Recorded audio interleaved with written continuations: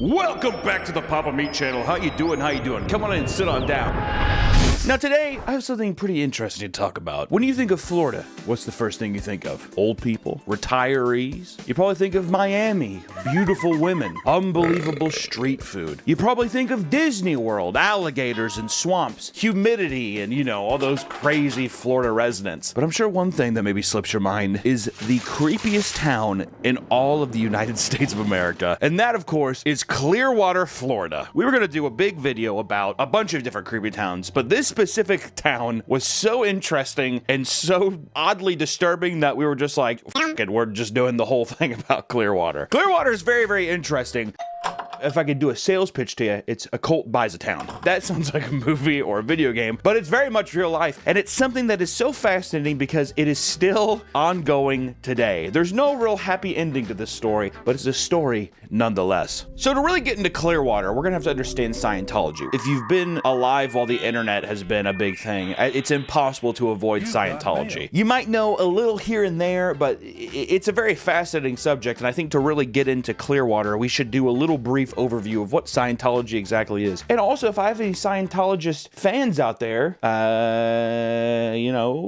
sorry. So to quickly explain Scientology, it's a modern religion made by the science fiction writer L. Ron Hubbard. He conceived of this religion in the 1950s. The religion follows his teachings, which are laid out in his top-selling books, Dianetics, The Modern Science of Mental Health. He's a science fiction writer, but also a lot of what Dianetics is it's just like a compilation of self-help books, kind of cherry-picking all kinds of things from different areas of self-help, therapy and all kinds of stuff like that, and he kind of just put it into one big book, and then he threw a giant alien on it, and volcanoes. Like, if you look at the book of Dianetics, it doesn't really correlate with what's inside. And a lot of people who started following the religion in like the 60s, they loved it. I mean, it's self-help practices that are actually practical, that actually help people. It's just when you get you're in a cult and the leader goes kind of crazy and, he's running away from people in the ocean. We're gonna get to that soon. It gets a little dicey. I think all things start with goodwill, except for L. Ron. I think he was just out for a quick payday.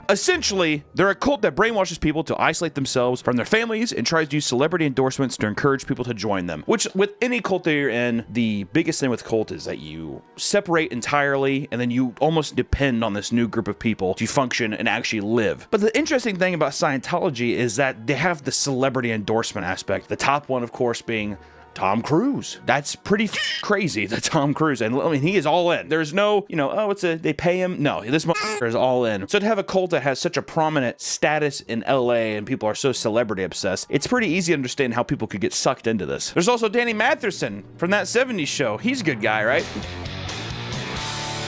Or Leah Remini, she was Kevin James's wife on King of Queens, and now her entire life is basically trying to expose Scientology. And I will say too, just because we're listing off celebrities and stuff, if you are interested in Scientology and kind of understanding the weird ins and outs of it, there's a great Louis Theroux documentary that's very, very good. I love Louis Theroux. Shout out Louis Theroux. The church claims that there are millions of active church members, but estimates seem to think that there are less than 40,000 Scientologists worldwide. The church's influence comes from the estimated $3 billion in cash and assets it has collected from its followers. And Clearwater is the epicenter of that revenue stream. So, how did Clearwater come to be? Well, let's take a look, shall we? Scientology's start in Clearwater once again begins with L. Ron Hubbard. At the time, L. Ron Hubbard was overseeing religion from aboard a ship to avoid investigations into tax evasion and fraud when he selected Clearwater as the spiritual headquarters. So at the time, L. Ron Hubbard, he's literally living on the ocean. That's why they have a literal sect in their religion called the Sea Org. That's because of that. He was like, okay,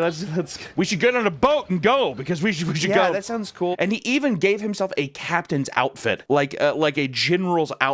Unbelievable. I think it was towards the latter half of his life when he's a little cuckoo for Cocoa Puffs, all right? Even all the power and stuff like that, I think that maybe some drug use was happening. I don't know. Which, it met his criteria. It was a warm climate, it was near an international airport, and it had a hotel that could be repurposed into the Church of Scientology's main base of operations. Which, look at that. Really, honestly, it is a beautiful hotel. I would go. Well, the church comes in, they're just like, this town's kind of a little gross, all right? It's a little party town. We're gonna clean it up. We gotta introduce morals back into this party town. We need to bring morals back into town. Isn't that right, L. Ron Hubbard? Yes, that's correct. They deemed it the Project Normandy. The Church of Scientology devised a plan to take control over the city of Clearwater, which is kind of a f***ed up name to call that. Project Normandy.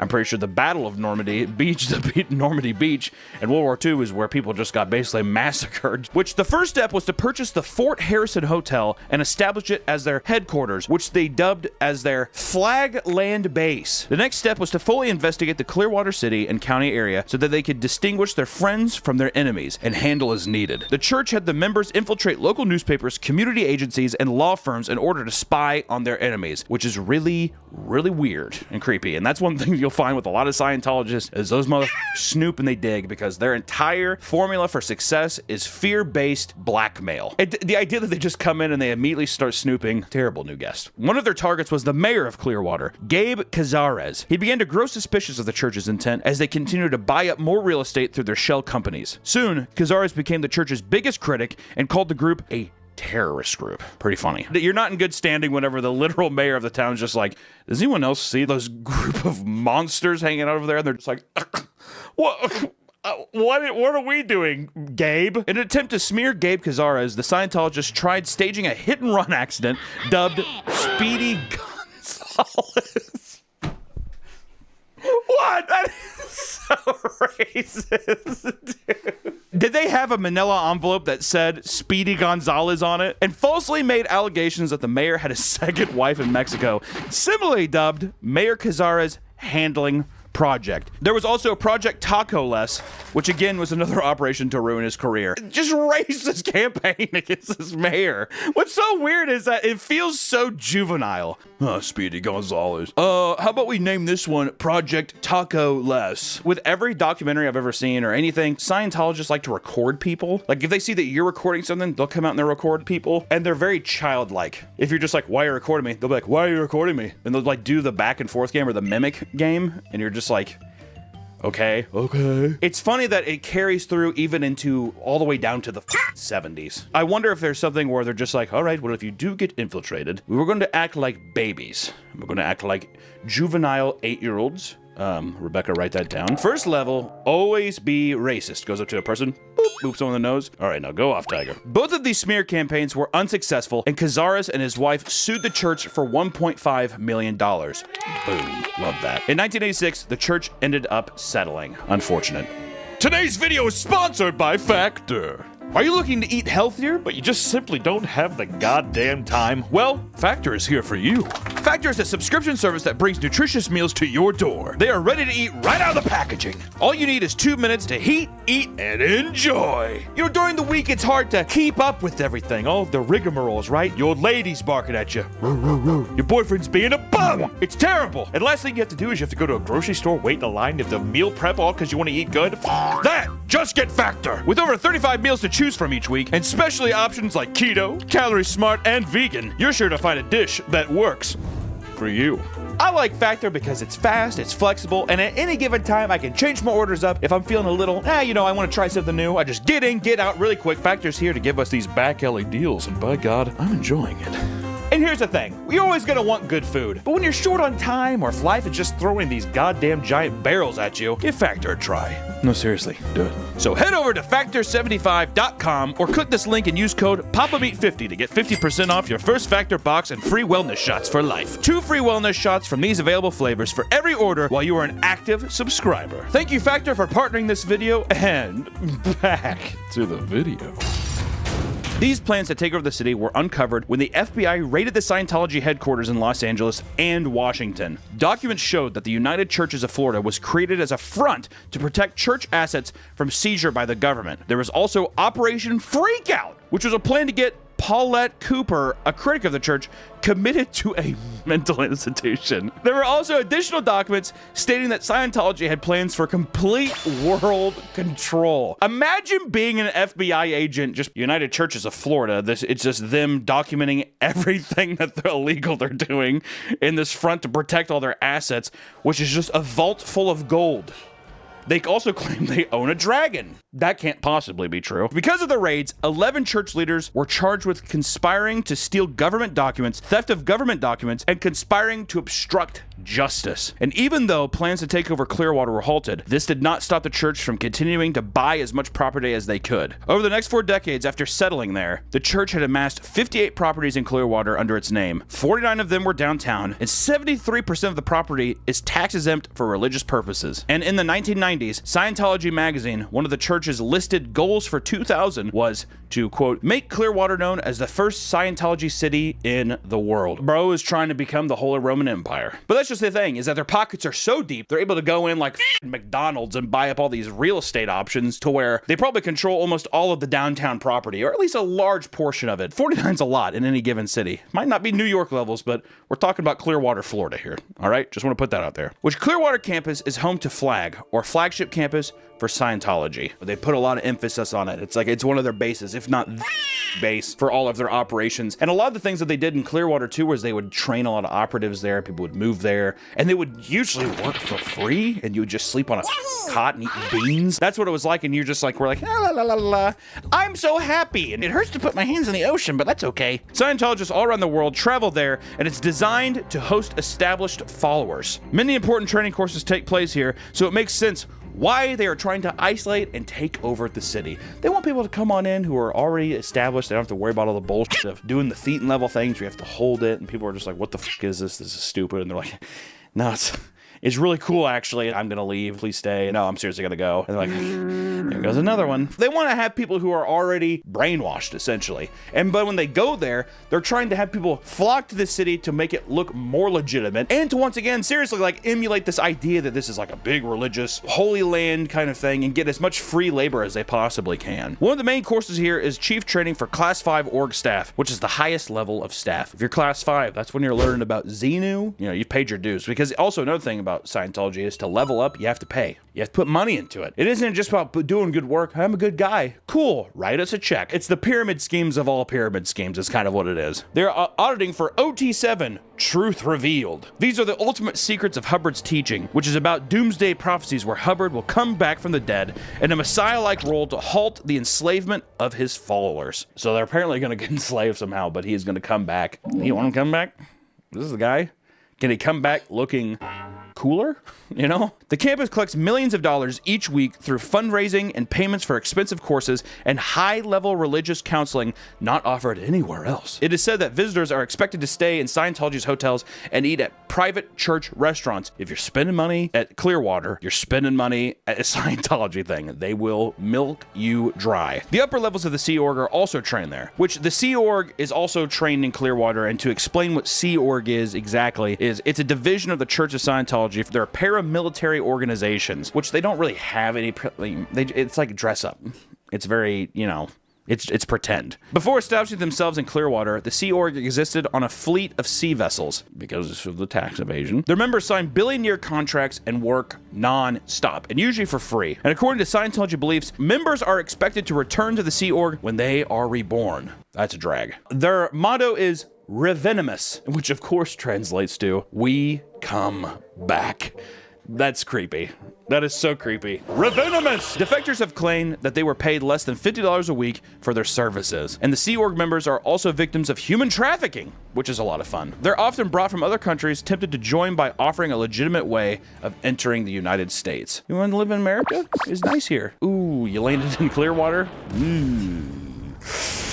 Yikes. So after the 70s, they had to die down because the FBI came in and they found all their crayon drawings and all their applesauce cups and their spit bibs and stuff and their hard hats. And this was the next time that they really pushed on Clearwater, which Scientology's footprint expanded in the area, and so did Clearwater's beaches' popularity for tourists. Business downtown struggled to stay open, and city leaders spent millions of dollars improving the area, and in 2016, city consultants began planning a $64 million effort to reinvigorate the downtown waterfront. Then something happened. In the first 2 months of 2017, a handful of companies bought 6 commercial properties downtown for $26 million. It seems that the church had their own revitalization plan. And after a bid over an aquarium didn't go in their favor, the church had an explosion of purchases and non-church business owners were forced out. And let me tell you, with locals, it was war. The church doubled its footprint in less than 3 years. Business owners were offered cash with values 2 to 4 times the property's value. Most of these businesses didn't have buildings for sale, but they had to accept. The offer was strong, but also businesses for most of these places was bad since Clearwater had become a ghost town for tourists, and the locals knew not to come there. Years and years of the Sea Org being there, a lot of these weird Scientology people walking around scared all of the locals off and many of the tourists. Altogether, 32 companies bought 92 downtown properties since 2017, totaling in a cost of $103 million, and $99 million of that was paid in cash. Most of the buildings purchased have been left sitting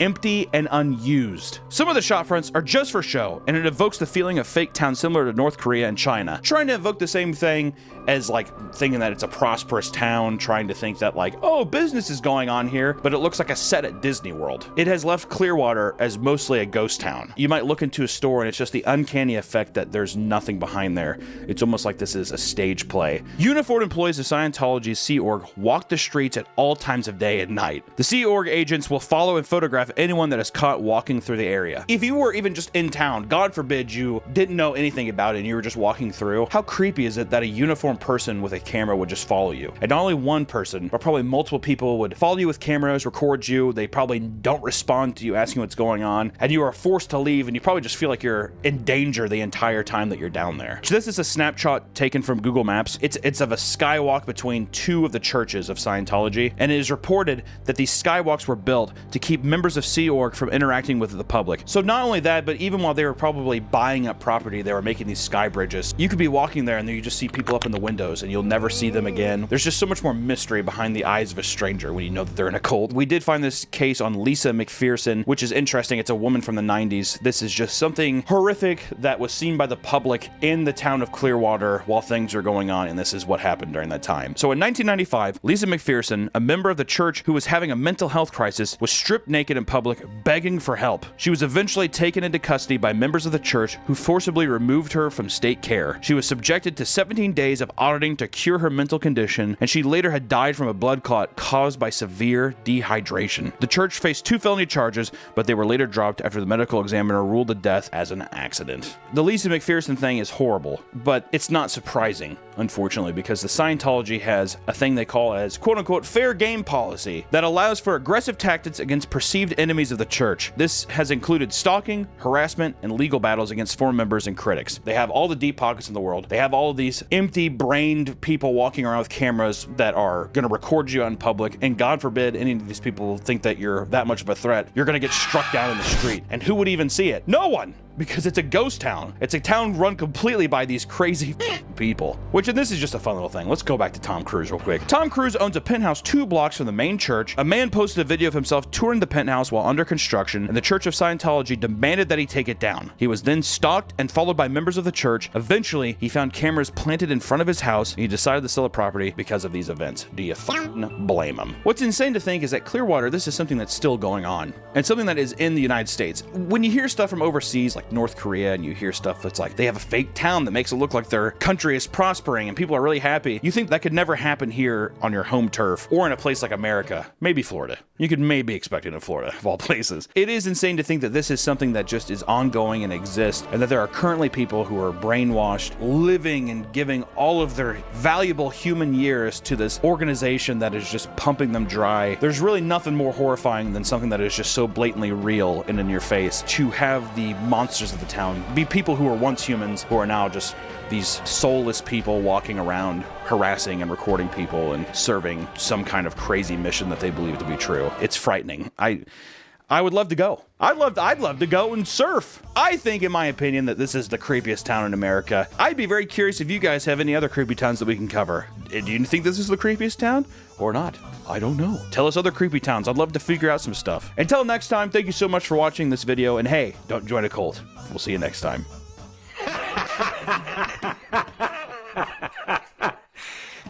I looked at him. That's how I feel. There's nothing part of the way for me.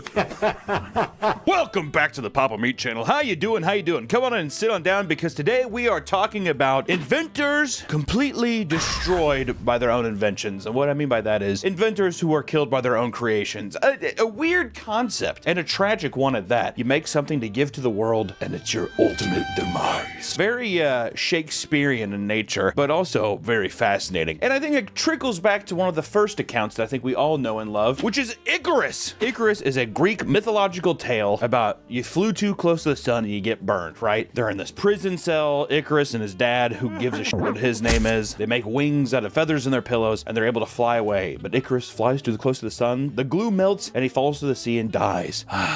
Tragic. But to think that this could be conceptualized into real life and that this thing could happen to their real inventors is nothing short of awesome. I mean, it really is. I'm not going into the list saying that all of these deaths are awesome because it's not. It's very tragic and sad, but the irony is pretty funny. We're just gonna look at some of the inventions. Maybe you have some of these inventions in your home. Or maybe not. The first guy that we're talking about is Perilos of Athens. Dude died in 550 BCE. Don't think anybody has this gadget at home, but it's still fun to say, needless, whatever. Perilos of Athens was a sculptor, and he made the brazen bull as a way to execute criminals. Remember, we've talked about this part. The guy who sculpted the brazen bull was inevitably put into it and killed him. That is insane. According to legend, Perilos was the first to be roasted in the brazen bull. Not only was he killed by it, he was the first. That is a bad turnaround for a commission. Well, imagine sculpting this and they're just like, all right, get on in there. He's like, nah, I'm okay. They're like, no, seriously, get in the bowl. A bit boastful and proud while explaining the torture device's functions, Perilos thought he may receive an award for his invention. Instead, this angered and disgusted Phalaris, and he tricked Perilos inside the bowl. That seems rude. Which, if you don't remember, they put a fire under the bronze bowl here, but there's like a trumpet inside of the chamber that goes up and through the mouth so people can hear the screams through the bowl. And the first person to ever do that was the guy who invented the fucking thing, who was so boastful about it too. He's like, no, seriously, the screams are loud as shit. It's awesome. Why did that anger him? Just too cocky? It sounded like the guy was just being arrogant. Be like, look at this cool torture device. He's like, I'm gonna get an award. People are gonna hate this thing. Give me money. Give me an award, please. Which also, according to legend, after a body was charred, the scorched bones of the deceased supposedly shone like jewels, and bracelets were made of the remains. Perilos was killed inside the burning of the bowl, and his body was then thrown off a cliff. That seems a bit excessive. He was already burned inside a giant sculpture he made. I would have just I don't know, put him in a dumpster. Thrown off a cliff feels a bit overdramatic, and that's probably a Greek tragedy. I doubt that happened. But I hope the guy actually did make it, because that's fucking hilarious. On to the next one, which was Wan Hu, a 16th century Chinese official considered to be the world's first astronaut. Apparently, Hu is said to have attempted to launch himself into outer space in a chair with 47 rockets attached, and with a kite in his hand. I love the optimism. That's like some Dr. Seuss levels of optimism. I feel like a lot of Dr. Seuss's creations, he's just like, well, you've never even heard of Wan Hu, have you? Unfortunately, the rockets exploded. He and his chair were never seen from again, and the crater Wan Hu on the far side of the moon is named after him. That's pretty insane. Not only is he considered the first astronaut, but also, I mean, like, jackass kind of thing. That's kind of like a jackass vibe, right? You have to give the guy credit for fucking putting 47 rockets, fireworks, basically, on the side of a... on the side of a chair and just being like, I'll see you when I get back from Mars. And he just immediately goes up and explodes. Thank God there's never been any other recording of astronauts blowing up. Don't play that because we'll actually get in trouble. Today's video is sponsored by Fume. If you have an unhealthy habit that you're trying to solve, I think it's time to try Fume. Once you form a bad habit, it's hard to break. Let Fume fill the void in a natural, guilt-free way, and you can still get your fix. Just way healthier options. Fume's innovative, award-winning device is sleek, lightweight, and can help you kick your habit. Fume is completely natural and replaces vapor with flavored air. Instead of harmful chemicals, users can enjoy Fume's refreshing flavors like crisp mint or sparkling grapefruit, orange vanilla, and raspberry lemon. Wow. Right away, you'll find that Fume's device is easy to use and it tastes surprisingly fresh.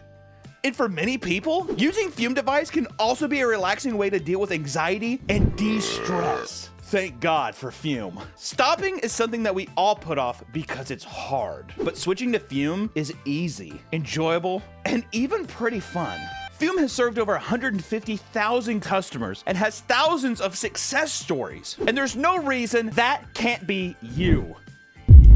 Join Fume in accelerating humanity's breakup from destructive habits by picking up the Journey Pack today. Head to tryfume.com/PapaMeat or scan the QR code and use code PapaMeat to get 10% off when you get the Journey Pack today. The Fume Solano launched last November, and you can upgrade your Journey Pack to the Solano to enjoy the premium walnut barreled and onyx black coated mouthpiece that has a smoother finish and still get 10% off. That's tryfum.com and use code PapaMeat to save an additional 10% off your order today. Thank you, Fume, for sponsoring the video, and back to the video. Next up, we have Li Si and the 5 Punishments. These are fucking brutal names, dude. You know what's the problem is with this list so far, too, is that after this, the names they're not gonna hold up. It's gonna be like Greg Jones and the Spoon, or something like that. Li Si and the 5 Punishments in 208 BC. It's a great fucking picture, too. It's a really good picture. Motherfucker looks pouty. Li Si is credited as one of the most important figures in Chinese history. I don't know why, but that felt very dramatic. He was a chancellor of the ancient country for 4 decades. That's 40 years.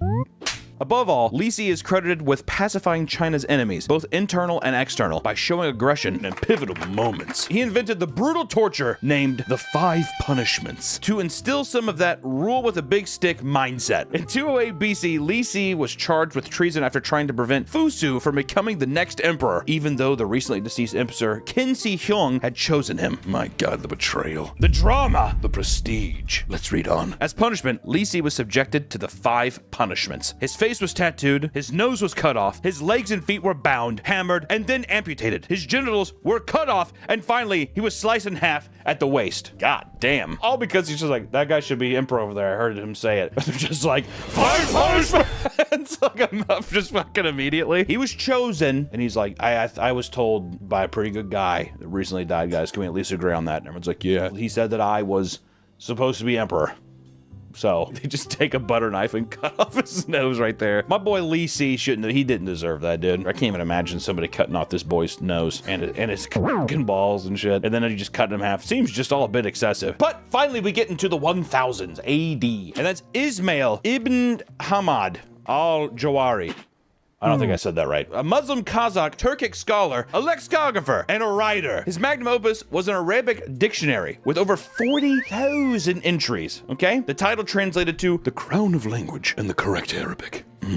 That is my book. And he attempted to fly using 2 wooden wings and a rope. Now, let me tell you something. The year is 1010 when he died. Icarus' story kind of new in relative terms. My boy should have just kept writing. It is possible he might have been experiencing delusions that he was a bird. That's a heavy piece of information. Do we know if he was completely psychotic or not? Also, who the fuck is writing this? It's 1010. What guy is like, by the way, he also thought he was a bird. And he's like writing that in a scroll and he's like, okay, hold that up and put that here. Someone's gonna find that someday. So there you go. He leapt from a roof of a mosque in Nishapur and he fell to his death. Who let him up there with giant weight? If this is an accurate drawing here, who let him up there? He must have been insane. He had to have some kind of rationality to where he's just like, no, let me jump. And they're just like, I really think that's a bad idea. And he's like, Icarus who? And he just jumps off immediately and dies. All right, here we go. See, exactly. First boring name, dude. James Douglas, 1580. Oh, God, here we go. He was the 1st Earl of Morton, a Scottish aristocrat, and an inventor. In 1564, the city of Edinburgh invited inventors to present ideas for clean, efficient killing machines. That's a conference I wish I could go to. We just went to SHOT Show in Vegas, and that shit was boring. Was the AVN more of a torture device? The AVN was more of a torture device, I will say. There's a video of my good friend, my dearest editor, my right-hand man on this channel, Nick, getting whipped at the AVNs. Maybe we can show a brief second of that. This cannot be the healthiest workplace environment video to have. That's gonna be in a court case later down in my life. Douglas brought the Maiden, an early type of guillotine that could cut off someone's head in one clean stroke. In 1580, Douglas was charged as an accessory to murder and was condemned to death. Who was surprised by that? James Douglas was he was a part of a murder? Well, he's an inventor of death machines. He's not a madman. And as a cruel joke, the Maiden was used to behead and kill Douglas. That is kind of funny. This is one of the times where I'm like, okay, the court was funny with that one. Fuck it. Use his own machine to do it. James Douglas is like, no. no, not my own machine. You think he talked to it? It's like laying there and he's like, don't do it, my love. Eyewitness accounts say the device worked rather well. Douglas was killed instantaneously. That's weird. That is weird. I like how people were like, my God, he was a good inventor. Look at that. That was a clean cut. His body was buried in an unmarked grave, though his loose head was put on a spike outside the city gates and stayed there for 18 months. If I was going to get beheaded, I would want my head put up there. It's kind of cool. Except Game of Thrones taught me that people like throw shit at it. But you know, a lot of cool people were put in unmarked graves. Mozart was in an unmarked grave. The best musician to ever live. James Douglas. They're in hell just like you and I are one and the same. Next up, we have Henry Winstanley, 1703.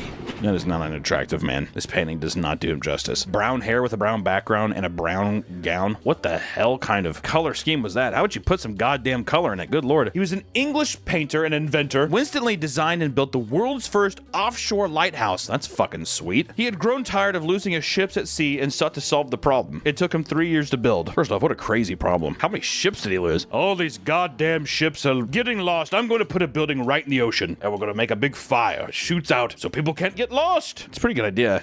You think people probably made fun of him? Really, Henry? A castle on an island? You're so foolish. For 5 years, no ship was lost due to the lighthouse's help. All right, there you go. He was so proud of it and sure of its safety, he boasted that he could shelter inside it during the greatest storm there ever was. He took refuge in the lighthouse during the Great Storm of 1703, but the lighthouse was completely destroyed, and Winstanley plus other 5 men that accompanied him were never found. That was kind of a dumb bet. Also, how did they know that there was going to be a big-ass storm coming? The clouds just shifted, and he's just like, fine, I'm going to camp overnight, and I'm going to be fine. Didn't happen. What if he was just like, I don't want to deal with boats anymore, I'm leaving. Puts a C4 at the bottom of his lighthouse and just blows. Next up, we have Jean-Francois Pilatre de Rosière in 1785. I definitely didn't say that right. He was French. In 1783, Jean-Francois made the first untethered manned balloon flight. I know this is not going to end well.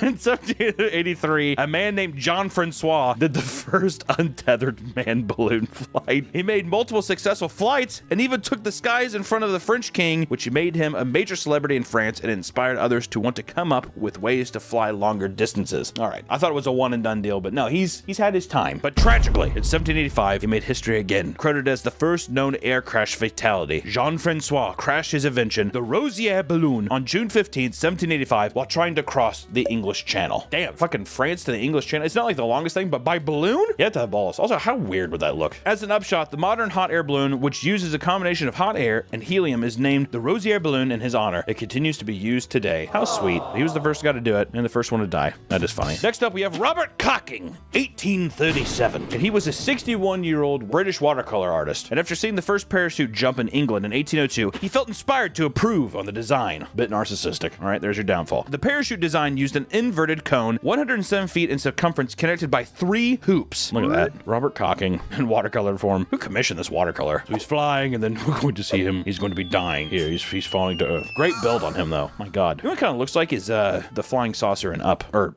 did you say Up? I meant Nope.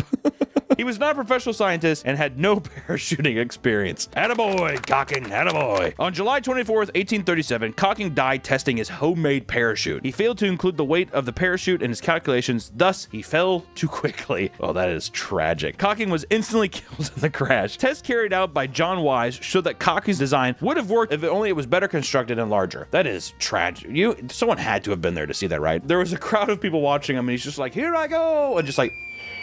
After Cocking's death, parachuting became unpopular. Oh, really? And mostly seen in carnival and circus acts until the late 19th century. I kind of think parachuting should still be unpopular. The fact that if you fold the parachute wrong, you're dead. Too much responsibility. Especially it's like families own that shit. Kids fold the things and put the backpacks in there. Isn't that weird? But of course, it's nothing compared to William Bullock in 1867. He was an American. He's one of us. Mr. Bullock's main invention was the Webb Rotary Press. It was a huge advancement to the publishing industry at the time in 1863. Its design was an improvement on Richard March Rowe's original press created 20 years earlier. The main difference was that this printing press self-adjusted and automatically loaded large amounts of paper into rollers. Ooh, baby. In 1867, Bullock was installing one for the Philadelphia Public Ledger newspaper when his leg got jammed in the machine. Oh, God. The injury he suffered there led to gangrene, and Bullock died during his amputation operation. Man, I'll tell you what, getting a fucking leg amputated in the 1800s, especially in America, holy shit. Motherfuckers did not wash their hands back then, all right? Man, what a pathetic way to die, too. That's just so sad. Oh, got my leg jammed. And then it's like, he's like, all right, it hurts, it does. All right, I'm gonna lose my leg. Okay. And he gets fucking gangrene. Absolutely brutal. We leave the 1800s with Otto Lilienthal in 1896. If this motherfucker dies from flying again, I'm going to... He was a German inventor known as the Flying Man. That shit should have ended with the fucking Wanu. He painstakingly studied the wings of a white stork as research for his invention designs. Created the first controllable glider. He had over 2,000 successful flights. No wonder he was labeled the Flying Man. Good lord. In 1893, Otto flew for a record-breaking distance of 250 meters. And in 1896, while flying to break his own record, Lilienthal fell over 50 feet from the air to his death. Breaking his neck, he was rushed to the hospital where he died shortly after. And his famous last words were, "Sacrifices must be made." That is fucking awesome. And with a broken neck, too. His like neck's all bent up, and he's like, "Sacrifices must be made." And he's like, oh, shit. With his inventions and studies, he pioneered the aerodynamic phenomenon known as the heavier-than-air flight, which led to the conception of the fixed-winged aircraft. Unlike Icarus, Otto knew what he was doing, and he is widely remembered as the father of flight, and is credited by the Wright brothers' main inspiration. This is probably the only positive one so far. Sacrifices must be made. Sacrifice. Unschensblach. It's me trying to speak German. In respect, of course. It doesn't matter. Franz Reichelt in 1912. I love that we're getting pictures now. This dude looks like a vampire hunter. That is a crisp photo for 1912. Known as the Flying Tailor. Here we go again. Reichelt was testing a coat parachute he had designed. He fell to his death leaping from the deck of the Eiffel Tower. All right, that's kind of funny. His parachute seemed to have only opened halfway and folded around him immediately. He fell for a few seconds before striking the frozen soil at the foot of the tower, and it was reported that his right leg and arm were crushed, his skull and spine broken, and that he was bleeding from the mouth, nose, and ears. He was already dead by the time onlookers arrived. During an autopsy, it was concluded that Reichelt died of a heart attack during his fall. That is insane. He's like, that is fucking insane. People are like, it's beautiful. He would have just been like dead floating, which that would have been pretty sick too. Reichelt was trying to create a way for pilots to survive a fall out of an aircraft. Reichelt had promised the authorities that he would use a dummy, but at the last moment, he strapped himself into the garment and jumped off in front of a camera crew. To get wrapped up in that would suck. To have a heart attack and then plummet to your death also would be equally as tragic. But next up, we also have Thomas Andrews, 1912. I think a couple people might know who Thomas Andrews is because he was a British businessman and shipbuilder. He was the naval architect in charge of the plans for the Titanic. He was on the maiden voyage that hit the iceberg and sank. Andrews, along with 15 other passengers on board, died, and his body was never found. Supposedly, Andrews asked for another row of lifeboats to be installed. This was rejected. Had it not been, there would have been enough emergency accommodations to save every passenger and crew member on the ship, which I'm pretty sure he's in the movie. So just want to put that in there. The actor who's in Legally Blonde with Reese Witherspoon, it's her creepy old professor that wants to fuck Reese Witherspoon, and she rejects him, and she doesn't give him the promotion, but it's okay because Luke Wilson, who's Owen Wilson's brother, comes in, he has a really bad haircut, and he finger fucks Reese Witherspoon later and gives her a job, and she wins. It's that actor. Next up, Francis Edgar Stanley, 1918. He was an American businessman and co-founder of Stanley Motor Carriage Company. Dude, I missed just the phrase carriage. It's a motor carriage. He was in business with his twin brother, Freeland Oscar Stanley. And after selling their photography business for $500,000, they started a steam car manufacturing company. They founded in 1897 and built a car that same year, and it became a hit among with wealthy automobile enthusiasts. In 1906, their steam car, the Rocket, broke the land speed record, reaching the speed of 127 miles per hour. Which is what a 2006 Honda Civic could do today. But it is very impressive still for back then. Put up a picture of a car that can do that. We've come a long way. And in 1918, though, Francis was killed while driving a Stanley Steamer automobile. He drove his car into a wood pile after attempting to avoid farm wagons traveling side by side on the road. I started laughing there, but it was just because it's kind of goofy. And I picture like old-timey sounds like he's like, get your wagons out of the way! What? Like with their horses? You think he's going 127? I don't. Yeah. I bet you he was going 35 miles an hour and still he was like, ah! Speed wobbles. No! Alexander Bogdanov, 1928. I feel like I've heard his name before. Russian polymath, revolutionary, and pioneer hematologist. Which a polymath is a person with a wide-ranging knowledge of many subjects. Wow, what a fucking I'm gonna boast it. I know a lot of things, but over the course of many areas. We're going to call that a polymath. He was a physician, philosopher, science fiction writer, made advancements in blood transfusion, and made important contributions to cybernetics. Jesus Christ, dude. Was this fucking Tony Stark? Goddamn. Founded the first Institute of Blood Transfusion in 1926. Uh-oh. After carrying out an experimental blood transfusion between himself and 21-year-old student who had an inactive case of tuberculosis, Bogdanov believed the younger man's blood would rejuvenate his aging body. Which...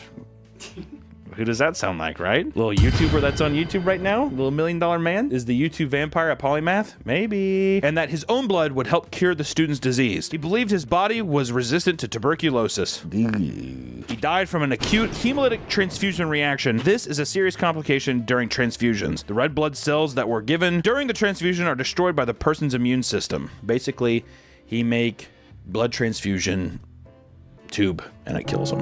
And he was a very important man who knew a lot of things. In 1930, we get introduced to Max Valier. He was a member of the 1920s German Rocket Society. And Valier was so enthralled with rockets' potential, how it could one day fuel astronauts to the moon. He decided to showcase the power and awe to the public. He wanted to excite the public and also draw funding for his own projects and research. He fitted rail cars, sleds, gliders, and most notably, race cars with rockets for these public demonstrations. That's awesome. I would have been there. You want to see a guy drive one of the steam automobiles with a rocket attached? I'd be like, okay, it's 1930s. I have literally nothing else going on. I'm eating bread.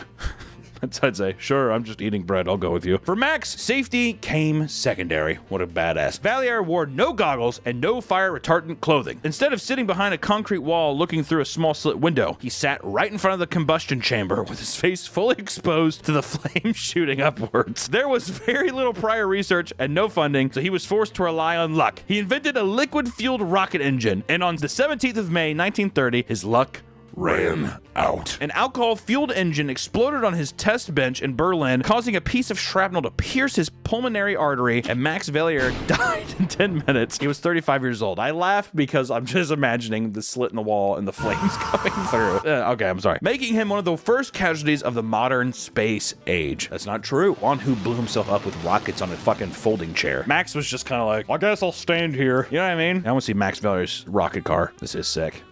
That this kind of insight. I want to meet some guy like this, dude.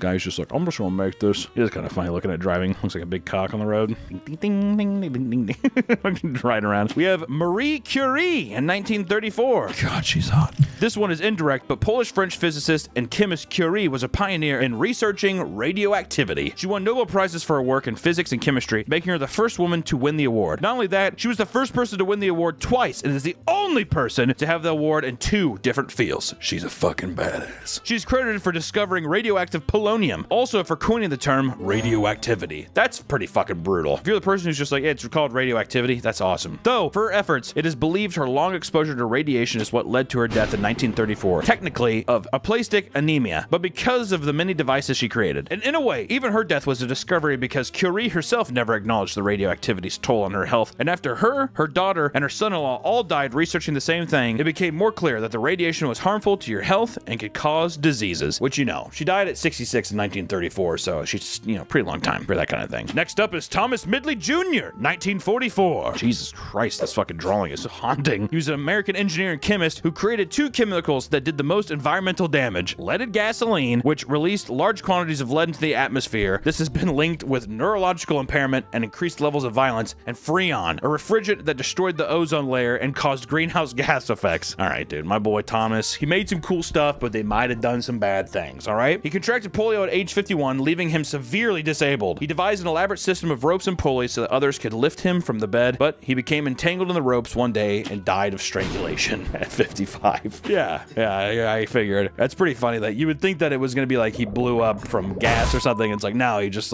like, I have an elaborate pulley system. And he just got strangled by it. That's fucking brutal. Next is Henry Smolinski from 1973. He's the creator of the AVE Mitsar, a flying vehicle that was half a Ford Pinto and half a Sensa Skymaster. During a test flight, the Mitsar's right wing detached mid-flight. The aircraft disintegrated after taking off and making a right turn. It was the sole product of the company he founded. The one thing he was supposed to sell disintegrated and it fucking blew up in his deal. I do want to see the flying Pinto here. That's insane. That is actually so sick. Oh, I would not get in that back seat. Oh, where are you going? How would you ever regulate flying vehicles like that? You know what I mean? It would be impossible. There you go. Carol Sukik, 1985. Canadian inventor, daredevil, and stuntman. He referred to himself as the last of the Niagara daredevils, and he invented a shock-absorbent barrel. I know where this is going now. God damn. Sukik had already gone down Niagara Falls in the barrel and survived. This made him the 8th person to go down the Niagara Falls in a barrel at that time, and not all of them survived. He was just one of the lucky ones. But now, Sukik wanted to expand upon the stunt. He wanted to drop himself from 180 feet from the top of the Houston Astrodome and land in a pool of water, where he would emerge unscathed, to truly prove his barrel was protecting him. It didn't go as planned, and the barrel hit the rim of the tank before making it to the water. Miraculously, Sukik survived the impact, but died soon after. Here is Sukik at the Astrodome. Oh, here he goes. Whee!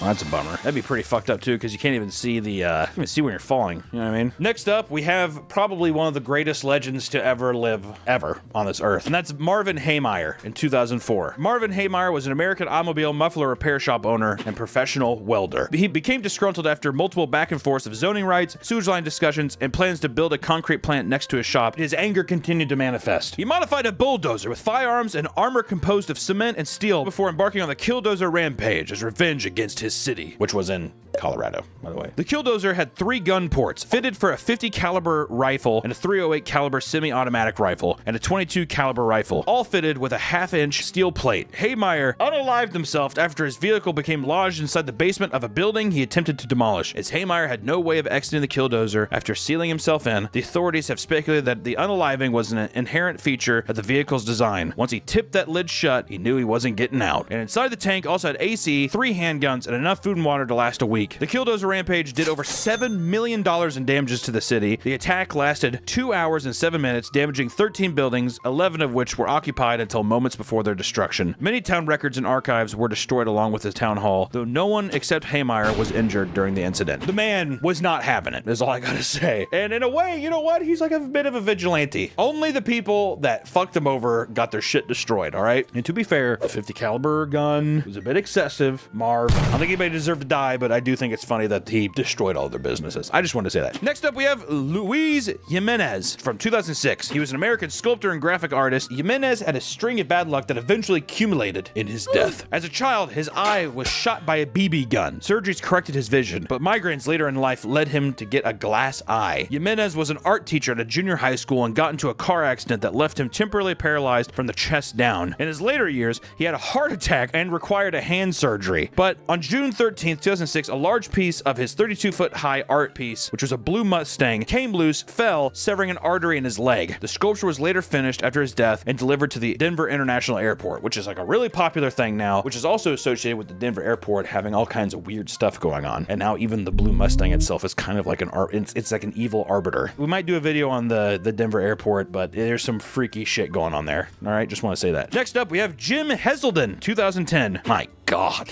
that picture is haunting. Good Lord. Although Heselden was not the inventor of the Segway, he bought Segway Incorporated, and he died while driving a Segway. So you have to throw him on this list, right? Heselden was an English entrepreneur. He was a former coal miner, and he became wealthy manufacturing the Hesco Bastion Barrier System. And on the morning of September 26, 2010, Heselden was out on a walk with his dog, and he reversed his Segway to let another dog walker pass and accidentally fell off a cliff. At the unfortunate time of his death, he was ranked inside the top 400 of the Sunday Times rich list with an estate worth of 340 million British pounds. He's out there on their little cliff retreat riding a Segway, and on the kindness of his heart, he backed off right of a cliff. Segways are not that fun to ride too. I just want to put that out there. It's like riding a vacuum cleaner. That's what that feels like to me. And lastly, we have Stockton Rush from 2023. You don't know this one. I don't know what, you must have not have had a phone, because Stockton Rush oversaw the design and construction of the Ocean Gate submersible Titan. The craft imploded during a dive to ironically visit the Titanic. That is extremely ironic. That's also 2 people that have very similar deaths on this list, except one of them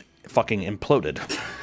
All right, at least Andrews didn't. I'm pretty sure his name was Andrews. At least he didn't implode. Many warned Rush of his flawed design and his mixing of materials, but he remained staunchly in his unregulated design. He said, and I quote, "At some point, safety is just pure waste. I mean, if you just want to be safe, don't get out of bed. Don't get in your car. Don't do anything." End quote. That seems a bit unrealistic. Don't get out of bed? Pretty sure that just because you get out of your bed doesn't mean you're going to go to the bottom of the ocean and a goddamn Texas Instruments calculator that's going to implode on itself, all right? And, you know, it obviously didn't go go very well, and there's been, I don't know, a billion different videos of people dissecting what it would be like to be in that fucking sarcophagus imploding. It is absolutely sad. But what does this list teach us? 1, don't invent anything, because your inventions will kill you. Number 2, if you know somebody who invented something and they want you to use it, don't do that. And number 3, if a guy tells you that he's gonna take you to see the Titanic and everyone's like, you really shouldn't go, I really think that you probably shouldn't go. And number 4, Wanhu was the man. If you have a folding chair and you strap 47 rockets to it and you have a kite and you think you're going to the moon, that's awesome. And also there's a literal crater on the moon that's named after him. That's fucking metal. There's a lot of good ones on here, but too much flying stuff. If you know anybody who's like into flying and they're not on a plane, don't get rid of them, all right? Just want to say that's a bad friend. You don't want that friend. But with that, that's the end of today's video, and we will see you next time. Goodbye.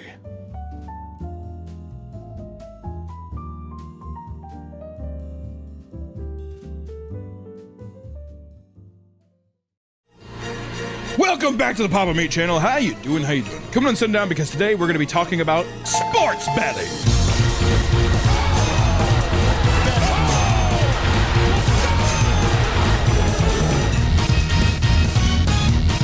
This is a public health emergency happening. We're not talking about it yet.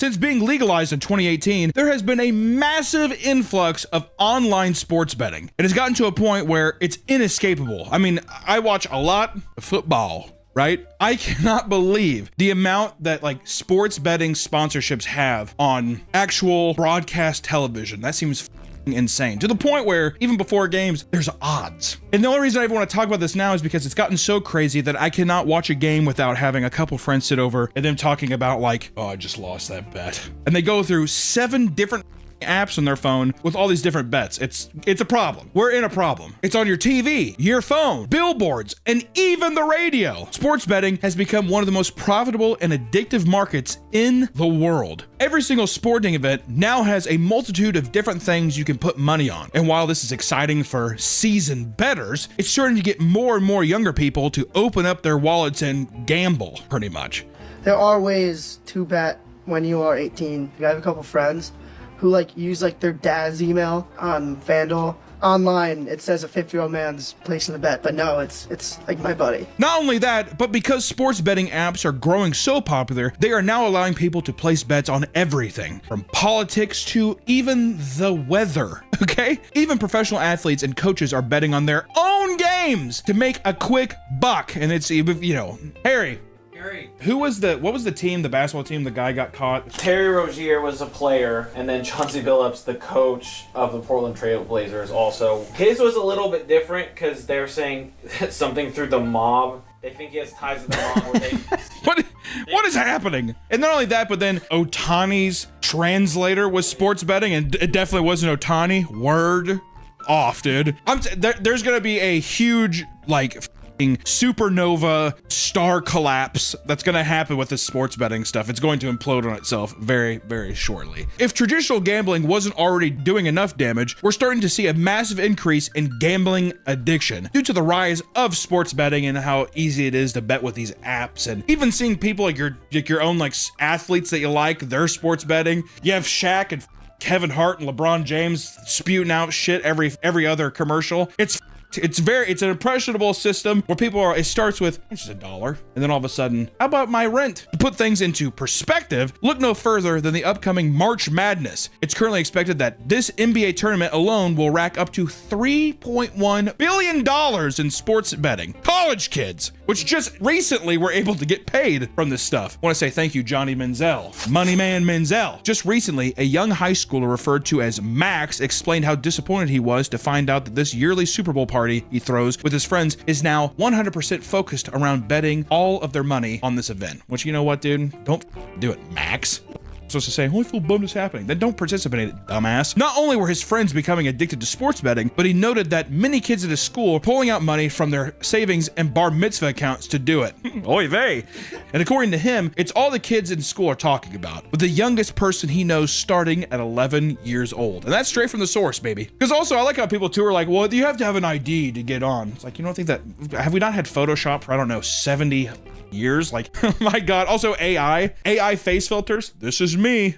And someone's like, okay. It doesn't help that betting on sports is more accessible than ever, with various apps to choose from like FanDuel, DraftKings, Bet365, BetMGM, Fanatics, Caesars, Stake, and many, many more. I like how we just label that all off just to give it to you, in case you want to get addicted yourself. Sorry. This video is sponsored by Fume, the leaders in flavored air. Breaking bad habits can be hard. Don't let holiday stress get to you. Stay strong and let Fume help you out. Fume is not a vape. It's not an e-cig. It's just flavored air, which means you can use Fume anywhere. With Fume, there's no vapor, no nicotine, and never any toxic chemicals. And on top of that, Fume is an award-winning device that puts you on the path towards being free from bad habits. Fume has great flavors like cool mint, peach blush, cinnamon hearts, and grapefruit.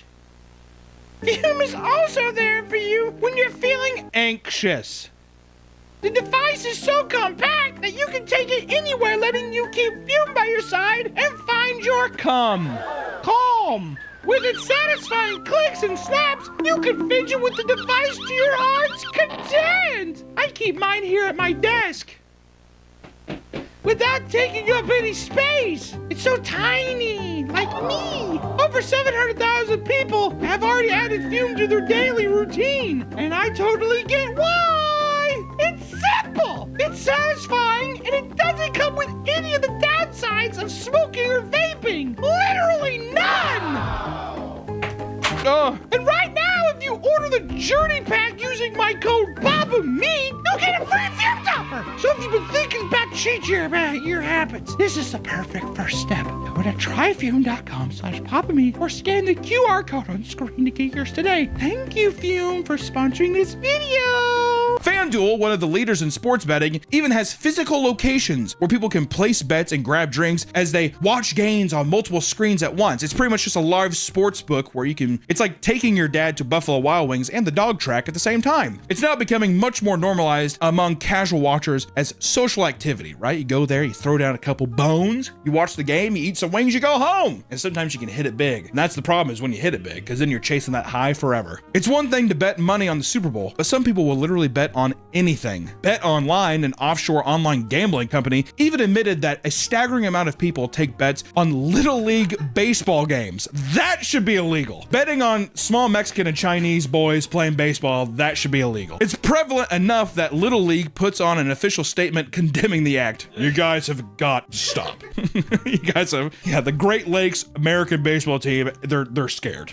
After a while too, what's gonna happen is if it becomes where they're like, there's too much going on, every one of these fractions is going to want a piece of the pie. Oh, I thought you were gonna say you're gonna get worried for the players, because I could see like a grown man betting on a child, and then he loses. A kid, not even that, but Jorge, whoever plays for Mexico, is playing China, whatever. He's like a huge slugger. Who's not to say that someone does a crowbar to a shin before the game? Huh? I mean, that's what these kids should be afraid. If you're a child, you should be afraid.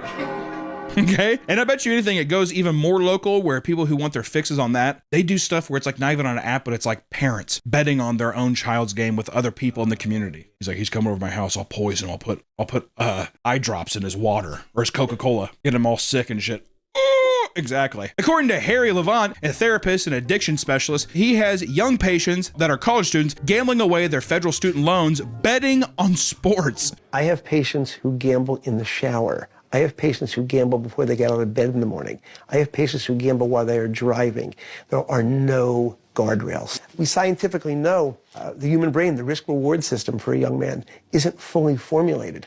until you're 25. And this is leading to all sorts of chaos within the world of professional sports. It's ruining the lives of fans, fundamentally changing how people consume sports, and causing athletes to be harassed by angry gamblers. And it is just generally deemed bad for society by more than just by just about everybody, right? Everybody's saying this is bad for human beings as we know it. When you go to place a bet, you are betting on more than just the outcome of the game. Nowadays, you can bet on every little detail, from specific player stats, the specific time at which athletes score, and even how many people are in attendance at the game. How many people decide to show up? Which if your bet's big enough, you could be like, I'll pay everyone's ticket and go there and I'll score. You know what I mean?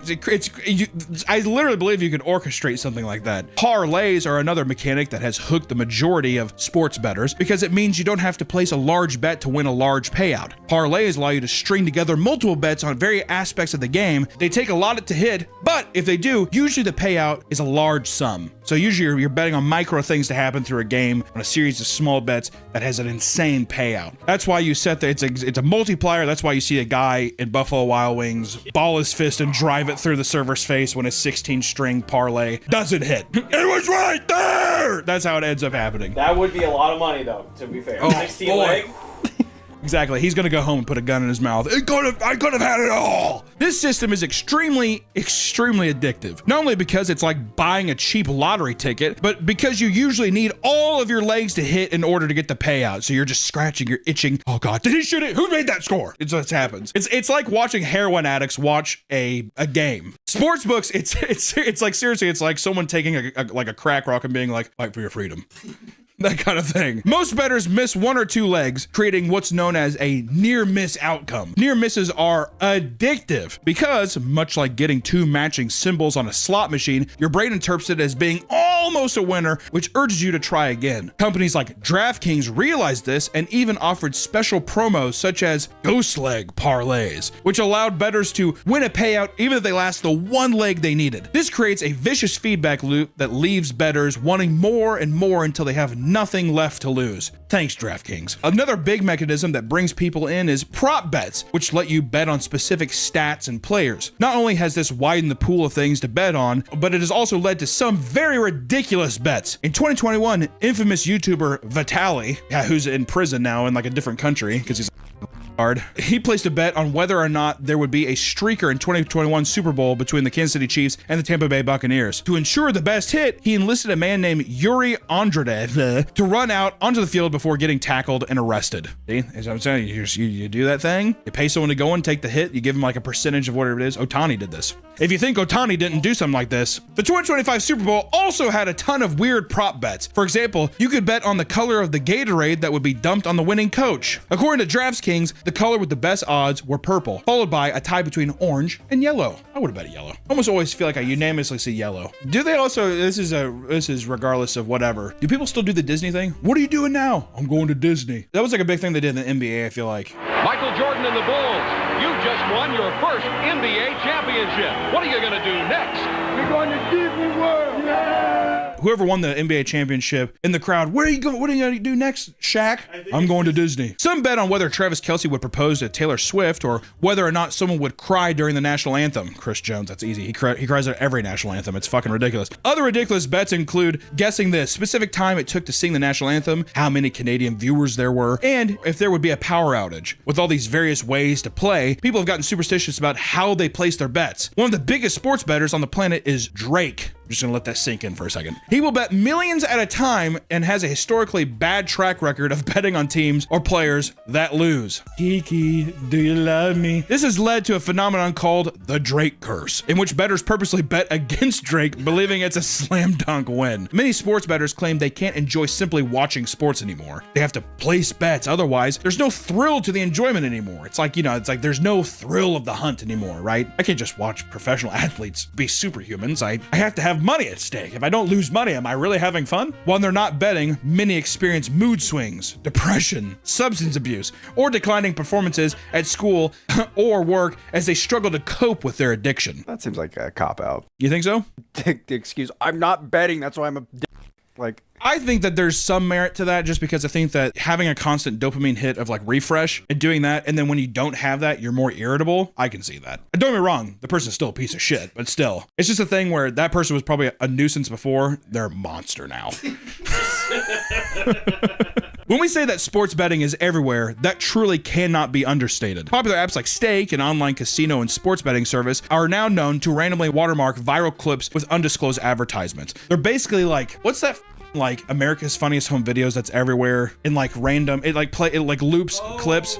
It's like Chive. Stake is like Chive. I'm telling you, it's like Chive. I'm like, why is there a Stake watermark here? This year, during the Stanley Cup Finals, it was discovered that 3.5 to 4.7 references to popular betting services appeared every minute. Every 60 seconds, 3 to 4 sponsors were on the screen. That's pretty crazy. In total, researchers pointed to 6,282 instances, whether it be a logo plastered on a player's jersey, commercials, courtside ads, or commentators shouting them out directly. Thank you so much to Bet365. You know, very old head type shit. It's fun. I like when they say shit too. The sports bettors or like the announcers will be like, I had a great time with it. Me and my grandson will do it. You're like, DraftKings and FanDuel literally have VIP programs consisting of top bettors that receive lavish vacations, personal hosts that act as your own personal customer service agent, and all kinds of other promotions, awards, and gifts, including points to be used within the app to make sure you keep betting. Whether it's marketed as a way to reward loyal customers, it's being seen as a way to push whales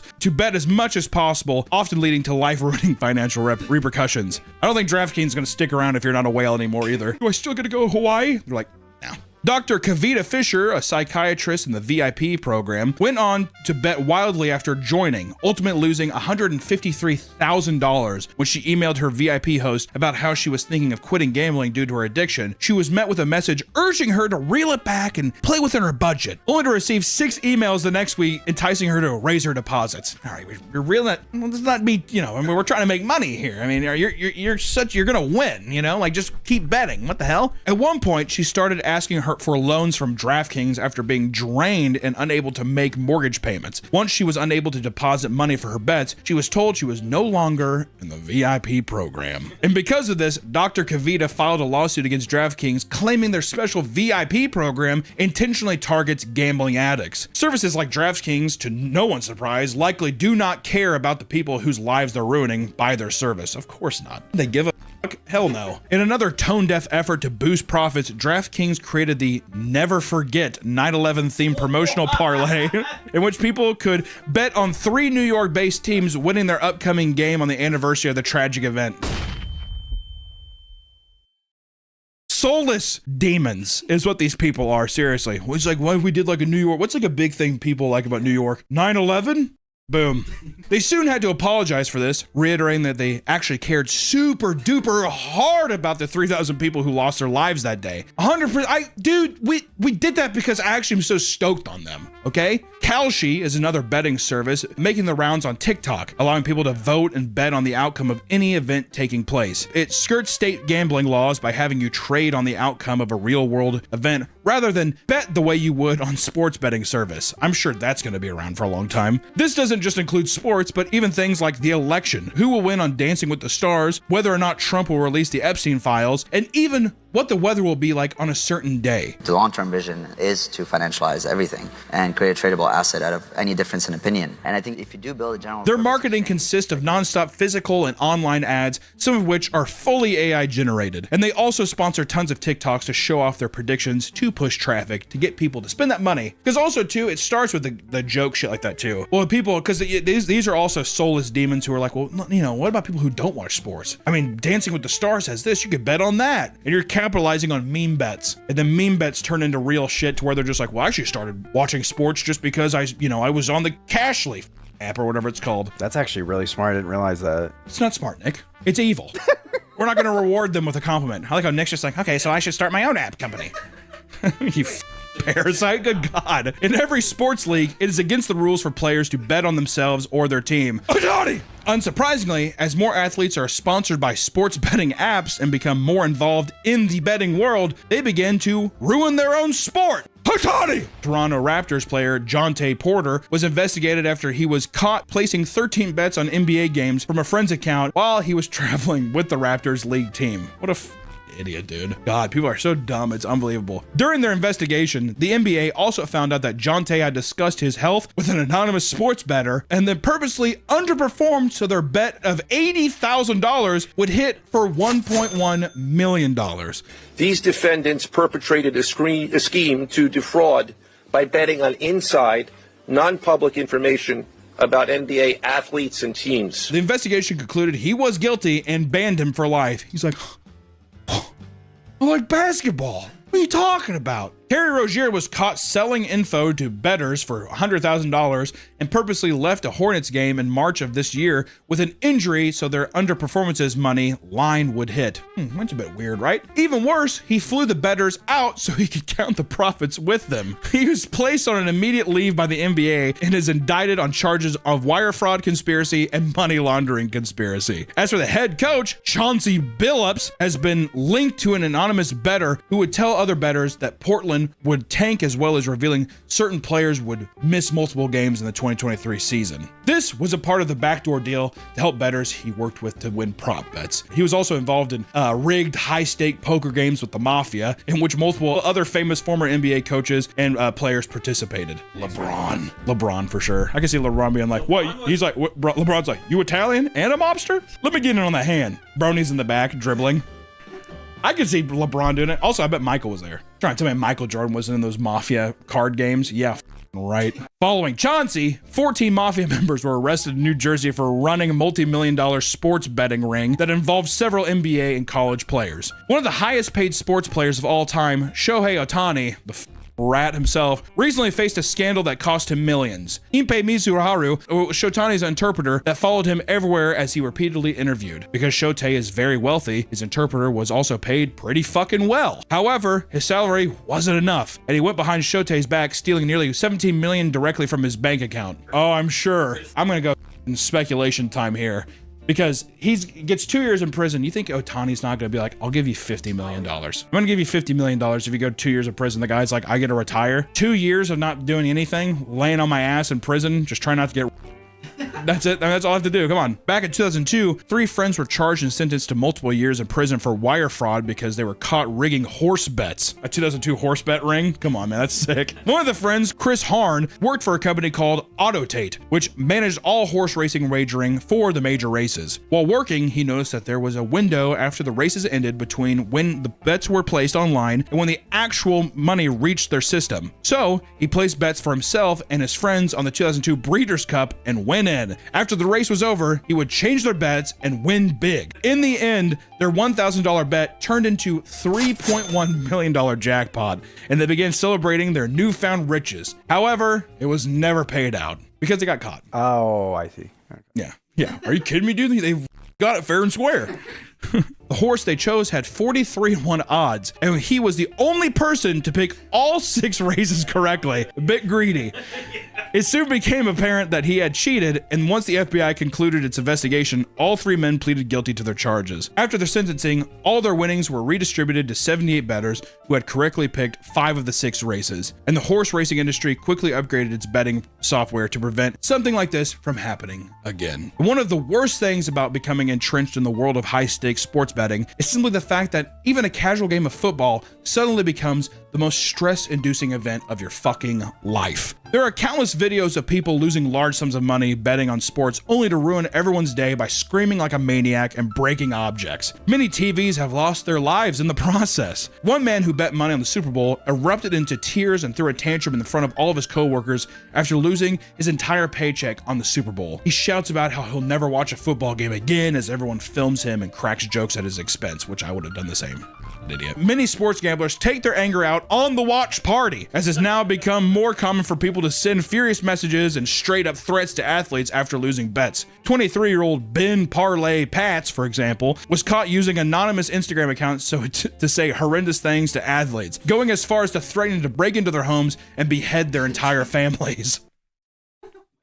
Good old Ben Parlay, huh? This is such a big problem that the NCAA had to run the Don't Be a Loser ad throughout the March Madness, which was essentially an anti-harassment video urging people not to abuse players due to sports betting. Hey, could you not cyberbully these 18-year-olds on live television? Thanks. If you're struggling with a gambling addiction, make sure to reach out and get help. We'll even put a little link right here. I mean, who knows? I'm telling you, at least with all the odds that I read, I bet you 1 in 5 Papa Meat viewers are a gambling addict. So here's your link if you need help.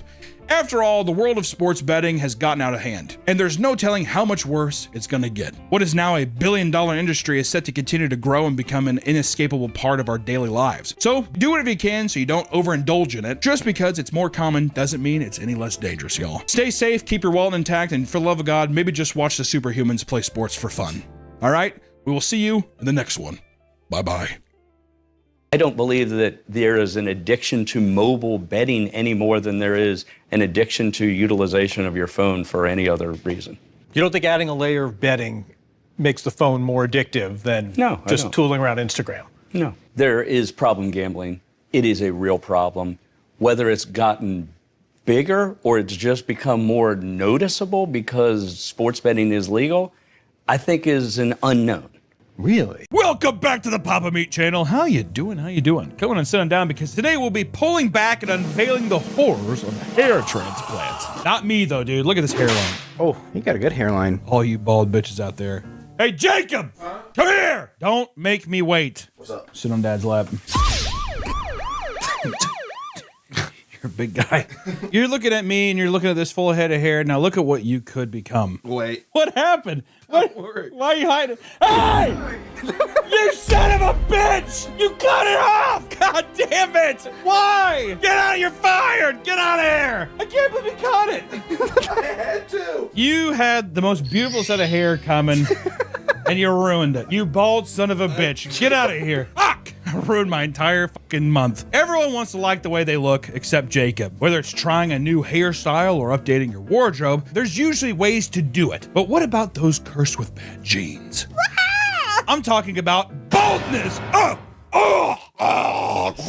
Yuck! 2 out of every 3 men experience hair loss to some degree before age 40. And by age 60, hair loss comes for us all. Many will go completely bald. It can be hard to lose your hair, especially when it's such an important part of your look, right? Because of this, many have turned to hair transplants. It may seem like a life-changing opportunity, but if you're not careful, you can be left scarred for life. With the potential financial and physical risks that come with attempting to get your hair transplants, it makes you wonder why people would ever go through with it. And for many, it's very, very simple. Being bald is the worst. Do I have a bald spot on top of my head? That's just where your hair parts. Are you sure? Problem is I feel like it comes mostly with good-looking men. Good-looking men, they went through their whole life, getting their dick sucked, balls licked, girl taking her fingernail, rubbing the ridges of his taint and all that kind of stuff, you know what I mean? Living La Vida Loca, and then those motherfuckers get their hair thinned out real quick. Then they look at it and they start doing this. Us big, fat-ass, beautiful men, balls full of semen from never being touched by a woman. My beautiful lion mane. How foolish you are to give away your seeds so easily, my friend. What if that is the thing? I think it has partially to do with semen retention. As if I wasn't just in my fucking bedroom beating it all day. It's transferring to the woman. They're taking all your fucking hairline again. I tell you what, too, just to turn around a bit, I've seen some women's hairlines. God damn. Turn around? No, I'm saying I've to turn around. Oh. Nick actually physically turned around. I said to turn around. While many people are quick to shave off their remaining hair and embrace their new bald lifestyle, others spend the rest of their lives feeling pretty fucking torn up about it. And on TikTok, you can find people voicing their frustrations about being the town punching bag due to their baldness. For some bald men, being reminded of their baldness is like a mental and physical punch to the gut. Videos can be seen of heated confrontations erupting out in public, either during fast food freakouts or road rage incidents. In the heat of the moment, calling out someone for being bald seems to send these men into chaotic fits of rage. You need to be removed from the gene pool because you're too fucking stupid to be alive. Yeah? Yeah, you do. Yeah, you have no hair, sweetie. Oh, baby. Touch me. Fucking touch me. Fucking touch me. Touch me. Fucking touch me. When you flip somebody off, it's assault. Which I will say, calling a white man bald is the equivalent of the N-word. I will die on that hill. Go up to any like boomer man and be like, whatever, you fat bald bitch. Hey! They'll start shaking. What the fuck did you just say to me? That kind of thing. You can say anything else to him. Anything at all. Call him bald. That shit cuts deep. It's like one of those fucking knives in Dune, whatever.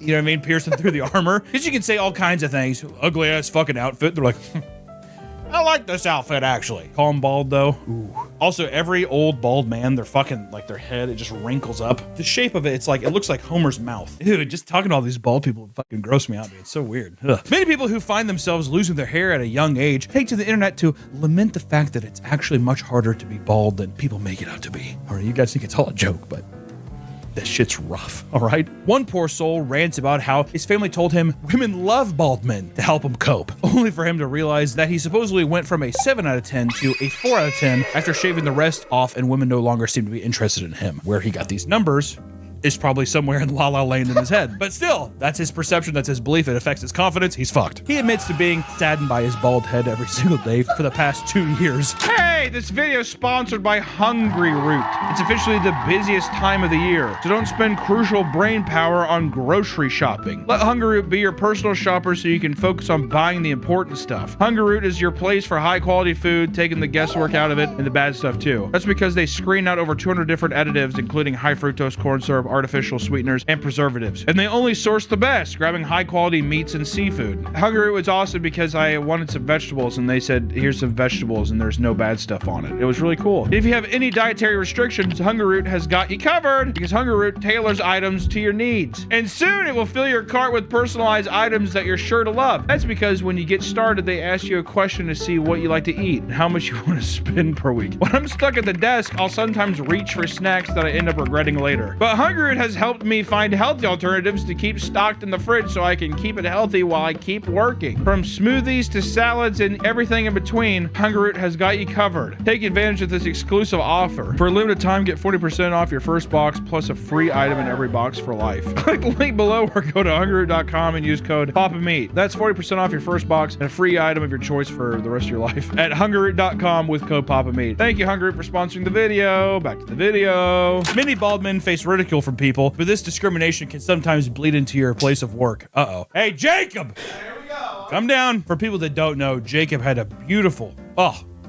set of long, silky, straight hair. This is awesome because I'm curious to get a bald man's perspective because my hair is so rich, so full. It's true. Come around here. We'll take off the beanie. Got to show you that you're proof that you're bald. Oh, gross. As a bald man, how do you feel about your bald head? It does make me incredibly sad because, as Hunter said, I used to have very long, straight blonde hair, and especially since by 19, it started to go. So basically over a decade now, I'm just ashamed of myself. And I wear a hat constantly. If some guy came up and they made fun of you being bald, is that your N-word? I'd probably be a little traumatized, yeah. It's just unnecessary, you know? I know I'm bald. It's true. I got eyes. We all got eyes. All right. Thanks a lot, Cue Ball. Shamefully puts his beanie back on and goes back upstairs. Been wearing the same goddamn beanie since he was 12 years old. And the U. A 61-year-old worker named Mark Jones had been working in a sales job for 2 years, and his manager always desired an energetic and youthful team, and at one point directly stating, I don't want a team of bald-headed 50-year-old men. Not bad, all right? When I go into a place I want to feel young, I want to feel spry, right? I'm going to a place, a bunch of bald, especially bald British guys. Oh my God. He's going to say, can I help you with something? Fucking, they got the super shiny heads. Well, if they're to put like turtle wax on their head or something like that, I'm telling you, it's shiny. Have to put on some shades. Yeah, it's blinding. Hey, kid, I'll get you a telly, eh? I'll get you stuff face, eh? What? Soon, Mark happened to be put on a performative improvement plan. He was not underperforming, but was apparently being iced out in order to replace him with 2 young, hip new hires. After feeling pressure for some time, he quit, filed a complaint with his employer, and won $86,000. Holy shit! Among the many things that money was meant to cover, one was injury to feelings. Hey, Jacob. I actually think that I like your look, man. What was that about the money? We'll get you a wig. The hatred of bald people came to a head in 2024 when UK court ruled that making comments about a person's scalp can be considered sexual harassment, believing that it inherently relates to gender. Seriously, Jacob, your look is sick, man. I'm hearing every word. This became a topic of discussion after a man named Tony Finn accused his boss of sexual harassment after being called a stupid bald cunt. There are rumors that the panel of judges making this decision just so happened to be bald as well. See, it's a big fucking conspiracy, dude. All these fucking bald Illuminati bastards, I'm telling you. But it's not just insults from women that bald men have to worry about. Even some animals are targeting them as well. Over in a small English village, a hormonal hawk began terrorizing the older bald men that lived there over the course of several weeks. One 75-year-old man named Jim Hewitt was left with his head bloodied after being dive bombed by the bird, leaving him and the other bald residents forced to wear bike helmets when they left the house. That is awesome, dude. I'll go out with your helmet away. Eventually, the hawk was lured into someone's shed and captured. But it doesn't stop there. In the most extreme cases, bald men are literally being hunted down. In Mozambique, a series of ritual attacks in 2017 led to the police publicly warning the bald population. This was due to a superstition supposedly spread around by witch doctors, giving credence to the cultural belief that the heads of bald men contain gold. Hey Jake, can I get you to come down here real quick? Can you grab a hammer also real quick too? Because of this, 3 bald men were killed in a single week. What? It was said that one victim was dismembered, supposedly to use the organs for a ritual by the doctor to bring wealth to the client. After the first one, you'd see there is no gold. Or what if they think that someone already grabbed the gold? That it's gone. Or that the bald bastards spend the gold themselves. It's no wonder that bald people are afraid or ashamed of the way they look. Thankfully, people have been trying to solve this problem for quite some time. And let me tell you, still in this day and age, there's not a final solution. Can we associate bald people with demonic forces?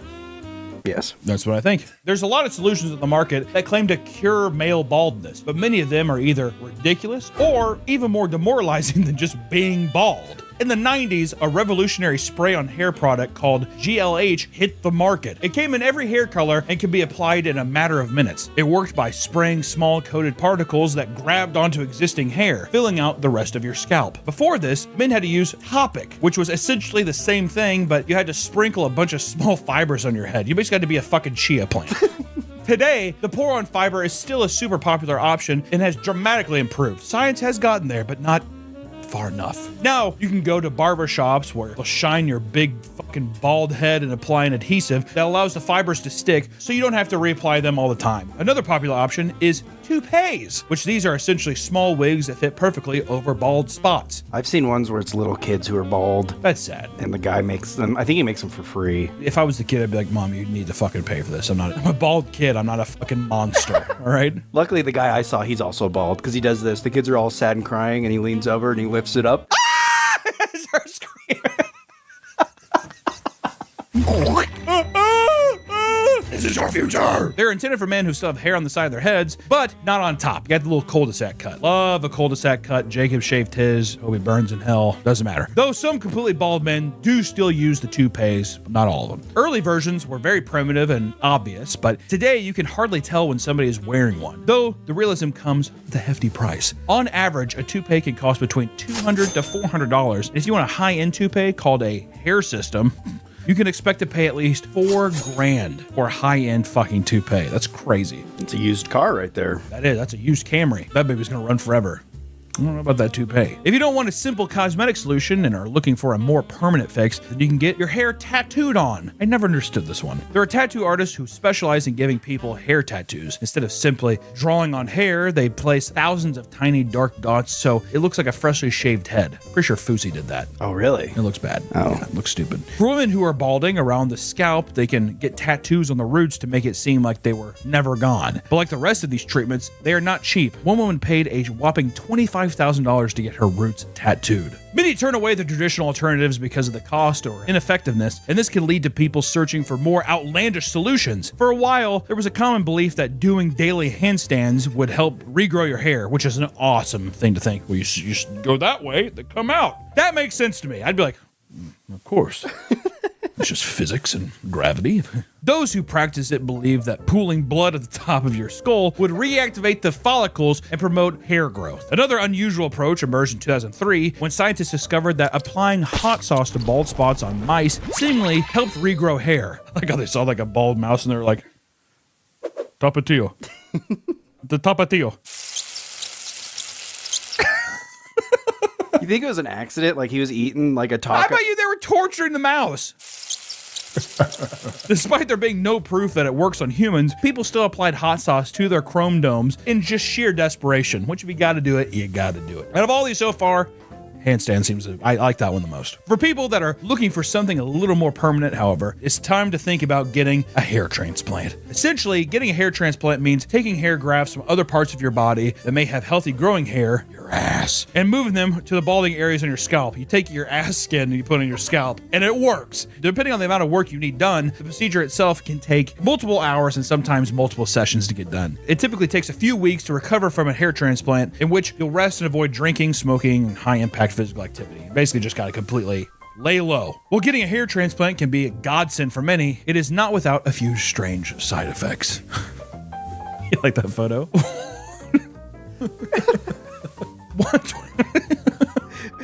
27-year-old man named Alex Finken received a hair transplant for $17,500, only to wake up the next morning with severe swelling in his head. And I mean, the swelling is crazy. Alex made a TikTok video talking about the experience, and people were shocked to see that his head was shaped like a giant egg. In it, he also explains how the swelling is so bad that he can't see out of his left eye. Another man who faced similar side effects went viral after showing the headband he had to wear to manage the swelling. He compared the shape of his head to both Megamind and Squidward. Those that finally go through with getting the hair transplant find that it helps them regain self-esteem, reduces overall stress, and greatly improves their appearance. Some celebrities like John Cena admit that they were being pressured to get hair transplants after being endlessly bullied about it during their WWE matches. And at one point, the crowd started making chants about it and pulling up signs that read, "I can see your bald spot, Cena." You know what? If I was John Cena, I'd be like, good. I want you to see my bald spot. I'd get a fucking bullseye tattooed on it. Lean into it, dude. Fuck it. As the hair transplant industry begins to grow in popularity, we're starting to see an increase in clinics offering beard transplants as well. Because this is relatively new advancement, it holds some risk, seeing as you can't wear a hat or cover up a botched beard. Yeah, I was gonna say, if you get your beard fucked up, now you're just like a weird fucking freak show. Hair transplants have exploded, and now everyone and their mother wants to get one. And seemingly out of nowhere, the world is now fixated on getting hair transplants. In 2021, the global hair transplant industry was worth $9.3 billion and is projected to reach nearly $50 billion by 2033. This massive boom is spurred by a new phenomenon called medical tourism. Because places around the globe offer cheaper surgeries, it's reported that at least 46% of people are willing to travel to get their hair and other cosmetic surgeries done, just because it's so much cheaper. These procedures can be thousands of dollars cheaper. Turkey has become the #1 spot in the world for cheap hair transplants. On average, they cost a couple $1,000s, depending on the amount of grafts you need, and have a 97% success rate. That is fucking crazy. See, but my luck, I'd go there and they'd be like, "You are part of 3%. Oh. It's also a swift process that usually takes one day. A man vlogged his entire 3-day journey at a high-end clinic and showed just how streamlined it was. On the first day, you arrive at your hotel. Many hair transplant packages include all-inclusive packages at very nice hotels, so you get a nice big fucking room. I mean, so you're pampered like a baby. It's awesome. But the second day is when the magic starts. You show up to the clinic where they look at your head and mark out where the grafts need to go, and then they lay you on a massage table and begin to remove the graft areas. You are then woken up and given lunch before being put back under for the main surgery, which takes 7 to 8 hours. After the surgery, you are given a special pillow to sleep on, some medicine, and you are sent back to your hotel. Day 3, you're expected to go back to the clinic, lotion and wash your grafts. After you're all clean, they briefly put you in low-light laser therapy, transfer you to a hyperbaric chamber for an hour. 3 days, and of course, weeks and weeks, probably months of healing. 6 months later, you'll see like, oh shit, but still. Fucking insane. Leave on a Friday, back at work on Monday with my giant fucking swelled up head. It's awesome. To illustrate just how popular Turkey has become for tourist transplants, videos are beginning to circulate online showing airplane flights filled with bald men coming to and from their procedures. There are literal airplanes full of bald men traveling to get transplants. Beautiful. Look at those bald men all holding hands like they're going to heaven. We're gonna make it. As with any medical procedure, there's always a risk that something will go wrong. And in fact, traveling outside the country has resulted in some nightmare hair transplants. Because there's such a high demand for hair transplants in Turkey, a new black market has taken over the underground and is leaving people maimed. Hair mills, for example, are clinics that perform quick surgeries for dirt cheap that are usually done by regular people and not doctors. They practice cheap surgeries that oftentimes leave the patient scarred and at a high risk for infection due to unhygienic tools and medical malpractice. And in recent news, a person who went to one of these cheap clinics had to be removed from his commercial flight because he wouldn't stop bleeding. Imagine getting kicked off a fucking Southwest flight because you won't stop bleeding from your scalp. Can I just go home? The skin grafts were done poorly, and the pressurized cabin caused her wounds to squeeze blood out from the top of his head. It's brutal, man. Another patient's hair grew super thick and was left with scars after a cheap transplant. The man chose the clinic from Google reviews and paid £2,500 for the surgery, only to be left with the worst looking hair. His doctor reassured him that the thin patches were a part of the early healing process, right? However, months after the surgery, the hair never thickened. Distressed by his hair, he sought out a specialist who told him that his hair might be permanently damaged and that it would take at least 2 more surgeries to correct the medical malpractice.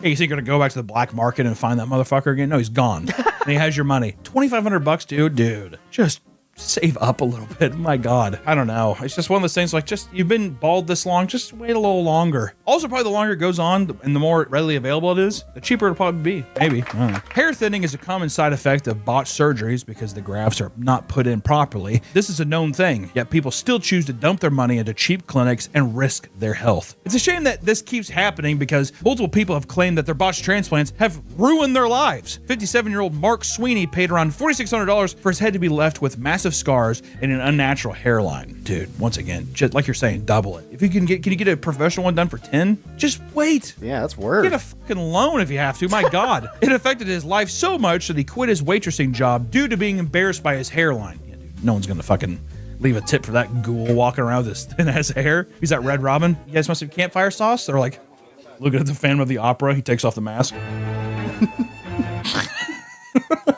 His life has now completely changed because he's left depressed and anxious about his appearance. Brutal, man. I fucking feel bad for these guys. A clinic in India called Look Like You Feel also left one of its patients disappointed. He paid $4,700 for a transplant and received 4,700 grafts on his head. $1 a graft. Once the surgery was completed, his hairline was ruined and the donor area was over-harvested, preventing healthy hair growth. The patient reached out to the clinic again, asking if there was any way to improve the healing process, and the doctor recommended more medicine, but after the medicine didn't work, and the patient kept asking for help, the doctors blocked his number.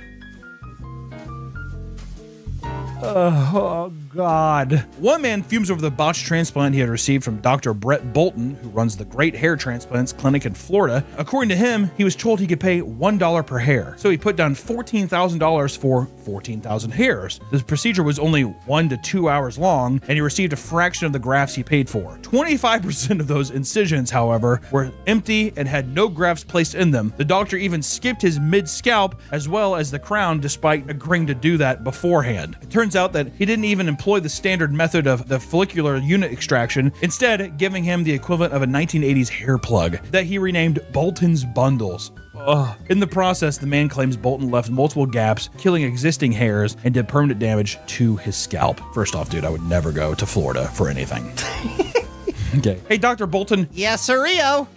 Can you patch up my hair? Bolton Bundle it is. I'd be like, no. No, thanks. His further investigation showed that Bolton's social media promotion success stories were typically the same videos being repeated multiple times. He's like, thank God one worked. Thank God one worked. Even worse, he claims that the man doesn't show up as being medically licensed. See, this is also things you gotta do more research. In the comments, another victim of Brett Bolton reveals that he had to cut the nerve in the back of his head during his procedure, making it perpetually numb to this day. His reputation online got so bad that people started labeling him the Bolton Botcher, and people started digging into his history, only to find an article reporting that he was suspended of his medical license after an insane incident that occurred in 2014. Bolton was found to be posting on the website about how he was in fact the son of God. According to the staff members, he was doing strange things like believing he was Jesus Christ, dressing all in white and asking everybody if God asked them to kill someone, would they do it? Whoa. Whoa. Bolton's Bundles. The erratic behavior escalated to the point where he was found violently knocking on a man exiting a bathroom at the 9/11 Memorial Museum in New York. He did so because apparently God told him that the man was a pedophile that needed to be brought to justice.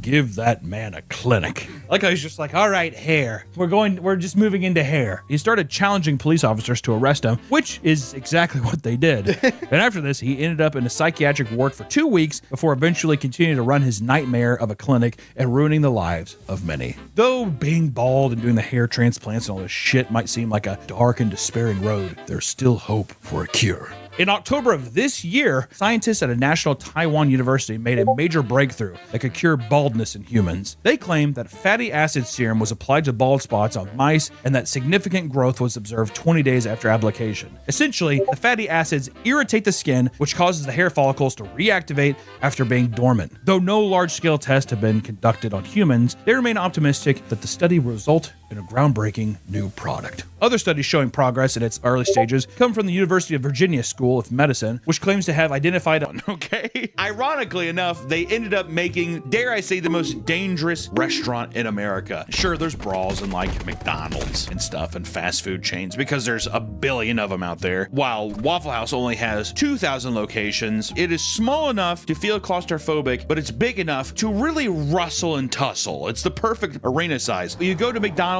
to film prank videos, you go to Waffle House to draw blood. That's the delineation. Fuck around and find out at a Waffle House is what they say. And luckily, ladies and gentlemen, we have a little tip from the inside. We've been leaked videos of how they indoctrinate these gladiators, these warriors, to be able to withstand the onslaught that awaits them. First one up, Waffle House training, the pull, drop, mark, order, calling method. My objective here is to get you guys feeling like you could do this job. So let's see what we can do here.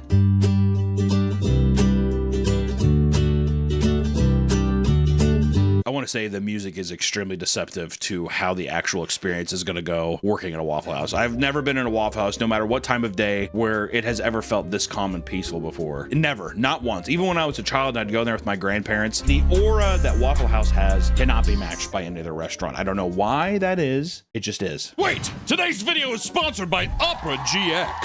Opera GX is on a mission to get people to break up with boring browsers. With Opera GX, you have access to customization that you simply cannot get anywhere else. Their GX mods allow you to transform your browsing and performance experience, and you can even add bathing capybaras to your desktop. Cute little rats. Or turn the soothing sounds of heavy rain on the background when you're just browsing. Maybe you want to hear the sound of lead pipes falling whenever you type. All of this and more can be achieved with mods offered on Opera GX. What? Now here's everything Opera GX mods can do. They can play background music, keyboard sounds, opening and closing tab sounds, theme and colors of the browsers, mods dedicated wallpaper, disabling and enabling mods and individual modifications in the mods menu available from the sidebar. And you can even visit the GX store, which shows the wide range of mods available to explore and create. Opera GX now has AI-powered tools such as AI prompts, ChatGPT, and ChatSonic. Use smart AI prompts to summarize articles or find related content about a topic so you have more time to play games and enjoy surfing the web. Wow! Plus, ChatGPT is one click away in the sidebar. Opera GX is also equipped with an import tool that allows you to quickly import all of your settings from your previous browsers to Opera GX, like browsing history, bookmarks, and even cookies. It's also compatible with every Google Chrome extension. So it's time to change things up. Use my link below to download Opera GX today. Or click the link in the description and pinned comment to start crafting your ideal browsing experience right now.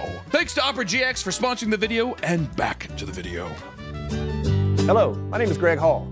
Today we're going to discuss the pull drop mark calling system. Greg Hall's been through the ringer. I want to say Greg Hall maybe had a couple drinks before this and they're like, God damn it, Greg, and they had to comb his hair. Come on, Greg. And he's like, what? It's what? I'm the area vice president. What does that mean? Area vice president? The pull, the drop, and the mark. Look at Greg's smile at the end of this. By the end, he says pull, drop, mark. Come look at this real quick. You pull the pussy, you drop the pussy, then you mark the pussy. They're like, Greg, cut it, cut! Pull 1/4. The pull refers to the number.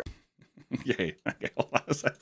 Pull 1/4. Pull 1/4. That's deceptive too. It's never that. It's always just like, pull 1/4. Doesn't matter. There could be two people in the restaurant. Yeah, pull 1/4. What? That's the vibe that you get in a fucking Waffle House, not pull 1/4. Pull 1/4. The pull refers to the number and type of meats to be cooked. Pull 1 bacon, for example, would instruct the grill operator to pull 3 strips of bacon from the refrigerator and place it on the grill. Pull 1 bacon equals pull 3 strips of bacon. So now they're getting into their own math. You're gonna really see how archaic and weird whatever these things actually mean. These numbers refer to the number of orders to be cooked and not necessarily the number of pieces of meat. While you pull 1 T-bone when pull 1 T-bone is called, you would pull 2 pieces of pork chop when pull 1 pork chop is called, because 1 order of pork chops is actually 2 chops.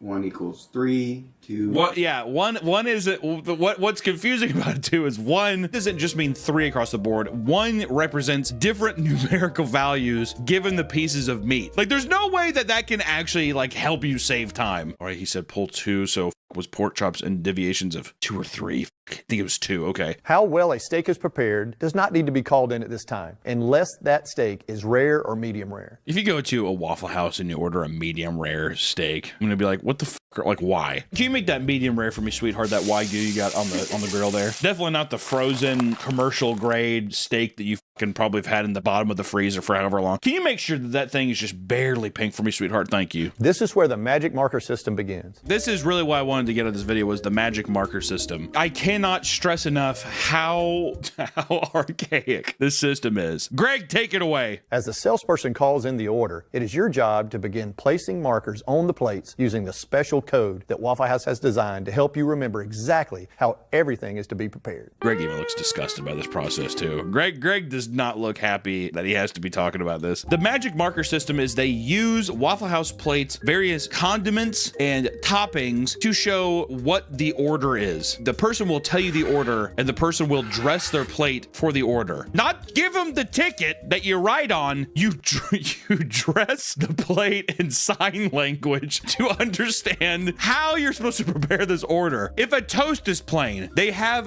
little signatures of how you're supposed to orient stuff on the plate to remind yourself, oh, there's no butter on this. Not read a ticket, because I guess are they under the impression that the people that are working here cannot read? That's what it's for, yeah. It's for people who can't read or write. So can this not be a subsection for that probably small amount of people? I mean, to insinuate that they're like, we should just make this whole system because there's no way anybody can read or write that is working here. That feels insulting. I mean, imagine walking into a Waffle House and you're in the back. All right, so go ahead and cook me this order. And the guy like looks down. It's a slice of cheese with a couple pickles on top and a pack of mayo. What am I looking at here? He's like, this is a turkey club. Are you sure you are supposed to work here? We call the system magic because our customers often do not notice the markers on the plates and think you have memorized all of the orders that were being called in. I like how it's like it's supposed to be like you flexing on the people. Now the people are going to be very impressed that you were able to remember scrambled eggs, hash browns, and bacon. But in fact, you've duped them. You've dressed a plate. You have it marked down so you can remember because your brain does not work that well. Let's start off by marking an order scramble. Simply place a right side up jelly pack vertically in the bottom position of the plate. The jelly pack represents 2 eggs, which we call an order, and the location of the plate tells us that they are scrambled. With the plate marked like this, the customer is getting an order of scrambled eggs with white toast and grits. This is going to get chaotic very fast. 1 Welch's packet of grape jelly vertically at the bottom of the plate means 2 scrambled eggs. That's how we know that. With white toast is what he said? If the customer would rather have hash browns, you simply add a few shreds of hash browns to the plate. You're going to take some cold hash browns off the work tray there, and you're going to dribble them on the top of the plate there to remind yourself that there are hash browns there. And once again, you might hear people clapping in the back by how the hell did they memorize? How do they keep memorizing these orders? But don't forget, you're duping them. These are codes that you're learning. If the customer wants wheat toast, we simply flip the jelly pack over to indicate wheat. Let's see what happens if we throw in a butter and a mustard pack. Let's say that you find one of the customers extremely attractive. Well, you can indicate that with one of your buddies without having a sexual harassment lawsuit looming over you. We're going to take 2 strips of bacon and a pound of honey. If the customer wants a slice of Texas toast, mark the eggs with a jelly pack and place a slice of Texas toast or a biscuit on the plate to remind you that they prefer to have Texas toast or a biscuit instead. So couldn't you, okay, hold on. If you're already putting the bread on there, why not just put the white bread? Like, why not put the wheat or the Raisin Bran? Why does a Welch's grape pack have to indicate the eggs? Some folks like to have their toast unbuttered or dry. In this case, we have a special mark to remind us to hold the butter. Easily enough, it's a butter packet underneath the jelly packet like this. So by putting a butter under the jelly means no butter? Putting a butter under the jelly means no butter. Okay, well, let's put this off to the side.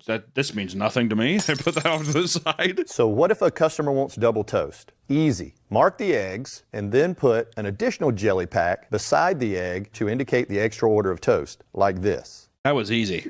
You know what? Thank God the basics came easy to me, Greg. Thank you so much. Also, at any time, if you walk in a freezer and you see a containment of alcohol, don't touch it or I'll break your fingers and I'll fire you immediately. While most customers order 2 eggs, occasionally a customer may only want a single egg. In that case, we'll mark the egg in the appropriate position to show how the egg is cooked, and then place a ketchup pack below it. Here you can see that I have marked a single overnight breakfast. So 1 egg indicates a ketchup pack under a Welch's. I would love to see just one of these full and a guy just being like, all right, toast with waffles. It's like a full plate of like intricate designs and shit. In other cases, a customer may be hungry and might want 3 eggs. Here's an example. Because the mustard indicates it's a +1 metric in the, okay, makes sense. If the jelly pack indicates 2 eggs, then how might you mark the plate if a customer wants 4 eggs? That's right, you use 2 jelly packs stacked on top of each other like this. I like how he said that's right. It's just someone's like, you stack the Welch's jam packs together? He's like, of course you do. See, it makes sense. You're catching on quick. Also, you put it in the center. You need to put it at the center of the plate to make sure that they know that it's 4, because if you put it in the bottom, that means that there's an active in the Waffle House. In a small place like Waffle House, they would be like, there's an active in here. Guy's like, dresses it up and he's like, Karen. One of the most popular ways to have eggs at the Waffle House is scrambled. So let's talk about different ways to mark scrambled eggs. I love Greg's smile, dude. Greg kills me with a smile. Let's talk about different ways to mark scrambled eggs. So let's say your wife's divorcing you. You're trying to hide some of the assets so you don't have to pay as much in alimony. Well, how would you mark that down so she can't hear you while you're talking with your lawyer? Let's grab 2 packets of ketchup and a bottle of Tabasco sauce and figure it out. Let's assume your wife's been cheating on you for several months and you want to hire a hitman to come and basically snuff her out. If you're paranoid and believe that your phones are tapped and your wife is trying to catch you in one of these misdoings, go ahead and open up your window and put 4 cans of baked beans on the ledge. Then you're going to put a small bottle of Gorilla Glue to indicate that the time is ready to stick to the plan. The bounty hunter's outside like, okay, he put the 4th can of baked beans. Let's go. It is important to remember that the customer gets 1 slice of cheese for each egg. To make this a triple scrambled cheese, you add the mustard pack below the jelly pack to make it a triple and add a 3rd slice of cheese. Add the 3rd slice of cheese because there's 3 eggs now. Okay, it's making sense. You also want to tear off a small corner of the cheese and place it on the top of the marker to help you remember that it comes with cheese.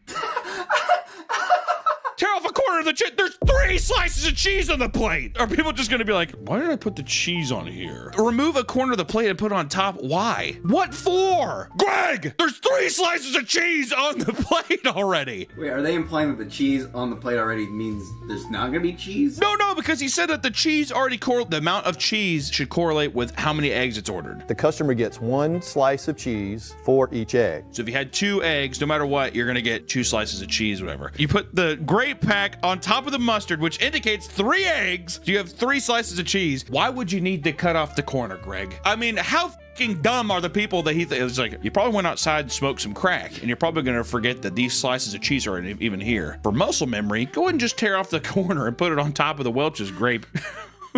And include an upside-down mayo pack to indicate light. And remember to remove the marker before you take the plate to the customer. We used to leave the mayo packs on it just for shits and giggles because we like to put one over on the customers, but some guy ended up getting stabbed 3 times in his face. So we like to make sure and remind people, take the mayo pack off or you could be deader than a doorknob. But now that you know how to read and call out orders here, we need to make sure that you understand how to safely prep food at Waffle House, which I'm very intrigued to see because I have seen some heinous shit at Waffle Houses. I've seen someone take out a hose and spray the floor and kick the food scraps on the floor underneath the ovens. I've seen that with my eyes. So I'm very curious to see what Waffle House corporate has in store for us here. The 4 cornerstones of food safety. Hi, I'm Brian Litteral. And I'm Carl Smith, and we want to welcome you to the 4 cornerstones of food safety. Did you know over 9 million people a year are sickened by the foodborne illness? That's a great way to start it there, buddy. Hi, welcome to our food safety video. Did you know 9 million people a year get sick from eating food? Probably our food, but we like to try to skirt that number. There's like a transition out. But as many as 55,000 people every year require hospitalization because of foodborne illness. I should have been hospitalized that one time, I think. That Chipotle, I was out for a week. I think it was probably longer. I was shitting so much. Oh, it was the worst, man. My asshole was so chapped. Anytime I tried to sit down, it was like painful. Bloody shit. Oh, it was the worst. And I've gone Chipotle since then, too. When will I learn? When will I don't know. I don't know when I'll learn. And over 1,000 people die each year. Over 1,000 people a year die of foodborne illnesses. What if I would have died from Chipotle, dude? That would be insane. And I would make a video on my channel. My boss died from being food poisoned. To protect the Waffle House brand, to help ensure that our customers have a great Waffle House experience, and because it's the right thing to do, we take food safety very seriously. Feels like Brian is going to cry off the side here. He's like... Brian's getting flashbacks to people like throwing up and like having heart attacks at his restaurant. He's like... We take food safety very seriously, sure, dude. Honestly, how many times a day do you think at a Waffle House does someone like drop something on the floor and they like look around and they like put it back on the plate? Yeah. Oh, drop my cheese. Yeah, exactly. Ooh, I was tearing off a slice at the corner of the top and it fell on the floor, but 5-second rule. Just like a house has a foundation with 4 corners, our Waffle House way of service and production is also built on the 4 corners of food safety. Good personal hygiene. Yeah, you must bathe. You gotta bathe and be sure to wash your hands. And if you do end up smoking meth or crack, wash your hands when you come back, please. Controlling time and temperature, preventing cross-contamination, and cleaning and sanitizing. I went to a Waffle House one time. I remember it was like right after we got done eating and we were like chatting. This is probably back when I was like 21 or something. We were all laughing and you're like, oh, you know, whatever. And then we noticed the guy at the grill was like, it was really busy in there. It was like probably like 11 at night. Not a lot of people working. And the guy working the grill was like going really fast. He was sweating profusely. And we noticed that his sweat was like dripping all over the shit. He was like flinging the stuff. I mean, like the sweat was going down in the hash browns and stuff. And we all just like went outside and my friend was like, whoa! And like made himself throw up. That was me at Papa Murphy's. I was on a come down on acid and I was still a little high, but I was just sweating over the pizzas as I was training new hires. Ew. Did you still wrap them up and sell them? Yeah. Ew, you sick f***. Good God. For women who prefer the Waffle House headscarf, or for those who prefer the visor, a hairnet must be worn underneath. Men with short hair can also wear the traditional Waffle House paper hat. I don't think I've ever seen anyone wear a hairnet at a Waffle House ever. There's a video of Waffle House employees like cleaning their hair in like a pot that they cook in. And she was washing her hair in it? Yeah, and like, well, a guy noticed because he's like, his friend started gagging and he pulled out like a long string of hair. This table isn't ready yet to seat the next customers. It has to be sanitized. The amount of times I've sat at a dirty table at Waffle House because they just haven't come and gotten the plates have always been funny. Like, let me clear that out for you. And they like grab the shit and they just like wipe it once, like, what do you want? Can I get a Sprite? Yeah. Like, walk off. I'm like, we're in for a beautiful ride, aren't we? I hope you've enjoyed our presentation on the 4 cornerstones of food safety. Food safety is an important part of a great customer experience. Listen, I have never worked at a Waffle House, but I can tell you that I have not seen any of those displays. It seems like it's a little grody, if I'm being honest. We know how to receive orders. We know how to cook them safely and cleanly. Now, let's prepare ourselves to deal with the clientele that comes in. You know, you're not going to get the most favorable clientele, but you have to deal with them anyways.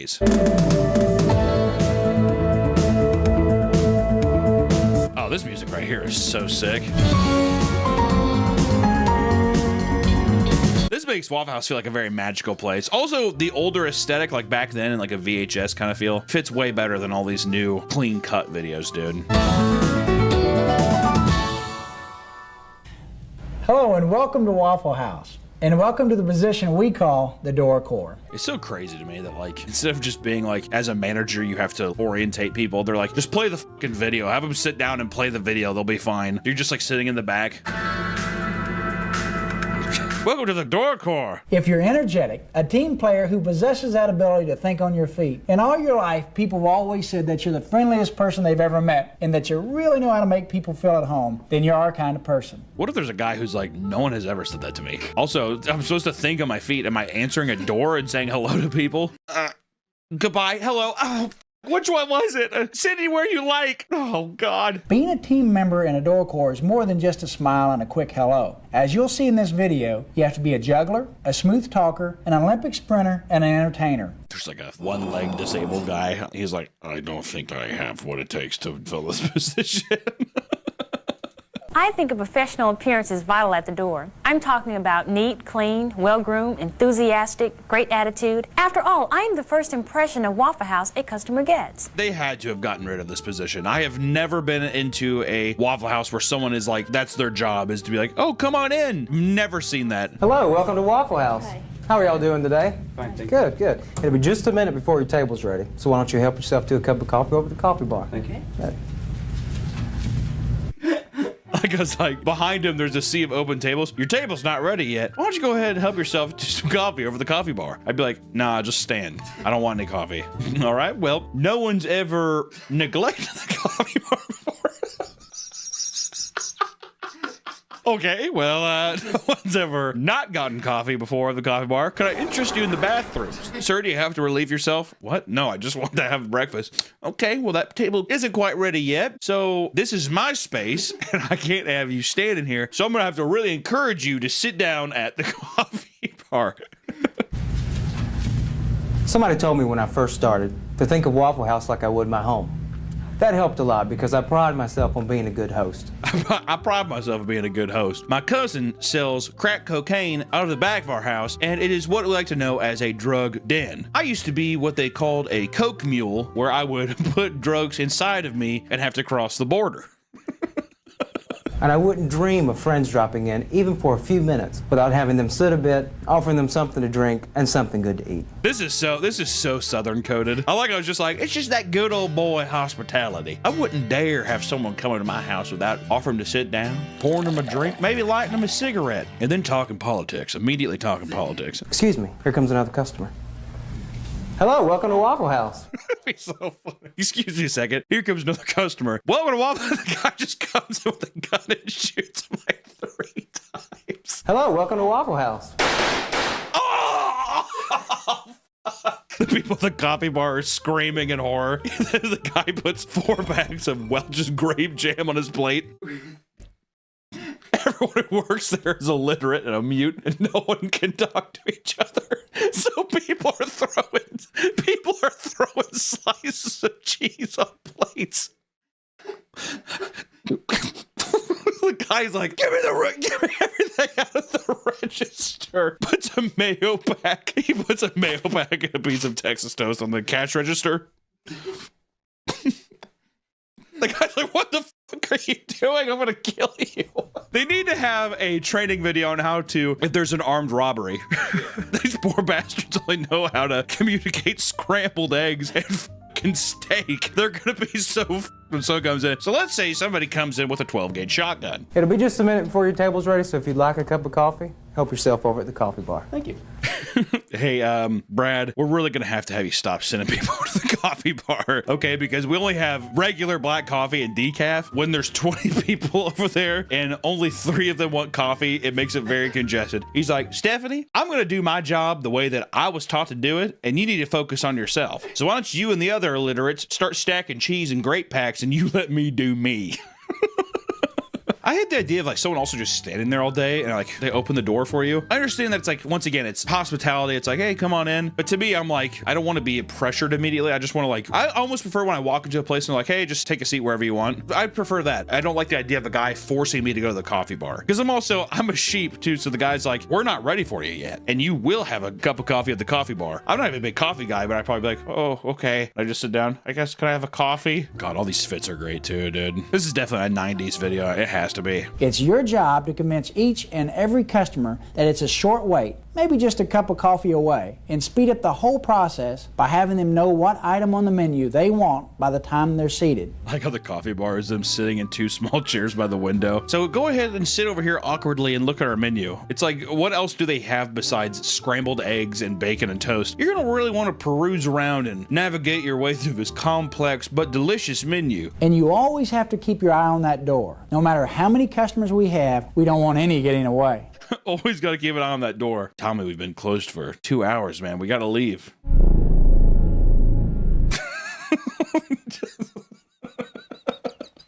The chef comes around back with like a plate full of like tomatoes and cheese and stuff, and he's like, Planet of the Apes type shit. They'll talk with sign language in there. When I've made sure that all customers are happy, I'll wipe down a table and seat that needs it, or maybe even get a table ready for busing. I'm busing.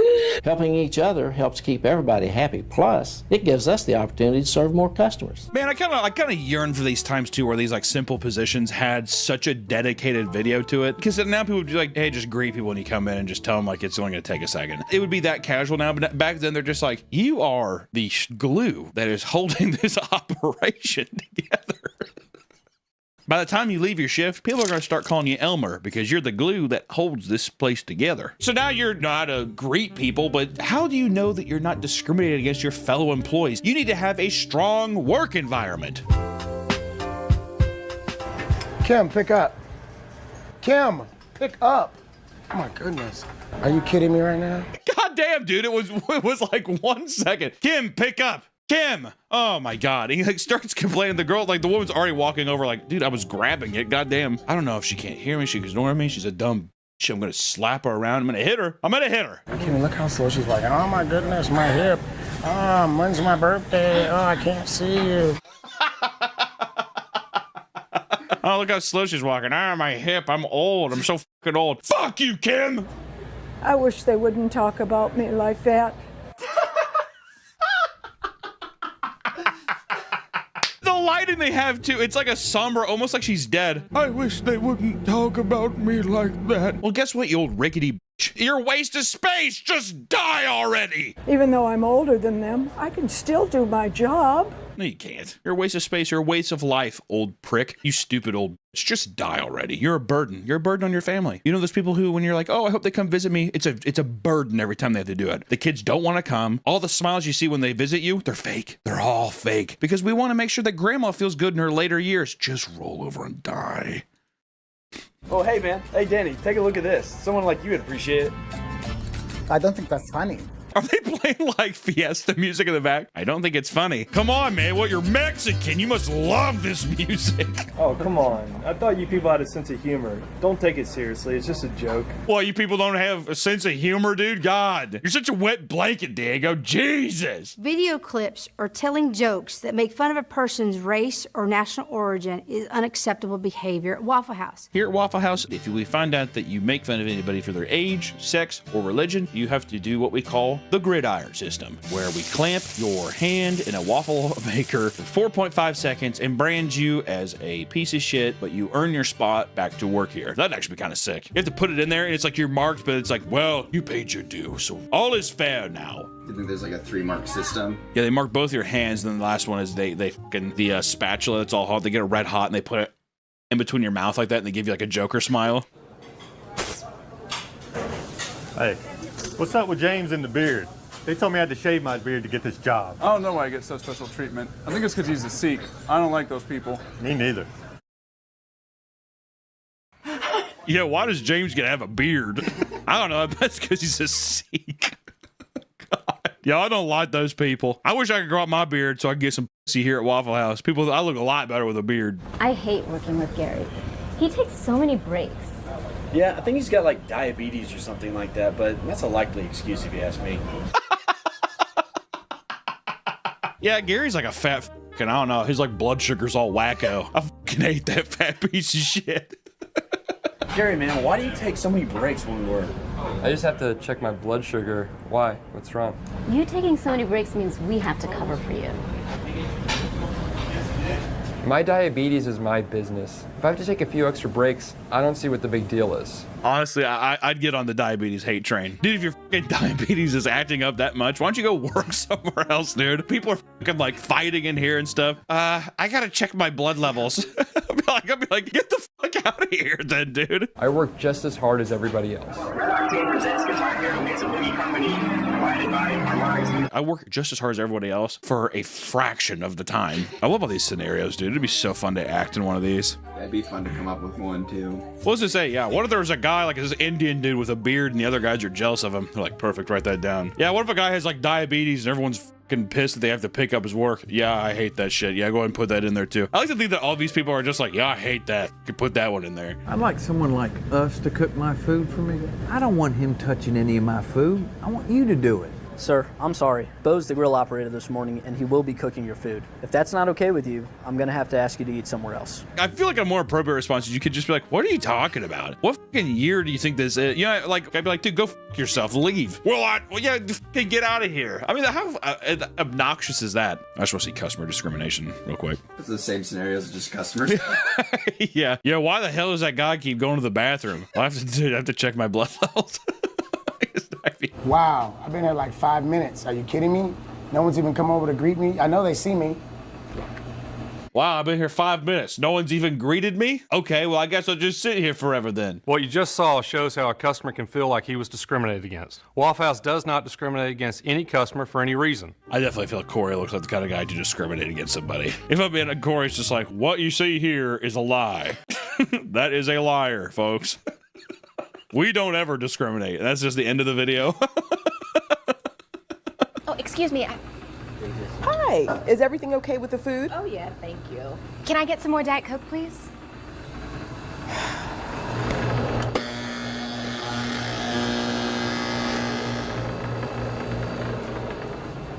Here.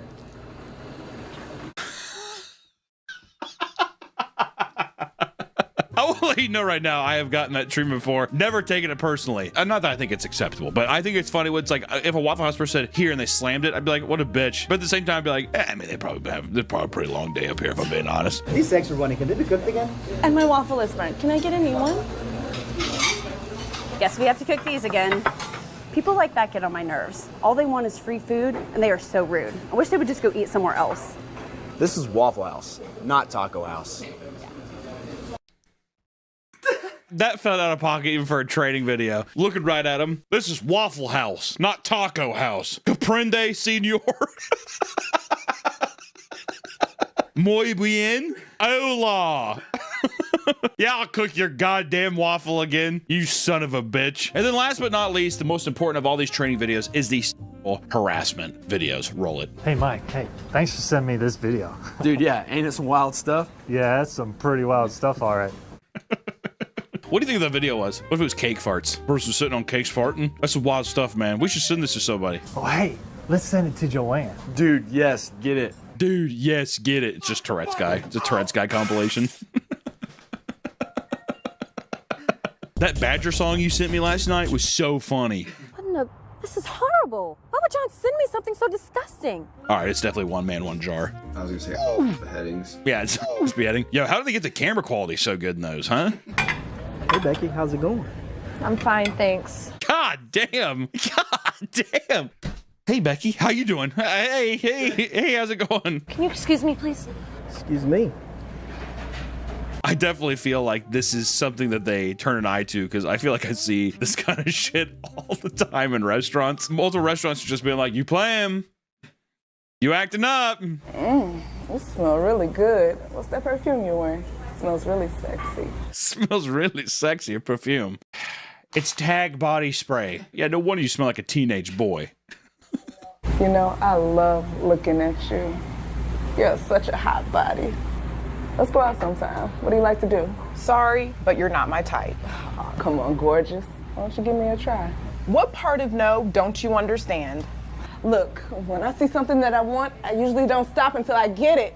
God damn, being that thirsty at a Waffle House at like 8 a.m. God damn, girl is down bad. She's going to Walmart afterwards, like Axe body spray. Tss. That's her. That's her. Oh, shit. I wish Pam would stop hitting on me and just do her job. When I say no, I mean no. You cannot have the actor in the background doing this the entire time. You're down that bad at your shift? Unwelcome sexual comments or advances to an associate in an unwelcome manner is forbidden. What if Vika was like, that was kind of hot? Two girls talking about Axe body spray and getting it on is kind of sexy. I mean, what's the big deal? I mean, can people not just get along?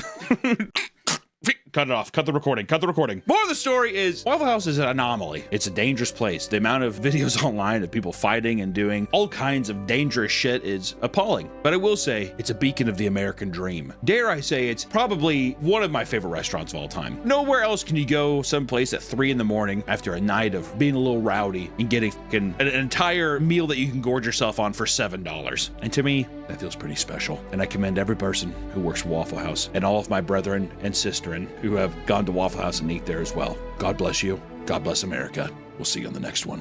Bye-bye.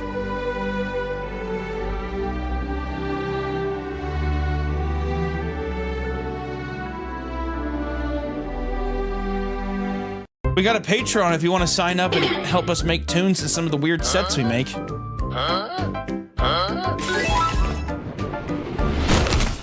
Welcome back to the Papa Meat channel. How you doing? How you doing? Come on and sit on down because today we're talking about mobile games. Oh God! Yes, the time is here. We already did one of these tournaments before and it was so fun, and I've had so many people send me new mobile game ads, unhinged mobile game ads, that I feel like it had to warrant another mobile game ad creators. I don't know who the hell does the marketing campaign for this, but they should be given an award. You ever want to see a woman just get left behind because she's pregnant? How about like a baby wolf getting punched into a tree by like a kangaroo? Or just a series of onslaughts of uncomfortable things that I'm sure the gameplay doesn't match up, but we don't care about the gameplay. We're all here about trying to find what is the most unhinged mobile game ad. Part 2. If you haven't seen the first video before, check it out. It's a good time. Oh, me and my wife. But without further ado, let's get into our mobile game tournament. Today's video is sponsored by Aura. Every morning, I sit down and I have Winslow tell me about what's going on in the world. I say, Winslow, what is happening? It's how I found out that over 2.9 billion records were stolen from the National Public Data recently. The NPD offers personal information to employers, private investigators, staffing agencies, and anyone running background checks. So yeah, that's not good. The stolen records include people's full name, their addresses, their birthdays, social security numbers, and even their phone numbers. Essentially everything. These hackers have access to everything about you. And to make matters worse, they've reportedly released this info online. Which is why I use Aura. Aura gives me alerts if any of my information shows up on the dark web. They'll let me know fast if anyone tries to access my credit card or bank accounts. And they also provide a bunch of other features to keep you safe online, all inside one app. Stop leaving yourself vulnerable to data breaches. Go to my link, aura.com/papameat to try 14 days for free. That's enough time for Aura to find out if your personal info has been exposed. Thank you so much, Aura, for sponsoring the video, and back to the video. First up, we have Wolf Game, which I think it was just called Wolf Game. You're a wolf. That's it. That's all you need to know. Wolf Game, Wild Animal, Mystic Spring Workshop, Mech Domination, Fairyscapes Adventures, Puzzle and Survival, Beast Lord, Mafia City, Last Fortress, Underground, Kiss of War, Rise of Castles, Frozen Honey ASMR, Evertale, Happy Hospital, Matchington Mansion, and Penny and Flow, which let me tell you, there's some of the stuff I see, Fairyscapes Adventures, I see Matchington Mansions. I'm a little well seasoned now when it comes to some of these fucking things, and let me tell you something, the name will almost never match what is actually going to be happening on screen. I'm gonna guess that Matchington Mansion, I'm gonna shoot from the hip here, is going to have some kind of baby either freezing to death or being thrown into a dumpster. Without further ado, let's get into round 1. Wolf Game, Wild Animal. I don't know why that one gets me so good. Wolf Game, Wild Animal versus Mystic Spring Shop. Wolf Game. All right, here we go. Round 1.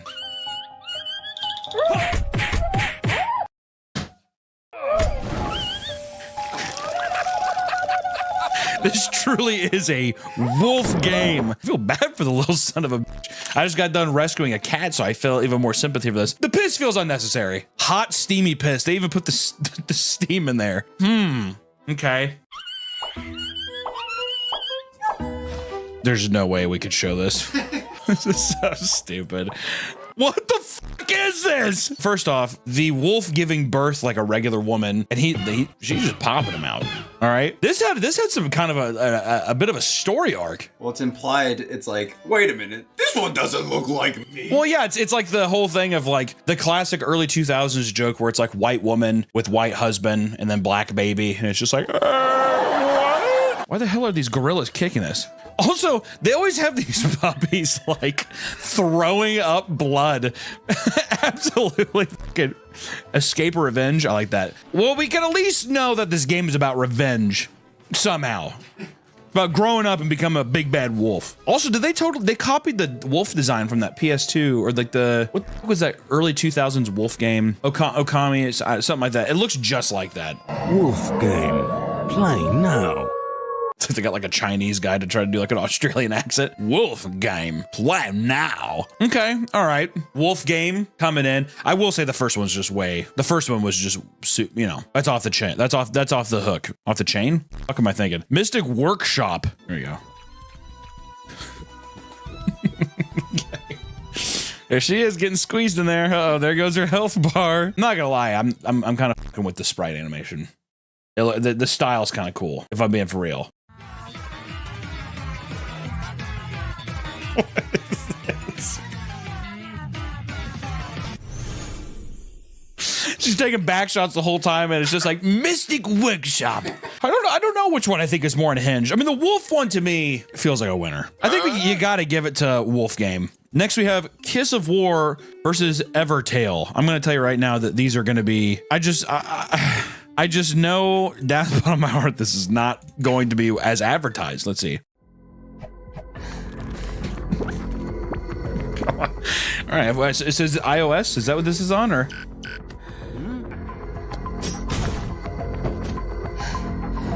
What is this? You electrocute her on the ground. I like how they have to continuously have her ass get popped up and show her like camel toe from the back. How was that Kiss of War? See, this is where it pisses me off though, because I hate when the fucking games are just like, yeah, you have big robot bitches with their big camel toes popping out from the back, moose knuckles and all this kind of stuff, jiggling asses, and then at the end it's just like a girl holding like a World War II gun. Like, what the f? That doesn't. They really like the faceless robots. This feels legal. Yeah. There's definitely some guy on his phone watching this too, and he was just like, oh, it's armor. They're wearing armor. Kiss of War. This fucking pisses me off. This one pisses me off, dude. It felt illegal watching that, is what it felt like. It felt like, I didn't like that. But is it unhinged? Compared to Evertail.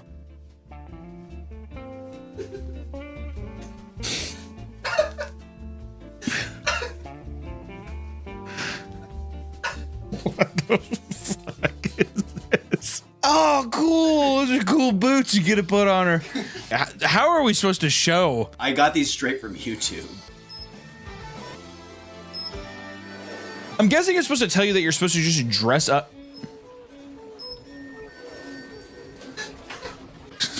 What? What the fuck was that at the end? What is this game? I mean, this is a terrible, terrible round. Kiss of War, you're just frisking people. At least there's like some kind of implement of gameplay, I guess. Evertail, what the fuck even is that? I'm just gonna go Kiss of War. Evertail, I don't know what the fuck I was even looking at there. How about next up we get the Bag versus Mech Domination. It's grab bags, it's random things. Oh, so it's grab bag. It's just a grab bag of random ads that maybe don't fit into, you know, let's see here. Okay. Can we show that? What the f?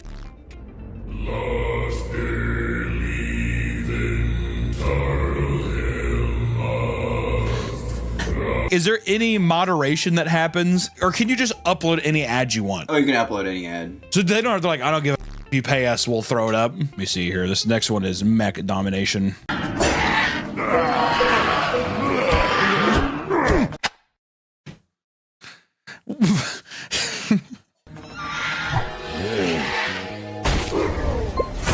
Robot gorillas having their way with a robot velociraptor, and then to blur the velociraptor whole, they use a spicy emoji, kind of like, whew, I can't show you, this is too hot.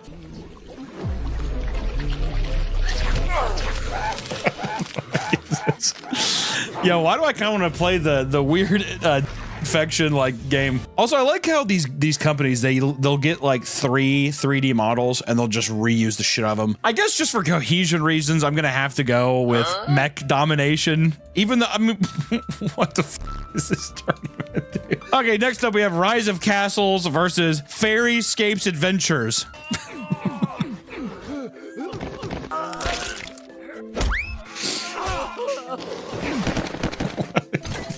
The strategy of just showing something completely unhinged at the beginning of a video is such an interesting market strategy. Grinding a guy's on a cactus and then he slingshots forward and immediately builds a beautiful home. What is that supposed to tell us, Nick? If you work hard enough, you can. You have to push through adversity. Fairyscapes Adventures.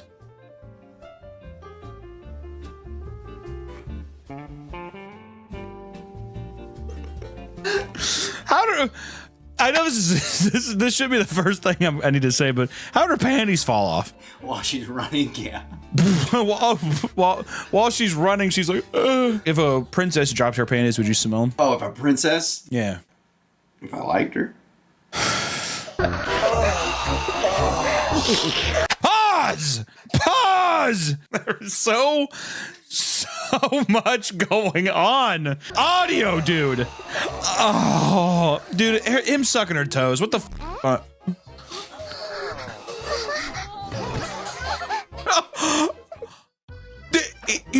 He pushed her over and her water broke? What did she bomb the beautiful forest around her? And her house is made of gold? Or no, is it hay? Pushing her over and then seeing the... I wonder if that was initially supposed to be blood, but they had to blur it. God damn! Snow White being all... Come on, dude. Leave or stay? You leave... Yep, here we go. See, now we're getting back to the classics, dude. Give me a big old girl who is stuck in some snow. That's all I need, dude. This is easy gonna win. There's no way... Yippee! I get to live in this abandoned house and freeze to death. Fairyscape Adventures, and it shows a pregnant Snow White on the cover. Fairyscape Adventures is going to be difficult. I mean, Rise of Castles doesn't even come close. Fairyscape Adventures, that's going to be a difficult one to beat, dude. Next, we have Frozen Honey ASMR versus Happy Hospital. God damn, dude. The art for Happy Hospital is gruesome. It's awesome. What the Frozen Honey ASMR. Let me see. My God, what are you doing? This is disgusting. What are you doing? No. You think I'm gonna eat this?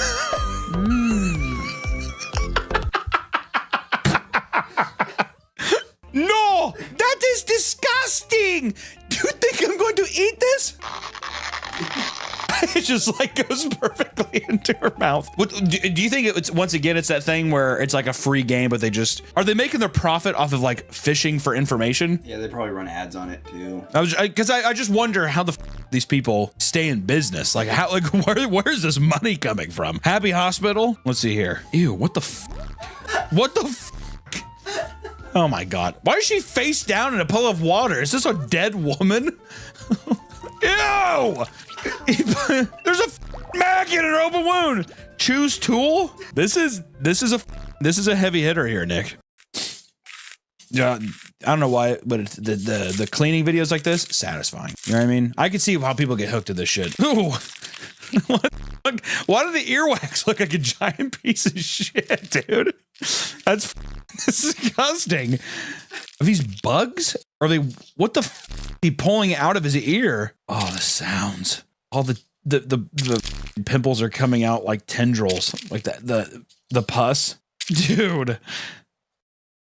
Honestly, though, I could see myself definitely playing this. Is that kind of up? Would you play it? Looks fun. Apparently that's actually what the game is. You actually get to do it? That's got to be huge points because these games never operate the way they would. This is where I'm kind of at a crossroads. If it's the most unhinged, should I still want to play it or no? Then I would probably go Happy Hospital because even then it was crazy. Also, Frozen Honey ASMR. I feel like if a little more production value, dude. Win me over a little bit more.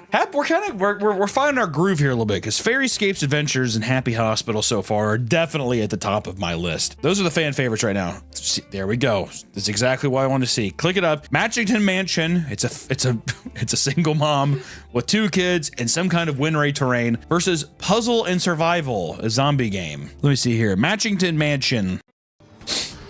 God damn, dude.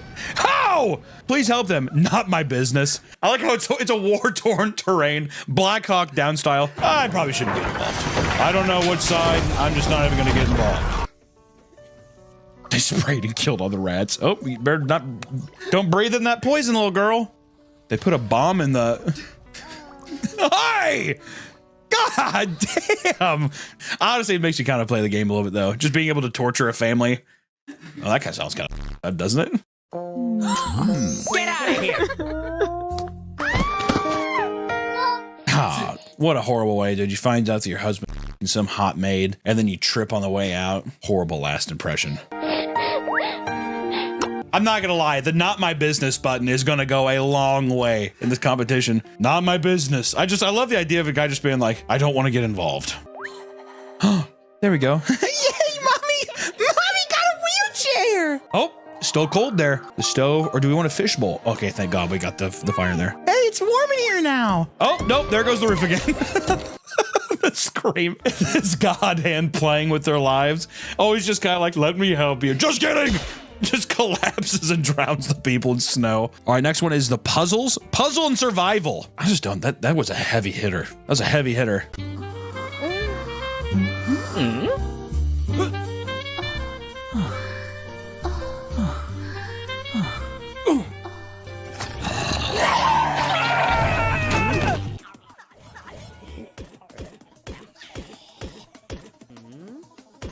I despise these games, dude. I hate seeing these ads. There's something about having to watch them, like, it'll like, when they just shoot the thing and it does the countdown, it's like, down to like 10, you're like, oh, just keep shooting it and it'll break, and then they switch over. They're trying to get you, because you're like, well, I could do it. I hate this. I hate this shit. Such an interesting concept where it's just all about literally how can you hook them with sex, right? Like really quick, and then you show like, but this is the actual game. Oh, my got tore up out of that window. I will say at least this one, it's called Puzzles and Survival. At least they're showing puzzles, but it still just doesn't hold up against Matchington Mansion. Next we have Beast Lord versus Mafia City. Okay, Beast Lord. Oh, oh, the ghost flying out of it. This is just so sad. I don't know how I feel about the God Hand stuff, dude. The God Hand stuff scares the shit out of me. That's gotta be the look. He's doing fucking balls right there. It's like a ball shape. Just a dying hippo. This is just animal cruelty is all this is. Oh no, but see, you're helping the animals. There you go, Beast Lord, the new land. Who the threw the spear? Simba is haunting looking. Looks more like a rat. This is kind of epic. It's like this has gone on a long time. I feel like they're like, you were supposed to do 3 seconds of stuff. You're gonna start eating it. Yeah, there you go. Eat the bear, and he's god damn. Hell yeah. Not gonna lie, the last little roars and stuff looks pretty good. Beast Lord's looking pretty good. Can Mafia City hold up? If there's any kind of racist Italian American stuff going on, it might win. I'm just letting you know that right now. Did he just shoot a load onto the floor? Hey, take care of this. Right away, sir. The city bows to your command. Was he drinking like a coffee mug full of creamer? Mafia City, download for free. This is what the mob is all about. It doesn't even hold a candle. It doesn't hold a flame to Beast Lord. And then lastly, in the round one, I can't believe we're already through it, is Last Fortress Underground versus Penny and Flo. I have a feeling Penny and Flo is going to be dirty. It's a zombie game? He's pissing on a zombie, and then and a baby pisses the bed, leaves the husband to die, grabs the baby. They have a doomsday hatch in their backyard. There you go, make yourself a nice new bed. Oh, the fat survived. What will you do? Help him betray him. You already betrayed him once, why wouldn't you betray him again? Help, wife. Like how she's cooking cutting that zucchini. right, sweet. They got the new TV in there. Got to make sure you get your new TV so you can play Fortnite. Careful, don't drown. Oh, you stupid. The garden. God damn, I feel like that was 4 hours long. Watching that, I was like, is gonna be it? Penny and Flo. Okay, here we go. Already got the single mom probably here picking up stuff. Or is it cheater maybe? She's doing laundry. Please don't tell me she sits in the laundry. Binky, did she put the baby in the trash can thrown away? Did she put the baby in the and she's redecorating? She's like, well, now they don't have a baby room. The storyline is literally that she put her baby in the washer and killed it. Now it's time to see which kind of blinds we want. And Penny and Flo, that's kind of what we're about here.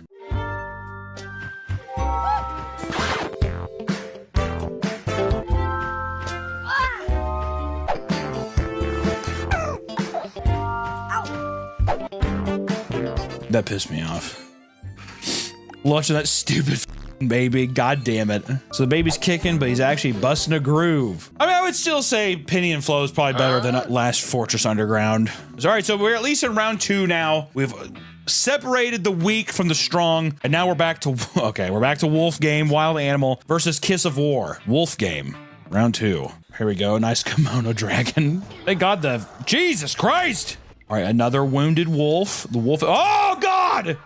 You know, I'm gonna be honest. The cubes of meat though, huh? Kind of nice. I like the cubes of meat. He's got some armor, giant rat. I like how the first 2 were like realistic animals, and they're like, by the way, giant rat. Wolf Game. There you go. Huh. Kiss of War, it really needs to do something extra here. We need Kiss of War to be something more. Okay, dude. Kiss of War, what I don't like with this technology, the tiny hooker gun right on her. Oop, skim over the panties. So you're telling me I can look at a little panty here? Okay. Hooks her belly. Wait, what the?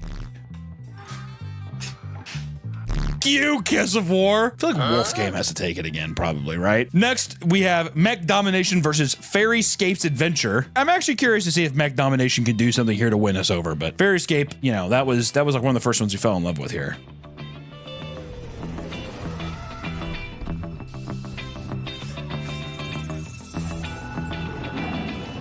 Not gonna lie though, some of the mech designs are actually kind of sick. Can we give it a point for that at least?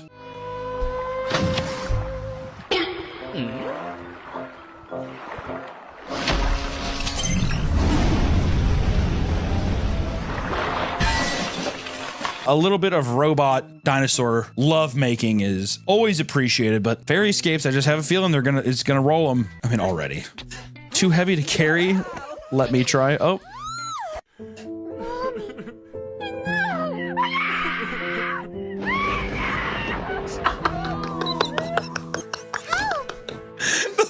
Scream. Little Mermaid. What? There's always so much child death. Have you noticed that? It's always like a mom who's like keeping her child barely alive. What the is those people doing to Snow White there? Those little dudes. Yeah, I thought the dwarves were. And there's a little something different there. I don't know. This one has a happy ending. I tell you what though, I gotta detract points away from it. I don't like the God Hand in the edits. I don't like the God Hand edits. It doesn't do anything for me.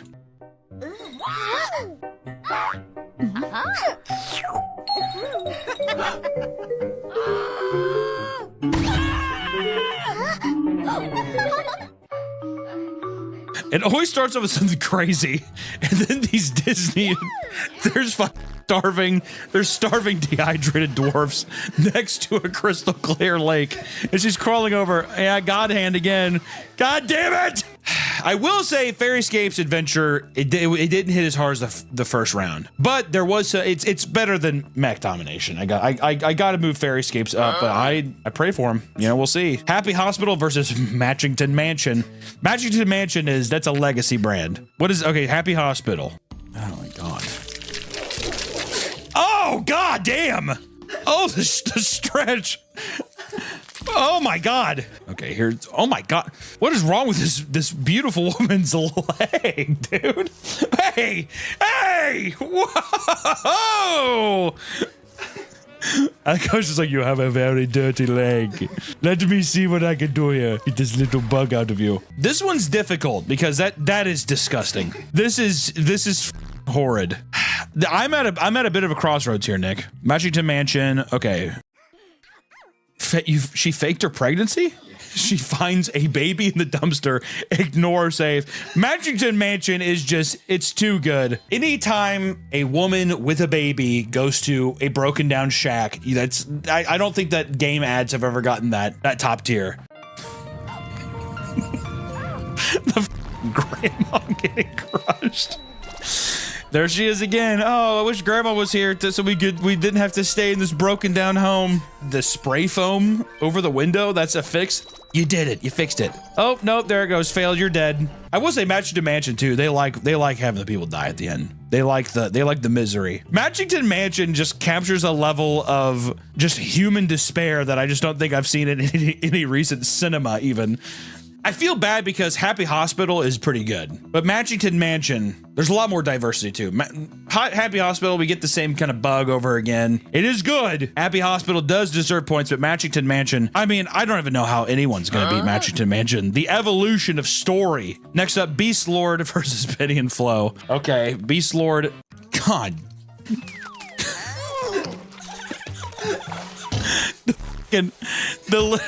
Get out of here. Oh, there goes the ghost again. I do like Beast Lord uses the little spooky, ooh, eater help. Oh, coward, dude. Eat a dying animal. Oh, they're friends. Eats one rabbit, gains 180 pounds.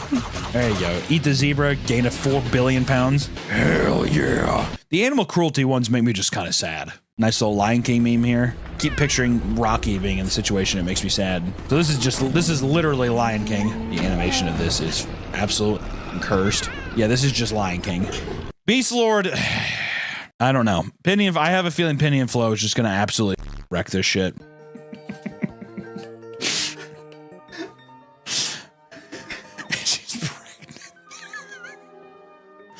Well, I guess it's time to clean up this house and remodel. My man's left me. It's not even a happy ending. It ends with her crying into her hands.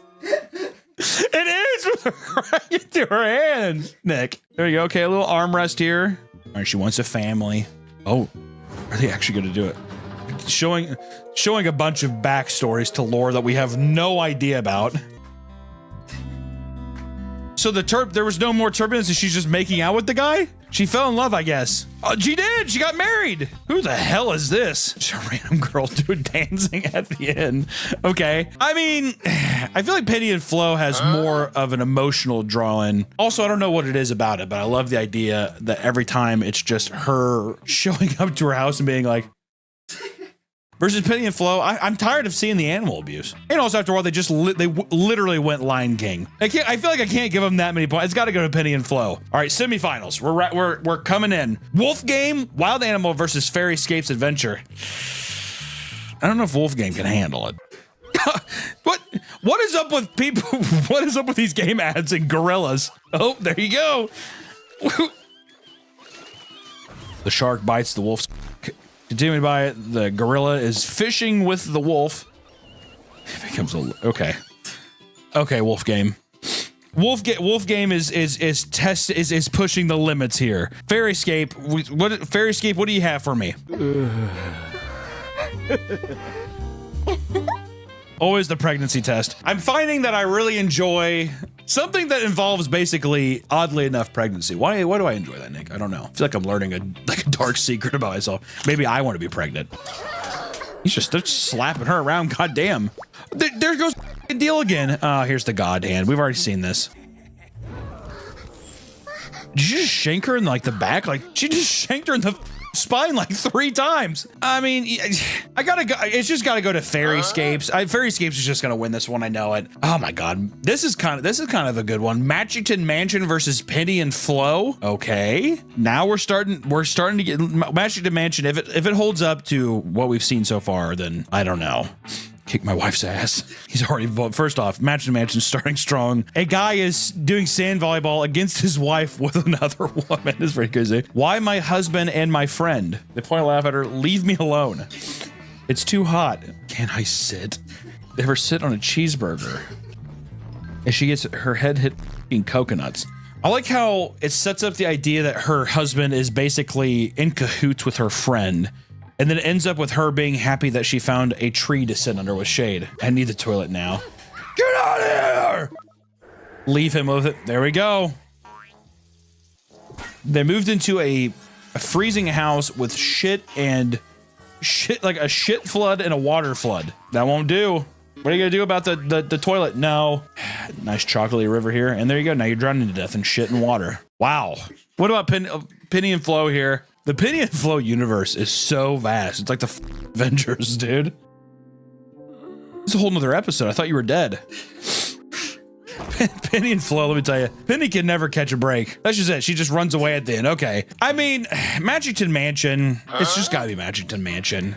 It's gotta be Matchington Mansion. The finals here we have are Fairyscapes Adventure versus Matchington Mansion. This is rough. I mean, there could be a way that Fairyscapes Adventure comes in, but Matchington Mansion right now, I don't see how that behemoth, that titan of cringe gaming ads can be topped. Fairyscapes Adventure, let's see. Oh my God. That is disgusting. That... Oh my God! What is that ending to? Holy shit! Okay, I'm not gonna lie, that might be the most unhinged one we've seen today. The stretch mark belly, him beating the shit out of the belly. Okay, hold on. Oh my God! Where are these coming from? That was painful. That was actually painful. Oh my God, there's one more.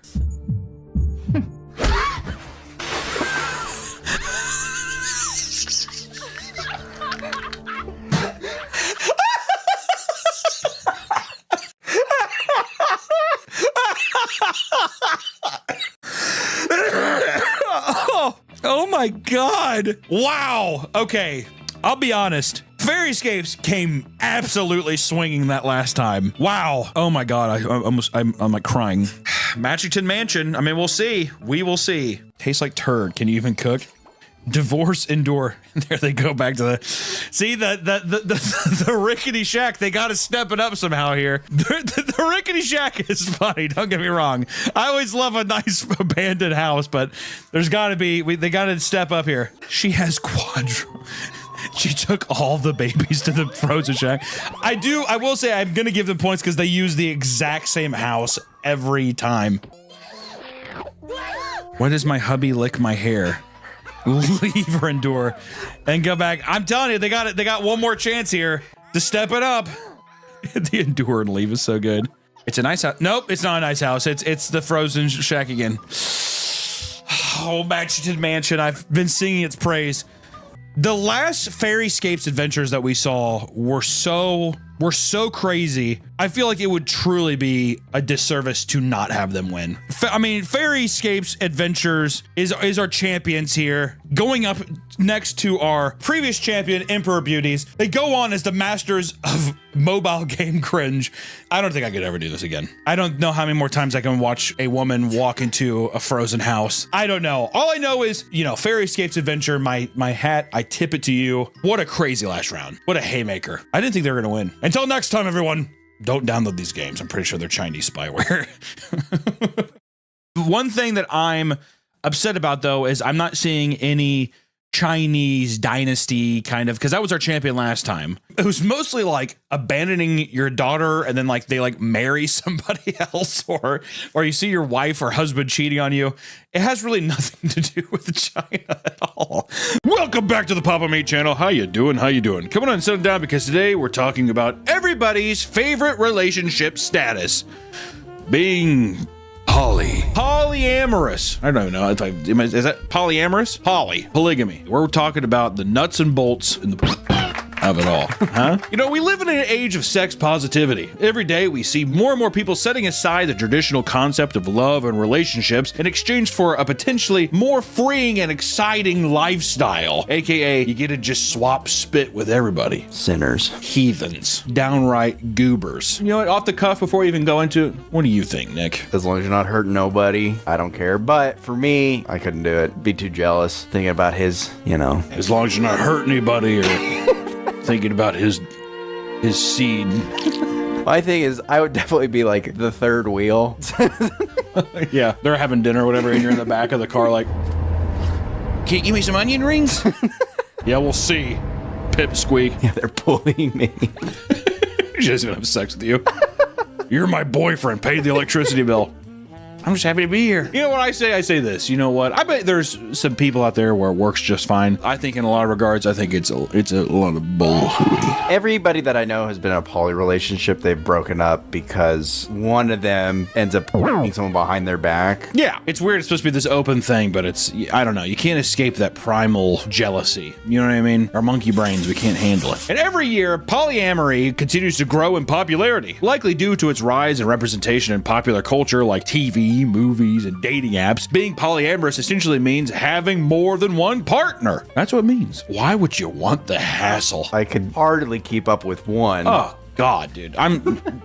Relationships are very difficult. Did you even just sit there and be like, let's throw in another egg in the mix? Oh, God, please, could I? Sleepless nights, please. Could I, please? For me, when I got Teddy, I was like, oh, I'll get Max as a second dog so they can be friends. Now it's just a bigger headache for me. I just want to say, I'm going to put out there, kind of makes it seem like you're in a relationship with your dogs. I can only afford so much peanut butter. It always feels like poly relationships are people who are too spineless to break up with somebody. They're like, can we bring in someone else? And they're just trying to transition someone out of their life. I think that we're just wanting somebody else in our group instead of just being like, I don't like you anymore. I want to break up. That's how I look at it a lot of the times. And also too, you can get out and still. Or you found your new favorite. This thing is just kind of like your side. What the fuck is that phrase? It's like, get your cake and eat it too or whatever. There's no way I said that right. It's like baking a cake and eating it.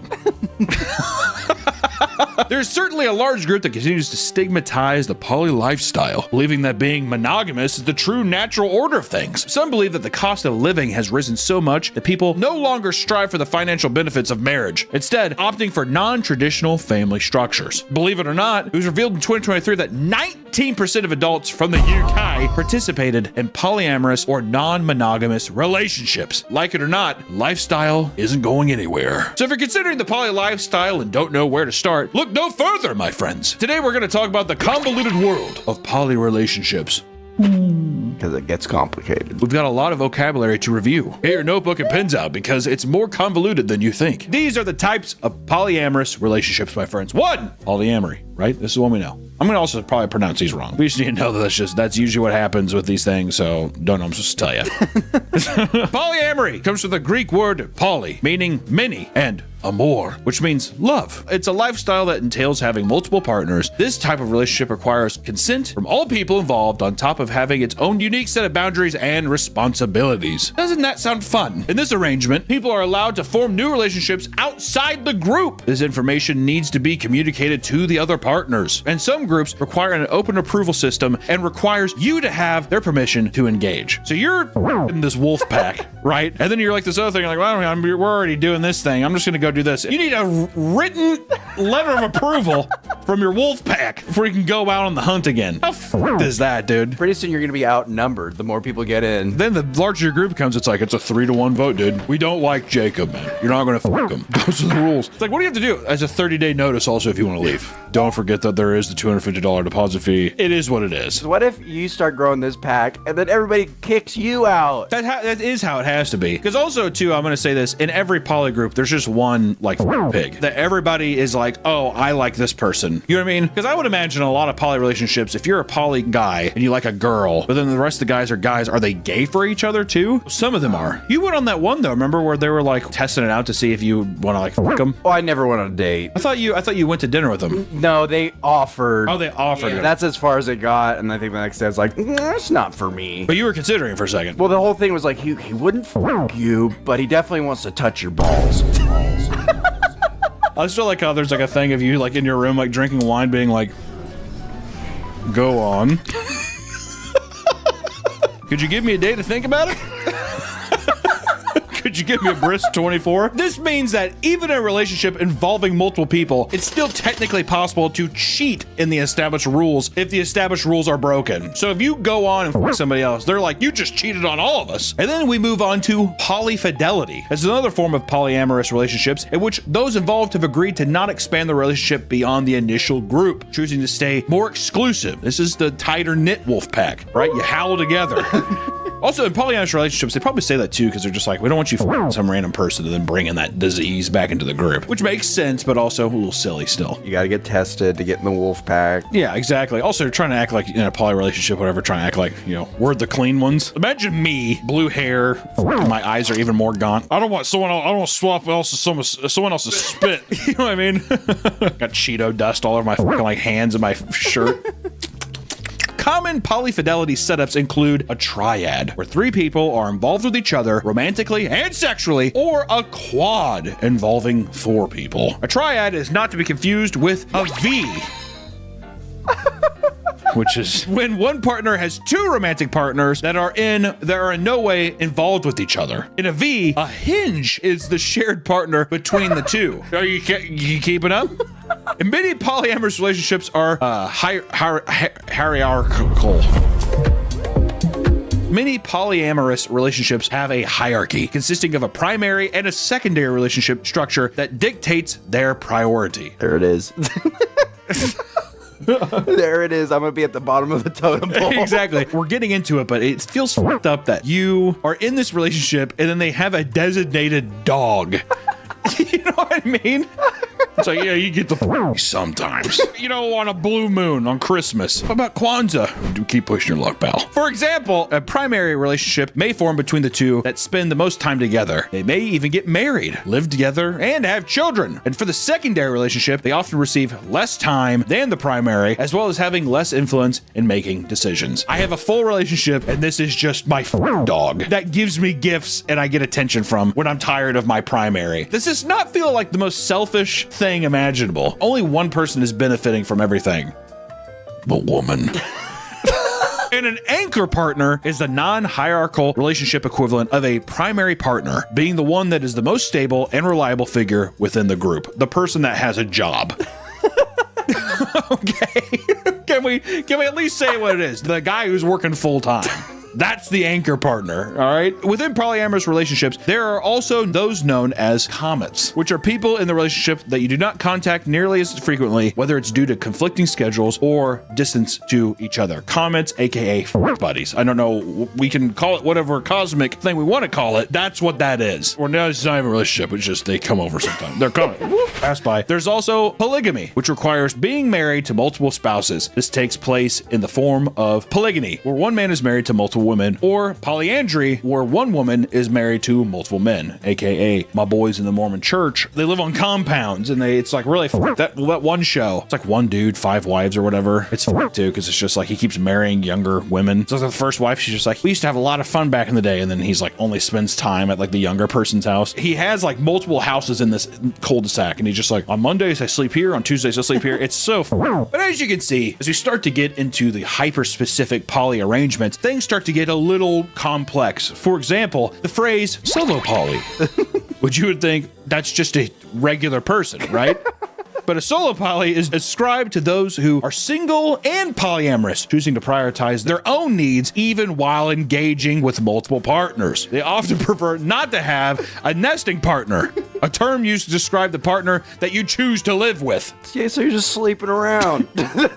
Okay, yes, it could look like you being a buddy who's basically just a couch potato hopping from house to house or from nest to nest. Ooh. You're a couch server. You're a whore. You're a homeless person having sex with random people. No, it's a nest. You're not a bird. You're a whore. Solo poly people can also engage in parallel polyamory. Feel like a Doctor Strange or something. I'm like... Parallel polyamory, where their various partners are aware of each other but don't meet or interact with each other. Do not talk to him. Yeah, so it's like you know of their existence, but you don't ever want to speak to them, which to me also means that person does not know about you. There's also monopoly, where only one member in a couple engages in polyamorous relationships. Some couples use this setup to save a relationship when one partner has a tendency to cheat, which doesn't always end well. I know you're gonna cheat, but I love you, so go out there and do it. Isn't that just called a hall pass? I guess so, yeah. Wouldn't he just be like, yeah, go ahead? Unless he's just like, babe, you can't keep this dog on a leash. For those who reject normative relationship structures, there's relationship hierarchy.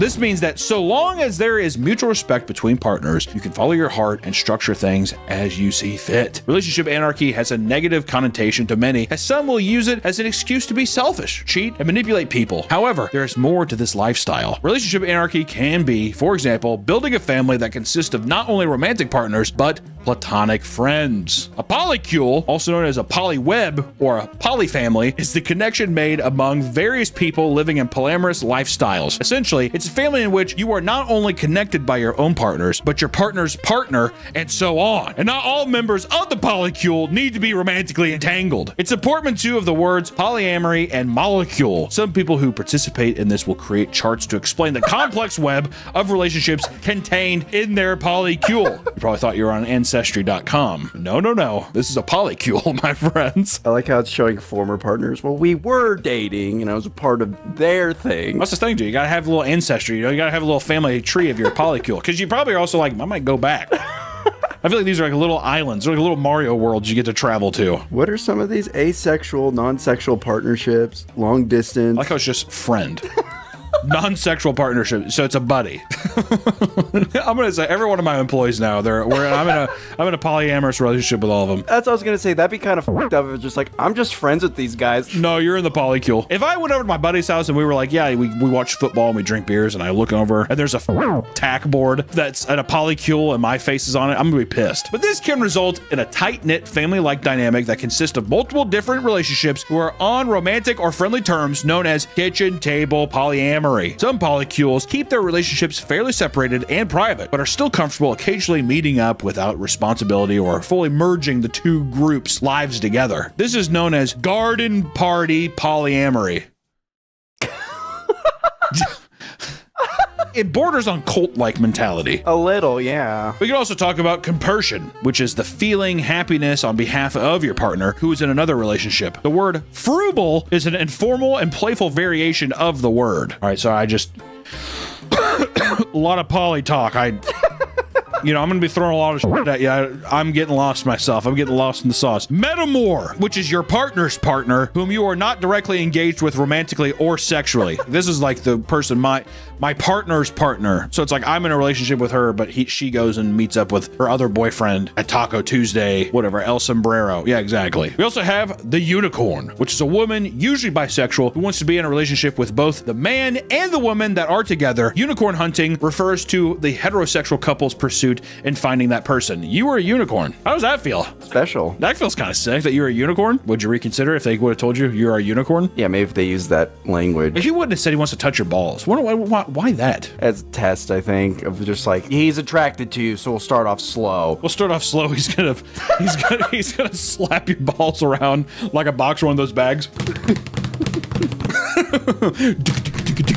And then there's cowboys and cowgirls, which is someone who enters a polyamorous relationship only to try and convince one of their partners to leave and enter a monogamous one. So that's like a homewrecker. You don't want to be a cowboy or a cowgirl. They're like, hey, I'm gonna join this thing. Get me the fuck out of here. Let's go. I like you and not him. You're the villain. You're Sauron. You're a terrorist. You're Sauron. You're a terrorist. With that said, it doesn't take a genius to understand that poly relationships are open to tons and tons of complications, right? Having a healthy monogamous relationship is already hard enough, so managing several can often lead to a lot of problems. A polyamorous relationship is no place for people who struggle with proper communication, as it can easily make or break the entire thing. These setups often have lots of boundaries, rules, and expectations that need to be addressed to avoid misunderstanding and hurt people's feelings. A big issue for poly relationships is jealousy. More commonly, with people who are new to the scene, the excitement of a new partner coming into the mix can turn into jealousy quickly, depending on the person and how it's handled. With so many people involved, this means having to make time for multiple people so nobody feels neglected. And to do this, you need to now juggle multiple schedules and manage your time, something that can become very mentally taxing. Imagine, when you're just like, I need a break from work. How many times have I been out?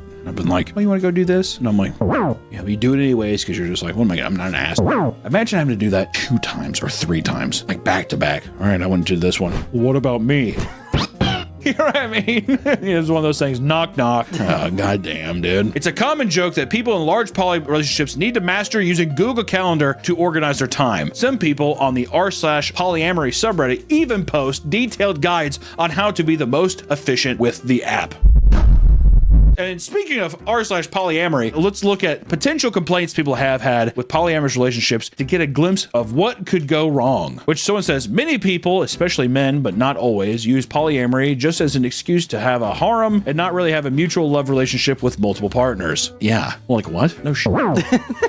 What do you mean? Can you believe they just want to He doesn't actually want to go to the rave with me. He just wants to fuck me. He doesn't actually want to go to Joann's Fabric and pick up yarn. He just wants to have sex. It's like, yeah, duh. How do people manage their sex schedule? I have 3 partners. 2 of my partners have 3 partners, and 1 partner has just me. But dates. I feel like everyone in the expanded polycule has a role. Sometimes that's just activity partner, nesting partner, and for me, I guess I'm the sex partner. Each of my 3 partners has guaranteed 2 times a week with me, where I'm available for sex, and most of the time they arrange a 3rd time each as well. The result is, I have sex 7 to 10 times a week. I kinda don't want to have sex this much, but at the same time, I'm so used to it now that I also get antsy if I've gone more than 12 hours without sex. My partners get a little sad if they think one of my other partners is having more sex, so there is definitely a little competition going on. Though, we're not supposed to mention when people are having sex with each other to avoid FOMO. In many ways, that makes it worse, because everyone assumes everyone else is having sex whenever they're spending time with me, which a lot of the time is true, but only because they feel like they want to keep up.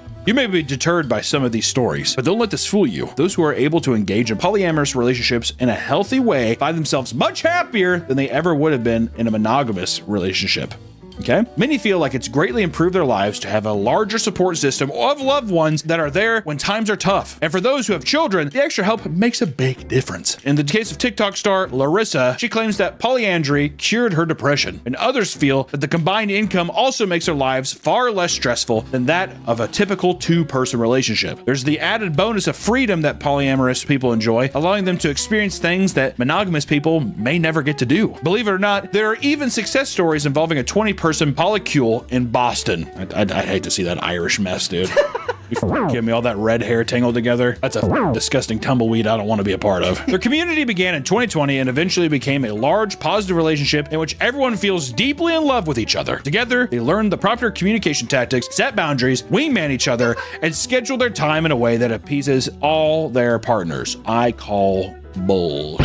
I think people are gonna be like, yeah, it's fine. All right, we're in harmony. I'm like, who's the dogs, dude? Who's the dogs? I want to know who are the secondaries or the thirdaries. I mean, who's the 20? Who's number 20, dude? It's the guy with the like Jimmy John bags coming in. All right, who had the Italian? That's the 20, dude. But now let's talk about a particularly interesting and strange polycule relationship story. Let's talk about Sam Bankman-Fried's weird poly penthouse. You guys remember Sam Bankman-Fried and his weird gopher mole girlfriend? She threw his ass under the bus, didn't she? I think so, yeah. She did. He did all of it. All of it. She's like trigger someone. Jesus. Is that what they were doing here? You'll find out. Sam Bankman-Fried, known as a cryptocurrency prodigy, became wrapped up in one of the biggest financial scandals in recent history. In 2019, he founded FTX, a massive cryptocurrency exchange and hedge fund. During its peak, it was one of the most successful cryptocurrency exchanges in the world, averaging $10 billion in trading volumes per day. This all collapsed, however, when it was discovered that CEO Sam Bankman-Fried was misusing the funds from his customers. In short, tons of investors began pulling out of FTX, but they did not have the money, leading to its bankruptcy. Fried was later sentenced to 25 years in prison. Something that was revealed amidst the chaos was that Fried and his other company executives were involved in a wild polyamorous lifestyle. So funny. Supposedly, they all operated out of a luxury penthouse in the Bahamas within a 10-person polycule relationship. Caroline Ellison, the CEO of Alameda Research, was allegedly involved as well, writing graphic blog posts on Tumblr about it. She stated that while she used to be a trad woman, she now realizes that the only acceptable style of poly is best characterized as something like Imperial Chinese harem. If you can't be busting out Imperial Chinese harem and they're not smoking the opium pipe. Those motherfuckers definitely have like an 86-year-old Chinese dude in the back who's just like passing the stuff along. And they're all like lounging on big like satin purple pillows. And that gopher chick's rolling around. That gopher chick freaks me out, dude. She goes on to say that she thinks all relationships should have a hierarchy where there should be a, and I quote, vicious power struggle for higher rank. Like, imagine your relationship right now, your partner looking at you and saying there should be a vicious power struggle for higher ranks in a relationship. It's like, how tall are we going here? You know what I mean? That's a billionaire activity, though. You know what I mean? That's billionaire mindset. We have to crush them all like each other, like cockroaches, survive nuclear winter together. I was gonna say, this feels just very like power trippy. Like, I want people to be fawning over me. Yeah, I think it's the jealousy thing. Today, I'm the top dog. I'm not the grunt anymore. But you know, the power struggle changes. Who knows? In a particularly cringy Tumblr post, she chastises boy positivity posts on Tumblr, detailing what she finds attractive in men. One being, quote, controlling most major world governments. Now that is attractive. This is her, right? Yeah. I'm gonna be the top dog. She looks like she was beaten with a wiffle ball bat. Can I just say that? Can I be so bold? You know what? I'm gonna be rude because she's a crook. Within their polycule penthouse, they took copious amounts of drugs. There's the opium den. Copious amounts of drugs and swap partners as they pitched billion-dollar ideas. They would take stimulants in the morning and sleeping pills at night. And a high society figure in Miami described his experience meeting them at a crypto conference, stating that they smelled horrible and spent the night popping pills like a bunch of frat bros. You look at Sam Bankman-Fried, you know that motherfucker smells like yeast. He's a little sweat lord. Yeah, you ever smell like old rye bread? That's what I imagine Sam Bankman-Fried smells like, just like dry, I don't know, marbly. And it goes without saying, but while there are many success stories in the world of poly relationships, some are darker and have ended much more grim. Like Ezra Miller's polycule cult. People haven't talked about Ezra Miller in a bit. Remember Ezra Miller? He's so cute. Remember him as the Flash? Ezra Miller, most recently known for his role as the Flash, was put under intense scrutiny around 2020 over claims that he was operating a commune in Iceland, among other things. While Miller has talked about his polyamorous lifestyle in the past, one of his friends opened up to reporters about how his actions more resembled a patriarchal dictatorship. And another referred to it as court harem. The power controlling world government. I'm the Flash. He rented out an Airbnb in Reykjavik, inviting all sorts of friends and artists to come down, some of which being spiritual advisors. Thank God. There, Miller was seen as some sort of idol, according to one visitor, stating that everyone seemed completely hypnotized by him. The actor gave long spiritual speeches, claiming he had superpowers, and at times, he would experience intense mood swings and become enraged at his guests, which is unlike him. There's definitely no footage of him anywhere ever being, I guess, aggressive or mad. That's not like Ezra. Miller's friends detailed his manipulative and abusive behavior in his makeshift commune, saying, quote, Ezra controls all the sex as the man and plays the women against each other, screams at them, belittles them in front of the others. That's fun. One of the women involved with him in Iceland, who was 18 at the time, had sex with him on 3 occasions. During her time staying with him at the hotel, she recounted him becoming weirdly obsessed with her breeding capabilities, worshiping her womb by talking to it and hugging it. All the female viewers right now being like, okay, all right, a man who worships his womb? I do have breeding capabilities. That's what I'd be. If I was a woman, that's what I'd be saying. I'm a breed machine. You don't even know how much is going to be popping out. Further testimony alleges that Miller had invited teenagers to his commune as well, supposedly engaging in sexual acts with them during their stay. And it seemed that the commune had come to an end in the late 2020, and a string of crimes and signs of mental decline from Ezra Miller poisoned his reputation in the eyes of the public. Whatever happened to Ezra Miller? I feel like he just ran off into the tall grass. We never saw him again. Into the weeds, and you're like, all right. But in some cases, toxic polyamorous relationships have ended in death. In 2018, 31-year-old Aline Sadine's battered body was found on the side of a road in Florida. According to Sadine's close friend, Aline had been entangled in a throuple, or triad. Following video that maybe goes like this. Go on, get it. We're not supposed to go in there. Oh, go on. There's a gap down there. I love it's just perfectly placed on it, too. It's just like so inviting, too. We're just on this fancy shaped pieces of metal. Come on in.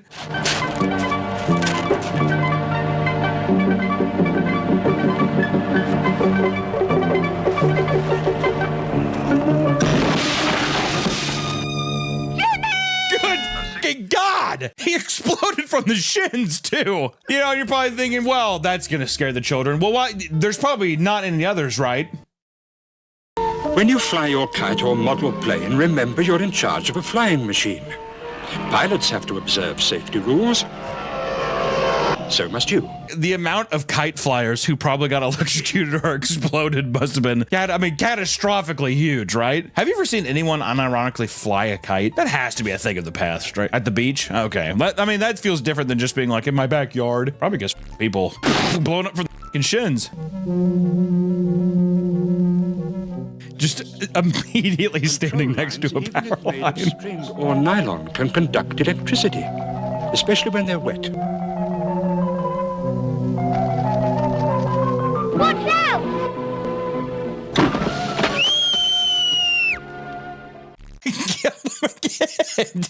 Watch out! There can't be any more of them, right? They say, stay out. Okay.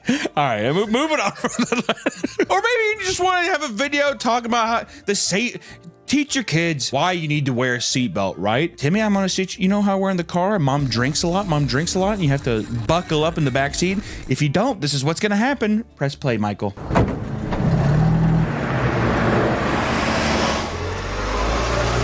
Like most victims, Julie knew her killer.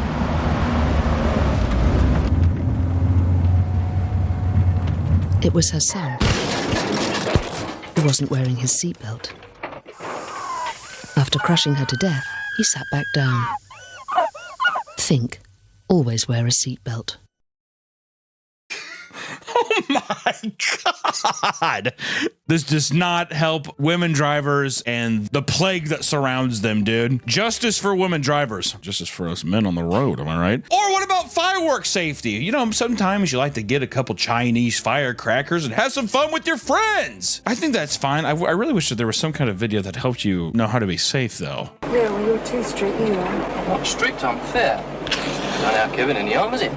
Yeah, you can't hold kids back, though. I'm saying hold him back. I'm sorry, Hunter. Is something funny?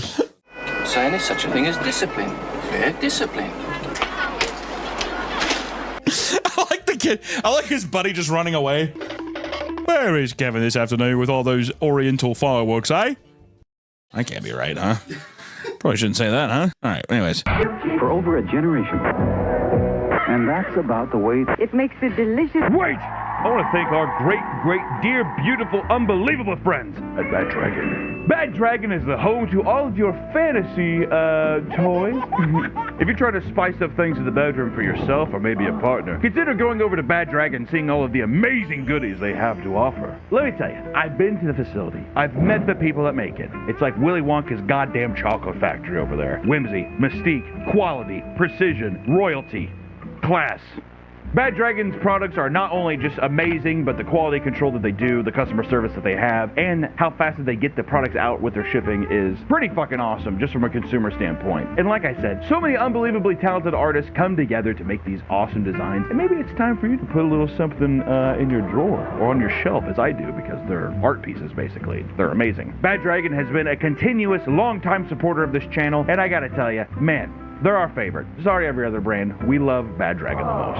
Okay? So if you want to spice things up in your own life, or maybe for a significant other, head over to Bad Dragon and tell them Papa Me sent you. Thank you, Bad Dragon, for sponsoring the video. And hey, let's get back to the video. The list of public safety videos goes on and on. Any particular kind of harmful incident, the British have probably made a horrifying public service announcement video about it. But there's some that I just want to take time to talk about today that I found truly remarkable, especially because it feels so oddly specific, yet here we are, okay? On George and Betty's night of romance, things got a bit too hot to handle. Before we dive into these, we need to talk about a little bit of backstory to the UK and some of the stuff that's been happening around there, eh? After World War II, the British government wanted to educate the public on safety issues that were prevalent within society. It's funny that it's kites and... it's kites and farm equipment. That's what it's going to be. So the Central Office of Information, or the COI for short, started to produce public information films, aka PIFs. These were safety videos on how to survive a nuclear attack, protecting the environment, or not wasting water.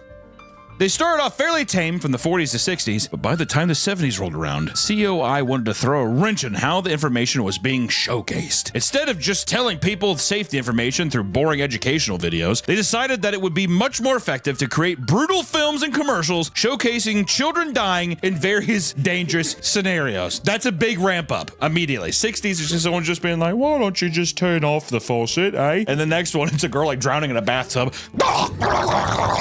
The COI hired fresh film students to basically make horror films for the public to scare children into this information. I don't know if they really digested it, but let me tell you, their attention was certainly grabbed. The director specifically looked at Hollywood horror and Western films in order to imitate their styles of suspense and gore. And they're awesome, okay? They are awesome. And since these were labeled as educational films, the directors were given a lot more freedom with censorship and were able to show much more graphic content that was allowed at the time. This was during the age of video nasties where films were getting banned and stuff. And to have the government, to have the Queen just be like, oh, I don't really care, just f***ing make it. It's pretty crazy. To be fair, especially child death. It's a big no-no. Still it is today. I'm always like, who gives a f***? Whenever there's a movie where like a kid gets stabbed to death, I'm like, because it's like, why not? Well, I don't want it to be an unlikable film. It's about a serial murderer. Hello? That's why The Blob is awesome. Yeah, when the kid gets sucked down in The Blob, that's a moment where everyone triumphs together. You don't need to go Lars von Trier, where it's a dad hunting children, right? But I'm just saying, if they're already in the war path, let them go. Now we are graced with a plethora of these beautiful masterpieces of educational art.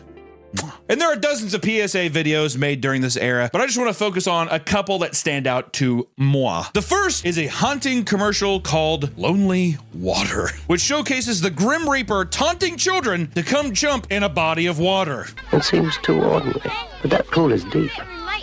The boy is showing off. The bank is slippery.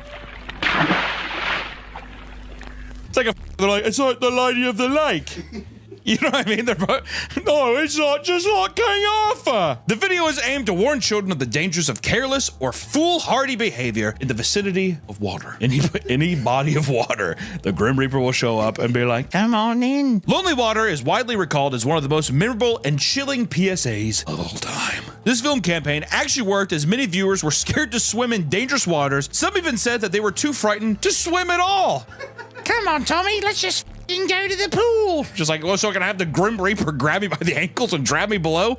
You, Mom. Or Mum, my bad. This PSA caused a lot of nightmares with young British children. And when I say a lot of nightmares, I mean, I think that it was reported, I think people even complained that my child is suffering from night terrors because the Grim Reaper is in our bathtub now, okay?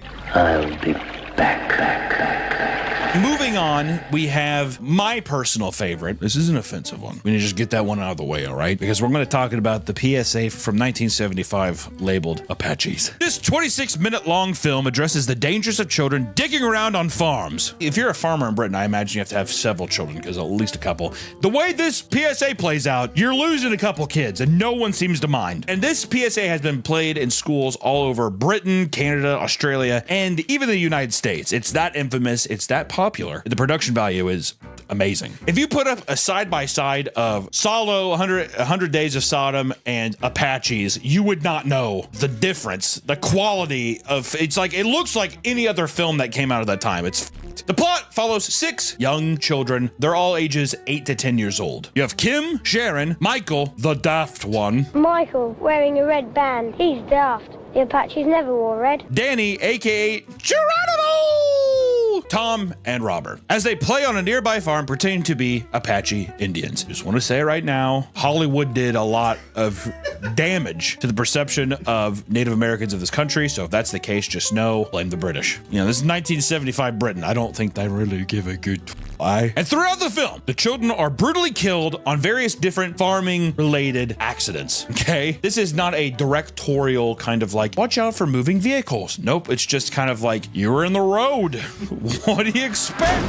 First death goes, the kids are all running around like a bunch of lunatics when Kim decides to hop on the back of a moving truck. As Kim is cheering for victory, the truck driver slams on his brakes, causing Kim to go flying headfirst into the tires.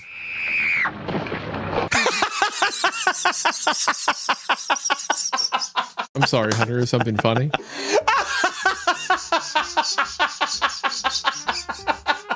watch that f***ing kid actor actually like fell in there and they're like, grab him. And then they went in and cut it. You put the dummy in there, which lesson 1, don't play on trucks, I think is what they're trying to say. Don't be jumping on moving vehicles, okay? And what's really f***ed up, you'll see with all of these, this is a similar motif, is that after a child dies, there is some kind of adult who comes and puts is getting rid of them, like getting rid of their stuff. Like in this one, the first one is they remove, there's like all these like filled coats on hangers, and then there's one empty one, and they go up and they remove the tag, and it's like so haunting. It's so tragically fucking bleak and dark. It's unreal. And they do this every time to hammer it home. It's a fun watch. Also, here's another thing too. The kids, they're playing every time. Every scenario, it's never them just being like, watch out! Like they're walking home, look out! Never that. They're always playing. So we have no idea the lapse of time between them. So it almost reads as either the first day or just the next day. And they just don't care. No one cares. But a day or two passes and the kids are back on the farm again. This time playing kick the can and hide and go seek. I've played hide and seek, but the kick the can part was very odd. It did make me feel, I was like, this is like an old European thing. Okay, because here in America, we just close our eyes. We don't have to kick a can. Watching the kids run around and they keep focusing in. They're doing a really good job by holding the suspense, but you just know, you're like, oh, yep, there's gonna be a scythe that comes down and hits the girl in the neck, or oh, I bet that bull's gonna kick that kid in half. We finally get to death number 2. Tom is being chased by Danny, and whoops, Tom slips in the slurry pit, aka it's just a pit full of cow shit, and he drowns. Ah! Daddy! Daddy! Daddy! Daddy!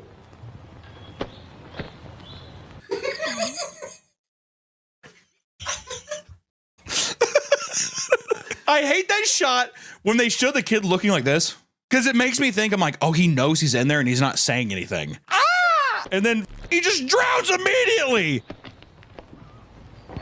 You're especially in shit water. That's all poop. It's a slurry pit.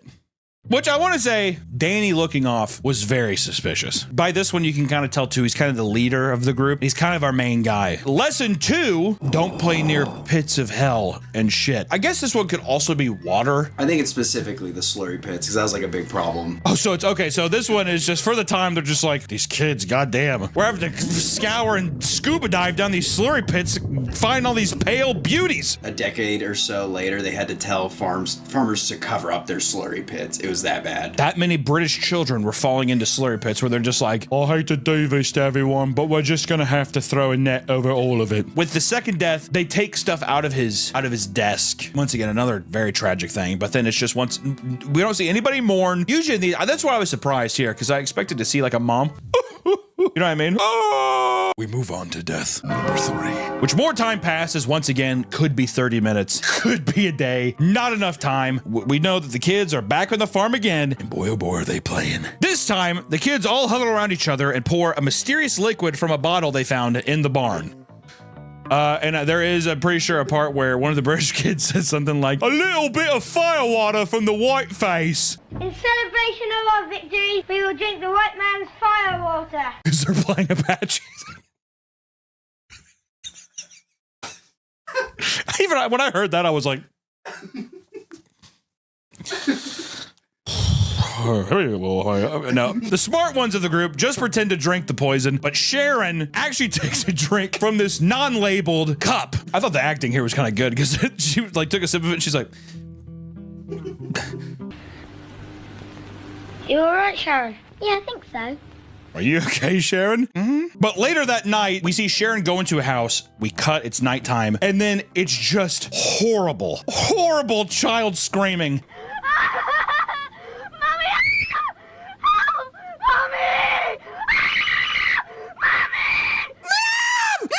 I mean, it's wild. And once again, you cut to the next day and the mom is just taking shit out of her room. She's just like, well, that one's gone. That's why earlier too, I was like, these guys gotta have like 8 children. They're like, well, there goes Sharon. Yeah, can I make it me room, Mom? Their lesson 3 is don't drink mysterious liquids. You dumb little bitch. I felt so mad because I actually like Sharon. Out of all the kids, I was like, she seemed the coolest. We move on to death number 4. The next day, the kids go back to playing without any time to mourn once again, and we're gonna beat that to death. I cannot tell you, this is a no-fat 20 minutes, okay? There's no room for emotion. This is just telling you how it is. Ah, you guys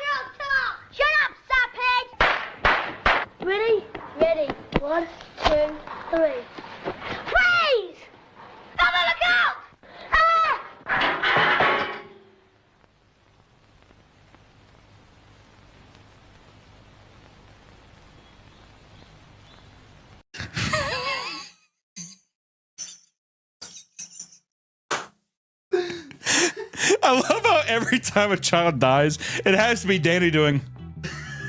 Also, in my mind, I was like, if I was that, I wouldn't die from that. But lesson 4 is watch your surroundings. Don't get hit by metal gates. Don't let things fall on top of you. I was kind of like, this one felt like the actual first accident. Everything else felt like a stupid act. I was like, leading into death, number 5. At this point, there are only 2 kids left to play Apaches. And let me tell you, it's a somber scene on top of the hill. You guys are really still gonna play the fucking game after all your friends have died this week? You know what I mean? Danny goes up this hill and he's talking to some of the old blokes at the top of the hill. And he gets on a tractor, the guy's like, be careful. And he's like, yeah, piss off. Immediately releases the brakes. I mean, almost instantaneously. This is probably the funniest death just because the tractor is going so slow. You're screaming at the movie the entire time, jump off. For the love of God, Danny, jump off. Your name is Geronimo. Jump off. It's so slow.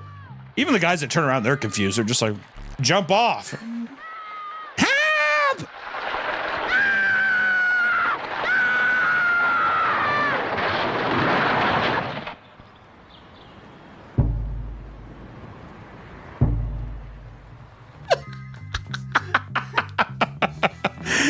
There's just something about a small British child being like, and then just like seeing like a dummy with like they like tape or glue the hands to the steering wheel and it's just like going down a hill. They barely hold a fucking beat before they show his mom just sitting in his room like. It's the first time that we see any emotion from anybody of someone being like, this was his room. The lessons, of course, is being stay off heavy machinery.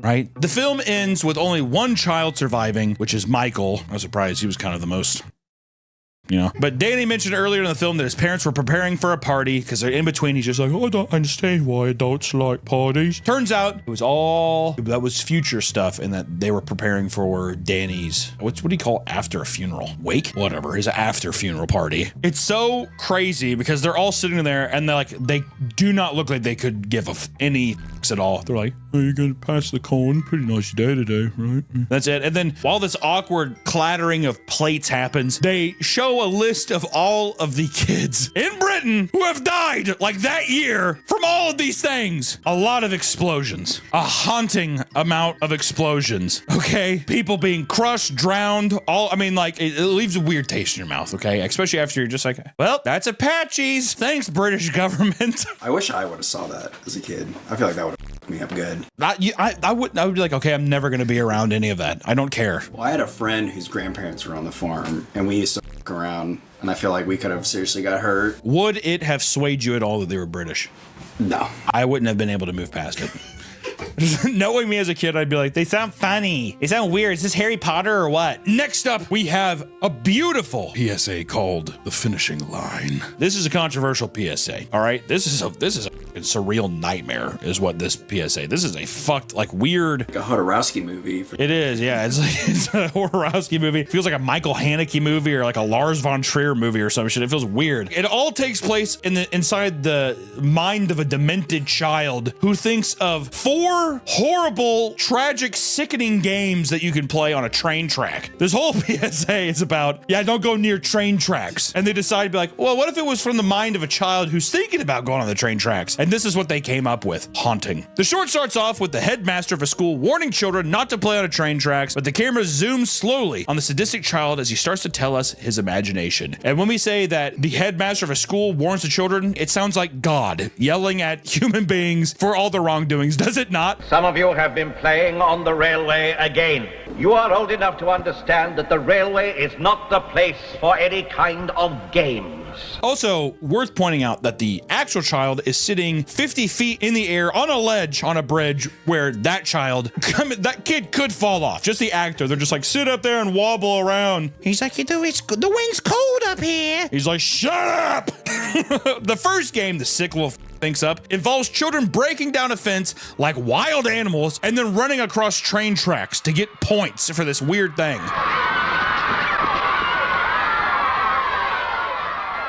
Through all the chaos of the children screaming, to not even hear the girl be like, ah! She's just is like, oh, they're passed out. And this is up too, because you know those kids could have moved this little girl. They could have. There's 8 of them. She weighs 30 pounds. Like, get that off the train tracks, dude. Nope. Okay. And there you go. Oh wait, what's even horrifying is they pick the body up and they show it after it's smushed. Well, yeah, they show away because you're like, oh my God, oof. And then after the fact, they're just like, nope, by the way, her bloody dead body right here. Take a look.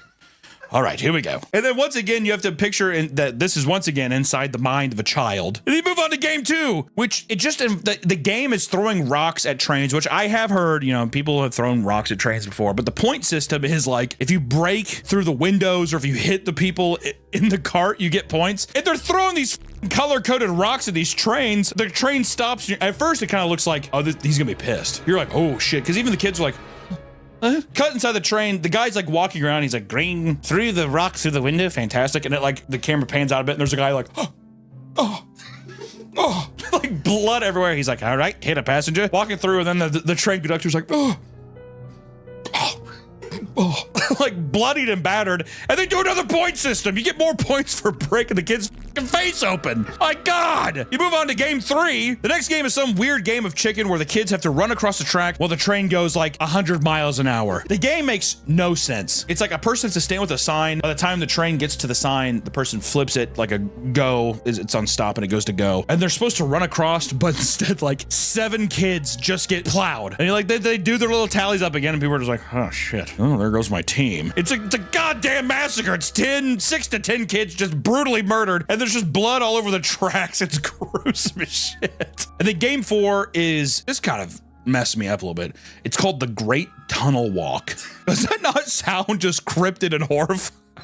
The objective of the game is to walk down a 3-mile pitch black dark train track and to see who gets on the other side first. Here's the kicker: they send trains down the tunnel, so you gotta just play, and there's no lights on the train. That's one thing I saw too. Whenever watching the video, I'm like, there's no lights on the train, so you can hear it coming, but good luck. And like it takes a weird moment, and the camera pans down to the tunnel, and you just see like this kid like limping, covered in blood, walking out, whatever, and they're like, great job, you got first. Okay, what's your name? They're like, and you see like kids limping out, and then of course everyone else in the tunnel is just dead. Then it cuts to a bunch of parents carrying hordes of dead children and like laying them ceremoniously on the track. And it's like this actually kind of artistically like pretty cool shot, but I was just like, just a weird sadistic game, which honestly, these kind of things, I'm like, of course a child would think of this. You know what I mean? It's like no empathy or care. They're just like, and then people had to walk through the train and whoever comes out first wins. Which the final shot of the film is you zoom out of a child's face as he still thinks about his train game. Like the film doesn't even end with him being like, nah, I'm okay. It's him still being like, what other games can I think of? This is a more evil PSA. This one, the other ones you're like, oh, the kids, you know, sure, there's some funny stuff. This one I was like, that's a psychopath. And at the end, I like how you're supposed to be like, don't go near trains. It's like, no, stay away from kids dangling off a 50-foot train archway. When I was at a train, my mom told me, don't play by the train tracks. There's this story of these 2 10-year-olds who stole like a 3-year-old and threw rocks at him at a train track and let him get run over by a train track. That shit fucked me up for life. My mom told me when I was like 8 years old. We need to start making a PSA for your ass, dude, for real. The last PSA we're talking about is Building Sites Bite, made in 1978. The film was made to warn children of the dangers of playing on construction sites. And it was made in response to more than 20 children dying in 1977 due to building sites accidents. 20 children, that's a lot. Why are you in construction building sites? Farms, you can be like, oh, animals, or oh, like my family works on it. What the fuck is bringing your child to work? You know, like why are you there? The film all takes place inside the head of a boy named Paul and his sadistic fantasy of torturing his cousin Ronald. The British really had a hard-on for like being like, it's all from the perspective of a weird child. As you see, Ronald wants to be an architect or a surveyor when he's older, but his cousin Paul thinks he's stupid and he looks like a toad. And there's a very uncanny incident where you like have him wear a toad mask and he's like, ribbit, ribbit. I remember I was like, you can tell Ronald's a bit of a timid little bird. And I think his probably not so intelligent cousin is jealous, and he's just like, oh, you're so special, you look like a fucking frog. Also, the way Paul is looking at Ronald is so seductive. The only thing he didn't do was do the lip bite. Otherwise than that, he was just like, Paul Ronald has the sick and twisted thought of wanting to stick Robert in a construction site and see if it'll get him killed, because he's just like, you could never live here in this deconstructed neighborhood of misfits like me and my sister live in, eh? So he puts Ronald through a ringer of tests to see if his construction site knowledge holds up and if he would survive. We move in to our test. Test number 1. Ronald ignores every warning sign that is in front of him.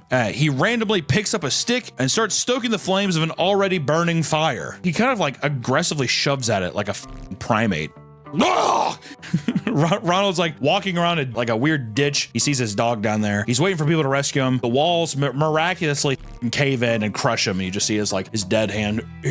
Test 2. Ronald walks into a dilapidated house. Again, Ronald ignores the danger signs and walks up the stairs and almost falls out a window. Ronald grabs a live wire and gets electrocuted.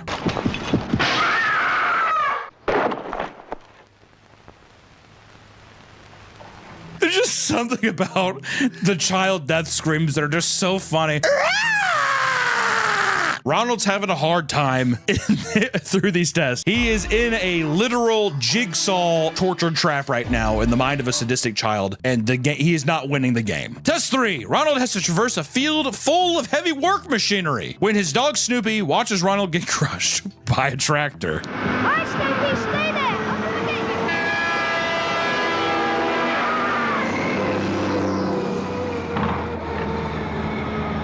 A bloody shoe is all that remains. We can't show that shoe. That shoe is caked in blood, dude. Test 4. Ronald walks through a brick house renovation, but then Ronald, unfortunately, slips on a pipe.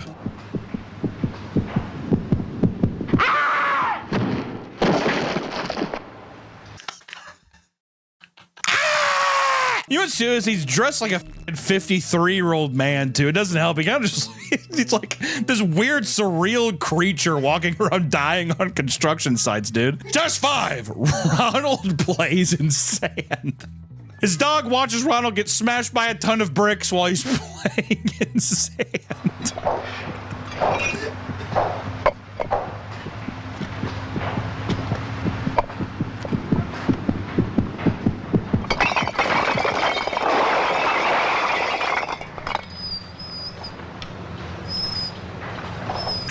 This kid, and they keep snapping him back, like reviving him and having him do these tests, but he gets crushed or is just laying bloodied and battered at the end of every fucking test. What's really funny is throughout the whole thing, they keep telling him read the signs, and every skit is him ignoring the signs. Ronald, read the sign. Okay, maybe I will. And then he gets electrocuted.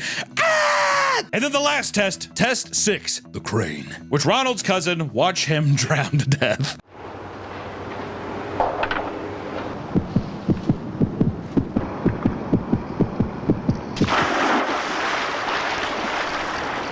Oh no! Do something, Paul! What can I do?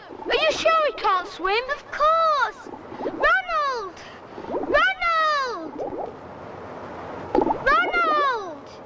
Not even much of a fight, it's just him under the water. But luckily, it was all a fantasy and Ronald's fine. I feel like the real Ronald could have survived that, dude. He was well put together. I think the little pig cousin, I think he's the one who would have been drowning and tripping and all that stuff, you know what I mean? In conclusion, scaring kids to get them to learn lessons is very valuable and funny, and I think we should continue to do it. I think scaring children is one of the funnest things to do. See you next time. No. Fairy tales and stories and urban legends just aren't enough, dude. Instilling fear with these PSAs, I think, needs to be a long-standing tradition, and I'm glad that these epicenters of knowledge exist today, and I think that we need to bring them back, dude. I don't know how, but we need to bring it back. Until next time, these are some creepy, weird British PSAs, and we'll see you in the next one. Bye-bye.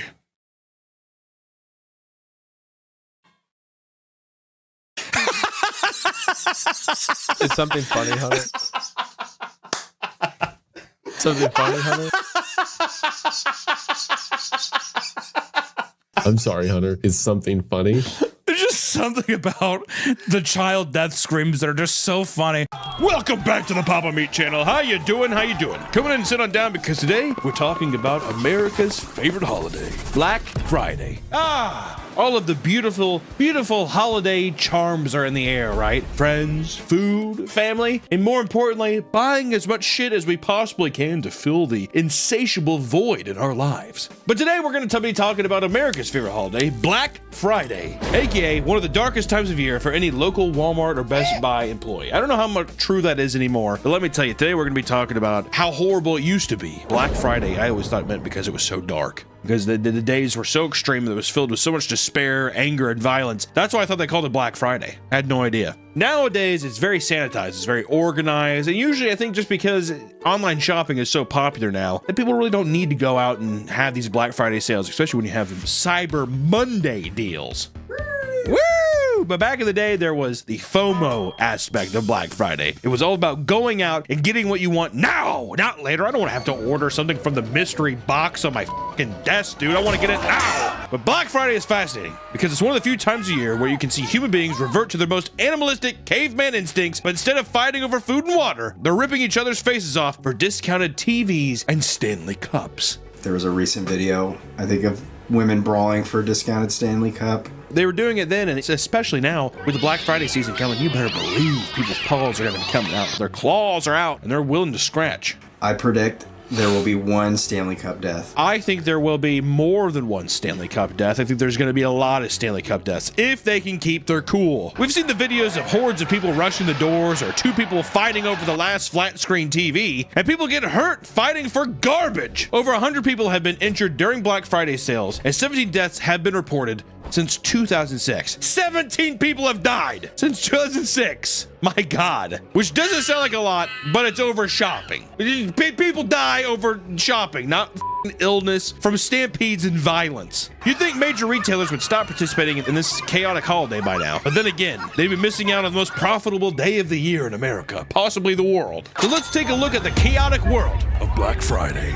But before we get into it, we have to understand, where did Black Friday come from? Before we can really digest this horrid holiday, we have to find out where this horrid holiday even came from. The term Black Friday originated in Philadelphia during the 50s and was related to the annual Army-Navy football game that would take place the Saturday after Thanksgiving. So on the Friday night before the big game, hordes of shoppers and tourists would flood the city in anticipation for the big event. And this would cause all hell on earth to break loose. We're talking about chaotic traffic, shoplifting, vandalism, and just overall mayhem in the city. Because of this, the Philadelphia police referred to this day as Black Friday to describe the absolute hell the city of Philly spiraled into. So my childlike instinct was correct earlier. Funny how it all comes back. Some merchants wanted to call it Big Friday because of the negative connotation of Black Friday, but unfortunately for them, it didn't stick, and hell still always broke loose. It wasn't until 1980s when the phrase Black Friday became to focus more around retailers, and it was reinvented to refer to companies that were in the red after making large profit for the holiday, thus being in the black. Now, the holiday evolved into a massive shopping day with annual profits up to billions of dollars worldwide. Stores would release incredible discounts that would send people into a frenzy to the point where people would camp outside of major retailers for multiple days to take advantage of it, which I did. I've done it many times. I didn't, not necessarily camp. I think the longest I waited outside, and this is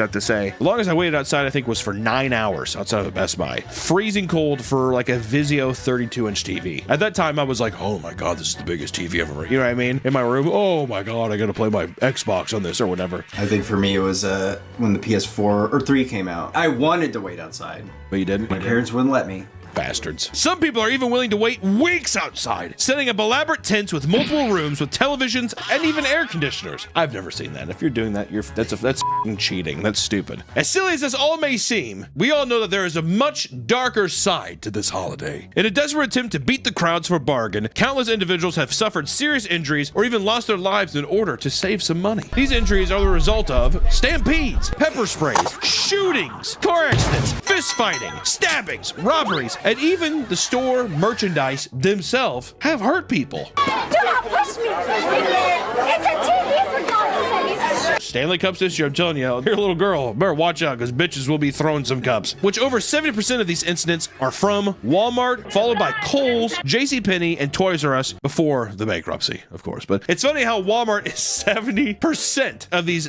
horrifying natural occurrences, and then followed by it is Kohl's. People get all excited about Kohl's cash, dude, buying jeans. Need to buy jeans, fist fight over jeans at Kohl's with my Kohl's cash. That's the strat. You wait all year, save your Kohl's cash, then buy on Black Friday. Oh, absolutely. Because you know what? You're going to look good at school? Absolutely not. This isn't an uncommon occurrence either. It's rare that a year goes by without a horrific story coming out. Even in recent years, we still get insane Black Friday fight videos uploaded to YouTube.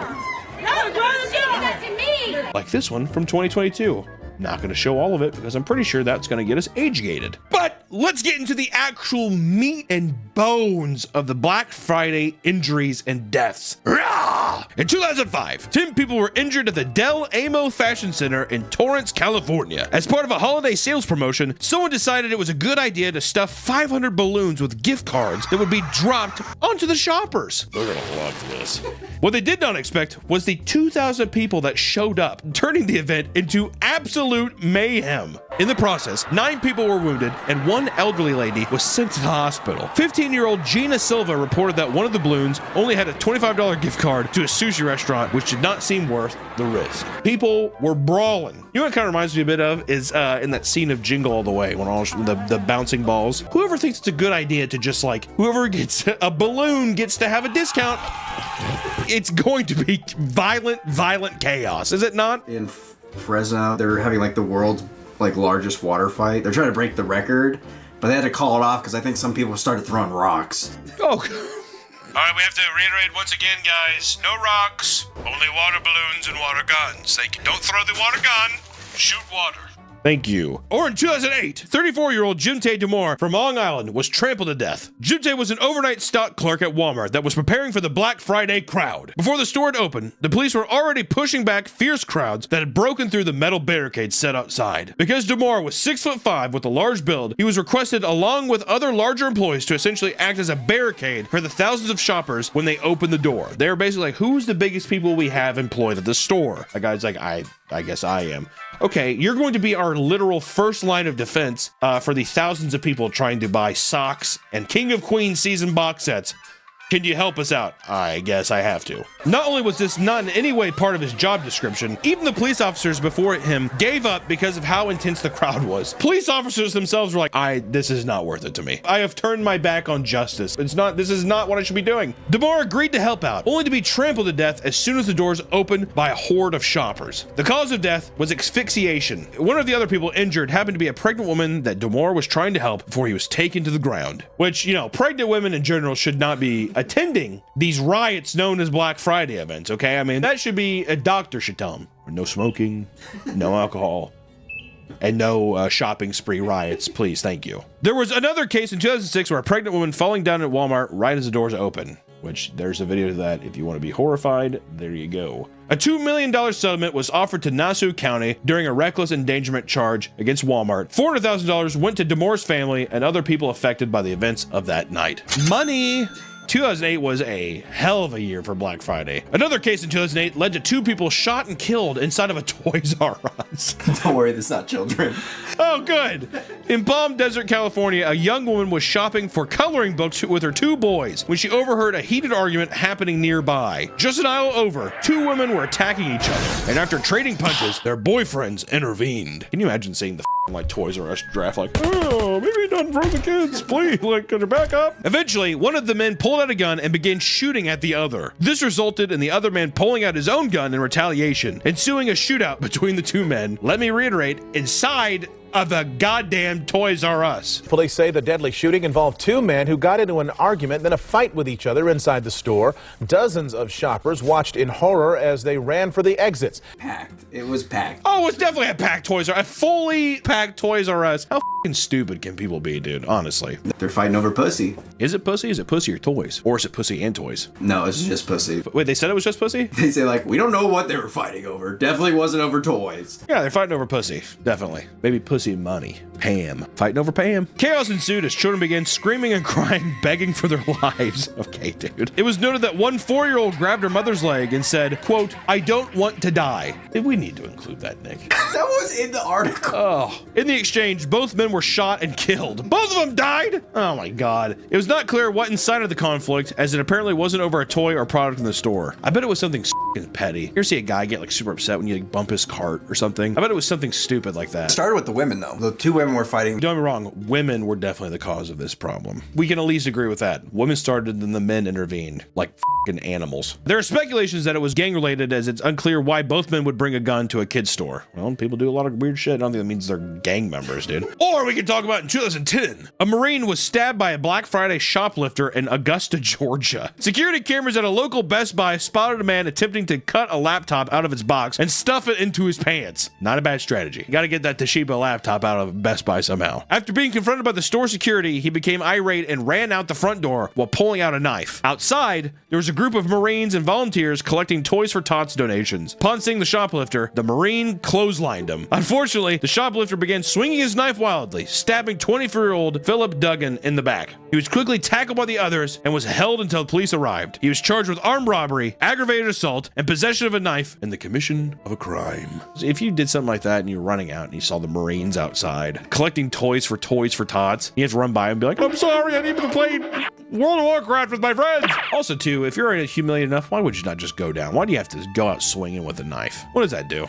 Desperation, man. You want that laptop, you'll do anything for it. Yeah, I wonder how much do you think the laptop was? $900. You think it was like that much? I was gonna say, I bet it was a $300 laptop. Google Chrome laptop. Yeah, it was a Chrome pad or whatever. Or in 2010, Akasha Adonis was brutally assaulted at a Kohl's in Jackson, Tennessee. Kohl's cash, better watch out. You can't buy pussy or weed with Kohl's cash, dude. Akasha entered a Kohl's alongside her mother as they were opening the doors for Black Friday. Another woman attempted to ram through them to get inside faster. As Akasha attempted to protect her mother, the woman began to scream in her face. At this exact moment, a random man began attacking Akasha, another woman completely separate from the confrontation. Not only was Akasha struck and had parts of her hair ripped off, but the man shoved his hand into her mouth and tore 3 of her teeth out of their sockets, breaking her jaw, and she was pushed to the ground. Do you know how hard you would have to pull down on someone's face to do? Like, imagine actually like trying to rip a tooth out of your mouth. She also got charged by 3 people. This is Kohl's.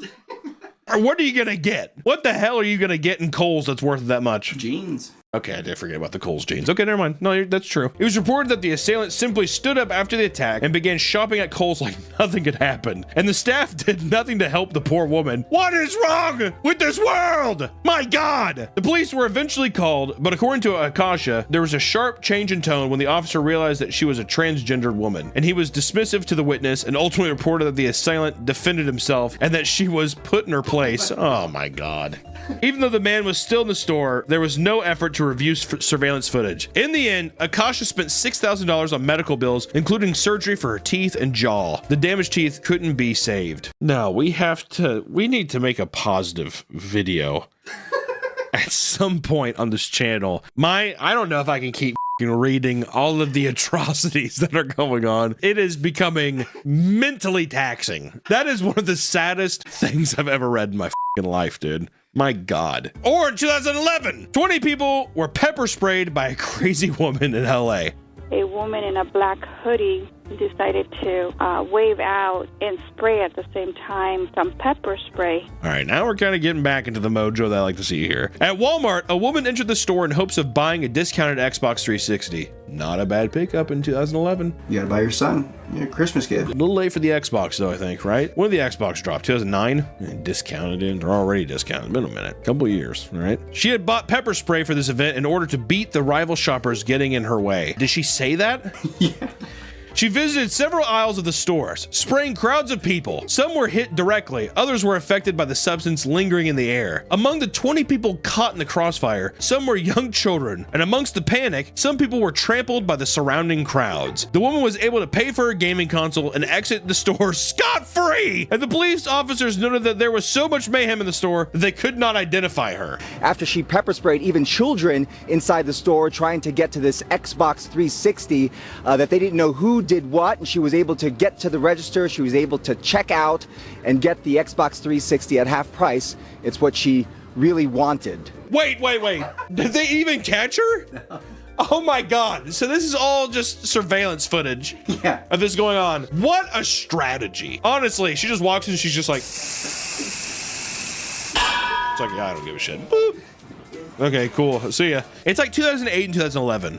That's the hot years, the most violent years of Black Friday. In another 2011 incident, a man from West Virginia was trampled to death at a Target. Walter Vance was a 61-year-old man that was shopping for Christmas decorations before collapsing due to a prior heart condition. According to witnesses, shoppers completely ignored the man as they walked over his body to look for discounted items. Not gonna lie, might have done the same thing. I don't know. Well, who knows, dude? When you're in the shopping fever, you know, you become a little disillusioned with what's going on around you. Am I wrong? That means the person who also was talking about this, the witness, also proceeded to ignore the man on the ground and just be like, that's horrible. Oh my God, the deal. Look at the deal here. It was reported that 6 nurses eventually came to his aid, but it was too late. Walter had later died in the hospital. Oh God, Nick. Oh God. Once again in 2011, a 15-year-old girl was trampled close to death at a Walmart supercenter. Alicia Stone attended the store on Black Friday in an attempt to buy a discounted copy of Dance Central 2. The $60 game was being sold for $15, and there were only 8 copies available. Imagine being trampled almost to death. You almost die for Dance Central 2. I mean, $45 discount though. That's a pretty good discount, dude. How do you only have 8 copies in your store? That's At one point, a crowd formed around her with the hopes of buying the same game. Some people were threatening physical violence towards other shoppers in the group. As an employee uncovered a shelf full of discounted games, around 50 people lunged forward. Alicia became caught between the rack and the crowd. And Alicia told reporters, quote, "I was trying to catch my breath, but I couldn't get out. There were people on top of me." My claustrophobic ass I would go insane, dude. She recalled being kicked and having her ribs stepped on as people tried to pull a copy of the game out of her hands. Dance Central 2! That's all it is! Oh, God. Elisha said, quote, "I just started praying. Please get me out of this." It's like, how has there not been a movie about this? It's called Dance Central, whatever. Fortunately, a kind man that they were chatting with before the chaos began had fought his way into the crowd to save her. As she was hoisted over the crowd, she was missing a shoe and a sock. And in the end, Alicia got her game, but it cost her a trip to the hospital. Or in 2013, a 23-year-old shopper was arrested in a New Jersey Walmart. New Jersey police were already in the middle of handling an altercation in the infant section of the store. I guess the cops were like, we were already dealing with something in the baby aisle of the store when we got word of something new. When two women were arguing, leading one of them to spit on the other child. God, people are gross, dude. As this took place, they overheard a man yelling and cursing nearby. This man was Richard Ramos, who was arguing with another shopper over a discounted television and became belligerent. How the f do you go from spitting to a child and some guy's just like, "It's my TV!" A manager called the police officers over to help, who tried to calmly escorting him out. And on the way, he suddenly yanked one of the officer's t-shirts. The police eventually had to pepper spray him before arresting him. He was charged with aggravated assault. Oh God, child spit and TVs, man. I want to know what happened with the mothers. Probably just let her off. They're like, just wipe the spit off and just f***ing shake hands and be done with it, my God. Or in 2016, a shirtless man was found whipping shoppers with his belt. Get away from me. Whoosh, whoosh. In Vancouver, Adidas was selling a special limited edition shoe at a special discount on Black Friday. People crowded around the store, and over time, people started to get riled up, leading to fights breaking out amongst the sneakerheads. One man decided to take off his shirt and use his belt as a whip to attack random people. And then, according to a teenager at the event, quote, "Out of nowhere, some guy came behind and just started choking him." He's like running around with his belt, like swinging it at people, and then like out of nowhere, some guy came behind and like jumped on his back and just started choking him. Another teen in the group said his friend's brother was injured amongst the chaos, having to rush to the hospital to get a wound stapled shut, a gash. Our friend's brother went to the hospital. Oh, okay. Is he okay? Yeah, he's all right. Ultimately, the store had to respond by shutting down the sale before opening the store. Instead, they gave them away in a raffle, later to avoid further violence. It was outside a guy whipping. He was just like, he's like, "I'm getting it first, motherfucker." Just a full-on brawl for some Adidas, dude. Are they some Yeezys? Well, if they're Yeezys, that's even worse now. In 2017, a man shattered his hip during a Black Friday brawl. Amongst crazy shoppers at Kmart. Was Kmart still around in 2017? What? An altercation began between two people fighting over an electronic item. A video was uploaded to social media showing a man being brutally shoved into a shelf, shattering his hip. Roll the clip.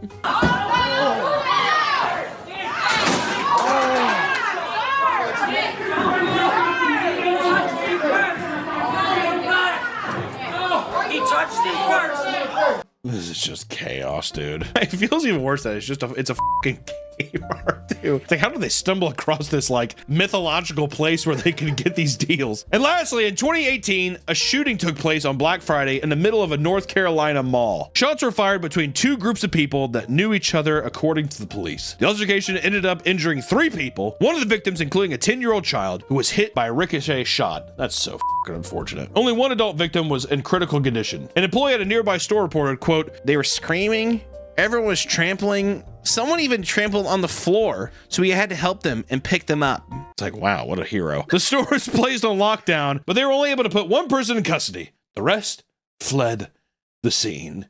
My God, we need a palate cleanser of a video. Oh God, what is there to even take away from this video? If there's anything to take away from this video, it's that Black Friday now, at least, I think is in a much better spot. It's a lot more boring. Hearing this back, I'm disgusted because I remember a year or two ago, I was like, I miss whenever Black Friday had that energy. You would go to a store and you'd almost look for that confrontation. You would almost look for that fight because it was just like, it was an event. It was like going to a wrestling match or something like that. Even just people watching and the chaos of just these random items, and then you yourself had a little treasure map of deals that you wanted to get. It was an exciting time. But after reading all of this, I don't want to go back. I think it hurt my stomach, it hurt my heart a lot to do this. So maybe the boring, mundane nature of the stores now, and how even it's almost an obsolete holiday with Amazon and Cyber Monday and all these online sales, it's kind of a thing of the past. If there's one thing that will survive in this country, it's Black Friday. And for some odd reason, I feel like we're not out of the storm. Somehow, some way, a Black Friday riot, fight, stabbing, shooting will happen again.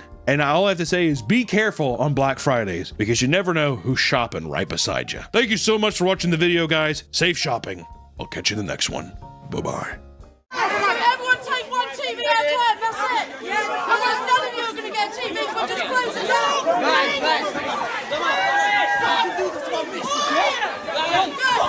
For what?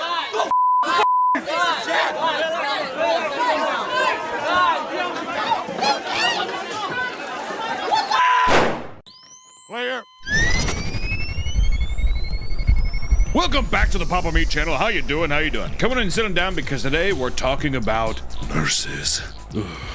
Evil nurses at that. We've done doctors before. We've done all kinds of things. You know, it's like whenever someone peaks in high school and they can't let go of that power, so they become a local cop. That's how I feel about nurses. That's how I feel about catty bitches like cheerleaders and anything else. It feels like people that are trying to grasp on to a little bit of power they had in school, so they become nurses. I've known a lot of very gossipy nurse. Oh, dude. Gossipy nurses, the amount of stuff of people snooping and doing whatever else. I mean, it feels like high school in some regards. And that doesn't mean that there isn't obviously medical professionals out there who go to school to work hard. But there's also a lot of nurses who don't do that. And they just kind of show up to their local hospital and they just apply. That's who I'm talking about, dude. Which going to the hospital can be a really stressful time. Whether you're getting surgery or tetanus shot, or even just getting a checkup, it can put you on edge, dude. And one thing that can really put you at ease or send you into a chaos and oblivion is the quality of nurse that you have. When you think of nurses, what comes to mind? Kind, gentle, reassuring, right? Rude, never around. What if I told you that not all nurses are looking out for you and that some are even out to get you?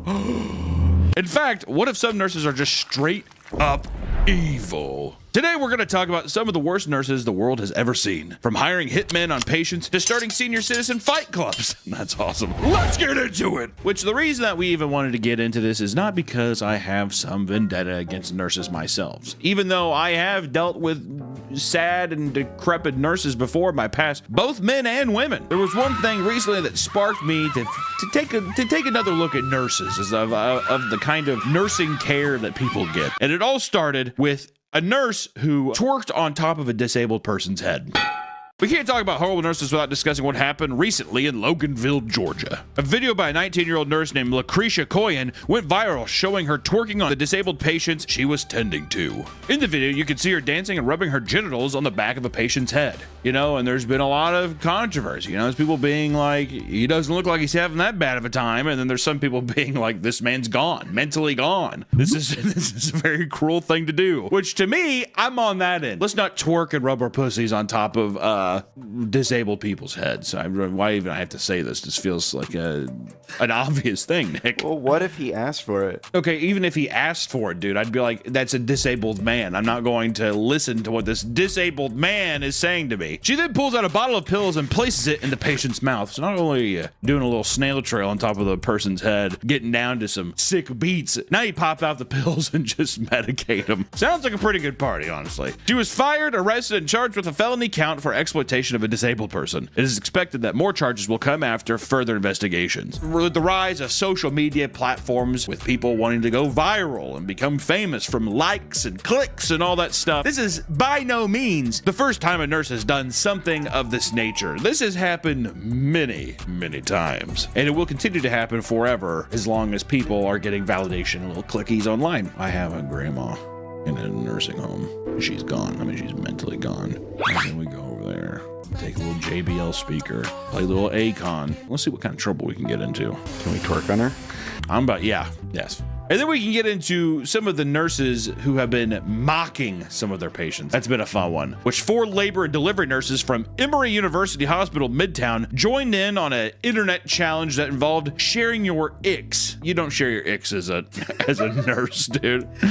Oh, this one. One of the icks that the nurses were complaining about were when patients asked for water and blankets. Already told you to push a call light, but every 5 minutes, your family member coming at the front desk, ask you for something else. Excuse me, can I have a blanket?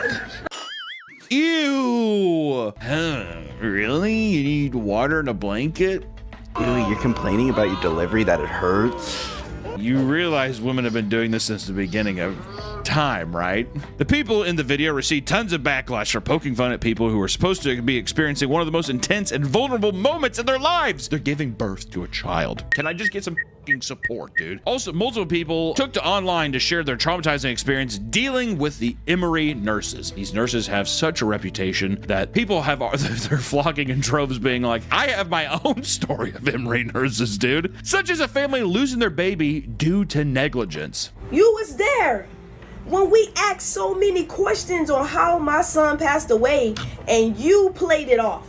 Y'all all played it off, and 2 of y'all are in that video. When are we ever gonna cover a video where there isn't some form of child death of some kind, dude? I seriously feel like every week it's just, how are we gonna talk about kids dying this week? I feel like I'm going f***ing crazy. The nurses involved were later fired. Yeah, good. And the hospital had to come out with a statement expressing their disappointment in their actions. Emory Healthcare is committed to providing an empathetic, high-quality care to our community, and our patients come first. Is when you come in for your induction, talking about, can I take a shower and eat? We are aware of TikTok videos that included disrespectful and unprofessional comments about maternity patients at Emory University Hospital Midtown. You don't want any pain medicine, no epidural, but you are at an 8 out of 10 pain just to serve a meal. We have investigated the situation and taken appropriate actions with the former employees responsible for the video. When you're going room to room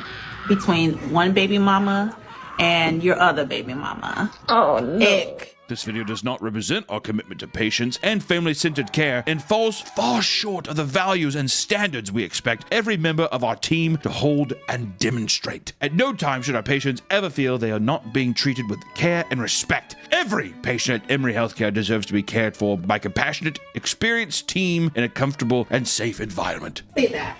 It's the unlimited trips to the nurses station for me. From me to you at the Emory Midtown Healthcare University thing. I also like how they had to make this statement after there was just like hundreds of people coming forward being like, it was the worst experience of my life. Or even someone just being like, my baby died due to negligence. And they're just like, ew, ick. I don't know about that. There's a lot of response videos where women are like, I was going into labor, and the nurse was like, that's not possible. The woman would like put their hands in their vaginas and be like, I could feel the baby's head coming through. God. Imagine feeling your baby's head before the doctor. Imagine reaching down there and you're just like, there he is. Do you think you accidentally poked too hard? What they do, because he went in and they had to cut his head open, is that they tag and label the skull and they put it in a refrigerator. You have to keep a skull chilled? I guess. That's a legitimate question. I don't know. If you cut out someone's skull, they're just like, put this on ice. I don't fucking know. But the funny thing is, so when they went to go like look for it, they're like, huh, where is it? There's all these other skulls that are mislabeled, but it doesn't fit. Someone stole a piece of his skull. It's 100% some guy just being like, I mean, why? Look how many we have. If I just give him another one. Yeah, I'd be pissed too if half my skull was fake. And I'm like, because you lost the last one. I had a perfectly good skull. You lost it. Or we could talk about a nurse that was filming for flatlining patients. This is, you ready to go to the hospital? You ready to get that big surgery done, buddy? The doctor's gonna be in a moment. I hate when fucking people say that. I had this one guy when I had my appendectomy, whatever, thing blew up like a goddamn hand grenade in my stomach. And he's like, ooh, yeah, you in pain, buddy? And I'm like, yes. And he's like, all right, well, the doctor's gonna be right in to see you, okay? Talk about my ick, that's a ick for me. The doctor will be right in. And then hours pass. Gonna be right in. He's right outside. I see him. He's probably walking to your door right now. Okay, bye. I can't stand it. Next time I go to the hospital, I'm just gonna be like, put a bullet in my head, dude. Fucking put the bullet in my head. Anyways, we could talk about a nurse who was filming flatlining patients. In 2024, a Filipino content creator named Juliana Villafuerte. I need to get a Rosetta Stone. Is it for English or for Spanish? I think for just the entire world at this point. I can't even pronounce English names. I can't pronounce thing. A Filipino content creator can't say Juliana. She posted a video online in which she was enjoying her coffee on the job before being interrupted by a patient's cardiac monitor flatlining. Which, according to Juliana, she says, and I quote, the patient's family members came to the ER weeping, and that's when it hit me. How life is just so short. What does that mean? She was like basically saying like, you know, this patient dying and flatlining made me realize that life is short. Oh, so she was like, this guy died and you saw me try, but I just couldn't do anything. She also filmed herself crying and discussing how hard her job is before doing an unboxing video. What was she unboxing? Thermometers? There's people online where it's like you set up your camera and you cry on camera. It feels a bit unprofessional, does it not, for a nurse to set up her camera and she's like, oh. You're working. Yeah, you don't know how hard my job is. Dude, that's the job you chose. That's also just like, why don't you fucking get off the phone and get in there and help some people? How many other people are flatlining right now? You only can get a good reaction if somebody else is filming you from far away. That's the best way to do it. Like that one woman at the Trump rally, whatever, who was like, The United States of America, Donald. It's one of my favorite emotional moments online ever. People were infuriated that she was using the death of a patient for her own personal life lesson. Oh shit, dude. What the Juliana, you're not Shakespeare, dude. In response to the backlash, she issued an apology statement only for someone to confirm that it was 100% created by AI. She couldn't muster the courage to write it herself. She had to use AI. Her university made an official statement about the incident and she was given a slap on the wrist. God damn it, Juliana. Get back in there. Because of the incident, she has been given the title of Flatline Queen. You know, we were talking about life and death stuff, people stealing skulls and people doing dances and writing poetry while you're flatlining and dying. Now let's talk about a nurse who steals jewelry from dementia patients. It's the perfect crime. They'll never remember. Where'd it go? I always love when nurses talk to old people because it's like as if you have to talk to them like they're toddlers. I know there's gonna be some nurses too being like, you don't realize the trenches you're in. Oh, I have to bathe for 17 old fucks all day. We're making a lot of enemies. Every video, I feel like people are just like, this motherfucker he hates nurses. I hate the nurses that steal jewelry from dementia patients, dude. I like to joke about them complaining about having to watch old people. Fuck you, I don't you. Anyways, in 2024, 54-year-old nurse Stephanie Phillips Sawiak was charged with 3 counts of neglect, abuse, and exploitation of an elderly, as well as 3 counts of robbery and aggravated assaults. 54 years old, dude. Fucking friendly fire. She's just like, I gotta get you before they get me. It's nothing personal, Gladys.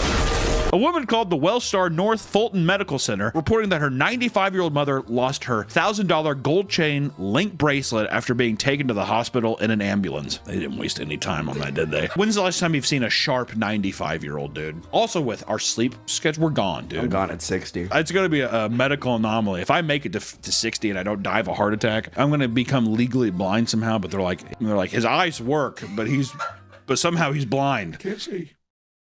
I can't see. In the investigation, it was revealed that Stephanie has a penchant for stealing jewelry off of defenseless patients in the hospital. Once again, easy crime. What are you going to do about it? Another victim, an 84-year-old dementia patient named Patricia Gaskins, was wearing several rings the day that she was admitted to the Fulton Medical Center after a painful fall. It's always such a fun way for old people to go down. Oh, they just fall down. I can't. And they just fall. Steffi admitted to using hand sanitizer to help her slip the jewelry off her fingers.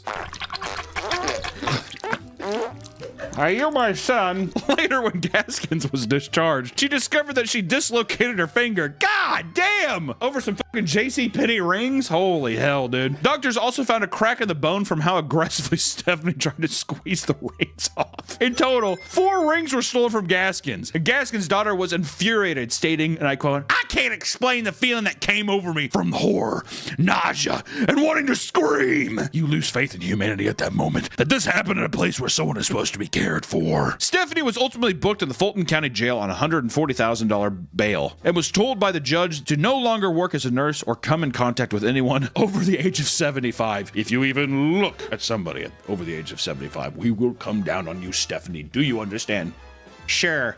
Or we could talk about a nurse who breaks babies' bones. Maybe for fun? I don't know. Let's find out. A nurse from Virginia named Erin Elizabeth Ann Strotman was charged with 1 count of felony child neglect after horrific actions taken against NICU patients at Henrico Doctors Hospital, which NICU means Neonatal Intensive Care Unit, which is a hospital ward that tends to premature newborn babies, whatever. So preemie babies, dude. They have to have their little CPAP machines to stay alive. You get it. During Christmas Eve of 2024, god damn, dude, recent. 7 weeks ago? Man, good lord. 7 weeks ago, hospital employees found out that several NICU babies suffered fractures. This was not the first time it had happened, as employees were met with a similar situation from the summer of 2023. How did that just get swept under the rug? They're fragile. I don't know. In one instance, the Hackey family recalls admitting their premature infant in September of 2023, only to find that it had a broken leg 7 days later. Would you not raise hell? But then there probably someone's coming, it's normal. It's fine, he's a baby. He's fine. See, it's happy. He's a preemie baby. With 7 cases of NICU injuries, an investigation began, which led to the arrest of 26-year-old Erin Strotman. No mugshots flattering, but that one right there. I don't know why, but I think it's a Pink Panther theme song. I don't know why.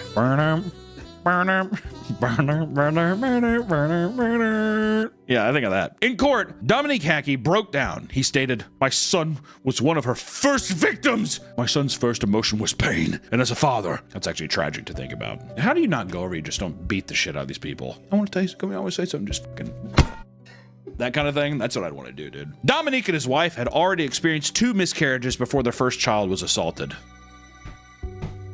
Our next video is going to be how to have a happy day, is what it's going to be called. Strotman now faces up to 10 years in prison and 20 more for malicious wounding charges. She is only formally charged for 1 of these cases, but she is a suspect in 7 other cases. I'm going to go on a limb and say the crazy bitch that's breaking preemie babies' legs is probably the one that's doing the other ones. And if that's the case, can we not just take a sledgehammer and every day you just re-break her bones every day for the rest of her life, and you shave her fucking head, razor it down to be like a baby. Her bones are forever broken until she comes back like the fucking Elephant Man. Or we could talk about nurse bangs patient left to die of heart attack. Okay, first off, we need to be better about writing these titles. They sound like those magazine covers. It's like a newspaper. Nurse bangs patient left to die of heart attack.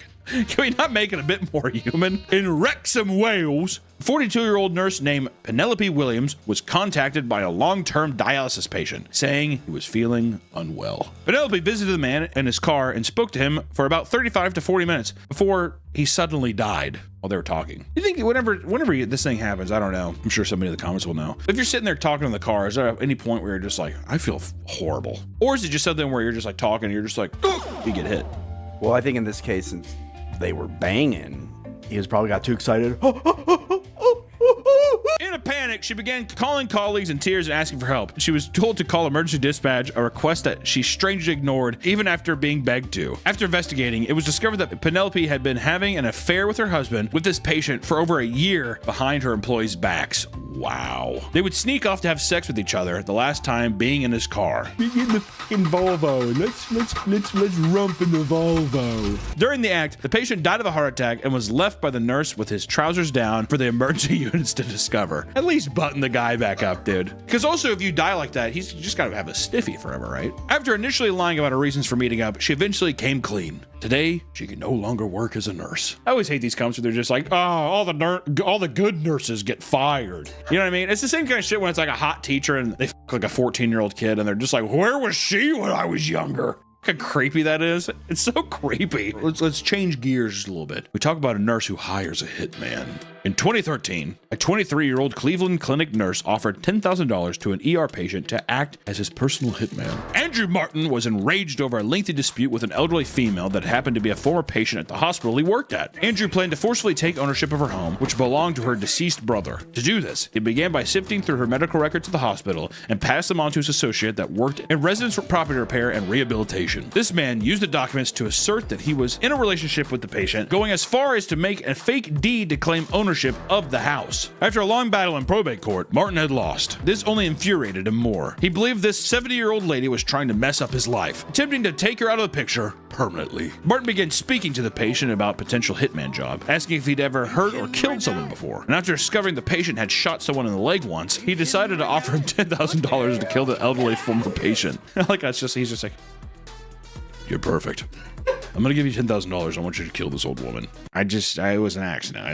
I shot him in the leg. He then told the man to, quote, put 4 in her head and make it look like a robbery. What a guy. Shocked at such an insane offer, the patient immediately spoke to the police and had Andrew Martin arrested. Yeah, like I was just like, yeah, this guy came in and I told him about a hunting accident I had once and he offered me to kill somebody. What a fucking dumbass. He eventually pleaded guilty as the evidence was stacked against him. In court, he had to pretend that the wiretap phone call of him talking to the potential hitman was in fact not his voice. It's pretty funny. Him just be like, yeah, I want you to shoot her once in the head. No, shoot her twice. No, 3 times. In the end, he was sentenced to 12 years in prison. Actually, he gets out this year. Hey, welcome back, buddy. One thing is people in these fields stealing other people's medication. There's so many hard drugs that happen, and this is a case of a nurse stealing fentanyl for herself. Danny Marie Schofield, a nurse from Oregon, was accused of drug diversion at Asante Rogue Regional Hospital starting in 2022. During her time there, it was discovered that she had been stealing liquid fentanyl from the patients she was treating in the intensive care unit. In return, she would replace the IV bags with tap water. What Schofield didn't realize is that sending tap water directly into someone's veins can lead to central line infections. Cases like this started to rise rapidly, specifically throughout the ICU. An investigation spanning 7 months had begun. Schofield was no longer working at the hospital at the time, but voluntarily agreed to suspend her license as the case was being looked into. There was enough evidence after conducting numerous interviews to indict the former nurse of 44 counts of second-degree assault. How much goddamn fentanyl do you need? I guess at that point she's probably selling it. I mean, I don't know. I'm just saying, fentanyl.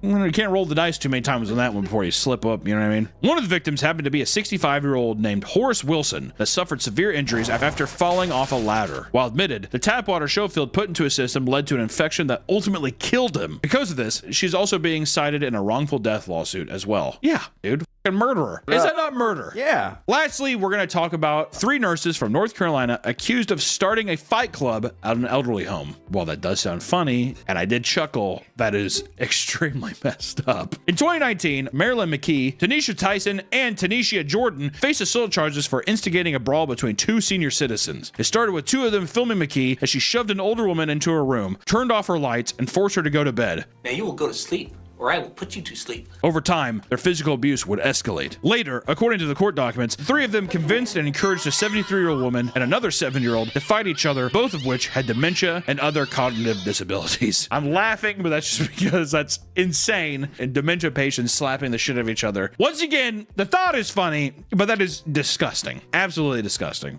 The older victim pleaded for the other woman to let her go. To defend herself, she began choking the younger woman until her face went completely red. The entire fight was later uploaded to social media. And eventually, a supervisor came to break things up. All 3 staff members were fired, and a police investigation led to each of them being charged for assaulting an individual with a disability. I feel like there should be more punishment for that. You're messing with someone who has basically no mind. Where's the humanity there? Once again, on paper, you read that at a glance, I'm laughing. I'm sorry. It's crazy. I have to preface this stuff now because we keep getting all this heat from all these different communities of people. Cyclists are on my back. Trading card people are on my back. World of Warcraft people on my back. You know, we talk about these videos and it doesn't mean I'm lumping in every nurse as a horrible person. I'm saying that there are always cases in every facet of life where there is going to be somebody who is a bad egg in a batch, right? It happens. A nurse doing something to maliciously affect you is such a horrifying concept when you're in a hospital or someplace where you are obviously very vulnerable and you're looking at these people to take care of you. It's fucking terrifying. Today, I mean, it started off, of course, with somebody twerking on a disabled dude's head and giving him pills, and all of a sudden we end up in a fight club. I'm just saying that the world is a dark and dangerous place. And for all the nurses who don't do this, male and female alike, I just gotta say thank you so much. Appreciate you for helping us out. All the nurses I had were great. Well, I mean, everybody has a bad experience with a nurse. It's just because you want to get out of the place. I don't think it's really the nurse's fault. All I gotta say is thank you to all the nurses out there who don't start fight clubs with elderly people or my grandma, or they don't twerk on my head when I'm high on fentanyl or something like that. I appreciate you so much. For all the unsung heroes in the hospitals, just know you are appreciated and we love you very, very much. Until next time, everybody. I'll see you next time. Bye-bye.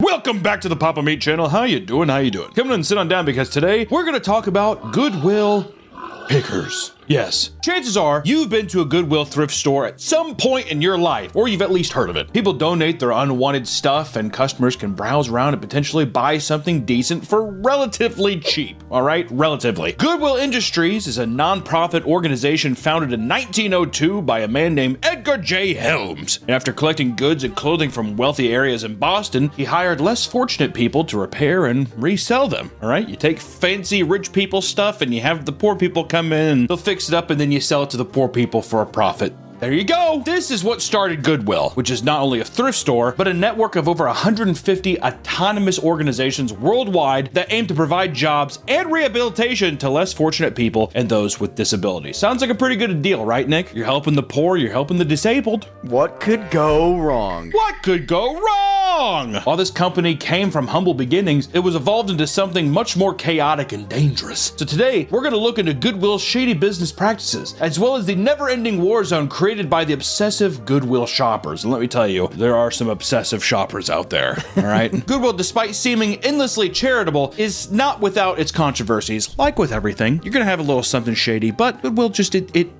it goes off and it says, you know what, we're a charity, we're a non-profit. And that's where this thing gets a little dicey, in my opinion. Goodwill uses a large percentage of the revenue to fund training programs for those that struggle to find work, which is a good thing. They also pay enormous salaries to those running each individual organization, and some CEOs, like Stephen Loughborough, received over $904,000 in 2022 alone. This is a non-profit. It's a non-profit organization, right? I mean, it's an important job that he's running, Nick. What do you think? Do you think that somebody in a non-profit should be allocating those funds, or does it seem like a Ponzi scheme to just be like, we'll take a large portion, but then we pay our little crew handsomely? Is that fair or unfair? I think it's unfair. I think if you're a non-profit, just like the Hank Hill episode, remember when they freaked out? We made profit!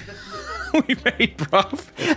While it's common for nonprofit organizations to pay their higher-ups good salaries, they are typically scaled down from traditional for-profit businesses for the sake of public perception, because once again, for-profit is different than nonprofit. Our company's not supposed to make money. We're supposed to take everything that we make and give it back to whatever organization. For these people, the people that can't find work, people with disabilities, that kind of stuff. That's the code. At the same time, if I can get a Chris Mill off the top of it, why not? Part of why Goodwill customers are still critical of this, however, is due to their belief that disabled workers are exploited by the nonprofit. Okay. Due to a loophole in the Fair Labor Standards Act, Goodwill is able to get away with paying those with disabilities less than a minimum wage. At least they got a job. You found work, but at what cost? This has been reoccurring issues with Goodwill for several years, with reports even in 2011 showing that some were being paid as little as 22 cents an hour. Is this China?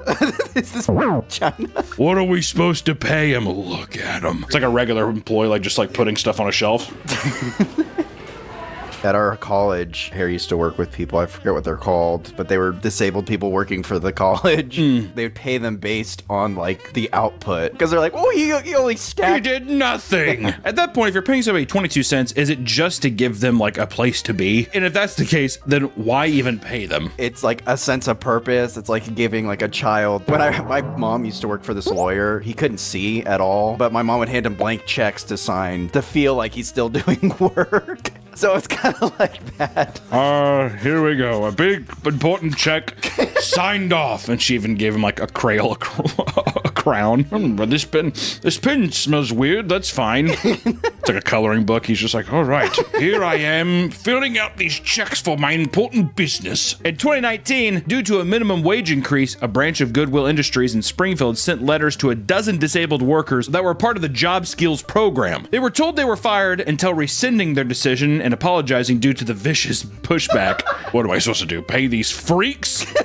No fair wage for you. We can't keep you. They take their collars off. Go free. Run. In 2022, a woman that had previously worked in an assisted living facility posted a TikTok to discuss their qualms with Goodwill. According to her, many of the boys and girls living there worked at Goodwill due to their disabilities being paid less than $1 per hour. Slave labor, man. Slave labor. Goodwill?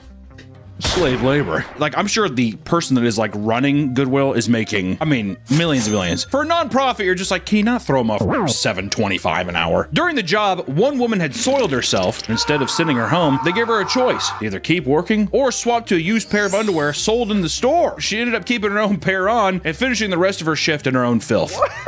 I personally, as a shift lead, would have been like, why don't you go home? How many more hours you have left in your shift? We'll pay you the 66 cents. You know what I mean? How gross is it too? Go take one of the used panties. Also, let me tell you something else. If you buy something from Goodwill or any thrift store, you don't go home and wash it before you wear it. What's wrong with that? I don't trust that those people are actually washing the clothes before they put them out. I think they wash them, but I'm thinking... They say that they wash them. I think I saw like a blood stain on a shirt one time and I was like, huh? I think that's when you toss in the trash. Oh, that'll come out. Also, it was like a little kid shirt. I was like, Jesus Christ. Today's episode sponsored by Gamer Subs. We have our own flavor, raw meat. Don't drink raw meat right now. Do you like summer in a glass? Then drink raw meat. Gamer Subs, 0 sugar, right? Nice caffeine. Or if you don't like caffeine, they have caffeine-free options. Raw meat. Go get raw meat! Use promo code PAPAMeat on checkout. I swear to God, you're gonna get it. You're gonna love it. Please go buy this. If everyone just got one, right, it would end world hunger. That's a fact. If everyone got one right now, if you're watching this fucking video and you go get it, world hunger's done. Ring-a-ding-ding-ding. Don't drink it. Raw meat. Raw meat. That's my flavor. Raw meat. Go drink it. Thank you so much, Gamer Subs, for sponsoring this video. Go fucking get this. No, I'm joking. For those that wanted to fight for better treatment in the workplace, their efforts to unionize were met with aggressive and overwhelming union-busting efforts. In 2024, 3 notorious union-busting firms were hired, pressuring people into one-on-one meetings and having their work heavily surveilled. It's funny to think that they brought in union-busting for, like, mentally disabled... physically disabled people, and they're just like, your job's not that hard. What the fuck are you talking about? And this is far from the only controversy that they've had. In 2017, in Sacramento, Goodwill was fined over $100,000 from safety violations that led to a 26-year-old dock worker being crushed to death by heavy machinery. A truck driver accidentally released a cable holding a trash bin, which had fallen on a worker named Abraham Garza. His skull was pinned between the bin and the trash compactor, killing him soon after. David Goody, who witnessed the tragic accident, was blamed for his death due to supposed negligence, despite warning them on multiple occasions about the company's inadequate training and potential safety hazards. He's like, I don't know how to operate this. What am I supposed to do? Regardless, they denied that the fatal accident was their doing and terminated Goody a week later, banning him from that location entirely, as if he's like, what, I can't get my shorts here anymore? Do you think he kept coming back? Yeah, he's like, the deals are too good. Goody, I gotta get out of here. Get out of here, Goody. It seemed that Goodwill had a track record of injuries due to improper training, and in 2015, 2014 and 2017, 2 people were killed in forklift accidents, and apparently the test to obtain the forklift license was impossible to fail and took less than half an hour, which I want to say I worked at FedEx for a little bit. It took, I think it was like, I'm not even joking, like 4 weeks of training. It wasn't half an hour, let me tell you that. One of the most fascinating things about Goodwill is the chaos surrounding Goodwill outlets. I did not know about this phenomenon, which is different from the stores. Like a Goodwill store is going to be different than the Goodwill outlets itself. And there's a whole culture behind Goodwill outlet shoppers. One of these, I guess, parasites is what you might want to call them. The guy who helps me make all the puppets on this channel, Adam or Creature Kid, is, I mean, a fiend. He's addicted. And I think it really does build addiction. Like I think that the people who are these Goodwill outlet shoppers, they're addicted to going. When retail Goodwill stores fail to sell their products, they end up being sent to Goodwill outlets as a last-ditch effort to get rid of them. You throw your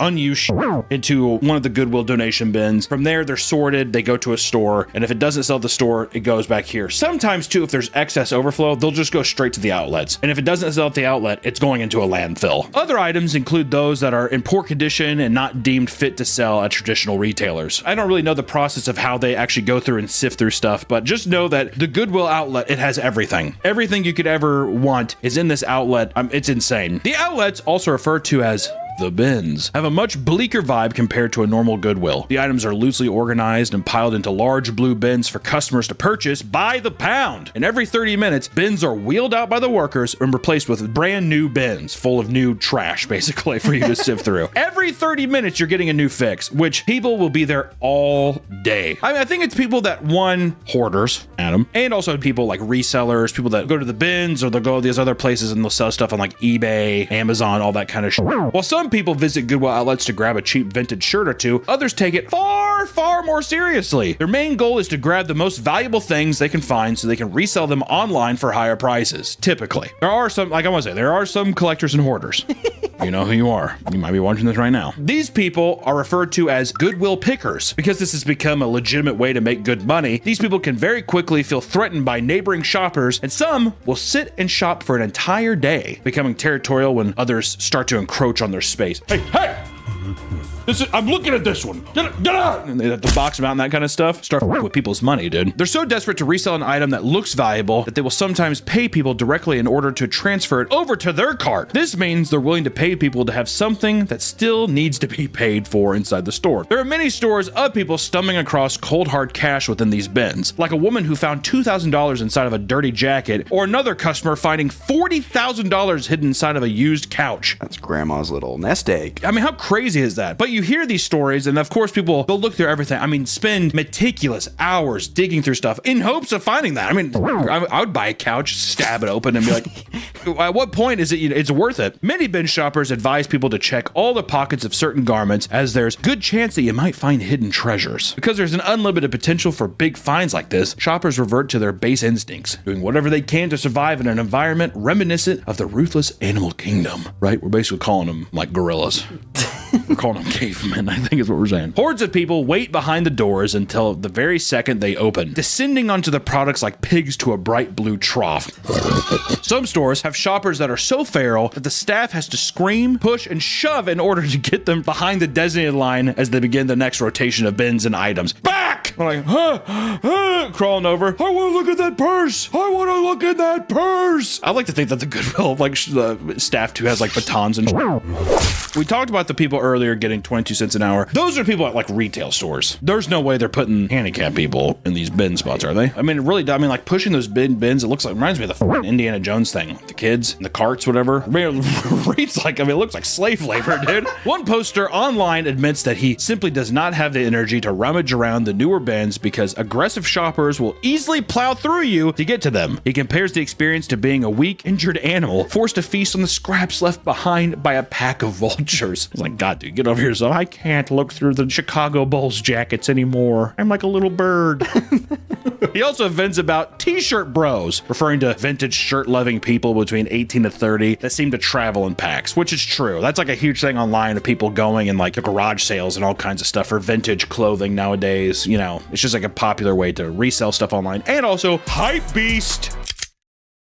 Shopping alongside crowds like this often results in physical harm, something that online communities can endlessly attest to. And according to one man, an entire printer was thrown at him out of nowhere from an aggressive shopper. Some have even posted pictures of their injuries, like the woman who specifically shopped at the outlets with her mother in order to act as her bodyguard and protect her from overly aggressive shoppers. And one day, a woman purposely pushed a cart towards her, smashing it into her shin so badly that she almost threw up from the pain. She ended up giving up on returning ever again due to the fear of getting injured. Listen, dude, don't hate the players, hate the game, right? One disgruntled shopper explains how she was bitten by a crazy woman who wanted her to move away from an item she was reaching for.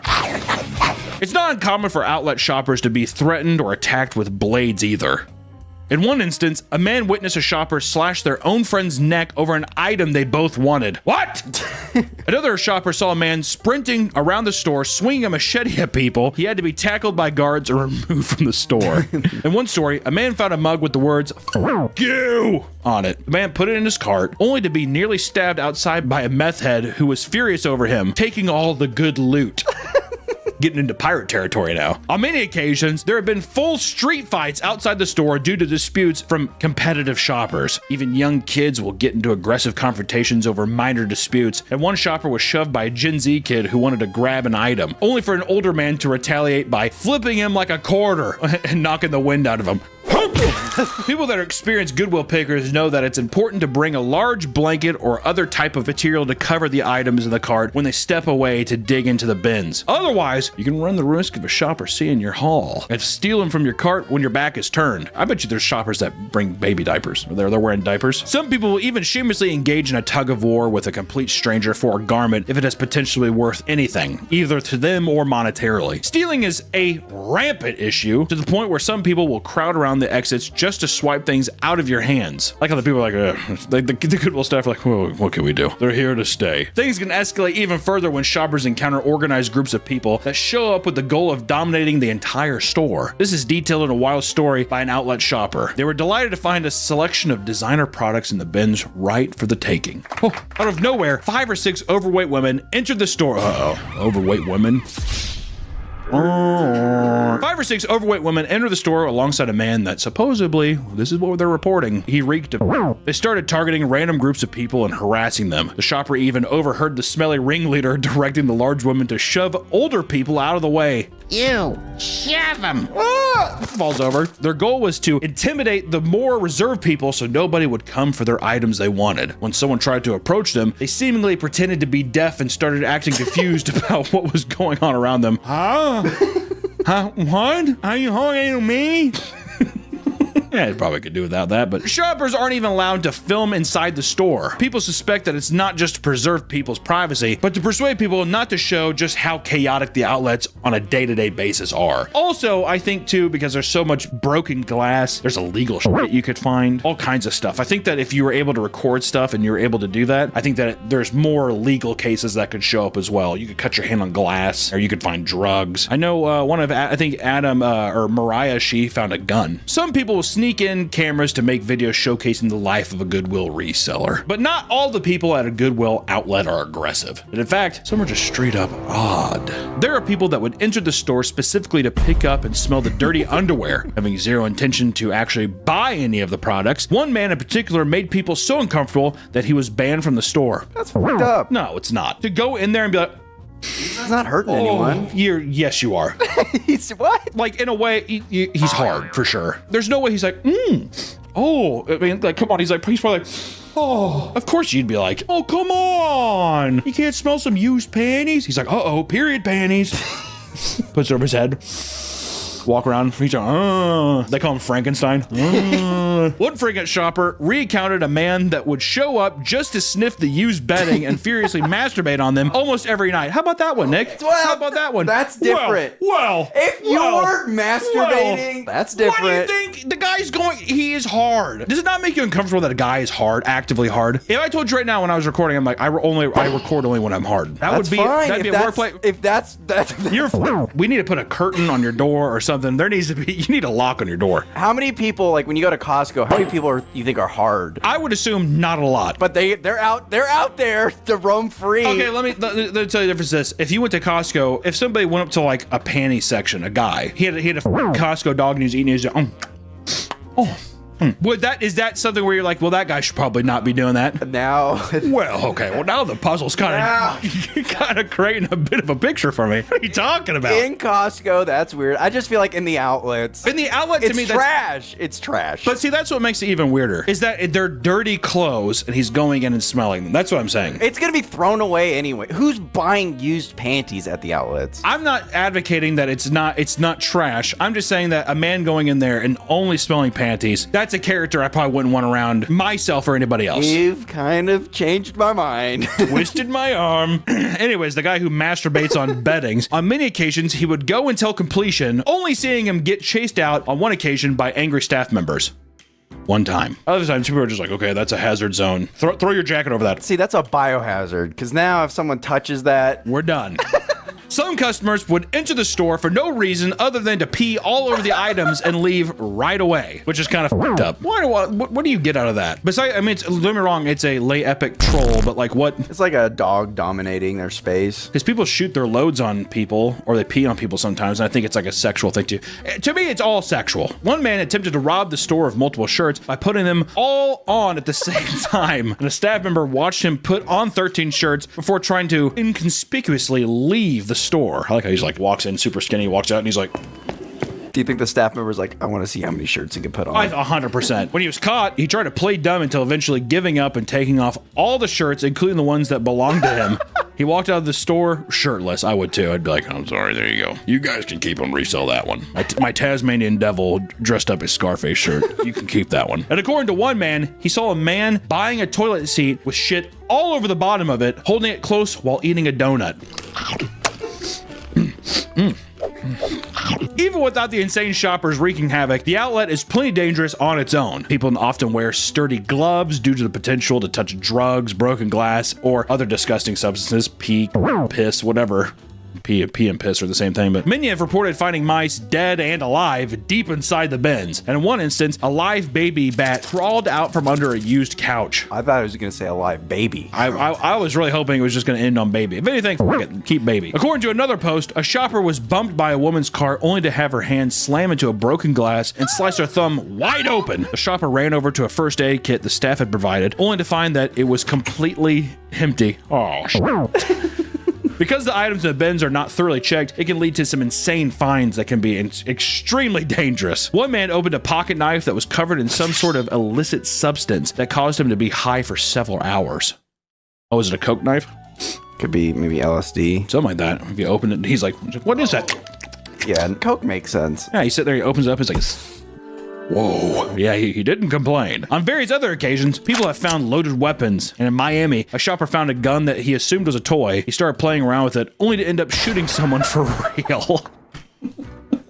How does that happen? This has a good weight to it. Bang, bang, bang, bang, bang, bang. What do you mean? I thought it was a toy. Yeah, right, dude. I was going to say, that's just an excuse. That's an excuse again. A lot of this stuff is definitely an excuse. Wait, this is real? In Florida, one shopper brought home a baby bouncer still in its original packaging. After gifting it to her friend during a baby shower, however, it was revealed to contain a Massberg 715T semi-automatic rifle. How'd you not know that? You know what I mean? That's a good find, though. That's a huge find. Actually, can I get that back? It's my baby's now. At one person's Goodwill, he watched someone discover a flare gun in the bins. He immediately grabbed it, pointed it at a ceiling, and shot it without second thought. Mindless children. It really is. Oh my God, what? Oh, it's real. Whoa. I like the idea of that's just an excuse for everything. Oh my God, wait, this is real? To be fair, I feel like I would be one of those guys. You are smelling panties and you're doing whatever the fuck you want in there, apparently. Another deadly weapon that people report finding on multiple occasions are live grenades. In Oregon, an entire building had to be shut down after a World War II era grenade was found in the bins. That is awesome. Do you think it was like the pipe bomb one? It's like a long and it has like the little thing at the end. Oh, you know what I mean? Maybe. Yeah. Those are sick. I always like throwing those in video games. That's World War II? I think so. That was World War I. I don't know. Splitting hairs, dude. In Augusta, someone discovered a box containing military-grade grenades and mortars. A bomb squad had to come down to secure the items before they could potentially detonate. And there is no shortage of weird items that have been found at Goodwill outlets. People often find abundance of sex toys like dirty dildos, silicone asses, and blow-up dolls. And some people have even found used condoms. Adult diapers, full diapers, and fresh turds have been reported as well. Other strange finds consist of things like large glass jars filled with mercury, as well as bloody hospital gowns. How the fuck did that end up there? Also, mercury? Oh, the alchemist down the road donated all of his stuff to Goodwill. Given how insanely cheap it is to bring home massive amounts of products from Goodwill outlets, people have found that it's extremely dangerous for people with hoarding tendencies. People who have hoarders in their family despise Goodwill because of how it leads them to pile on more and more needless junk. But to be fair, you're gonna find that junk anywhere. If it isn't a Goodwill, it's a trash can. It can be wherever. Yeah, they're gonna jump in a trash bin and get it. It's a hoarder's paradise, but still, you can't point the finger there. You know, and talking about this Goodwill outlet thing, I had to go look for myself. Is it as crazy as people make it out to be? These people online, this culture, is it as crazy as they say? Well, we had to go find out for ourselves and see if we could find some sick stuff. So let's go.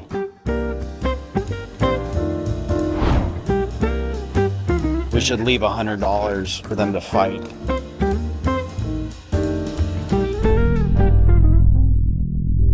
These are one of the McDonald's buckets I didn't get. Are you serious? It's a boo bucket. Oh, really? There we go. What do you think was in the boo? Mousetrap. No. Look, it fits. Throw it on, dude. Throw it on. It's too small. It won't work. Sure, man. We got some nice flooring here for Nick's office. Yeah, so I can play on the ground. So you have tummy time in your room. Hey, sir, there can't be any recording. Oh, no. Okay. Hey everyone, this is Adam at Creature Kid, and today we're talking about the Goodwill bins. My favorite place to shop that I try to get everyone to go shop at. Hunter and Nick like to make fun of me about the Goodwill bins, but my love and passion for it is more of salvaging things that are moments away from being thrown away. Some of the things we found over the past couple days, this is a tiny beautiful silver-plated piece here. This is probably 1920s. We're gonna use it for a movie prop, so it's exactly what we need. This tiny little violin here is about as tiny as it can get. This is a perfect prop we're gonna use that only cost a couple dollars. If you know Pokemon, you know what that is. Shadowless Blastoise. At a perfect time, we were working on a project that was The Thing influenced. This was in a box of DVDs. It's Pro-Life, which is a horror movie, autographed by John Carpenter right there. One of the weirder things is a gold tooth in the bottom of a purse. You see it with the root still on it. This beautiful watercolor painting. I mean, look at that. Insane. The only thing written on it is a little cutout, Angel's Cooking,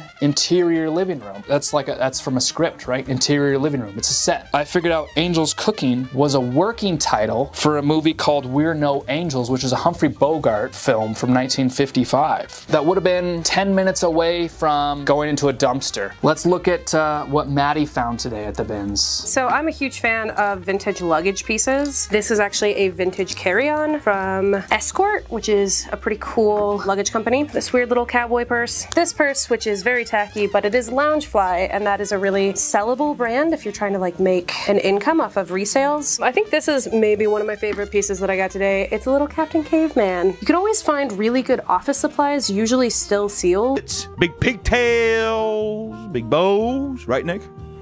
Dancing around. She drives cars that have her branding all over it and her face all over it. It's very eccentric and weird and very odd. I mean, very odd. I was trying to think about if I was a toddler. It's oddly very self-obsessive. I guess it's branding. Is it branding? She's like a pop star, right? Today's video is sponsored by War Thunder. War Thunder is a free-to-play multiplayer action game that lets you engage in dynamic battles around the world. Available on PC, PlayStation, Xbox, and Mac, deploy naval vessels, aircrafts, and vehicles on ground to conquer all. War Thunder perfectly captures the scale and sensation of fierce battles using military equipment. The graphics and physics of this game are incredible, and fans of military vehicles will be thrilled at how detailed every element of the game truly is. In War Thunder, all advanced military technologies are available, from guided missiles to smoke screens and night vision to drone strikes. And their new update, Alpha Strike, lets you experience Hungarian aviation with new equipment, both modern and classic. Take to their new map, North Holland, and bring your tanks to Red Light District,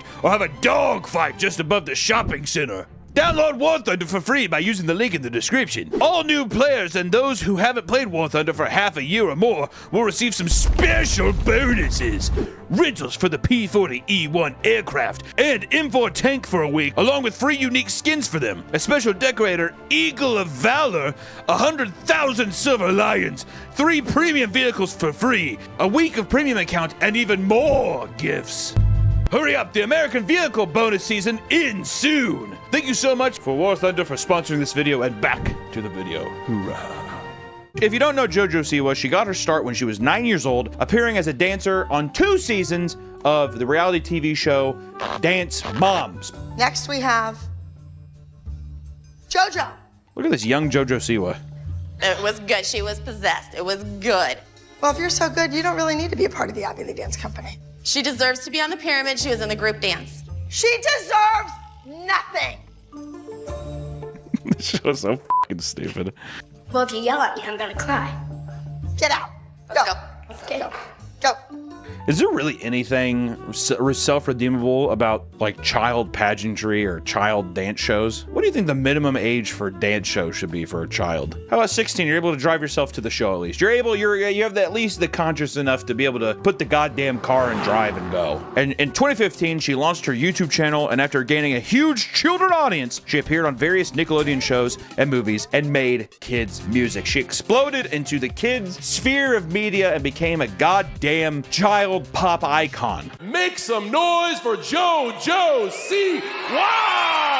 Boomerang is one of her most listened to songs with almost 1 billion views on YouTube. What the hell is this, dude? She's rolling up with a goddamn lifted car. This is odd. I don't really care about what they say. I'm gonna come back like a boomerang. You know what's kind of weird is that the Karma lyrics read kind of similar. I don't really care about what they say. It feels like Nickelodeon music. If I was a little kid, ooh, ooh, oh, ooh, ooh, oh. She's doing her thing. She's gonna come back like a boomerang. And in 2017, JoJo won the Best Viral Music Award at the Nickelodeon Kids' Choice Award. I was still surprised to hear that that's like a coveted reward. JoJo has described herself as being a quote-unquote a giant toddler. And up until she was 18, she kept up the leotards and matching bows like a goddamn Toontown character. This is known as the JoJo with a Bobo era. You know, I wonder why a lot of the time I make these videos myself. I'm not sure. It's my job. What am I supposed to do? Her name was so synonymous with bows that she reportedly sold over 80 million bows from her JoJo Siwa product line. How is that possible? How is that possible? How was that actually possible? How much money do you think she gets per bow? How much do the bows go for? If I was in the bow game, I'd be a lot more happy. My net worth would be way up. JoJo's net worth is currently at $20 million after launching numerous merchandise targeted at children. You know, the Jake Paul, the Paul brothers told us back in the day, buy that merch. All I want for Christmas is that Jake Paul merch. The kids got the money. Here's the thing about YouTubers and influencers alike who have children audiences. The parents are so annoyed. It's the next evolutionary step of giving your child an iPad, is buying them merch just so they'll shut the hell up. It goes, shit out your mom's pussy, iPad, YouTube merchandise, and then you get a car, you get a driver's license. That feels like the natural evolution to me. For a while now, she has been a big name in the children's entertainment, but guess what? Today's video is all talking about a thing that just happened. And let me show you what happened. I'm just gonna, sorry about this. Ah! No! No! JoJo, no! Ah! JoJo showed up to the iHeartRadio Music Awards looking like this, like Gene Simmons or a version of Kiss. I have already shit every brick possible that I got none left in me. Looking like this to promote her new song entitled Karma, which came out on the 5th of April. Remember, the 5th of April. Pretty sure that's what Guy Fawkes said, I'm almost positive. After the last few years, she's attempted to rebrand herself as a mature adult and to distance herself from her old image, much like Miley Cyrus, Hannah Montana, and now she's swinging with wrecking balls and she's showing her pussy on stage with Robin Thicke. I might be going deaf, I might be going blind, but maybe I'm out of my mind. Remember when Miley Cyrus twerked on stage with that? I was like, that's not Hannah Montana. I thought we were having a party in the USA. No, Miley, no. Which, you know, Miley has obviously very successfully transitioned from child star. I used to strip naked, completely naked into Cracker Barrel when I was age of 3 and like roll around on the ground. Into pop icon, very hard to do. And JoJo is trying to climb that mountain right as we speak. I will say she's trying to distance herself from her old image, but she still narcissistically drives cars with her face on it. I don't know how well that holds up with branding for an adult. That would just have her normal car. Because also, if you're ever a dick in traffic, there's like a video I'm pretty sure of her cutting off someone in traffic. JoJo see you are bullying us over here. These people are just gonna know it's you. I don't know. I'm trying to think about if JoJo see whatever cut me off. I would fucking smash my car into the side of that dumbass. Is that a? I can't tell what kind of car that is. Prius. It's not a Prius, dude. You cut her off, dude. Oh, whatever, dude. It looked like she was just merging. People are so fucking over dramatic. But in 2022, she cut off her hair, which meant no more fucking ponytails. The ponytails are gone, Nick. It's kid shit. But no one saw this coming. No one saw this tidal wave of her next evolutionary step, which was a big one. It was that, I would say it was comparable. I know she says in some stuff that she takes influences from Miley Cyrus in that transition, and it was a bold step. With TikTok and the internet, they're dragging that bitch left and right. She dropped the Karma music video. I was a bad girl. I did some bad things. I swear I did it all for fun. This shit's damn near, is borderline explicit. Got this lonely ass islands, a CG mess. She's basically, I'm just gonna play this part. It's unbelievable. It never happened. It was. I mean, the humping is so unnecessary. All right, so the first lyrics to this song are, I'm a bad girl, I did some bad things. Let me tell you something. I really have no easy way to say this, so I'm just gonna go out and say it. I've met some rough lesbians in my day. I mean, they called them in the lesbian community, they called them Rottweilers. I'm a bad girl, I've done some bad things. I can tell already JoJo Siwa has not eaten pussy before. She's come out of the closet, she's talking about this whole album's about queer pop and that she's changed her identity. There's no way that's a rug muncher. I've seen some Rottweilers, dude. Motherfucker's got chapped lips. I'm looking at that, she has the same teeth as like Joe Biden. She's got some crazy veneers for like a 20-year-old. Some crazy. $50,000 veneers. They're $50,000 for veneers? That's what in her mouth? She said. It's that bow money, dude. Most expensive thing I'm wearing my teeth. Cost me 50 grand. Dude, if I had 50 grand, I'd fix these donkey teeth I have. These fucking absolute chompers, dude. This razor wire in my mouth. Hell yeah, I would do that. Are you kidding me? If you're gonna lie about this thing about being a like crazy lesbian pop star and stuff like that, chap the lips up a little bit. Just a little bit. A little more aged. Get a little sandpaper, a little DW40, just right, no big deal. Also, I'm pretty sure this whole song is about how she cheated on somebody. Karma's a bitch. Getting back at her. What's that mean? Where so the whole thing is about Karma's a bitch getting back at her, even though she cheated on somebody? Or she did bad things before and somebody cheated on her. I don't know. Let's go to genius.com and see. Should we? Let's look at it, dude. Ew, good morning. Every single Steven was up in this entire little neighborhood. Okay, I was a bad girl. I did some bad things. I swear I did it for fun and it meant nothing. It never happened. It was a secret. Okay. Like when a tree falls in the forest, no one hears it. Another late night, another crazy mood, and I didn't think twice what it would do to you. Cheating. I was a wild child, you always knew it. The bitch sells bows at Walmart. I was a wild child, you always knew it. Karma's a bitch, I should have known better. If I had a wish, I would have never effed around. I would have never effed around. Can't just say f***ed around on your coming out album. She's not that old. She's 20. She's 20. She can't say the F word yet. If I had a wish, I would have never fucked around. Why not, dude? I like how you kind of squinted, like you were like, I never fucked around. When I saw the pics of you and her, I felt the knife twist. Karma's a bitch, and she's with you right now. You know what it is? She cheated on the girl. The girl left her for another person. It checks out, dude. It's a catchy ass song. I'm supposed to tell you. There's a lot of people coming after her, dude. Her bad dancing. Sure. It's very aggressive. It's way too aggressive. There's a lot of videos of her online where she's doing it in her rehearsals, and it's just like, goddamn, dude. To have that young neck again. I remember when I was at metal shows and I would headbang like this. I mean, that bitch is thrashing and bashing, dude. It's a Rottweiler in the making. She put a little warning label. It says, warning, the following content is not made for children and may be disturbing or offensive to some viewers. May contain, I like it may contain sexual themes. Just say it contains sexual themes, violence, strong language, traumatic scenarios, and flashing lights. Viewer discretion is advised. Jesus Christ, what the f are you getting ready to post, dude? It's a goddamn music video. You know what I mean? Like, we've seen other child stars attempt the quote-unquote go bad and break free from the childhood image, right? Miley Cyrus did the same back in 2013. Britney Spears, Christina Aguilera, Olivia Rodrigo. Olivia Rodrigo is even dipping a toe towards being edgy with her songs about breaking up with boys and letting people think girls and being free. Yeah, that's why if I ever had a kid, I'm just like, we're not even gonna start with all this pussy shit, dude. We're going straight to the source. Have my kid do lines and lines of coke. Start singing about that. And start boxing, cockfighting, fight some chickens, fight a baby, and fight a lethal rooster. I don't think the baby wins that. A baby versus a rooster? Yeah. Yeah, a baby versus a rooster and a cockfighting rooster. That rooster will tear that. You don't think you think so? Yeah. Okay, what if it was like, what if it's a 1-year-old? Would a 1-year-old beat a cockfighting rooster? Does the 1-year-old also have like those little punching bags? Just their hands. I'm thinking that a child could not beat a rooster until they're 5, but my kid will be able to beat a rooster whenever they're 3. You'll be training them. Yes, and they'll sing about it, and will be their first. That'll be their first hit, cockfight. But it's just about having the gall to be able to grab that little muff by the throat, stop him, and it's probably gonna claw at you. And you know what? People like to make fun of JoJo singing because of this clip of her in the car. Granted, I wouldn't have posted it, but at the same time, dude, hard song. You are still a traitor.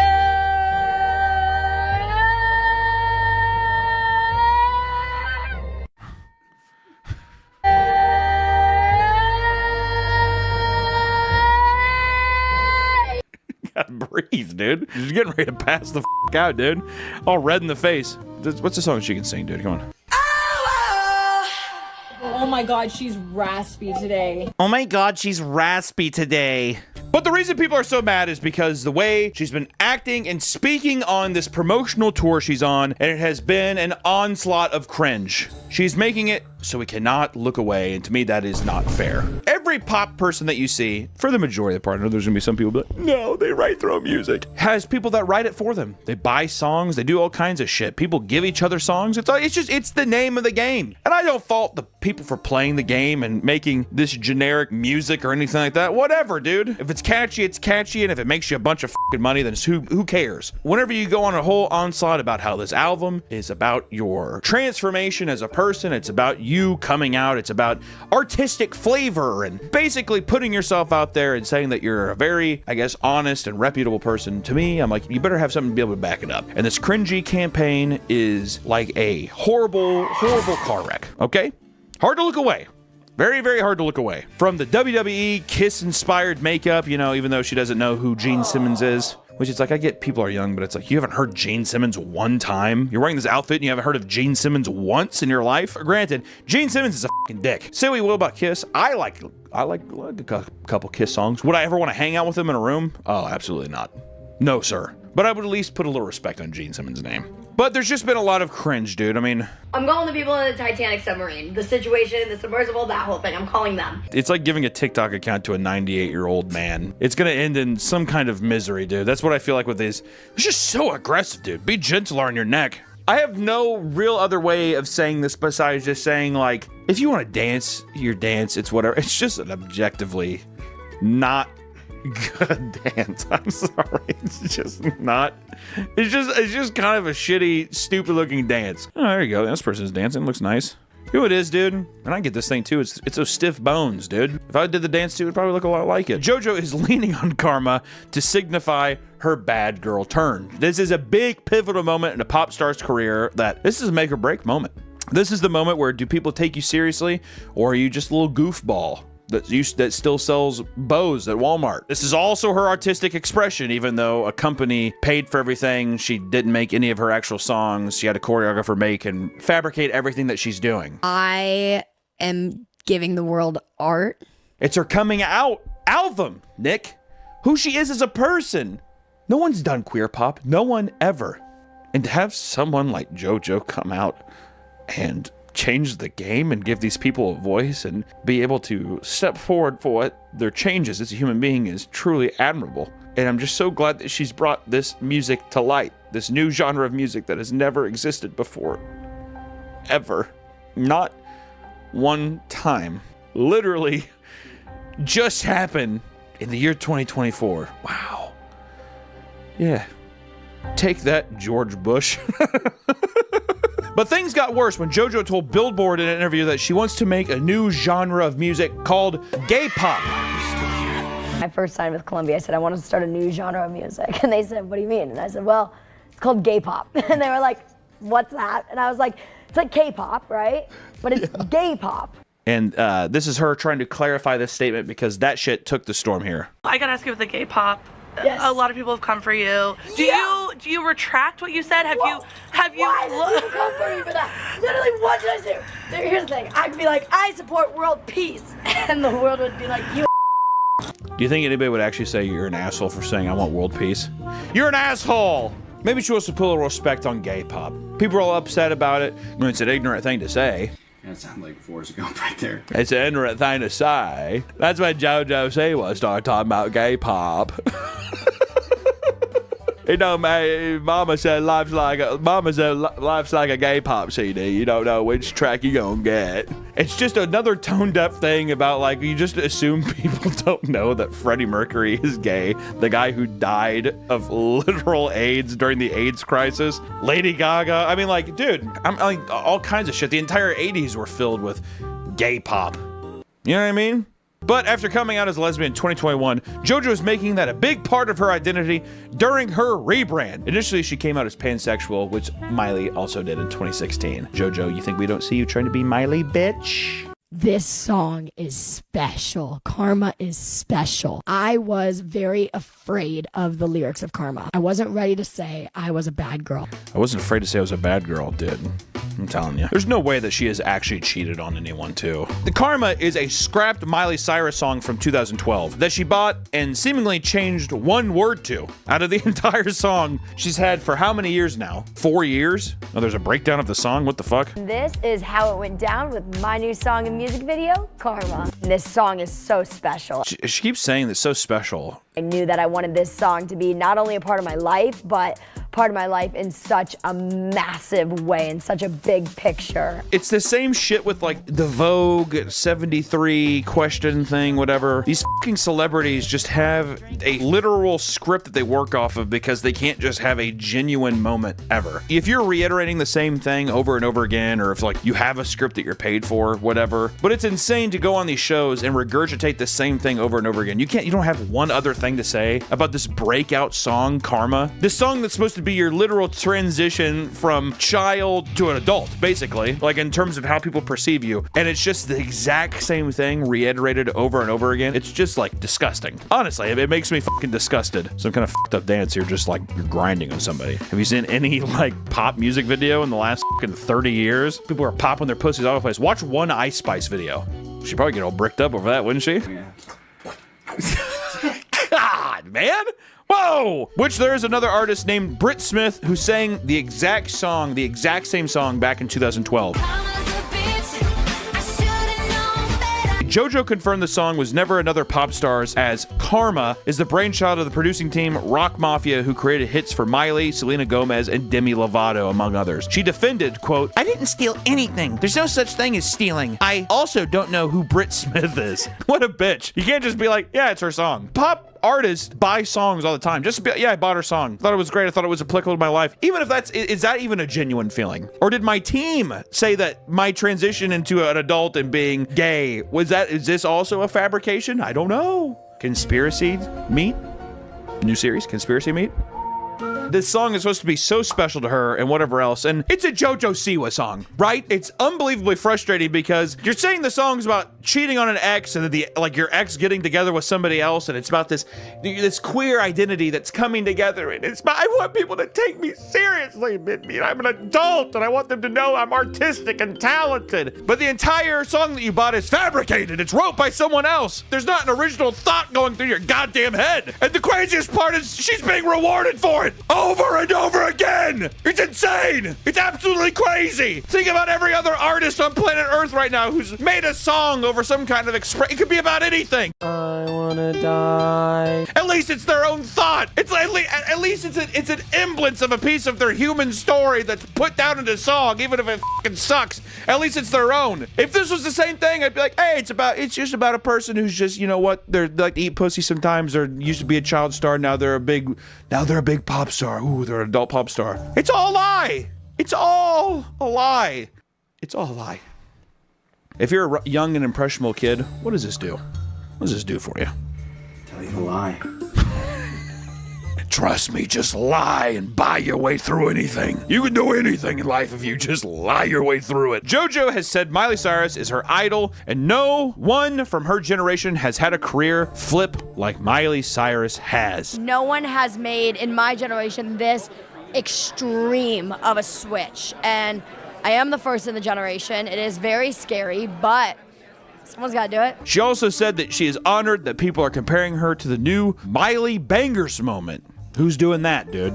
To which people scoffed because, you know, who the fuck, no one has made that comparison besides her own. I think she really wants people to be like, this is a lot like Miley Cyrus's transformation. But even if the thing, if Miley Cyrus bought those songs too, it's at least just a more honorable, more divisive approach, right? I don't know if people really remember that shit back in the day. That shit was kind of fucked up. The bitch was singing about party in the USA, and all of a sudden she's like chopped her hair off. She's swinging around half naked, kind of going full blown here.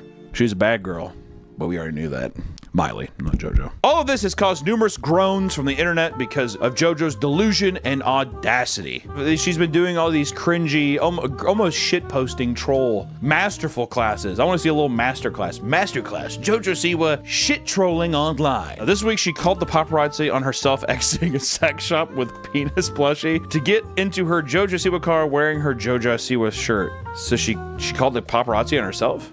And the thing, too, about it is that this might be a successful marketing campaign. I know people are going to be like, it's only so popular because people keep talking about it. The girl is going to get paid regardless. The thing about it is that this is an absolute shit show travesty, which, granted, is it going to affect her career negatively? I think so. I think that it's going to be hard because this is the first big one. But then guess what? People are going to get tired really quick, and it's going to be just a flash in the pan is what I would say. Watch this like 6 years from now. She's like a fucking Grammy award-winning artist. Which the whole thing, too, is it's the same kind of criticism we had with J-Lo's thing of it's a person who is completely disassociated from reality. If you know, you know. And now they are like making music for the quote-unquote real people that she still feels connected to, even though like her brain could not even comprehend that she is so far down another path, which is fine. But goddamn, just have some semblance of humanity. You don't have to be with the regular poors anymore, dude. And the poors and the regular people, it's not the same ball field.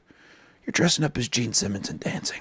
You get millions of dollars, and you have a rap car of your face. You think regular people are doing that? You think that's something that people are just like, hey, that's me? Are you sure? I don't think so. Best gay cousin ever. That's a fucking baller shirt. I actually have that exact same shirt, that exact same size in my house. But the iHeart carpet wasn't on the only place that JoJo has been pulling stunts, which, dude, this is a classic. Dream guest on my podcast? Okay, why the frick did Kiss Ross Oh, dude, people are rolling this bitch like crazy, dude. Why is her voice so raspy? Is that forced, you think? Is it too much singing? Like her throat's thrashed? Now she sounds like kind of like a chain smoker. Or kind of like a Teenage Mutant Ninja Turtle. Like kind of like a surfer bro. Dream guest on my podcast? Dream guest on my podcast? That's radical. It's very catchy. The problem is every part is catchy. It's like all of a sudden your head will be like, I was a bad girl. Karma is a bitch. It's like all of a sudden your brain, there's multiple parts. The self-centered narcissism is just fucking unbelievable. I also love how important celebrities make themselves out to be. Your entire existence is fabricated and propped up on like millions of dollars of record deals that have completely fabricated your entire existence. And then, yeah, they're just like, no one is really doing it like I am. We talk a lot about cringe on this channel. We talk a lot about what's going on the internet today, and this is just one thing that's happening in a moment that will pass by, much like a dying star in our universe. It will just shoot by and it'll be done. But for now, I think it's something that's really pretty fascinating, but it also just goes to show how much celebrities are up their own ass. Everything that a celebrity does, especially in pop music and stuff, is so fictitious.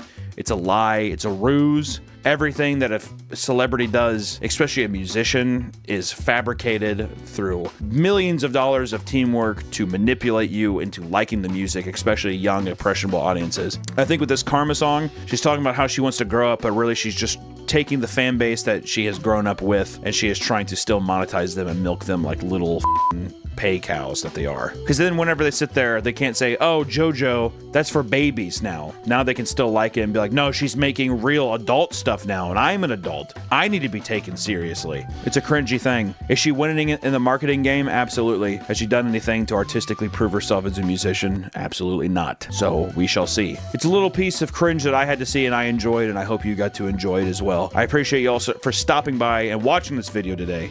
I love you very much. Bye-bye. Karma's a bitch. I should've known better.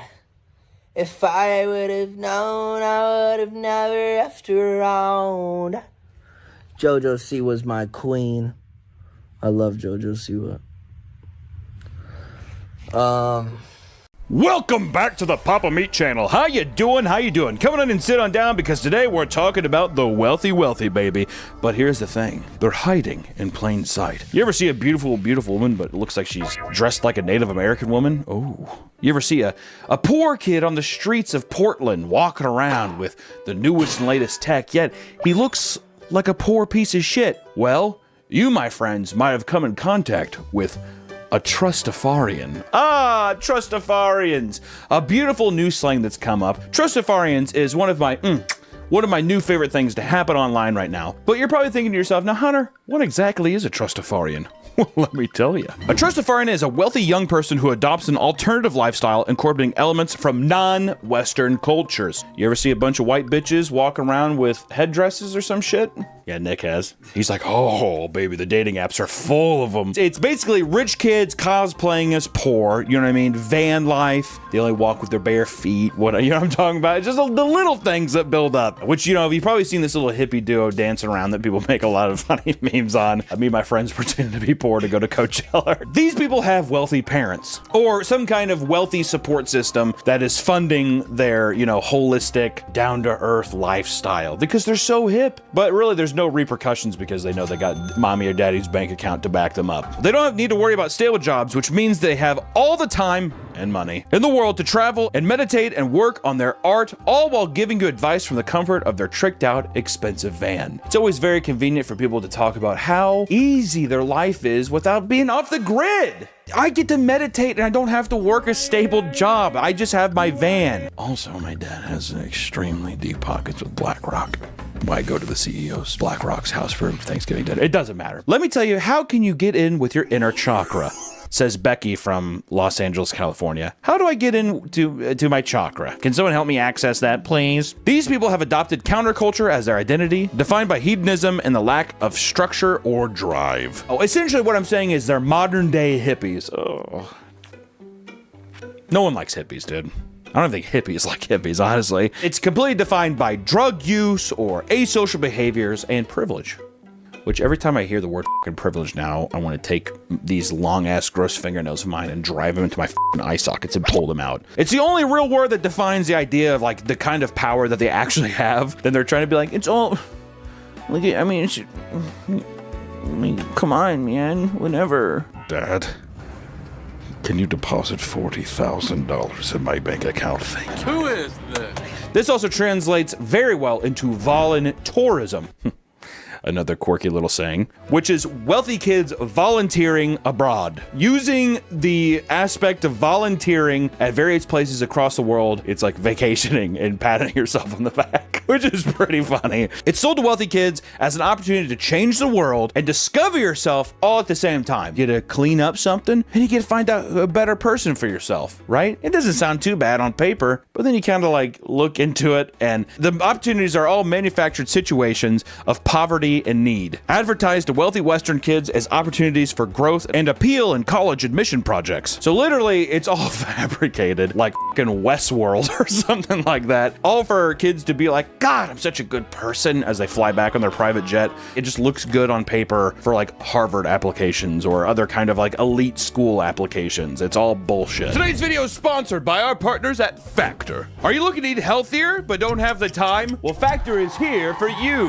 Factor subscription subscription service that brings nutritious meals to your door. All you need is 2 minutes to heat, eat, and enjoy. Factor has been my go-to dinner when I'm working at the studio. I like it because the food is restaurant quality, but it's quick and easy to clean up. Plus, Factor is flexible, so I can adjust my order size as I need to, without any hassle. And with over 35 meals to choose from each week and specialty options like keto, calorie smart, and vegan, you're sure to find a dish that works for you. During the week, it's hard to keep up with everything, so skip the grocery store line, the prep work, and cooking fatigue, and get Factor. Head to Factor75.com or click the link below and use code PAPAMeat50 to get 50% off your first Factor box and 20% off your next month's orders. That's code PAPAMeat50 at Factor75.com to get 50% off your first box plus 20% off your next month of orders. Thank you so much, Factor, for sponsoring this video.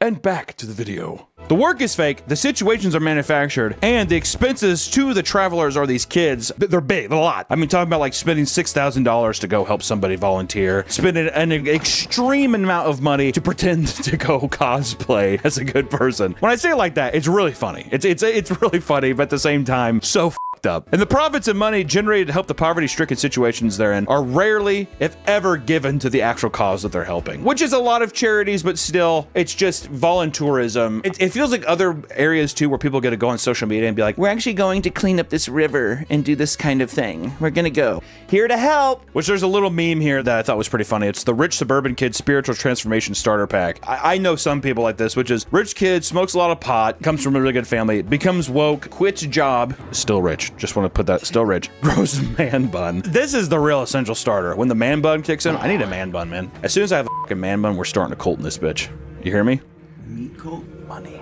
Money, money, money, money. Takes year-long vacation to India, becomes Buddhist, tells everyone on Facebook how he doesn't believe in possessions on his iPhone, runs out of money, moves back home, continues to make posts about awareness. This cycle is cyclical. Sometimes you move back home and it all starts again. Smoke the pot, go, you know, it all happens. Maybe at some point when he turns Buddhist, he cuts off the man bun, regrows it, then goes back to India. There are some people we wanted to talk about in this. There are the cornerstones of the Mount Rushmore of Trustafarians, which first off, we'll start off with probably the head eagle, the head shaman of it all, which is Shannon Blake. You've probably seen this beautiful woman pop up in your time. Oh, Shannon Blake. Oh, I tell you what, no wonder. Well, looking up Shannon Blake tickets on Ticketmaster, no wonder those motherfuckers are sold out. Looking how she dresses on stage, god damn. Hey, my ass became a whole lot more spiritual after looking up some Shannon Blake songs, god damn. And it's after she had a child, which, listen up, ladies, there's really no excuse. Show the picture of Shannon Blake, there's no excuse that you fucking have a kid, you can't have a body like that. And I'll stand by that. Not a single stretch mark. How's that possible, Nick? Cocoa butter. Cocoa butter, holistic teachings. Which is like, I smoked the ayahuasca with the shaman. I don't know, it doesn't matter. But Shannon Blake is a shining example of true Trustafarianism culture, adopting bits and pieces of third world countries as their persona, mixing it together into an amalgamation of neo, folk, urban, bardic, LSD, kratom fever. Apparently it's ayahuasca. What the fuck is ayahuasca, actually? It's a plant.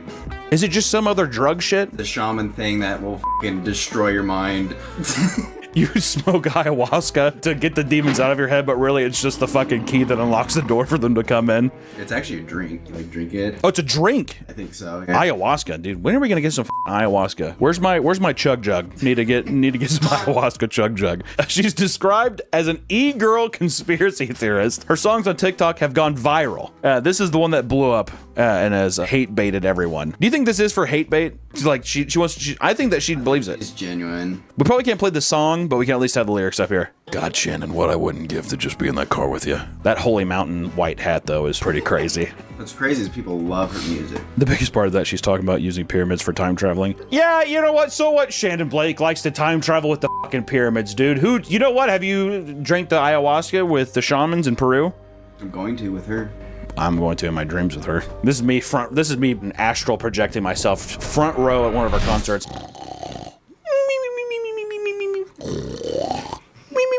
Oh, dude, do your thing. Woo! I'm actually getting too sucked in. I'm feeling too much of the vibe, dude. She refers to her followers as little shroomies. She's a role model for countless wealthy kids who idolize her lifestyle. People, especially on Reddit and other places, are very quick to go to Shannon Blake and say that her parents are wealthy and that she comes from a place of privilege. How dare you, Shannon Blake? But actually, on contrary, that's not true. She made a post that said that for the people in the back, I'm Native American and Hispanic and Irish. What a crazy mix. Just a dash of Irish on top of that. I grew up in a family that speaks a fluent Spanish, visiting my relatives in Mexico, often eating homemade tacos. Why is that relevant? You know, your back's against the wall when you're just like, I'm a Hispanic and I eat homemade tacos, okay? No, okay, we went to Taco Bell once or twice, but it was just because it was around the corner. God. I grew up doing plant medicine, burning sage, doing sweat lodges and TPIS, and connecting with my ancestors as part of my culture. My great-great-grandfather was a famous Cherokee chief, so please stop telling me what their race is and what they can't do. You are unaware. That's offensive. If someone has light skin, blah, blah, blah, being rude and disrespectful is offensive when you say those hateful things to other people. You know what? F***ing true. To give her credit, I want to say that I don't think that she's a rich kid. I will give Shannon Blake my undivided attention. I will. She's the perfect thing to actually inspire Trustafarian. She's up there. She's a tender, beautiful soul. She just uses kind of like a buzzword salad mix of it, and it's all kind of the same kind of stuff, whatever. But, you know, she's doing her own thing, but that doesn't stop the fact that, you know what, she's the staple for what Trustafarians aim to be. With over 1.1 million followers on Instagram, Shannon Blake calls herself an affirmation musician full of vibes, positivity, and for only $12.50 a month, you can see her boobies. Should we say that? She does have an OnlyFans, so I bet she's doing pretty f***ing good. Star from the bottom, now we're here. Not Drake, though, because the security guard got shot or something. I would hate to be Drake right now. Who the fuck am I kidding? I would love to be Drake right now. Are you kidding me?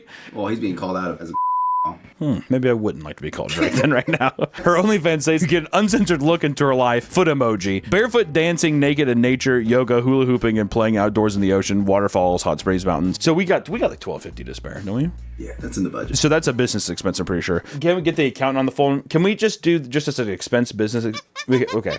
Okay, cool. Which her aesthetic, I will say, it's drawn from several cultures like India, you know, island culture, Hawaii, Native American, you know, Druid kind of thing. Let's take a look in her home. Shannon Blake's house tour. Lake Tahoe. Oh, dude, living off Lake Tahoe? No one do that. OnlyFans. We gotta start an OnlyFans soon, dude. Something. How much money do you think realistically we could make? Probably a lot. Let me just say, do you think I can make at least $1 million? Oh. OnlyFans? I don't know about that. If you want to fucking put me down, feel free to put me down, but why don't you set me down gently next time, you son of a bitch? Shannon Blake's in Lake Tahoe. It's a fucking awesome house. Lake Tahoe, it'd be fucking beautiful. Good genetics, man. That's all you need. Good genetics. We got didn't we? Hey, you're a good looking guy. I got my dog mother and my bullfrog dad. Which these are some other cosplayers who kind of go in this way, which is Connor Sullivan. He shows himself traveling around impoverished areas of India, despite the fact that he's obviously got a good personal guard and private transportation. His entire journey is just sightseeing the poor. And Drew Binsky, who talks about how he got diarrhea from eating Indian food and, you know, doing that, and how Indian people thought he looked funny because he's different. Drew Binsky, the naked guru. Expat moved to Thailand, talks about why everyone is leaving. Lost LeBlanc, one of many YouTubers who travel around the world and show off all the fun things they can do for cheap. Dollar dinners and dangerous backpacking, baby. Yeah! Get the f*** out of my way, poor person. Get her! Backpacking bananas! Solo woman traveling through Istanbul, Turkey. She's really, really brave. Very brave. She knows no Turkey. She goes through her budget here. In 30 days, I spent 21,000 Turkish lira. I paid 850 lira for the tandem skydive. I did 2 fun dives and this cost 500 lira. 600 lira on my very first hotel, and this room was 834 lira per night. People ask, why do they do this? Why go through the struggle of all this, right? 1, the spiritual journey. You gotta get connected with your chakra, with God, the universe, right? Which volunteerism, for only $3,000 you can volunteer at an orphanage, teach English, and help build a school, all while being entertained by locals, going on safaris, and enjoying local culture. Doesn't sound too bad. According to the NPR, the youth travel industry is booming and currently valued at an estimated $173 billion. That's a lot of money. That's a lot of money. Which it usually results in something like this. Okay, well, why does the beat actually kind of hit so hard, though? Am here dancing. That is really Pog, and I do like that. So she just go around teaching people dances in impoverished countries? They're like, that was so fun. She's like, don't touch me! After the shoot, has hand sanitizer. At least these kids are making money through TikTok, right? Oh, sure. I'm sure she's definitely sharing her wealth from TikTok to those people. Building a library. One of the tasks is building sites for betterment and enrichment. Oftentimes, these sites have rich Western kids acting on sites where their construction work is so poor that the actual laborers come in at the end of the day to redo everything they did. The act of building is purely superficial. They're doing nothing better to help the kids. I tell you what, we're really railing into these motherfuckers, aren't we? Taken from Pippa Biddle's blog about her experience. Our mission while at the orphanage was to build a library. Turns out that we, a group of highly educated private boarding school students, were so bad at the most basic construction work that each night the men had to take down the structurally unsound bricks we had laid and rebuild the structure so that when we woke up in the morning, we would be unaware of our failure. It is likely that this was a daily ritual. Us mixing cement and laying bricks for 6+ hours, them undoing our work after the sunset, relaying the bricks, and then acting as if nothing had happened so the cycle could continue. That is unbelievable. And a lot of the things that are donated, like bundles of goods, are often sold or given away to friends and family of managers, because if the kids have nice bedding and toys, then nobody will want to actually give them anything. So they actually just take the good shit, like, I don't know, like a fucking Turbo Man action figure, and they're like, get that out of here. We actually need other shit. In countries like Uganda, thriving textile and clothing markets were driven out of business, putting entire towns and families into poverty. Textile factories were shuttered and no work has to be done. Farms for cotton were closed down, factories for dye and weaving were halted, and design and sewing industries destroyed. Donated clothing is received, repackaged, and resold so far cheaper that it can be made. 81% of all clothing sales are secondhand. So all the shit that people donate, they just package up and resell, and it takes all of their actual manufacturing projects and completely destroys them, because you have people coming in being like, a Supreme shirt! Yes! Oh my god, Nike Air Maxes! Yes! So they just immediately take them and sell them to somebody else. Many East African countries have actually banned the secondhand clothing.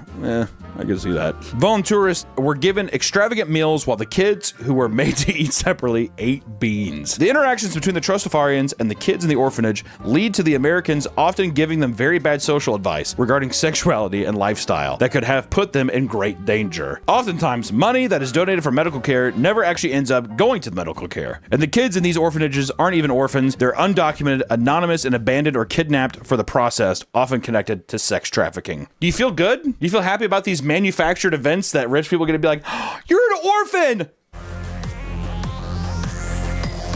And the kid's just like, get me the f*** out of here, please. The entire process creates an industry that does more harm than good.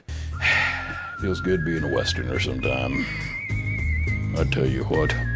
Their emotional savior complexes are driving out industry, reducing independence, and causing hostile markets. Which sometimes, too, it's the journey of experience. The ability to forever say, you know, when I was 20, I went to Africa and I gave a guy a Supreme shirt, and we did TikTok dances all day. It was such a riot. Wonder what he's doing now. The India gap year, part of the allure of the cheap lifestyle and relative extravagance, is easily achievable in India. It creates a fantasy that can be lived. A popular idea among young Westerners or upper middle class income is that they can take a gap year between high school and college, or even during college, to achieve self-discovery. The appeal of an independent journey is to an exotic location is tempting. It really is. I'll just do my red shirt this year and go to India and kind of see who I am as a person. You know what I don't understand about that? If you don't know the culture or speak the language or anything, how the f*** are you going to find yourself there? You have a guide you pay. Oh, the guide you pay, that's right. When you get there, he's like, everybody in India speaks English? Oh my god, Louis Vuitton store in India? That's POG! Can I take a gap year? No, you can't take a gap year, dude. But my spiritual... I don't care. There's work to be done here, my friend. There are so many programs offering just that. Pay to tour, volunteer to experience. Even during COVID, these programs were advertised as ways to get away from the disease. Get the hell away from COVID and just go to India. It's perfectly fine there. The spiritual journey of backpacking. The amount of f***ing people. I just backpacked across Europe. We backpacked across Asia. It was crazy. Sure, many kids go to summer journey, backpacking across Europe and staying in hostels. But India? Unaccustomed to the culture, the food, and the language, they're encouraged to confidently set food into dangerous areas to experience life. This moral and spiritual enlightenment is sold to them from scammers and actors pitching products to kids who never had to struggle to define them. So we do have our Trustafarians, right? We have our voluntourisms, right? But we also have affluenzas. The names just get better. It's insane. Which affluenza is a social condition. Individuals desire to be wealthier or more successful than others. The inability of an individual to appropriately understand consequences due to social status or economic privilege. Are you staying along with me, sweetie? Are you keeping up? I hope so. Affluenza is a pseudo-scientific term that refers to the unhealthy psychological and social effects of wealth. Term popularized in 2013 by Ethan Couch, who is the affluenza kid, who at the age of 16 killed 4 people during a DUI. Sentenced to 10 years probation and therapy in 2013, Couch's defense argued that he lacked a moral compass and didn't know right from wrong because of his wealthy family and thus needed therapy, not prison. This is me on that cliff in the Creed song, One Last Breath, and that's just me this is me jumping off. Because what is that, dude? I'm jumping off. Because what is... That's me. Anytime I do this now, you know I'm done with it. Tired. And he was spotted drinking at a party in 2015 and found in violation of probation. His mother hid him in Mexico for a time until he returned and was sentenced to 2 years in prison. Returned to prison in 2020 for failing a drug test for THC, which he argued came from CBD oil. The year prior to killing 4 individuals, he was caught under the influence with a naked, unconscious 14-year-old girl and was given 12 hours of community service and probation.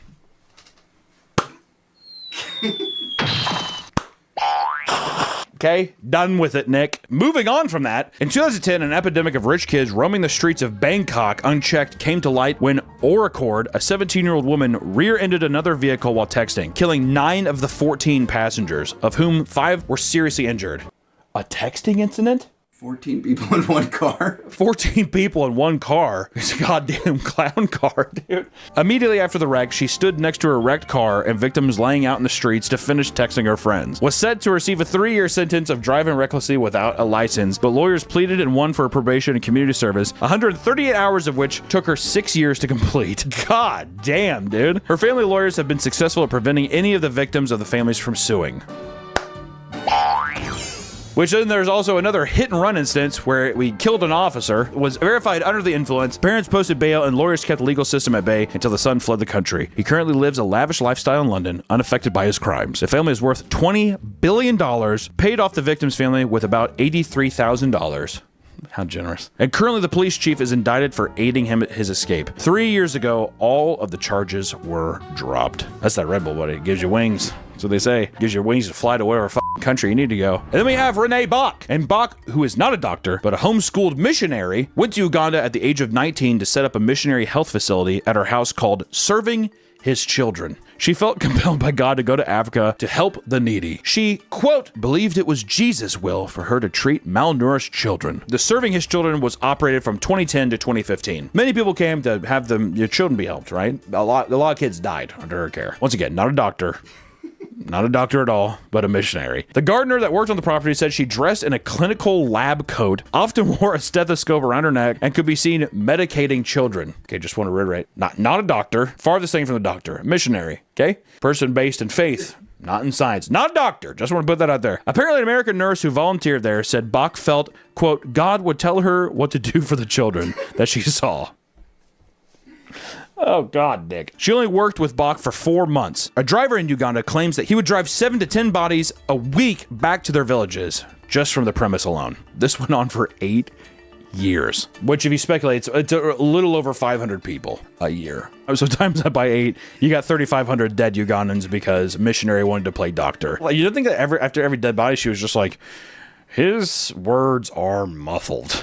Well, I can't understand. I think there might be some kind of weird interference here. In 2019, rumors circled and some of Bach's blog posts surfaced proving she was treating kids without a license and without expertise. Many people became appalled when they found out that the young white women playing doctor in Uganda were actually killing hundreds of people. When changes were brought against her, Bach claimed the first-person perspective she used in her blog posts were a character and not her, and that she had a Ugandan medical team by her side at all times when she worked, okay? The person who is named Bach in the story, that's a character. It's not a first-person interaction. My blog, which is usually meant to be like basically a public diary, it's a short story, okay? That's like based on real stuff. Bach eventually settled a Ugandan civil suit in 2020 regarding the deaths of 2 children. So what did we learn from all this? Where did we end up after this whole thing? Sure, we started with Shannon Blake.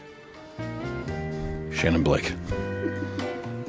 If they could all just be like Shannon Blake, we'd be okay. The world would be healed. She drank the ayahuasca in Peru. what I wouldn't give. Unsuspecting wealthy tourists, unaccustomed to consequences or other lifestyles in their travels, discover quite often the risk of traveling to other countries. At 4 districts in India over the past 12 years, over 245 tourists have died. They're dead. They're gone. Okay? We're finding that these people don't know what they're doing. They're getting, robbed, murdered, worst. You know what I mean? All over the place. And it's all because they're just rich little aliens that walk into the world who are just like, what is this place? I feel good now. I'm going to give you a cookie. Yay! And then they go stay in their private jet and fly away. And that's what it is, right? But there's also other cases too, which are passport bros. The passport bros even are people of Western privileges who go and they look for Asian wives because they're supposedly more submissive. Sure, I don't know. I don't know the reasoning, but maybe we'll save that for another day. All I know is this: Trustafarian culture is tricky. When you're coming from a place of extreme wealth and you're trying to give back, sometimes it's worth giving back in local ways. Sometimes it's giving back in selfless ways. Instead of going there parading around for TikToks and Instagram photos, maybe sometimes it's worth just looking in on yourself and saying, how do I want to help the world, and trying to actively, proactively do that. But money will corrupt any man or woman. When money's in the picture, I just don't think anything truly ever good can come out of it. Maybe at times, but I don't know. These Trustafarians and these valid tourisms and influenzas, I don't know, man. Just a bunch of bad eggs, if you ask me. But that's our video today. I hope you enjoyed it. That's all for this week, guys. See ya. I look back to this one part of the river, and it just kept flowing so steady, and it reminded me, to just go at my own pace. Learn that from the river. I love that. Yeah, just that's watching beautiful.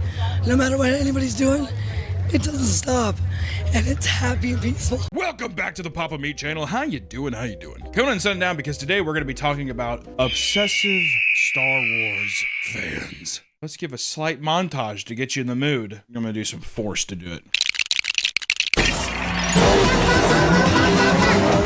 Star Wars is one of the biggest franchises on the planet, with multiple movies and TV shows bringing in billions of dollars every year. There's hardly anyone on planet Earth who hasn't seen or at least heard of it in some kind of capacity. It's bigger than Jesus. It has to be. It has to be bigger than God. As with anything this popular, there are millions of diehard fans who revolve their entire lives around it. Obsessive, diehard fandoms like this are very few and far between at this level, right? What's a comparable one? Harry Potter? Maybe? Yeah, Harry Potter. But Harry Potter it's nowhere near as big as Dune fans. Dune? Now, most franchises have small sections of devoted fans, but there's something different about the compulsive and erratic behaviors of Star Wars lovers that outdoes every other franchise. Many not only love watching the movies, but want to live in them, even if it means shelling out thousands of dollars to do so. And this obsession can range from hoarding expensive memorabilia to wanting to get married to fictional characters.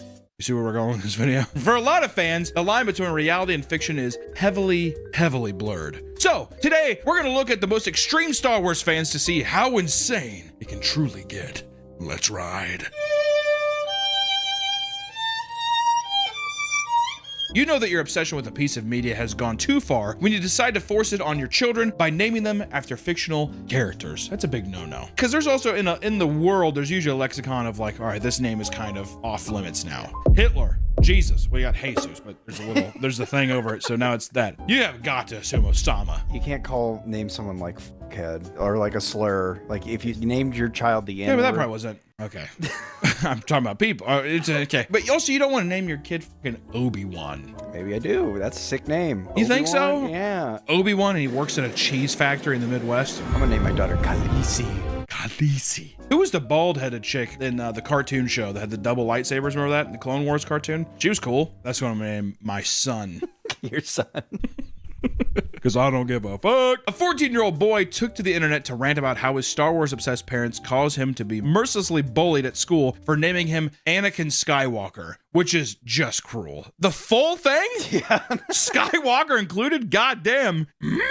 Ready for first grade you are. Dude, that kid, that's prime for picking too. Fucking hitting that kid in the face. Dude, use the Force to tell me to stop. I don't even like the movies that much. You would have to resent the movies. You'd have to fucking hate them. You'd have to hate your parents too. Do you think he became a Trekkie just to piss him off? I think he hates all sci-fi. I like to think that he's like a diehard Star Trek fan. He's just like, I'd like to call myself Kirk, actually. They're like, no! Instead of having him take his family's surname, they replaced it entirely to reference their favorite franchise. He's not even a part of the family. I was gonna say I'm Todd Johnson. This is Lisa Johnson, and this is Anakin Skywalker. Oh, that is psychological damage, is it not? Good Lord. He recalls being forced to watch it with them growing up, admitting that he always thought that they were boring. Anakin joined the school's football team and was constantly the butt of jokes, often being told to use the Force by his teammates. That would piss me off. At what age can you legally change your name? Like 18? 18, yeah. At age 18, I would change my name to my dad. There you That go. could be taken in a different way.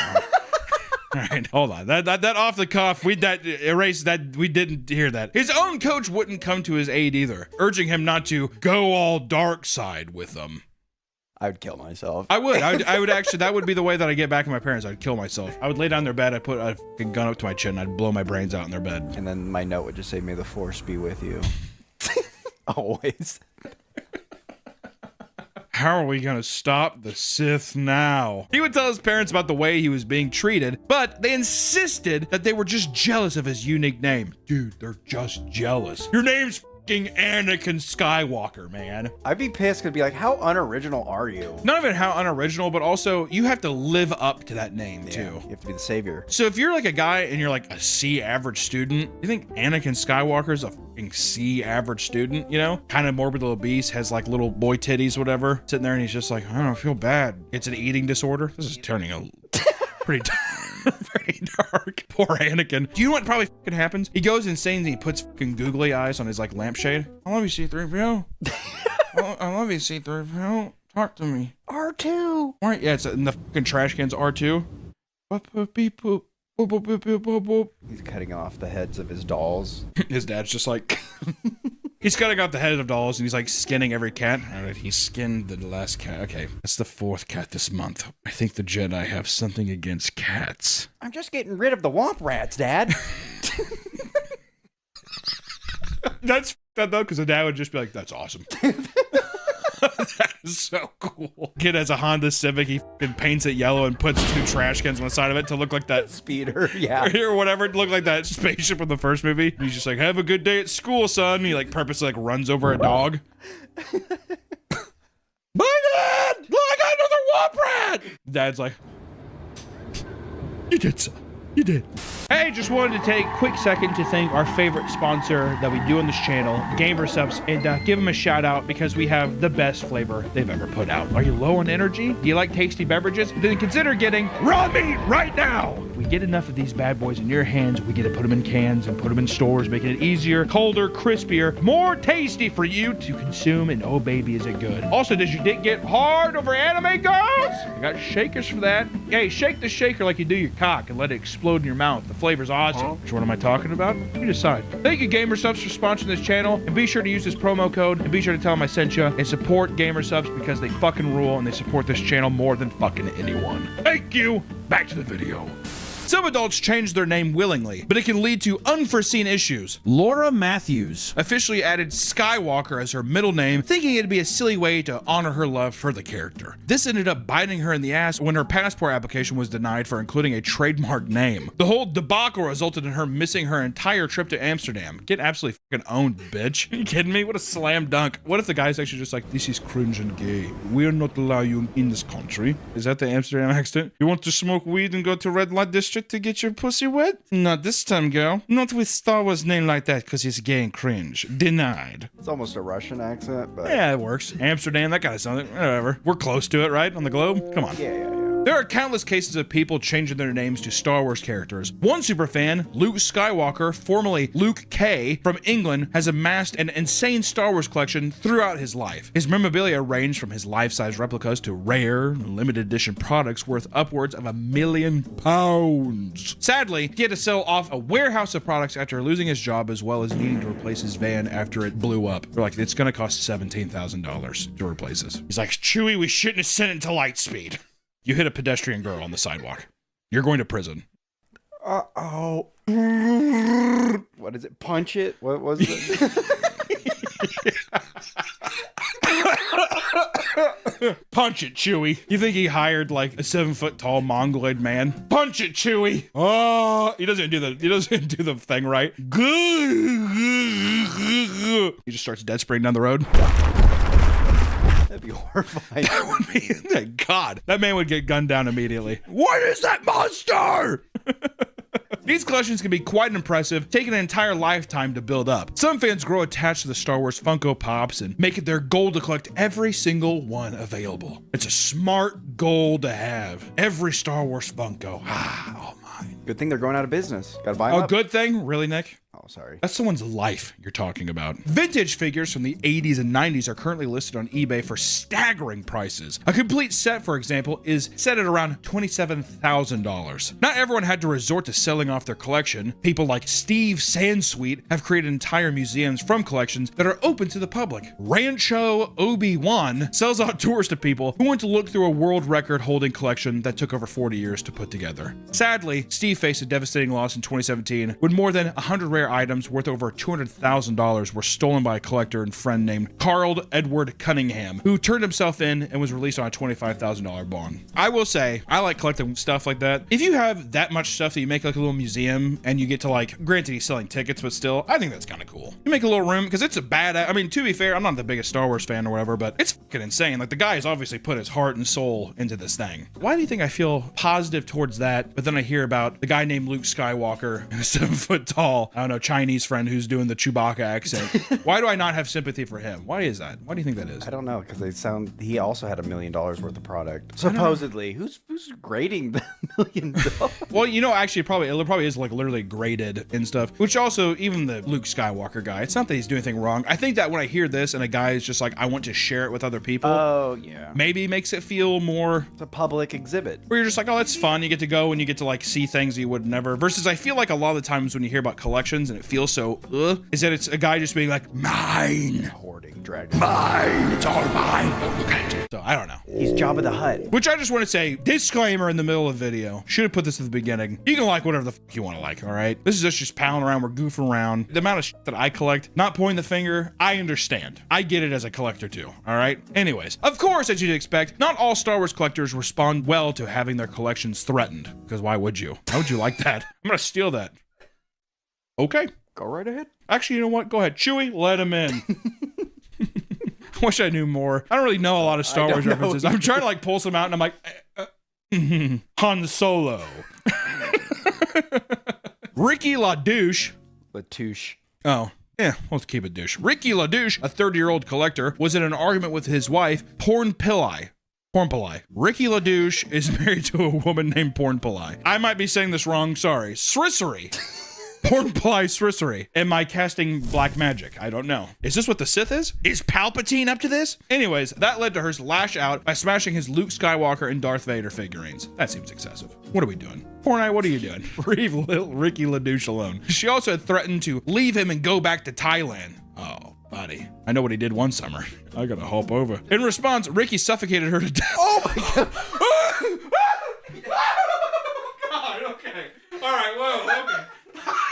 Okay. All right. I did not see that coming. Holy shit. We are done joking around. Oh my God. In response, Ricky suffocated her to death and was ordered to serve at least 12 years in prison. Did a little force choke on her. What if he thought, but see, that's the thing. What if there's a mental illness guy where he's doing this? In his mind, he's like this. But he's actually... I mean, I still think if you're in your mind, you're choking someone with the force. So either way. Oh, man. That curveball. I did not... Wow. Let her go back to Thailand. Yeah. Well, can't let her. Why? She broke his shit. Oh, so do you think that he killed her because she broke the figurines? You've never had like your sibling break something you loved and you just wanted to force choke him? Yeah, you killed one of your siblings? I remember one time, I was actually just talking to my brother about this. He turned off my computer playing World of Warcraft. So then I turned his computer off and he was working on a project. So then he grabbed my laptop and smashed it on the ground. So then I grabbed his video camera and smashed it on the ground. And your dad came in? Oh, I can't wait to replace all this. You kids are awesome. I'm going to go hang myself in the garage.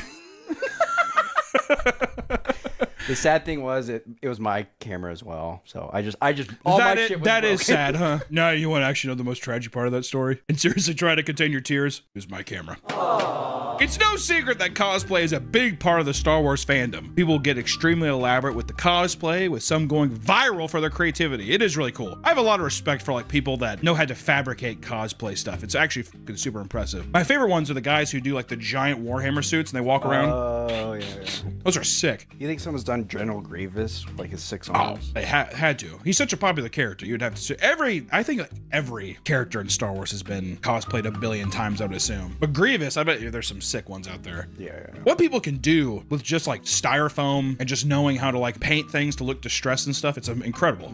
Really cool. Others dress up their dogs and even their horses in custom-made outfits, like prop maker Michael Corey from Indiana, who spent 700 hours crafting an AT-AT suit for his Clydesdale horse, and it's fucking awesome. Yeah, look at that. That is sick. On a Clydesdale too. That's huge. That is so sick. I would be hard pressed to not like set up some mini figurines and do like a photo shoot. How sick is that? There are even OnlyFans models who do we have links? There are even OnlyFans models who specifically cater to Star Wars fans by taking steamy pics in stormtrooper helmets and other related apparel. One model, who is the self-described Boba Fetish, should have been Booba.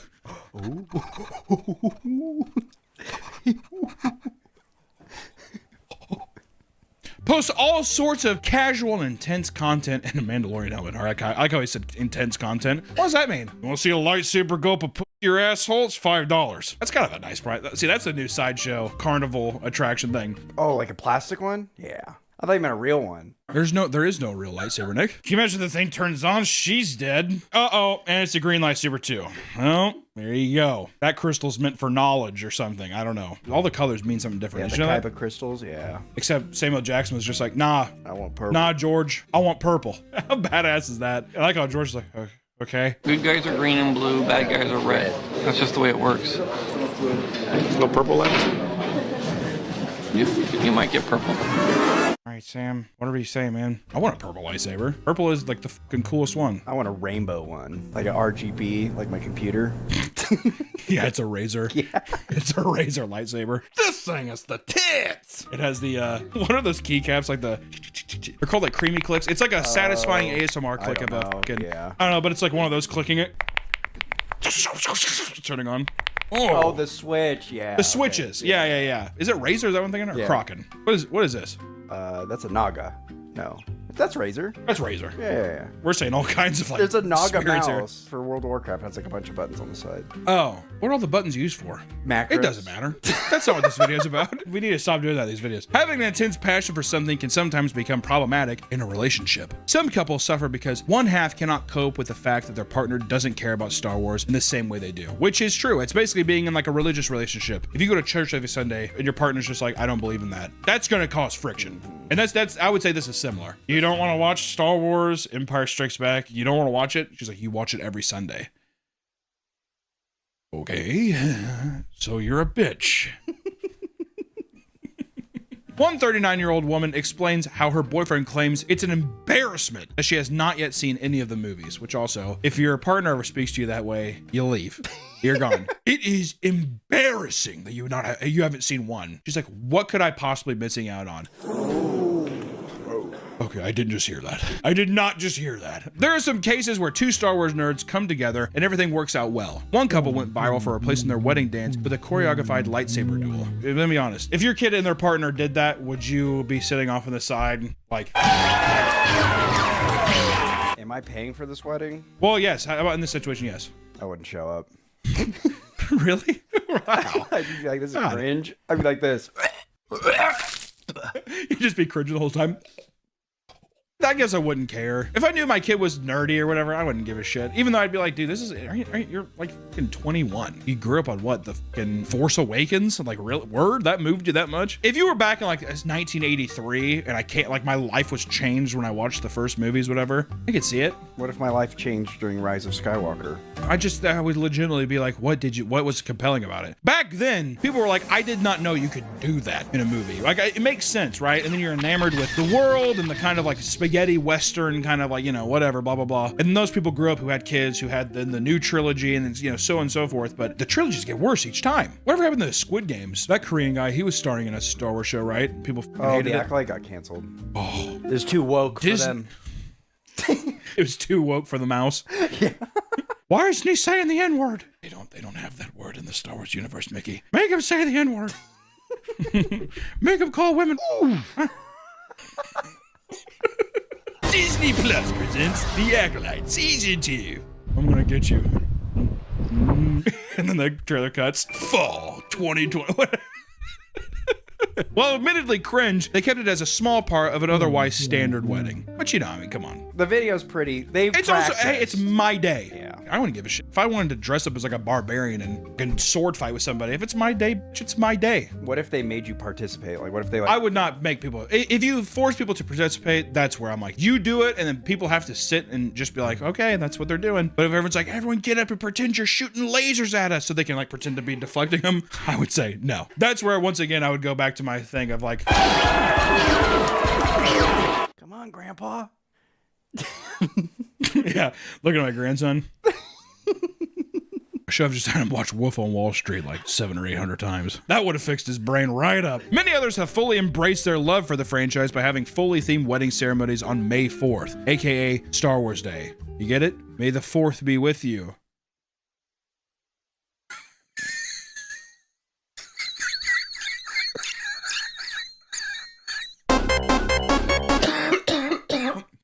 Almost blacked out. Complete with full costume attire, one couple had Darth Vader officiate the wedding and Baby Yoda as the ring bearer. That is cute. That's pretty cute. That is a thing where I would legitimately pay for people to have a suicide watch. Guy in the deal, he sees like Baby Yoda like float by with a ring.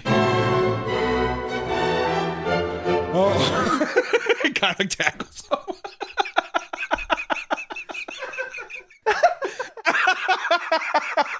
It's a Roman Catholic wedding too. You're like, oh, it's like 6 more hours. Oh, I don't care. Send me to hell. Send me to hell. This is the best case scenario for a Star Wars superfan, as many fans have greatly strained their relationships over their desire to have a hardcore Star Wars themed wedding. Really got to test the relationship there. To be fair, if you can get through a Star Wars wedding as a non-Star Wars fan, you're gonna be fine. That's a lifelong relationship for sure. You care if Baby Yoda comes down the aisle, and we have cranes under people's seats. So when he's going through with the puppets like this, and then people's seats start lifting up.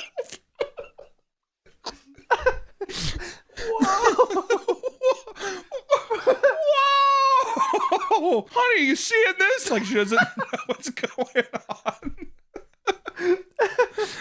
One Groomzilla discusses his frustration over the fact that his fiance has no interest in any of his Star Wars related wedding ideas. Because this man, along with his family and friends, have been watching the Star Wars movies on repeat their entire lives. He states that it seemed obvious that the wedding would be themed around it. Today's about me, baby, not you. That being said, his fiance has zero interest, being a girly girl that doesn't care about the franchise in any capacity. A girly girl. I am a woman. I'm an adult woman. Hello. I heard the Force is female, so... Yeah, the Force is female, that's right. The Force is female! Even so, he would pitch his many ideas to her like serving alcoholic blue milk drinks, hiring stormtroopers to party on the dance floor, and giving Jedi robes to his groomsmen. Actually, that'd be sick to have all of them in. You can't just keep saying it's everything's sick, dude. Are you a big Star Wars fan? I used to. Then... Uh-oh, what happened? I think I grew out of it. You don't grow out of Star Wars, though. I love Star Wars. Even like the prequels. The newest movies? No, I hate the sequels. The first one's fine, but... Oh, so it goes original, prequel, sequel. Yes. Okay. All of these ideas were shot down, with her claiming anything Star Wars related at the wedding would be embarrassing in front of everyone we know. That's a reasonable reaction. Everyone on the post chastised him for seeming to care more about his Star Wars fantasy than celebrating the love between him and his future wife. Also, seems pretty reasonable. I think it's a double standard, though, because if she wanted a Star Wars wedding, the guy would have to oblige. That is true. There's probably online discourse as well to bully you into being like, you can't just indulge in this one fantasy for her. Yeah. We gotta watch out. We're getting kind of based here. I think it's just the idea of like one party not wanting something and you're complaining about it. What's funny is it's ironic is that this is a union. So one person being like, I'm not getting my way. It's like, it's just not, we're coming together. I mean, he's being selfish to being like, I want to throw an entire Star Wars wedding. It's just like... I mean, there could be a thing where it's like, could we have just one element? To where you're like, I mean, it's not egregious. Here's the compromise. On the wedding cake, the groomsman is in Star Wars robes. That seems fine. Who's gonna know? And then that's like a little thing where it's also, it's a little something. Do I have to have a full full choreographed Star Wars fight? No. Do you think there's a world too where there's like a tasteful, it's a suit that is in the style? Like fucking your Disney bounding. Yeah, exactly. If you did something like that where you're like, oh, it's kind of that, and then even on the after party, you can clip on a fucking lightsaber to your belt or something, dude. You bring the robes out after the ceremony. Yeah, then after, to me, also, that's another thing. If it's after the ceremony, then yeah, granted, once again, do I want stormtroopers breakdancing on my dance floor? No, but could you and your friends get the robes? Why not? But to be fair, her saying it's an embarrassment in front of everybody too, that's kind of harsh. Like, it's our friends. They know that I like this still. Also, why are my friends judging me so much? Are they my friends or not? I don't know. Yeah, am I an embarrassment to you? We're gonna love each other forever, right? Oh, yeah. I'm gonna get married on Tatooine in the desert. That's where my wedding, gonna invite everybody out to the Gobi Desert. Hey, would you guys go to the Gobi Desert? Go to the Gobi Desert. When is it? August? Everyone's just like dehydrated. One man, while unmarried in real life, found himself falling desperately in love with Lana Beniko from Star Wars of the Old Republic. Pretty sure it's a video game. He admits to marrying this character with 3 different characters and even recorded her most endearing moments in the game in order to rewatch them whenever he wanted. That's sad. That's like the guy who married the video he did, the guy who married the VR thing. It's like some actual Blade Runner shit. I have to fight the Sith. He's like, I'll be gone too long. He's consumed as much lore as possible for Lana and hums her theme song throughout the day, admitting that the song gives him a feeling of ecstasy. I would hate to be his coworker. He's like has like a boner the whole time. Hit the water cooler by him. This is where we start to get into more fascinating side of Star Wars obsession. It's one thing to collect some memorabilia and dress up for a Halloween party, but it seems like some people are truly desperate to live in the world of Star Wars. There's even a full-on Star Wars religion called Jediism, based on the beliefs of the Jedi from the franchise. It started as a silly email campaign in 2001 and turned into a legitimate system of beliefs for a large group of people. Some people will pay good money to be immersed in the world of Star Wars, to the point where they are reduced to tears after stepping into Disney's Galaxy Edge and seeing the Millennium Falcon for the first time. Oh my God! Which I will say, we've been there. It is impressive. That whole area, whoever designed all that shit did a good job. I remember, even I was like, God, like when I was standing by the Millennium Falcon, I was like, God damn, it's fucking huge. It's crazy. There's people that go to Savi's workshop and customize their own lightsaber to become one with the Force. People gladly spend over $220 to take it home with them, which I will say, I know that it's become, everybody knows about it now. But when that first came out, people were like, oh my God. And that's fun. If you're a big Star Wars guy, get to go there because I think you get to customize your own lightsaber and stuff. If you're at the theme park, why not indulge? You know what I mean? Why the f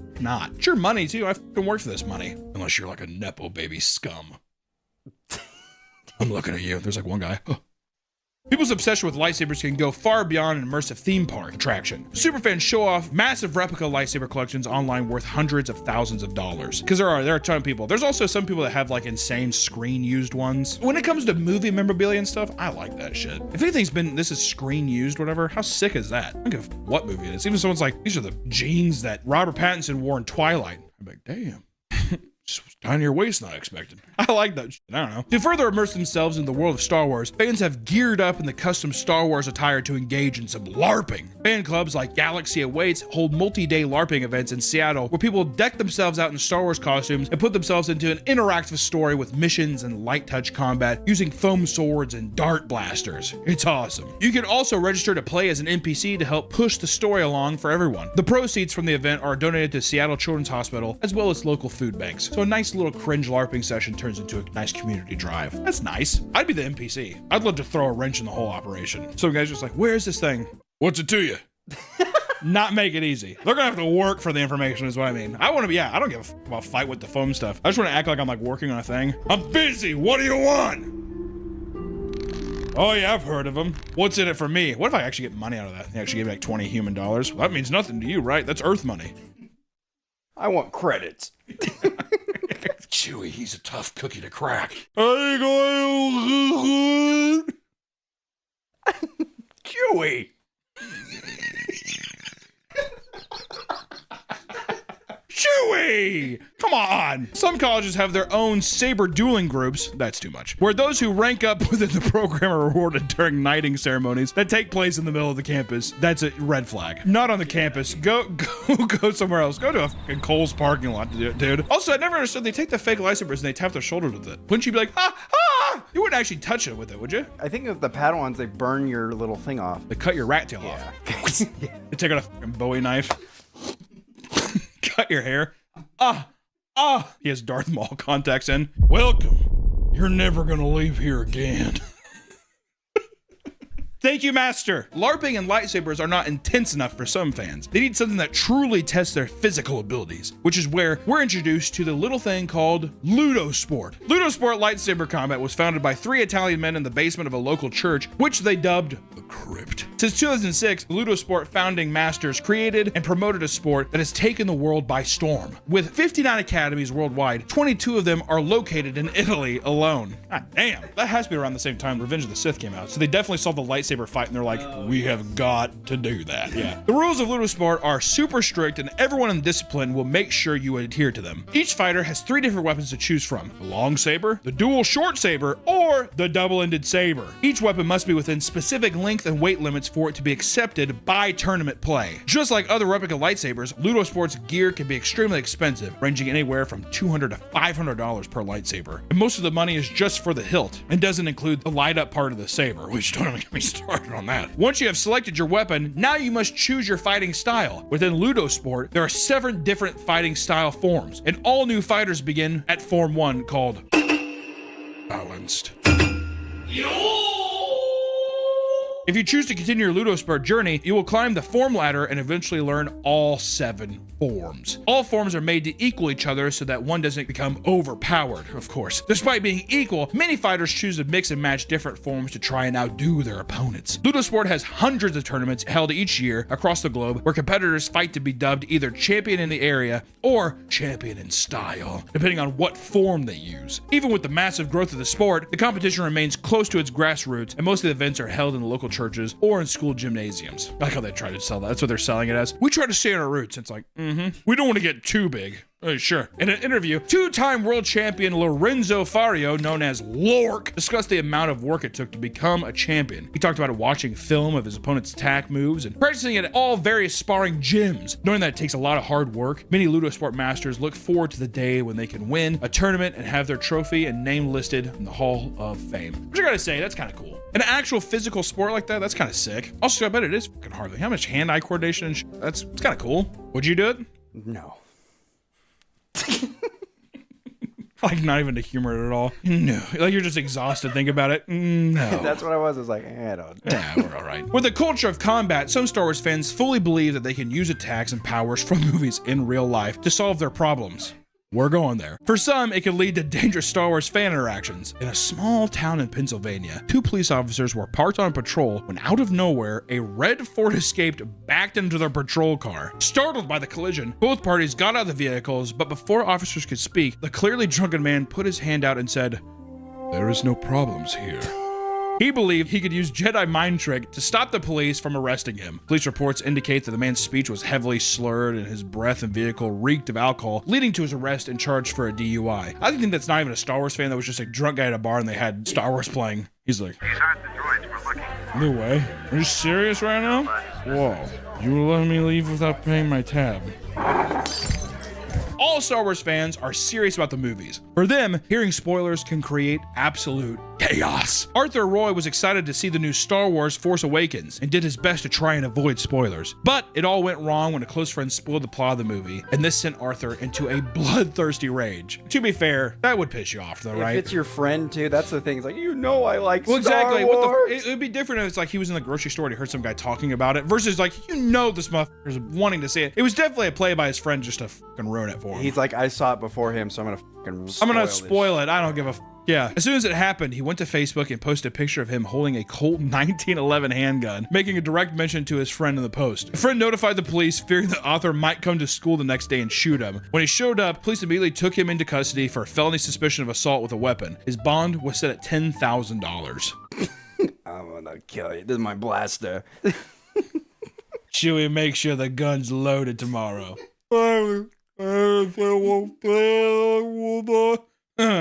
Pretty much.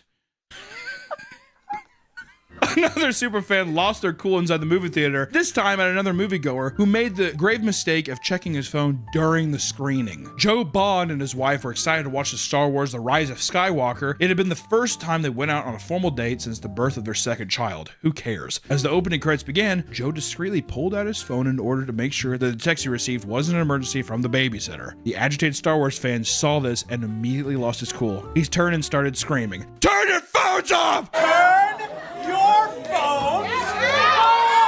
Turn your phones off! Turn your phones off! Use your fucking hands! Use your fucking hands! Welcome to the 21st century! Welcome to the 21st century! I waited a goddamn year to see this so some asshole could turn his phone on next to me? I waited a goddamn year right now! Asshole! Turn his phone on next to me! The situation escalated to the point where the angry fan punched Joe in the face, causing other people in the theater to boo him out of the room. Brutal. When the police arrived, they couldn't make an arrest because the man had already fled the scene. To this day, he has yet to be identified. And after he saw the movie too, I bet he was like, that wasn't worth it. Yeah, that was not worth it. Star Wars as a franchise has gotten so big that we're starting to see more and more people whose love for this is downright bizarre, which happens with any fandom. It's not like everyone in the Star Wars community engages in this sort of behavior, and even if they were, I suppose it's not really hurting anyone, right? It's just a thing that they like. It's okay to really like something, but just make sure to come back to reality every now and again. All right? After all, if you're throwing away loving relationships over the fact that they don't like the same billion-dollar franchise as you, it may be time to take a good look in the mirror because something's clearly wrong. Guys, we hope to see you in the next one, and may the 4th be with you. Bye-bye. Tell him, Chewie. Yeah, that just happened. Welcome back to the Papa Meat channel. How you doing? How you doing? Come on, sit down because today we're going to be talking about sports betting.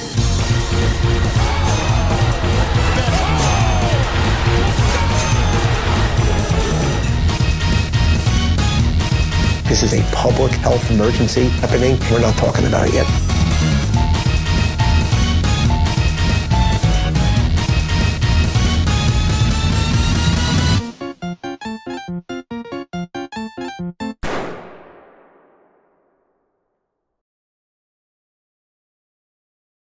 Since being legalized in 2018, there has been a massive influx of online sports betting. It has gotten to a point where it's inescapable. I mean, I watch a lot of football, right? I cannot believe the amount that like sports betting sponsorships have on actual broadcast television. That seems insane, to the point where even before games there's odds. And the only reason I even want to talk about this now is because it's gotten so crazy that I cannot watch a game without having a couple friends sit over and them talking about like, oh, I just lost that bet, and they go through 7 different apps on their phone with all these different bets. It's a problem. We're in a problem. It's on your TV, your phone, billboards, and even the radio. Sports betting has become one of the most profitable and addictive markets in the world. Every single sporting event now has a multitude of different things you can put money on. And while this is exciting for seasoned bettors, it's starting to get more and more younger people to open up their wallets and gamble, pretty much.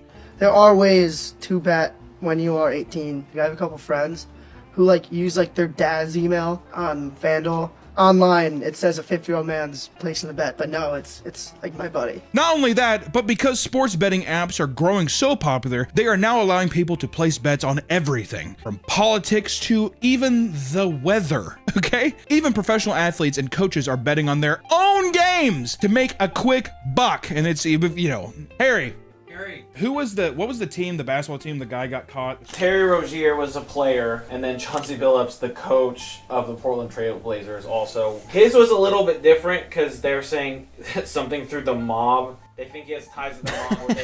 Where they What is happening? And not only that, but then Ohtani's translator was sports betting, and it definitely wasn't Ohtani. Word off, dude.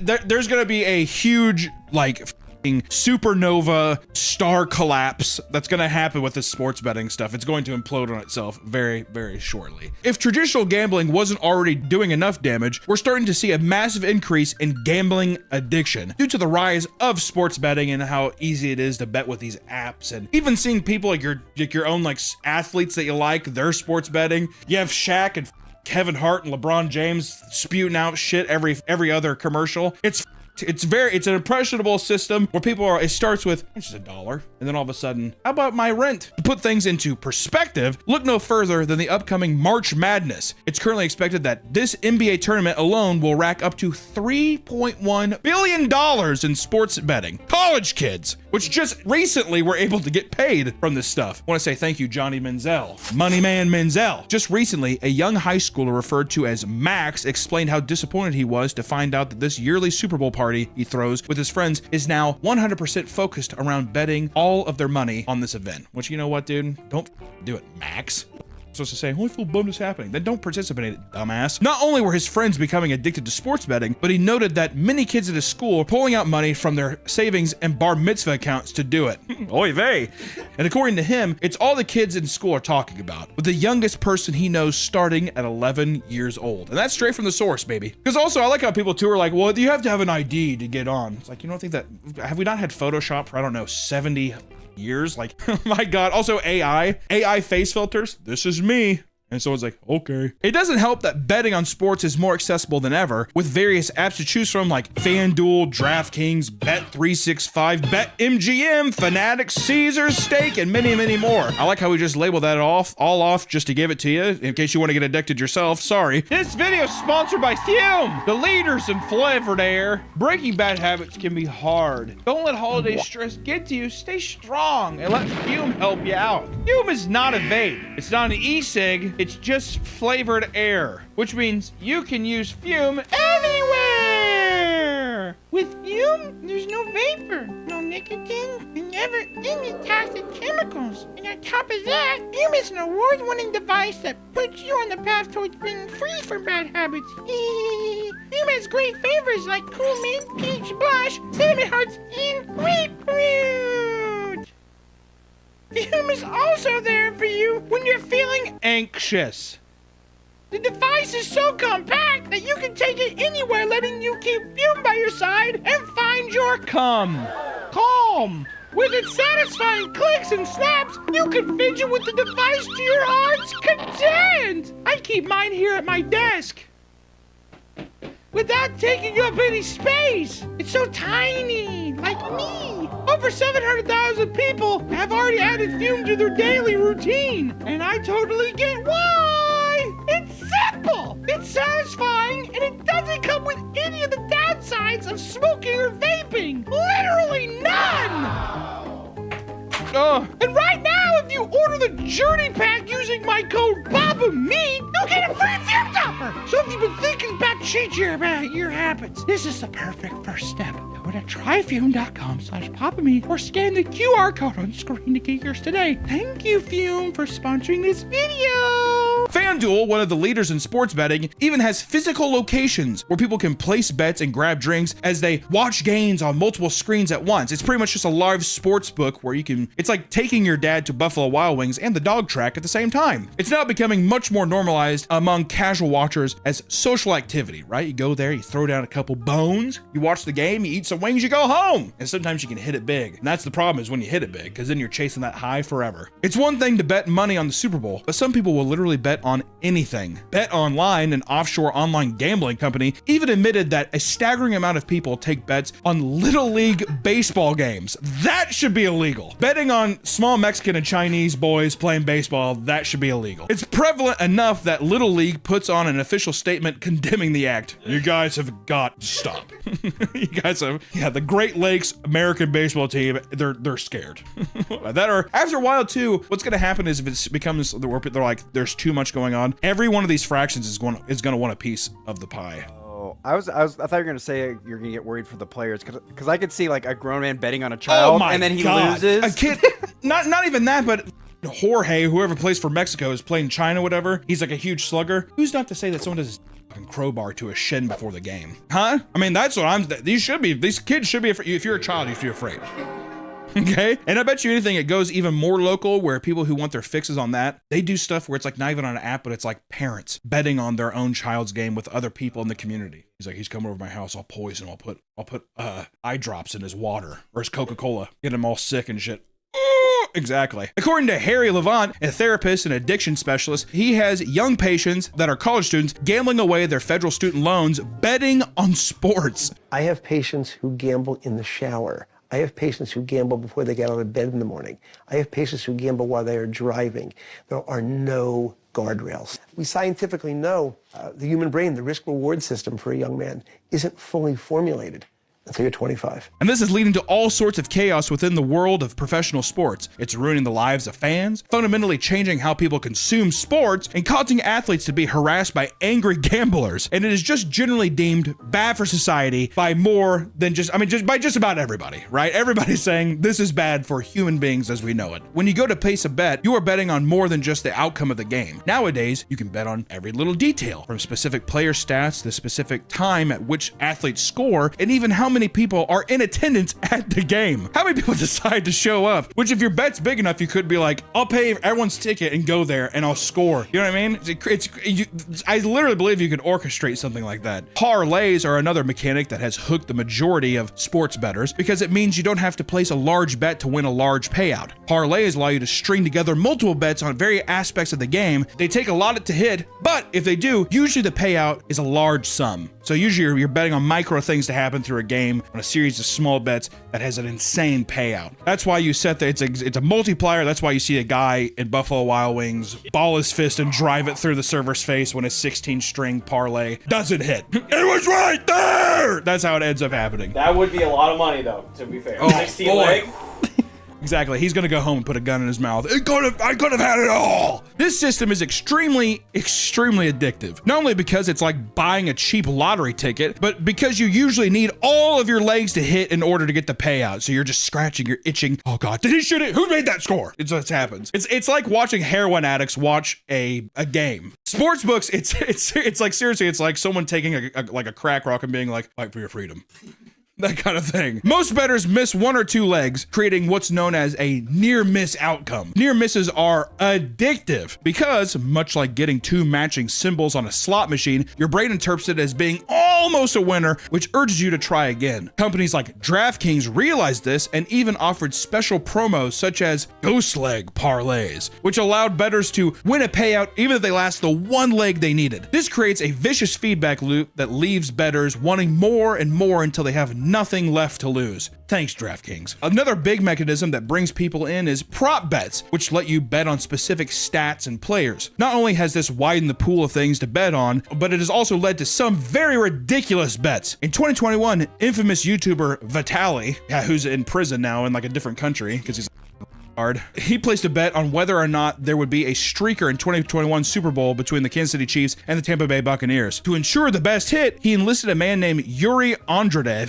to run out onto the field before getting tackled and arrested. See, as I'm saying, you do that thing, you pay someone to go and take the hit, you give him like a percentage of whatever it is. Ohtani did this. If you think Ohtani didn't do something like this, the 2025 Super Bowl also had a ton of weird prop bets. For example, you could bet on the color of the Gatorade that would be dumped on the winning coach. According to DraftKings, the color with the best odds were purple, followed by a tie between orange and yellow. I would have bet yellow. I almost always feel like I unanimously see yellow. Do they also, this is regardless of whatever, do people still do the Disney thing? What are you doing now? I'm going to Disney. That was like a big thing they did in the NBA, I feel like. Michael Jordan and the Bulls, you just won your first NBA championship. What are you going to do next? We're going to Disney World. Yeah. Whoever won the NBA championship in the crowd, what are you going to do next, Shaq? I'm going to Disney. Some bet on whether Travis Kelce would propose to Taylor Swift or whether or not someone would cry during the national anthem. Chris Jones, that's easy. He cries at every national anthem. It's fucking ridiculous. Other ridiculous bets include guessing the specific time it took to sing the national anthem, how many Canadian viewers there were, and if there would be a power outage. With all these various ways to play, people have gotten superstitious about how they place their bets. One of the biggest sports bettors on the planet is Drake. I'm just gonna let that sink in for a second. He will bet millions at a time and has a historically bad track record of betting on teams or players that lose. Kiki, do you love me? This has led to a phenomenon called the Drake curse, in which bettors purposely bet against Drake, believing it's a slam dunk win. Many sports bettors claim they can't enjoy simply watching sports anymore. They have to place bets, otherwise there's no thrill to the enjoyment anymore. It's like there's no thrill of the hunt anymore, right? I can't just watch professional athletes be superhumans. I have to have have money at stake. If I don't lose money, am I really having fun? When they're not betting, many experience mood swings, depression, substance abuse, or declining performances at school or work as they struggle to cope with their addiction. That seems like a cop-out. You think so? The excuse, I'm not betting, that's why I'm a like... I think that there's some merit to that, just because I think that having a constant dopamine hit of like refresh and doing that, and then when you don't have that, you're more irritable. I can see that. Don't get me wrong, the person's still a piece of shit, but still. It's just a thing where that person was probably a nuisance before, they're a monster now. When we say that sports betting is everywhere, that truly cannot be understated. Popular apps like Stake, an online casino and sports betting service, are now known to randomly watermark viral clips with undisclosed advertisements. They're basically like, what's that like America's Funniest Home Videos that's everywhere in like random, it like loops clips.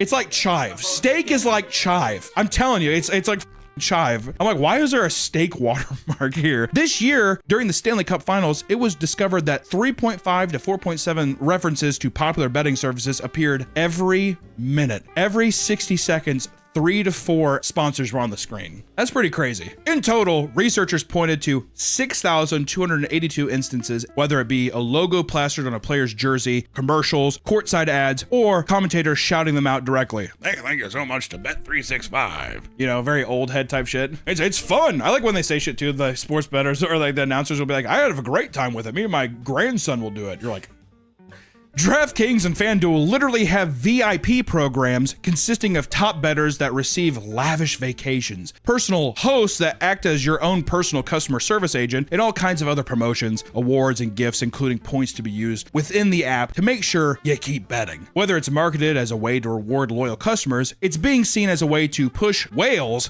to bet as much as possible, often leading to life-ruining financial repercussions. I don't think DraftKings is going to stick around if you're not a whale anymore either. Do I still get to go to Hawaii? They're like, no.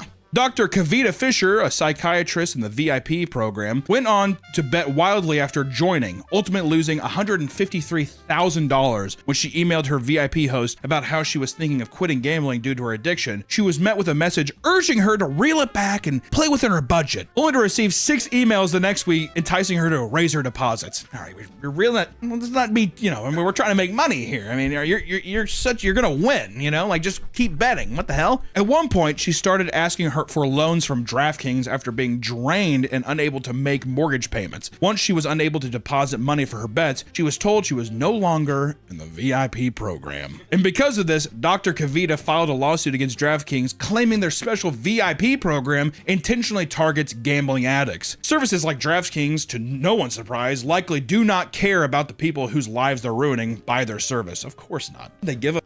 Hell no. In another tone-deaf effort to boost profits, DraftKings created the Never Forget 9/11 themed promotional parlay in which people could bet on 3 New York-based teams winning their upcoming game on the anniversary of the tragic event.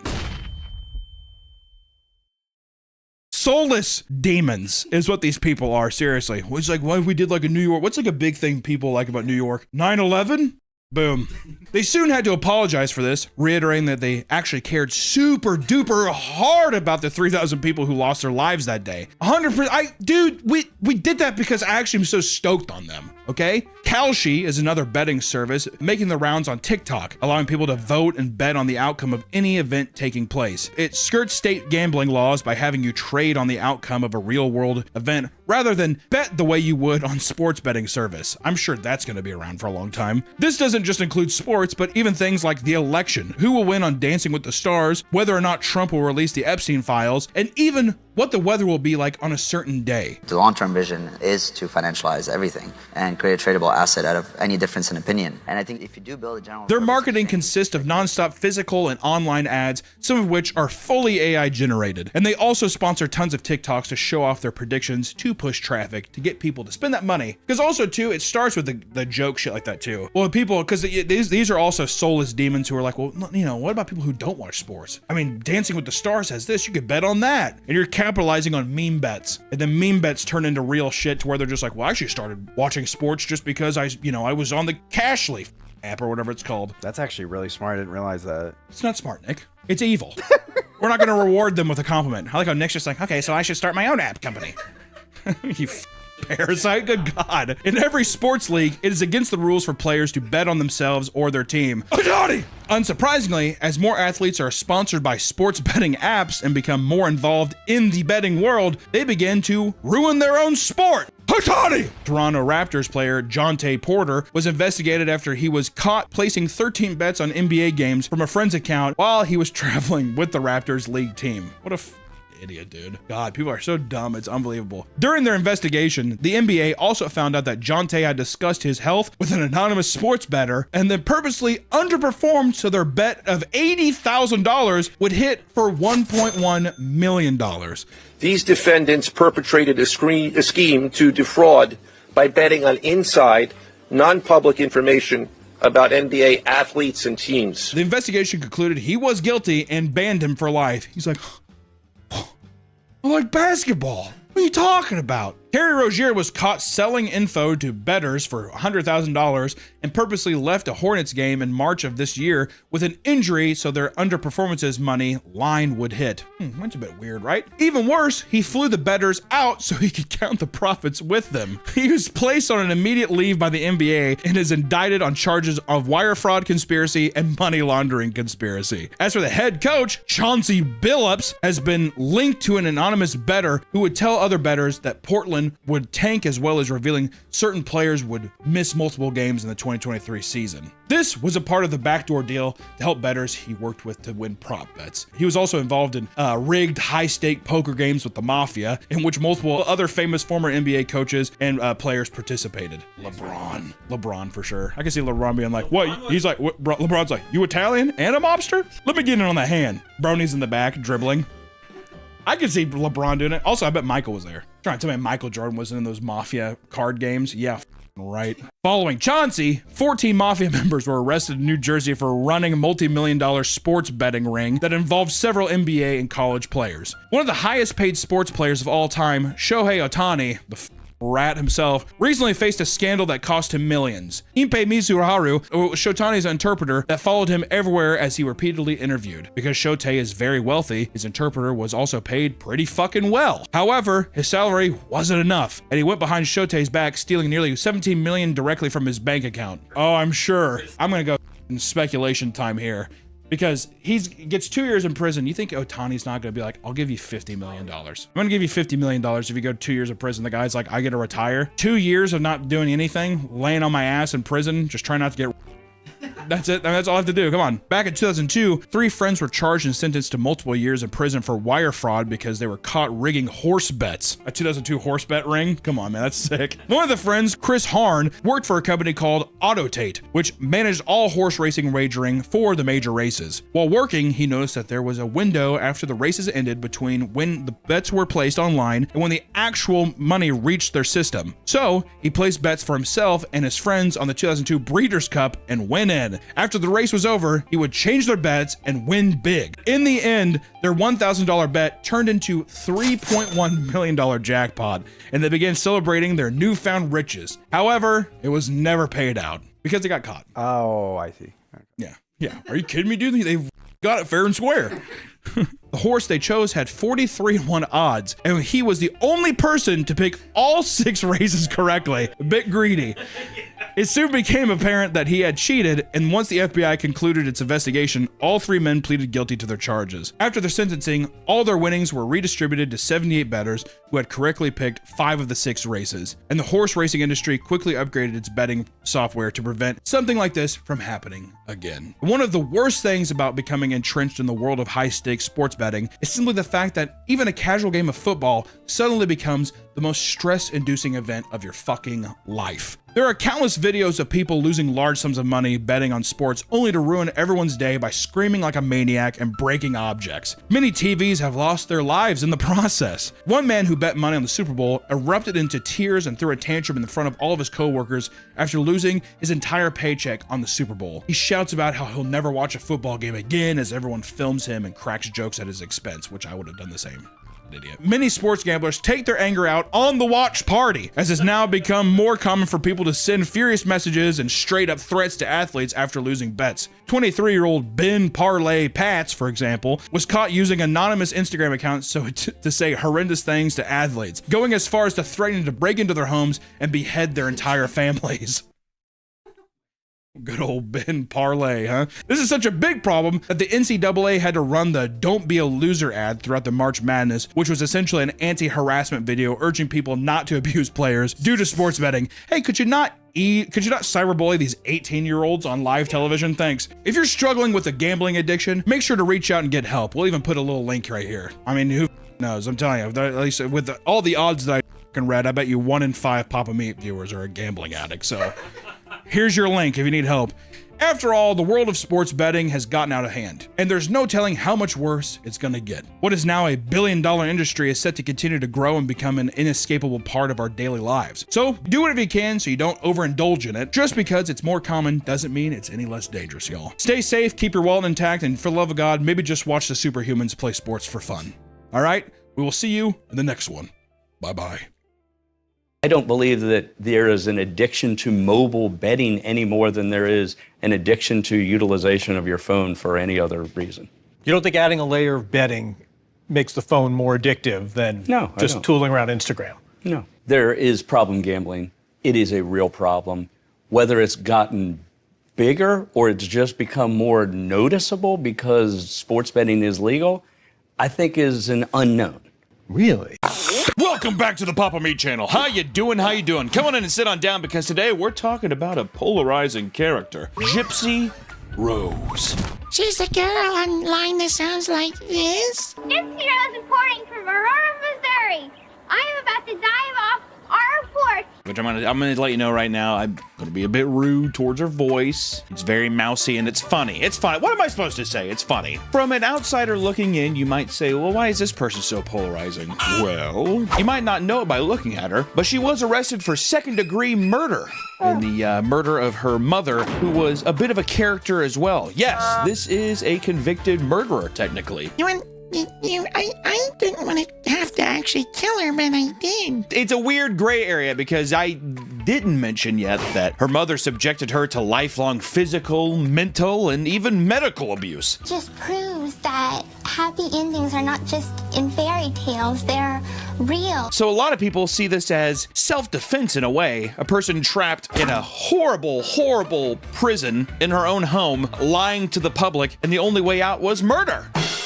It's like a little Sherlock Holmes case. It's a little Inspector Gadget. That's what we need for this. Inspector Gadget could have cleared up the whole situation right there. I mean, on one hand, she's a murderer who should be condemned for her sins, but at least she killed someone who's an evil bitch, right? Or at least that's what the people on social media are saying. The internet loves a good revenge story. It's one of the cruxes of human experiences, or the big evil guy getting his, the little man being able to punch up and kill God. And in this case, it's Gypsy Rose having somebody from like a vampire website that she was getting finger by stab her mom like 37 times in the all over her body, just like John Wick. This has been covered by a lot of people. There's been documentaries. There's even been a Hulu show that we'll talk about. But now, as of recently, I was surprised to know that she got released from jail and that she's a reality TV star. When I found out that a second-degree murderer had their own reality television show and it's like relationship gossip, dude, I am a sucker for trash television. If you looked at my Amazon Prime purchases, it's nothing. It's like legitimately 9 seasons of Gold Rush. I mean, Deadliest Catch, American Choppers. I love me some schlock television, and especially when I found out that it was by Lifetime Network for Women. Oh my God. All the movies are on that channel are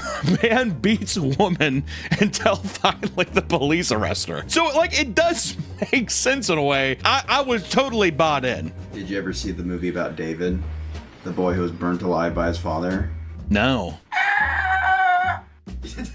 I saw this one movie, but it was all about like this guy in San Francisco who is a public teacher. He moves into like a garage out back, and then like the 14-year-old daughter is trying to like suck and him the whole time. He's like, I can't. I feel like everybody saw that movie. And then she like stole his condom, right? She stole his condom and all this kind of stuff. We found semen inside of her.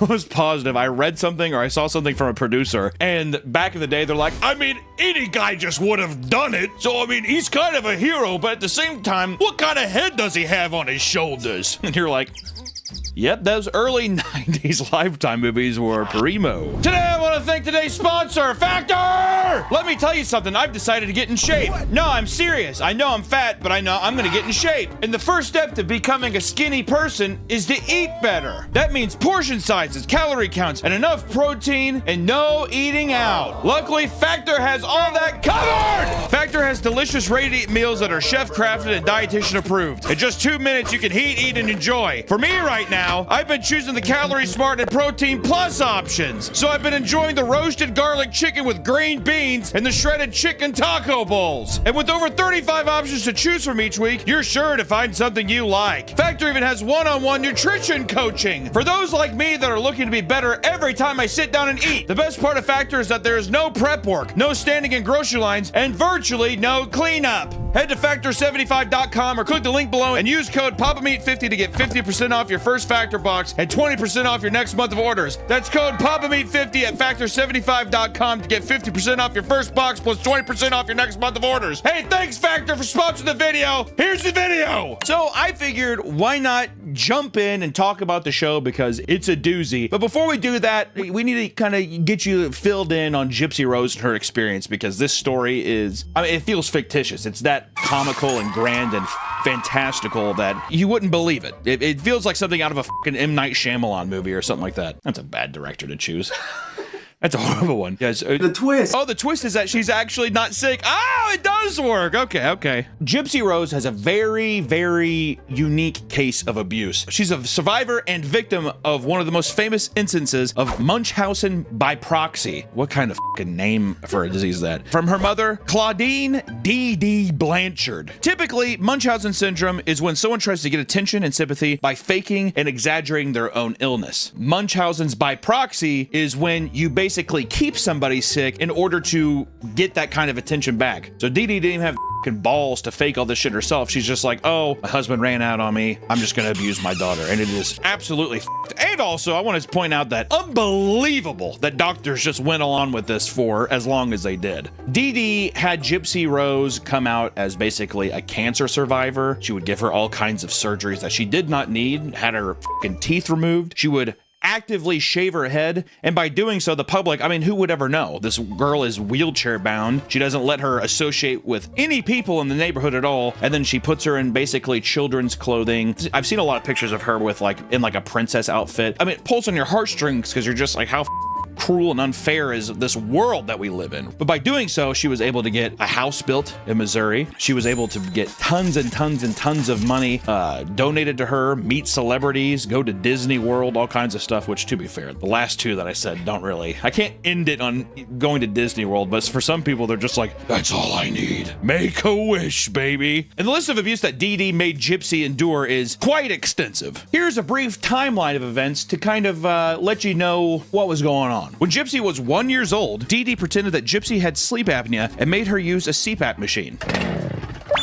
At 1 year old, that thing that you see your obese 86-year-old grandfather using, that's what an infant baby was using, okay? When Gypsy was 8 years old, Dee Dee claimed she had muscular dystrophy and forced her to use a wheelchair, which must have been extremely mentally confusing whenever you're like, I walk around the house all day, why do I have to sit in this f***ing chair all day and pretend that I can't walk? I don't know. And Gypsy was even tricked into thinking she had seizures and was forced to take seizure medication that caused her teeth to rot out of her mouth. I'm going to Children's Mercy Hospital to see my dentist for my teeth. This then resulted in her getting them surgically extracted. If they weren't dangling and falling out by themselves, Dee Dee was quite the trooper and just said, why not just go down to the dentist and pull those bad boys out ourselves? Dee Dee would tell people that Gypsy had leukemia and would regularly shave her head to make people think she was receiving chemotherapy. Oh, God, you just want to fucking punch her in the face, dude. That's so Dee Dee made doctors install a feeding tube into Gypsy's stomach. It's like a mechanic, a car mechanic. So you just want the tube here? All right, let me grab my big fucking knife here. Gypsy was forced to bring an oxygen tank when leaving the house, and she had her saliva glands removed because of excessive drooling. which is why now too, that's why I think she licks her lips so much now. So you'll see her a lot and she looks like she's doing some weird frog thing, which is like whatever, but it's just because she has no fucking saliva glands. It's like some like weird, like hostile torture shit. You know what I mean? Like an Eli Roth movie or something. Well, now Gypsy, you're drooling too much. We gotta pop those glands out. She's like, well, if you didn't keep me hooked on this fucking CPAP machine and all this medication, I wouldn't drool as much. Shh, child. Dee Dee would tell other people that Gypsy had the mind of a 7-year-old and would continuously lie about Gypsy's age to keep her younger than what she actually was. The celebrity meetups, the trips to Disney and all that stuff, which of course, dude, of course Dee Dee was a Disney adult. Of course. You better watch those fucking kids in wheelchairs. And I hate to even say that because I don't want to put that bad omen on anybody, but those Disney adults, you got to keep an eye on them for real. She was fed only Pediasure, a dietary supplement for children, until she was in her 20s. Here you go, drink that. You can't chew because all your teeth are gone. She has more fucking silver in her mouth than a goddamn werewolf hunter. Have you seen her mouth? Oh my god. It wasn't until she was older that she started to realize that all these ailments her mother said she had weren't actually real. So even her entire life, even Gypsy believed it. It wasn't until she was much older where she actually was like, oh, I'm being lied to. Because also, when you're emotionally and mentally abused, I feel like you probably stagnate mentally. Looking at her now, she's definitely doesn't have the mind of a child. It was just like the persona of like act like a child. You're in on the bit so long that you get lost in it probably. What am I supposed to do? Just tell people it's not real now? My fucking mom will kill me probably. So Gypsy tried to run away in 2011. But when Dee Dee found her, she smashed her computer with a hammer and physically restrained her to her bed for 2 weeks. And it wasn't until 2012 when Gypsy was able to get on social media by secretly accessing her computer while her mom slept. I'll tell you what, her mom's a big old girl, let me tell you. No wonder she's probably able to play RuneScape and everything too. I mean, I bet that bitch was out cold. This led her to meet an autistic man named Nicholas Gojohn. My name's Nicholas. Your name is Nicholas, and you might be fucking autistic, dude. He was from Big Bend, Wisconsin, and had an IQ of 82. You stupid. And he believed that he was a 500-year-old vampire. Forgot to tell you that. She was on a vampire dating website. It probably feels normal compared to the life that she lives, so I don't know. I mean, have a fucking little old vampire give me hickeys on my neck and shit. A little dating website. I probably would have been down with that back in like 2012. He was also arrested for masturbating in a McDonald's parking lot. I just wanted to throw that in there. Just to really slip that under you. But it was the McRib, baby. The McRib is back. What are you supposed to do? For 3 years, they communicated in secret. And in 2015, the two conspired to murder Dee Dee and set Gypsy free from her prison. Originally, the plan was to get Gypsy pregnant, but that quickly changed to murder. The spectrum feels a bit odd. On June 9th, 2015, Nicholas arrived at Gypsy's house in Springfield, Missouri. Gypsy handed him a stolen knife, duct tape, and gloves in order to murder her mom. As Dee Dee slept, Gypsy hid in the bathroom and covered her ears as Nicholas entered Dee Dee's room and stabbed her 17 times. And what's f***ed up is Gypsy even said that she heard her mother crying for her help, but she didn't answer, and she just listened to her mom get murdered in the next room, screaming in pain. The two were arrested and charged with first-degree murder, but because of the abuse Gypsy endured, she was able to accept a plea deal that lowered her charge to second-degree murder, which resulted in a 10-year prison sentence. Do you think 10 years is enough? Now, here's the whole thing, too. Nicholas, yes, he did do the murdering thing. He was a fucking monster himself. The difference is Gypsy was abused and Nicholas wasn't. No, sure.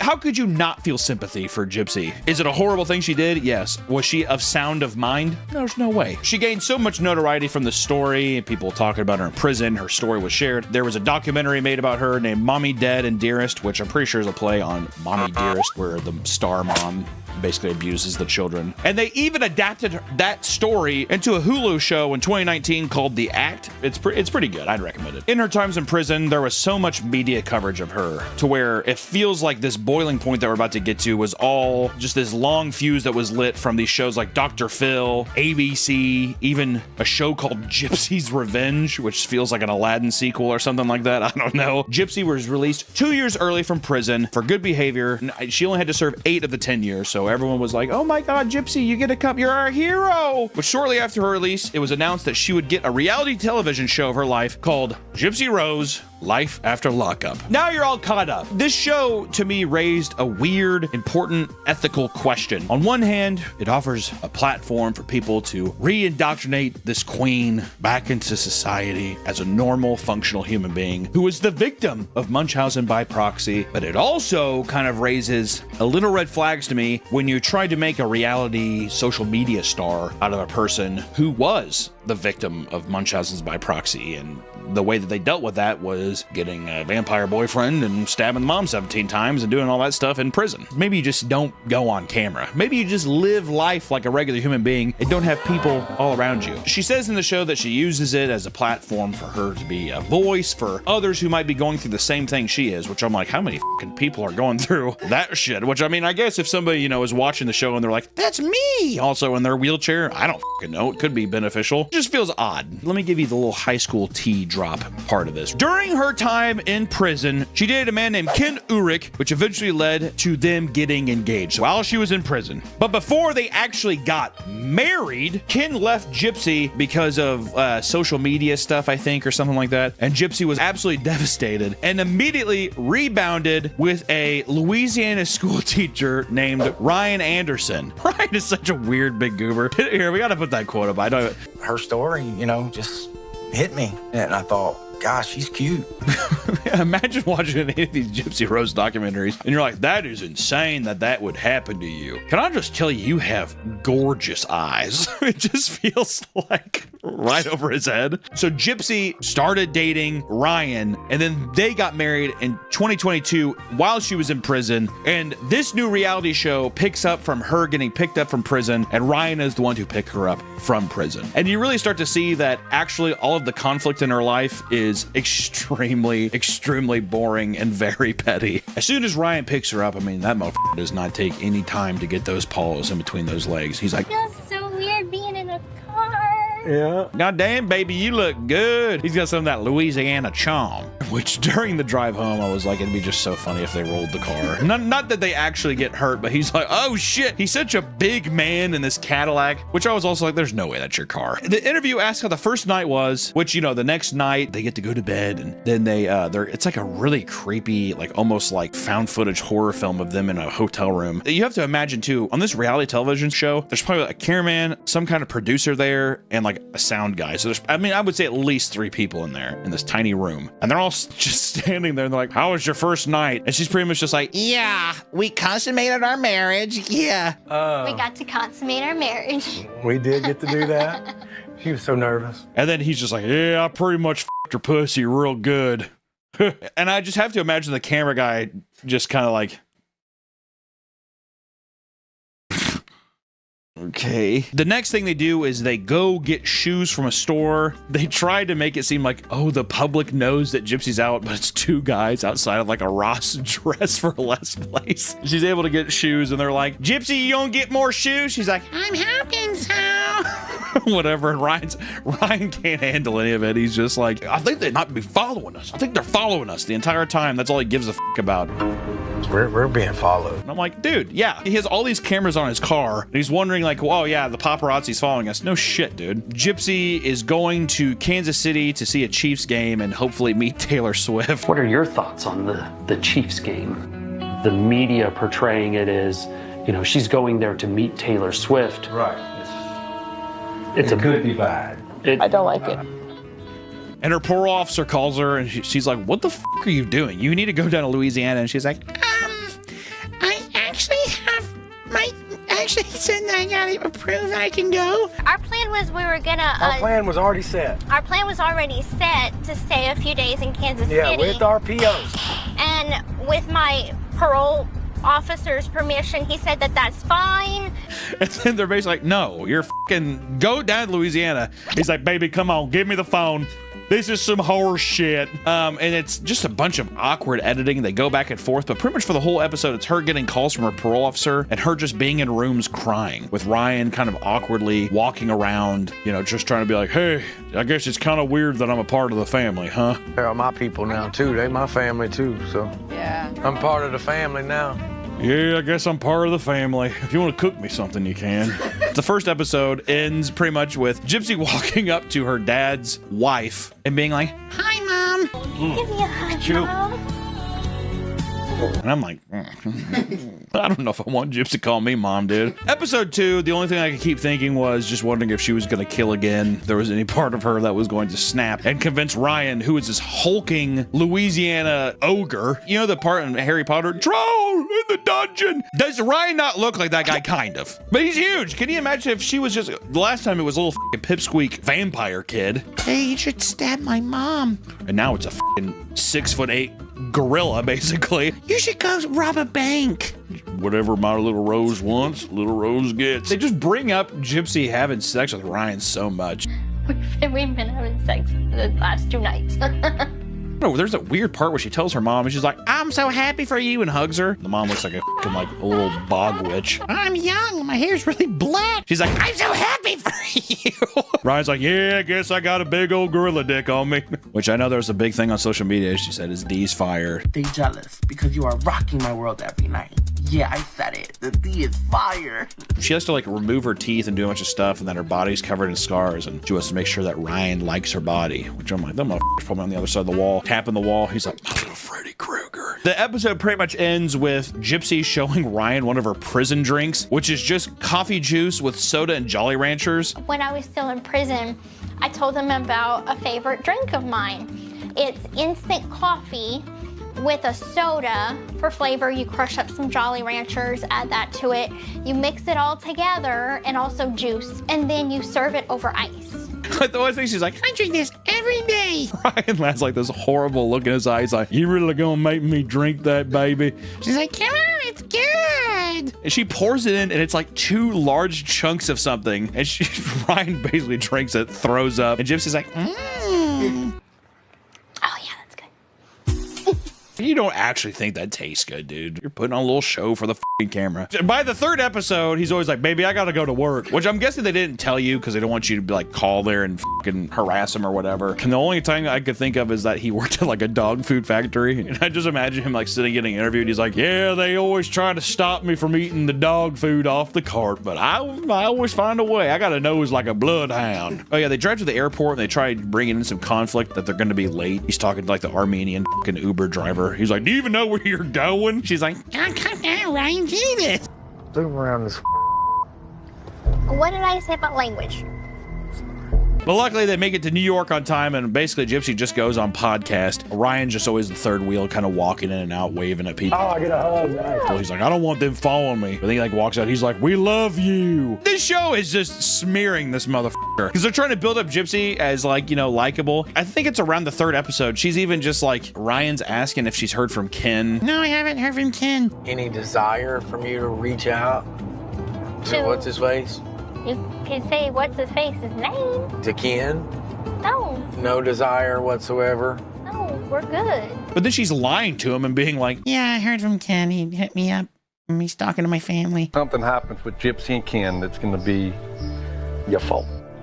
The family's even like, you should see Ken. Which also just makes it seem like he's a much better looking guy, Gypsy. Come on. He's like, I know, man. I love Ken. He's of my life, but I'm married to Ryan. I'm like, this is gonna work out. They go visit the grandma's grave, and the first thing Gypsy says is like, I know I didn't turn out like you wanted me to, which I was like, God damn, dude. We're halfway through the fucking series because there's 8 episodes. You very quickly realize that like people were probably having a bidding war with her, and this, I don't know if the fucking return on investment's gonna be very high, because we're very quickly realizing there is absolutely no conflict besides the extremely obvious downfall of this relationship. Ryan is a bit insecure, but I just feel bad for him the whole fucking time. He just looks like a big stupid fucking goober walking around and stuff. It's one thing to be like, oh, we had no idea as the viewer, but the viewer knows the entire time that she's like, I don't know, I mean, I love this other guy. I just feel bad for the son of a bitch. I mean, I do, I don't know. By the end of episode 4, she's like, I'm loyal to my marriage, but then just bursts into tears.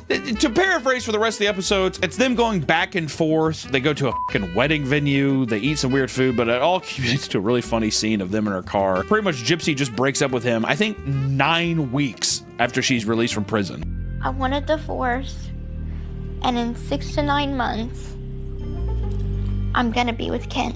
He has been dating her in prison for 2 years. She's released for a little over 2 months. That's when it kind of really, I feel like, hit me, is her breaking up with this guy. Tumultuous shit that goes on in people's relationships and stuff. That's like nobody's business but your own. People f up, people do weird things, people also fall out of love, and people have to break up, do whatever, people do bad shit. That's just between you two. And it's like so weird that there's 4 fucking cameras on this car in this dark parking lot watching this like relationship get destroyed. Okay, then why all of a sudden are you not happy? When did this happen all of a sudden? When did you feel this unhappiness? Tonight? He's just like, okay, well, all right. And then she just packs her shit and leaves. Baby, if you love it, I mean, are you not wanting to work for it? And she's just like, no. This is just gross. Like, God, like I feel fucking disgusting watching this. And then the whole thing ends with her getting back together with Ken. She has a talk with her father about how she's going to be together with Ken, and they have a joke about like, don't get pregnant too quick. We know, just like, give it time. The last thing I wanted to say, she wants a baby. I'm going to tell both of y'all, just wait. And I'm not even joking, maybe 15 seconds later, she's like, I'm pregnant with Ken's baby. And it came back positive. They keep cutting back to Ryan, and he's just sitting in this apartment with this stupid dog he got for her, and he's just like, well, I hope that she comes back to me. I don't know. This damn people keep talking in her ear about me. And the biggest thing of all, which I couldn't believe this until after the fact when we were talking about this, if you have a side-by-side of Ryan and her mom, they look pretty fucking similar. I mean, like, actually, the show uses TikTok to show how the public is thinking of Gypsy about, like, the, you know, oh, she's here doing this, she's here doing that. And it feels gross because it once again feels like somebody who was manipulated at one time being manipulated again and is not actually living a real life. It just feels like now even the public has taken something. It kind of feels like World of Shirts. Joshua Block on TikTok. It's a kid who is mentally unwell, drinking himself to death, and then people kind of just poke at this thing because they're just like, oh, not understanding that there's like real human consequences behind it. But Gypsy has emotionally been to a point where she's like, murder is okay. So now we're going to with this again, which social media is the worst thing you could ever do for the human brain. And now you're putting this person up on a pedestal and manipulating shit again, which I believe since the show has aired, she's deleted all of her social media. And there was even, dude, the murder pics of her mom got released, and that was another thing that swayed people over to be like, oh wait, this is like real, this is like some real shit. It was insane to me to see the public's reaction. I just saw Gypsy Rose's mom's murder photos, and I didn't know it was that up. It's like, what do you expect from 17 stab wounds? 200 stab wounds. Just has a new album out. Shout out to the new album. It's very good. All I know is now people are like, you're a monster. Hey, you're not the mother who's slaying like we thought you were, Gypsy. You actually did something up. It's like, yeah, I did that almost 10 years ago. Like, what are we doing? All in all, I don't know. It is a train wreck, an absolute dumpster fire. And I gotta say, I wouldn't recommend the show. Unfortunate. Trash TV is meant to be bad, but at the end of the day, it is meant to be fun. It is so fictitious and over the top that it's all scripted, all of it. That's fine. When I watch a season of Gold Rush and I watch a machine break 70 times and they act like that's the end of the world, it's fun. My favorite trash television show of all time, Bret Michaels' Rock of Love bus. Do I think Bret Michaels is really going on any of these dates with these people? No, but it's still fun watching white trash women try to get with the lead singer of Poison. If you haven't seen that show's awesome. Growl like a tiger. There will always be that kind of scapegoat of a tortured soul that people either boost up or tear down. But it's one thing I know online, and even it's a fate that'll happen to me one day, is they love you till they hate you. It's just the way of the world. It's just the way the online space works, dude. You're on top now, but you can't be there forever, so enjoy it while you can. But if you're an ex-murderer or that kind of thing, I feel like that I don't know how real and stable that pedestal is for very long. So all I know is there's a crazy fucking story. I had to talk about it. It's just silly as fuck, so whatever. I'll see you guys in the next one. Goodbye. Are you gonna sign those papers? Which papers? The divorce papers. Why would you bring that up now? She's leaving me. She's taking everything. I don't need the public to know that. I know it. A vampire. You know a vampire site? Could you hook me up with that? Okay, good. I need to get on Amazon and look up some fangs. Welcome Welcome back to the Papa Meat channel. How you doing? How you doing? Come on and sit on down because today we're talking about weight loss. More importantly, we're talking about Nikocado Avocado losing 250 pounds. Today's gonna be a quick video. I just wanted to talk about this because I'm getting tons and tons and tons and tons and tons and tons and tons of comments about it on my cartoons, on my Papa Meat channel. Who knows? The biggest comments I'm getting are, bro, you got totally owned. This aged horribly. I think this was a cartoon that made him change his life. Does anyone else think that Papa Meat had something to do with this? No. No to all of that. First off, I just want to say I made a cartoon 2 years ago, almost 3 years ago, called King of Mukbang. And it was just about Nikocado, and the whole thing is that it's kind of a parallel on King Midas. And I would say people were saying that like I owned him, as if I'm like making fun of him for being fat, which if you watch the video, I hope that that's not the case at all. If anything, it felt even self-reflective in a way of how I feel about my own weight. I think we've even said this before because we made a response video to his initial response to it because he made a video and it was really funny. But the whole idea is that it was supposed to be sympathetic of like kind of the choices you make lead to these disastrous results, especially consuming disgusting stuff, and especially the way that he put himself out there was rage baiting people. A lot of his content years ago, by this point now, was him saying like breaking up with his husband and all this kind of toxic stuff that he put out there. It was very rage bait kind of stuff. The idea that I had was just trying to put sympathy to it. I felt bad for Nick, and luckily I got to meet him. It was amazing. I was glad I got to meet him because the whole thing, we even said this in the video, was that I know that it's an act. I mean, it's rage bait. It's clip farming before clip farming, pretty much. I got to meet Nick, luckily, because he was doing stuff with Oompaville at the time, and I got to drive down and meet him. And it was like one of the only times in my life I've ever been starstruck by something. Let me give you a brief rundown of what it was like. I got to sit in an Oompa's kitchen, and all of a sudden I heard the scraping of plastic wheels across the floor, and a rascal coming around the corner. And sure enough, Nikocado came around the corner in his rascal, and he says, "Oh, it's you." And it was like, it felt like Christmas morning. It felt like, I was like, this is unbelievable. And we had such an amazing day of just hanging out. I got to meet him. He was the sweetest guy. I mean, completely opposite to what you see online. Couldn't have been sweeter. Maybe he feels differently about the cartoon, but it seemed like he, I don't know, enjoyed it or got that it wasn't supposed to be spiteful by any means. But we did it like a mukbang together with me, Oompa, and him. And the recording of it is so funny. But if you guys could have seen the behind the scenes, I don't know if there's any behind the scenes stuff. It was so funny. It was so much fun. That dude's farts smell rancid. It was disgusting. Oop, I have to fart. Brace! Brace! On! Brace! No, don't fart! Brace! Brace!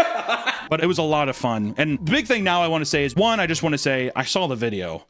Weird video with the panda head, and he does this kind of like weird Joker thing about how he's 2 steps ahead and how this has been some giant social experiment. I feel as if I'm monitoring ants on an ant farm, thirsty for a distraction from time unspent. It's mesmerizing.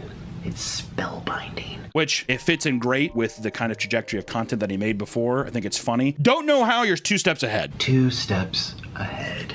I am always 2 steps ahead. The 2 steps ahead thing I think is really funny. I laughed pretty hard when I saw that because how the f do you put your asshole out online? Your asshole becomes a meme. You gain 250 pounds and you're rage baiting people, acting like you're 2 steps ahead of what? I don't understand. I'm not watching Queen's Gambit. I don't know what kind of chess game you're playing, but if you outwardly put out that you're this sadistic, crazy guy, of course people are going to believe it. I don't know what kind of wool you're pulling over someone's head just because you lost weight. And I want to say, I'm so happy for the guy. I saw the pictures and I was like, it's very heartwarming. Like I was so happy. And I just want to say, first and foremost, because I don't want my words to get twisted, I am so happy for the guy. It's unbelievable, especially getting to meet him once. I'm not trying to be under the impression that we talk all the time or anything like that, but couldn't be happier for the guy. When I met him, he was the sweetest guy ever. And to see him fully transform in this way, the amount of work, dedication that would take, even if it was a bit, would be insane. Fucking insane. And he looks incredible too. Like hardly any skin, like loose skin or anything. I thought that was really impressive. It's amazing. And I loved after his weird Joker bit at the beginning of the video, it goes into him of something that's extremely reminiscent of his early years. These are my favorite spicy noodles of all time. If I had to choose one, it would be black bean noodles, wouldn't it, Mr. Noodle? Him being with his bird and eating food and stuff, but he just looks happy, and he's kind of like, he's taken on this whole new persona, and I'm under the impression of, I just want to know what's next. I don't feel like we've seen the end of this thing. I feel like the guy has shown that he can be a calculated killer. 2 steps ahead. I am always 2 steps ahead. with this stuff. So I'm curious to see what's next. You know, a lot of people have made content about Nick and this whole situation before. I mean, tons of documentaries. I mean, he's been on television. There's been all kinds of drama with him over the years, which you'd have to assume part of it is fabricated or if it's a part of some kind of plan. But I think it's interesting to see how people respond to this, of how somebody can portray themselves as this lunatic online. I mean, does anyone remember the sleep apnea thumbnails? Those were some of my favorite thumbnails on the it was so unhinged. But now just because he lost the weight, they're like, he fooled us. I just don't understand how I was fooled. How was I fooled? Just because you lose weight doesn't mean that you got one over on us. I think it's amazing. This is my hope for the future. He starts off with this innocent act again, and then he starts introducing just a little bit more of the crazy again. What if it's a repeating cycle? Well, that's what I was saying, is it could be a repeating cycle of, does he do it all over again? And is that the social experiment of how you just disregard? Because if anything, the social experiment to me is that if a guy lost 250 pounds after doing all of the crazy shit he did, all of the unhinged crazy stuff that he has brought into the world, lose all the weight for people to make him a patron saint online, and then just be like, fuck you, and do it all again, that's an insane social experiment. The back and forths between things, people are so whiplashed by things right now, it's incredible. I just hope the crazy gets back in. If his mukbangs were all an experiment and it was all fabricated, I can't wait to see what kind of craziness comes next, because there's got to be something. Motherfucker can't come back and just start eating noodles again like nothing happened. You know what I mean? Cannot re-emphasize enough how happy I am for the guy, and especially how excited I am for crazy stuff to come in the future, or at least I'm hoping, I'm praying that some craziness comes in the future. I wish him nothing but the best, you know? And like I said too, sometimes I think when people consume content online, they're not actually watching something. It's like a collection of images that are just appearing in front of their face, and they form their own opinions and thoughts on it without really digesting some of the stuff that happened. And I wanted to reiterate again, as I did years ago, that my video is not to make fun of him. It's not to ever disparage people for their weight or something. There's people that I dislike that are very petty cartoons, don't get me wrong, I make that shit.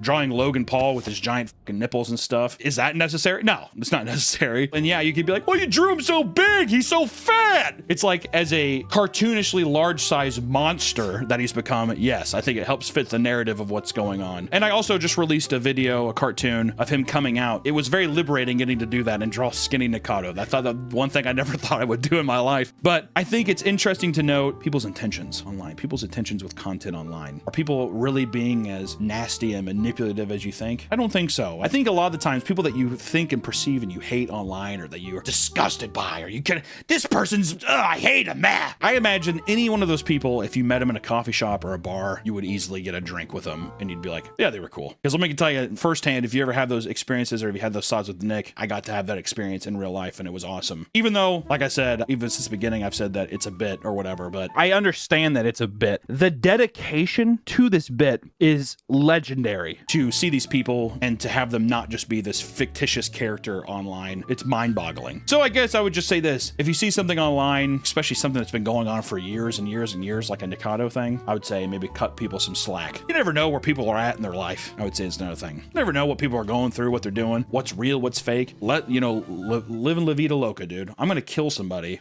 and I'm gonna lose weight, and then no one will care. That's what I do. I'm gonna rob a bank and then I'm gonna lose all of this weight here, and no one will care. But it is a funny thing to think that I am now fatter than Nikado Avocado, which I don't even think he was that much. I don't think he was that much bigger than me beforehand. Look at the side by side. You think he was? I don't know. It's a crazy thing to say that you're fatter than Nikado Avocado, but I would say 90% of us are now. So rejoice in that fun feeling of maybe this will motivate more people to get in shape or do something like that as well, because hell is officially frozen over, I think, to some people. But just a little quick little thought thing. I'm tired of seeing in my comments. Let's move on. Let's move on. I love you all. We'll see you in the next one. Bye-bye. There's no way I'm gonna wear a red shirt as a fat guy right now to accentuate every fucking role I have. So if anything, editor, put a red shirt on me and just make me skinny real quick. I wish it was that easy, dude. That'd be so sick. Welcome back to the Papa Meat channel. How you doing? How you doing? Come on in and sit on down, because today we're talking about PSAs.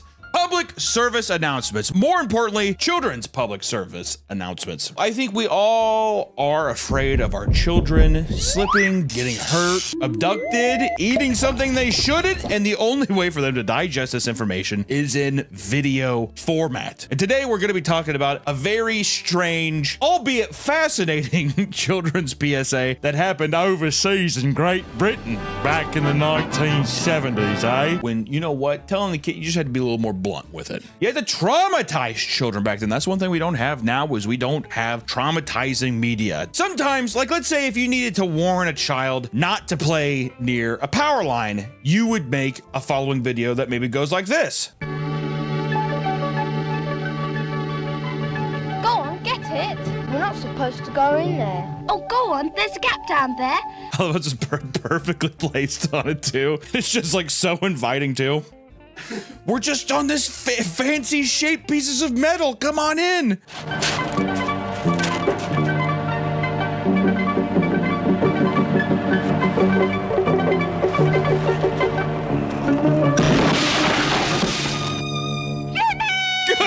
Good God! He exploded from the shins too. You know, you're probably thinking, well, that's gonna scare the children. Well, why? There's probably not any others, right? When you fly your kite or model plane, remember you're in charge of a flying machine. Pilots have to observe safety rules. So must you. The amount of kite flyers who probably got electrocuted or exploded must have been, I mean, catastrophically huge, right? Have you ever seen anyone unironically fly a kite? That has to be a thing of the past, right? At the beach? Okay. I mean, that feels different than just being like in my backyard. Probably gets people blown up for the fucking shins. Just immediately standing next to a power line. String or nylon can conduct electricity, especially when they're wet. Watch out!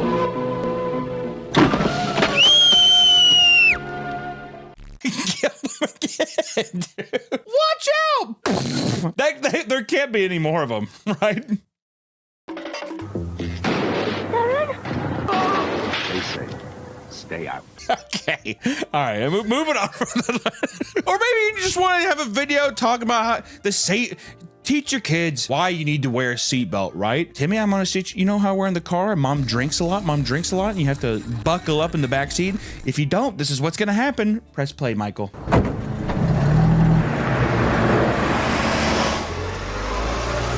Like most victims, Julie knew her killer.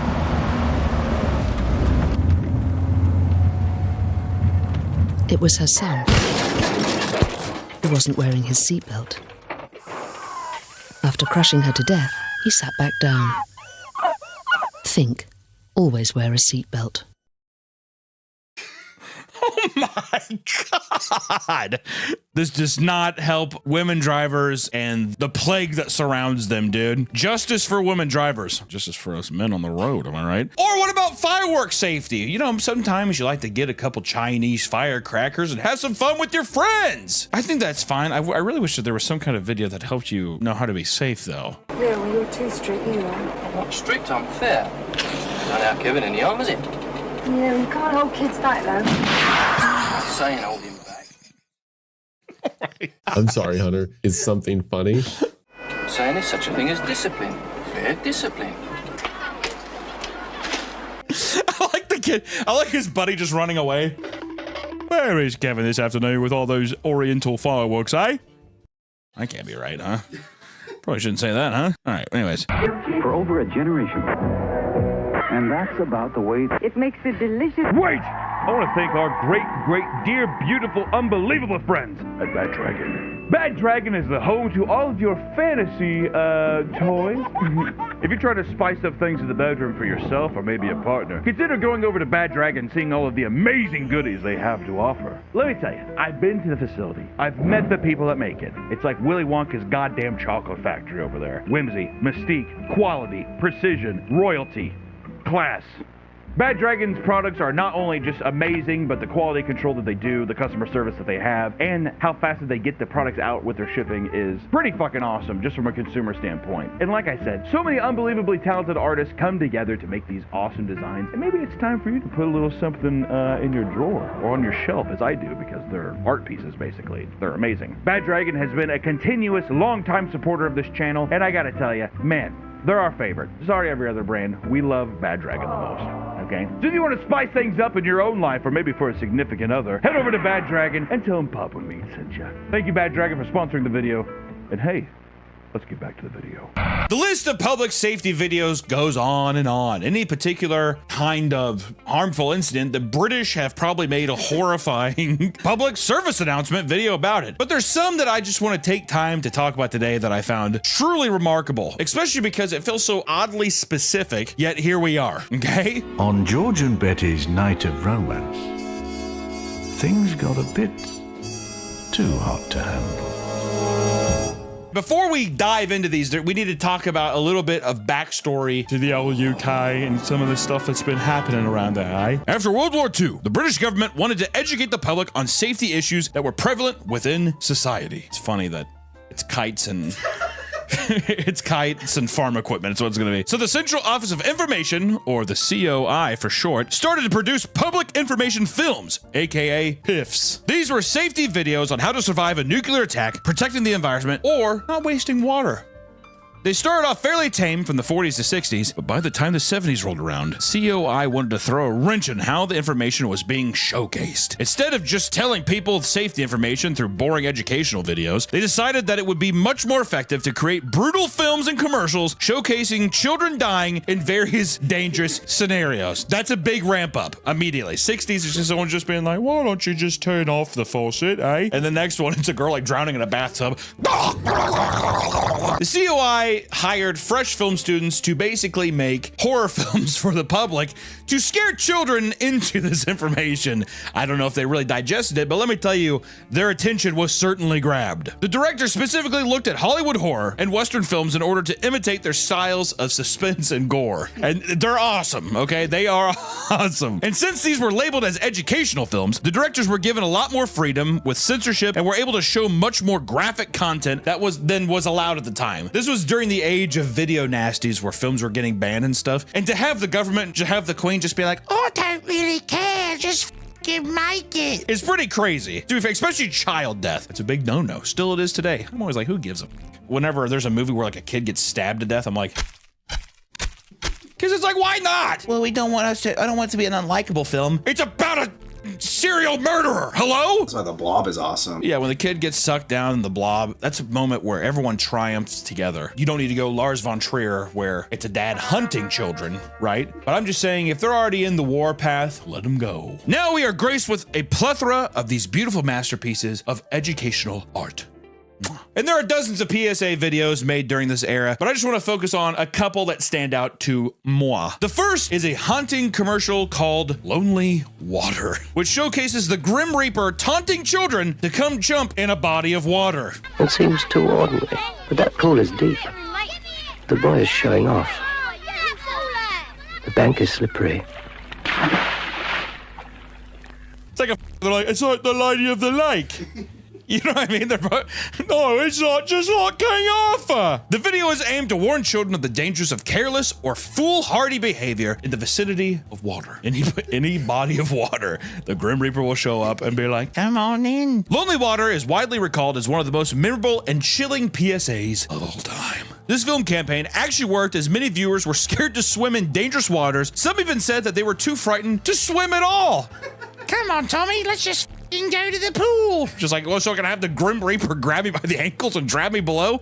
You, Mom! Or, Mom, my bad. This PSA caused a lot of nightmares with young British children. And when I say a lot of nightmares, I mean, I think that it was reported, I think people even complained that my child is suffering from night terrors because the Grim Reaper is in our bathtub now, okay? I'll be back. Moving on, we have my personal favorite. This is an offensive one. We need to just get that one out of the way, all right? Because we're going to talk about the PSA from 1975 labeled Apaches. This 26-minute long film addresses the dangers of children digging around on farms. If you're a farmer in Britain, I imagine you have to have several children, because at least a couple. The way this PSA plays out, you're losing a couple kids, and no one seems to mind. And this PSA has been played in schools all over Britain, Canada, Australia, and even the United States. It's that infamous. It's that popular. The production value is amazing. If you put up a side-by-side of Solo, 100 Days of Sodom, and Apaches, you would not know the difference, the quality of, it's like, it looks like any other film that came out of that time. It's The plot follows 6 young children. They're all ages 8 to 10 years old. You have Kim, Sharon, Michael, the daft one, Michael, wearing a red band. He's daft. The Apaches never wore red. Danny, aka Geronimo, Tom, and Robert, as they play on a nearby farm pretending to be Apache Indians. Just want to say right now, Hollywood did a lot of damage to the perception of Native Americans of this country. So if that's the case, just know, blame the British. You know, this is 1975 Britain. I don't think they really give a good why. And throughout the film, the children are brutally killed on various different farming related accidents. Okay. This is not a directorial kind of like, watch out for moving vehicles. Nope. It's just kind of like, you were in the road. What do you expect? First death goes, the kids are all running around like a bunch of lunatics when Kim decides to hop on the back of a moving truck. As Kim is cheering for victory, the truck driver slams on his brakes, causing Kim to go flying headfirst into the tires.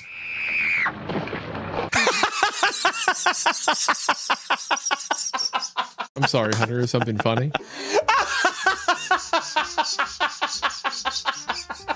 I bet you that kid actor actually like fell in there and they're like, grab him! And then they went in and cut it. You put the dummy in there, which lesson 1, don't play on trucks, I think is what they're trying to say. Don't be jumping on moving vehicles, okay? And what's really up, you'll see with all of these, this is a similar motif, is that after a child dies, there is some kind of adult who comes and is getting rid of them, like getting rid of their stuff. Like in this one, the first one is they remove, there's like all these like filled coats on hangers, and then there's one empty one, and they go up and they remove the tag, and it's like so haunting. It's so tragically fucking bleak and dark. It's unreal. And they do this every time to hammer it home. It's a fun watch. Also, here's another thing too. The kids, they're playing every time. Every scenario, it's never them just being like, watch out! Like they're walking home. Look out! Never that. They're always playing. So we have no idea the lapse of time between them. So it almost reads as either the first day or just the next day. And they just don't care. No one cares. But a day or two passes and the kids are back on the farm again. This time playing kick the can and hide and go seek. I've played hide and seek, but the kick the can part was very odd. It did make me feel, I was like, this is like an old European thing. Okay, because here in America, we just close our eyes. We don't have to kick a can. Watching the kids run around and they keep focusing in. They're doing a really good job by holding the suspense, but you just know, you're like, oh, yep, there's gonna be a scythe that comes down and hits the girl in the neck, or, oh, I bet that bull's gonna kick that kid in half. We finally get to death number 2. Tom is being chased by Danny, and whoops, Tom slips in the slurry pit, aka it's just a pit full of cow shit, and he drowns.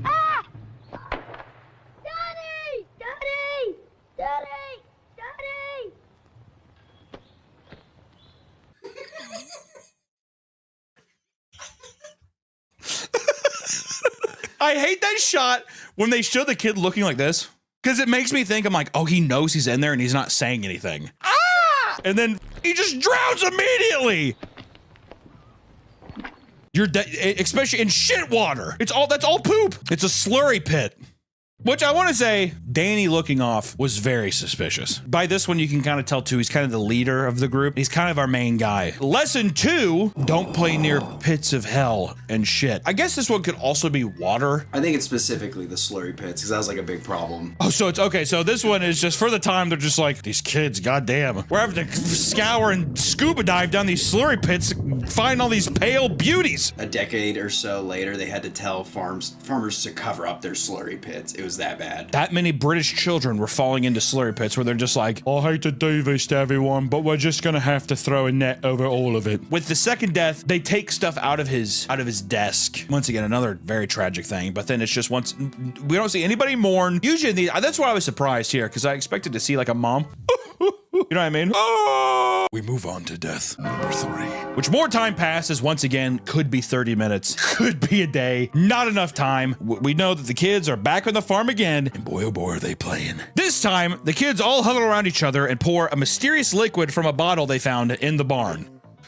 And there is, I'm pretty sure, a part where one of the British kids says something like, a little bit of firewater from the white face. In celebration of our victory, we will drink the white man's firewater. Because they're playing Apaches.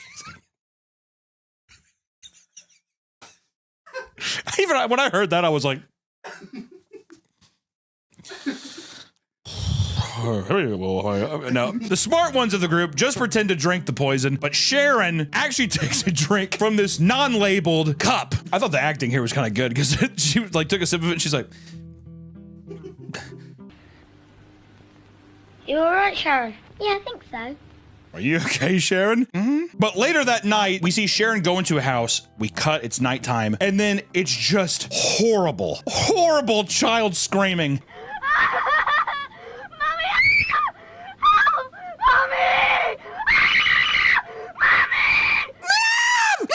I mean, it's wild. And once again, you cut to the next day and the mom is just taking shit out of her room. She's just like, well, that one's gone. That's why earlier too, I was like, these guys gotta have like 8 children. They're like, well, there goes Sharon. Yeah, can I make it me room, Mom? Their lesson 3 is don't drink mysterious liquids. You dumb little bitch.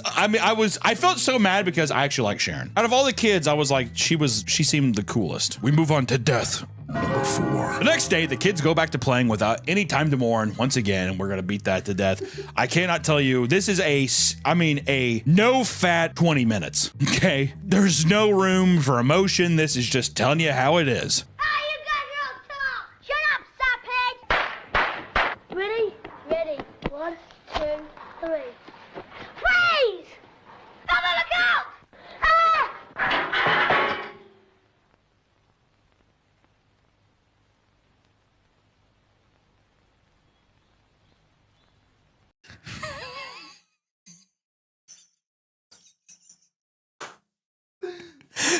I love how every time a child dies, it has to be Danny doing. Also, in my mind, I was like, if I was that, I wouldn't die from that. But lesson 4 is watch your surroundings. Don't get hit by metal gates. Don't let things fall on top of you. I was kind of like, this one felt like the actual first accident. Everything else felt like a stupid act. I was like, leading into death. Number 5. At this point, there are only 2 kids left to play Apaches. And let me tell you, it's a somber scene on top of the hill. You guys are really still gonna play the fucking game after all your friends have died this week? You know what I mean? Danny goes up this hill and he's talking to some of the old blokes at the top of the hill. And he gets on a tractor. The guy's like, be careful. And he's like, yeah, piss off. Immediately releases the brakes. I mean, almost instantaneously. This is probably the funniest death just because the tractor is going so slow. You're screaming at the movie the entire time, jump off. For the love of God, Danny, jump off. Your name is Geronimo. Jump off. It's so slow. Even the guys that turn around, they're confused. They're just like, jump off. Help!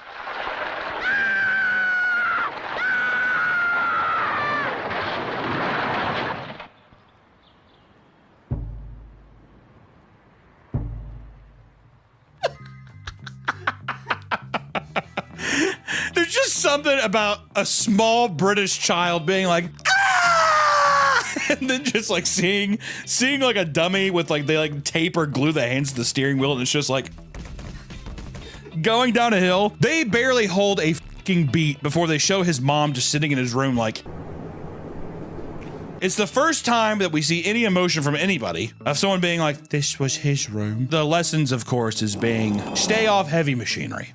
Right? The film ends with only 1 child surviving, which is Michael. I was surprised he was kind of the most, you know. But Danny mentioned earlier in the film that his parents were preparing for a party because they're in between. He's just like, oh, I don't understand why adults like parties. Turns out it was all, that was future stuff and that they were preparing for Danny's, what do you call after a funeral? Wake? Whatever, his after funeral party. It's so crazy because they're all sitting there and they're like, they do not look like they could give any at all. They're like, are you gonna pass the corn? Pretty nice day today, right? That's it. And then while this awkward clattering of plates happens, they show a list of all of the kids in Britain who have died like that year from all of these things. A lot of explosions. A haunting amount of explosions. Okay? People being crushed, drowned, all, I mean, like, it leaves a weird taste in your mouth, okay? Especially after you're just like, well, that's Apaches. Thanks, British government. I wish I would have saw that as a kid. I feel like that would have me up good. I would be like, okay, I'm never going to be around any of that. I don't care. Well, I had a friend whose grandparents were on the farm, and we used to fuck around, and I feel like we could have seriously got hurt. Would it have swayed you at all that they were British? No. I wouldn't have been able to move past it.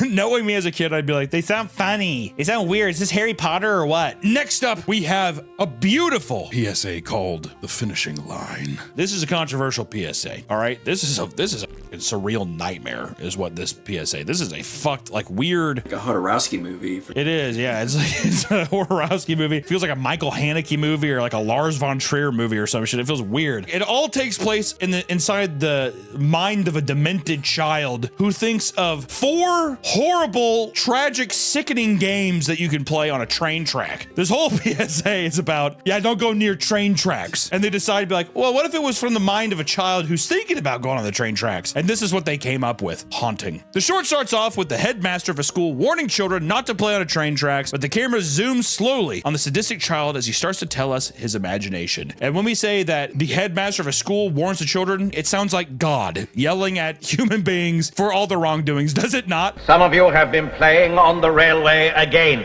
You are old enough to understand that the railway is not the place for any kind of games. Also, worth pointing out that the actual child is sitting 50 feet in the air on a ledge on a bridge where that kid could fall off. Just the actor. They're just like, sit up there and wobble around. He's like, the wind's cold up here. He's like, shut up! The first game, the sick little thinks up, involves children breaking down a fence like wild animals and then running across train tracks to get points for this weird thing.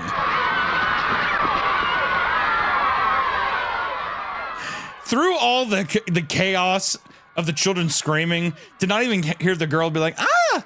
She just is like, oh, they're passed out. And this is up too, because you know those kids could have moved this little girl. They could have. There's 8 of them. She weighs 30 pounds. Like, get that off the train tracks, dude. Nope.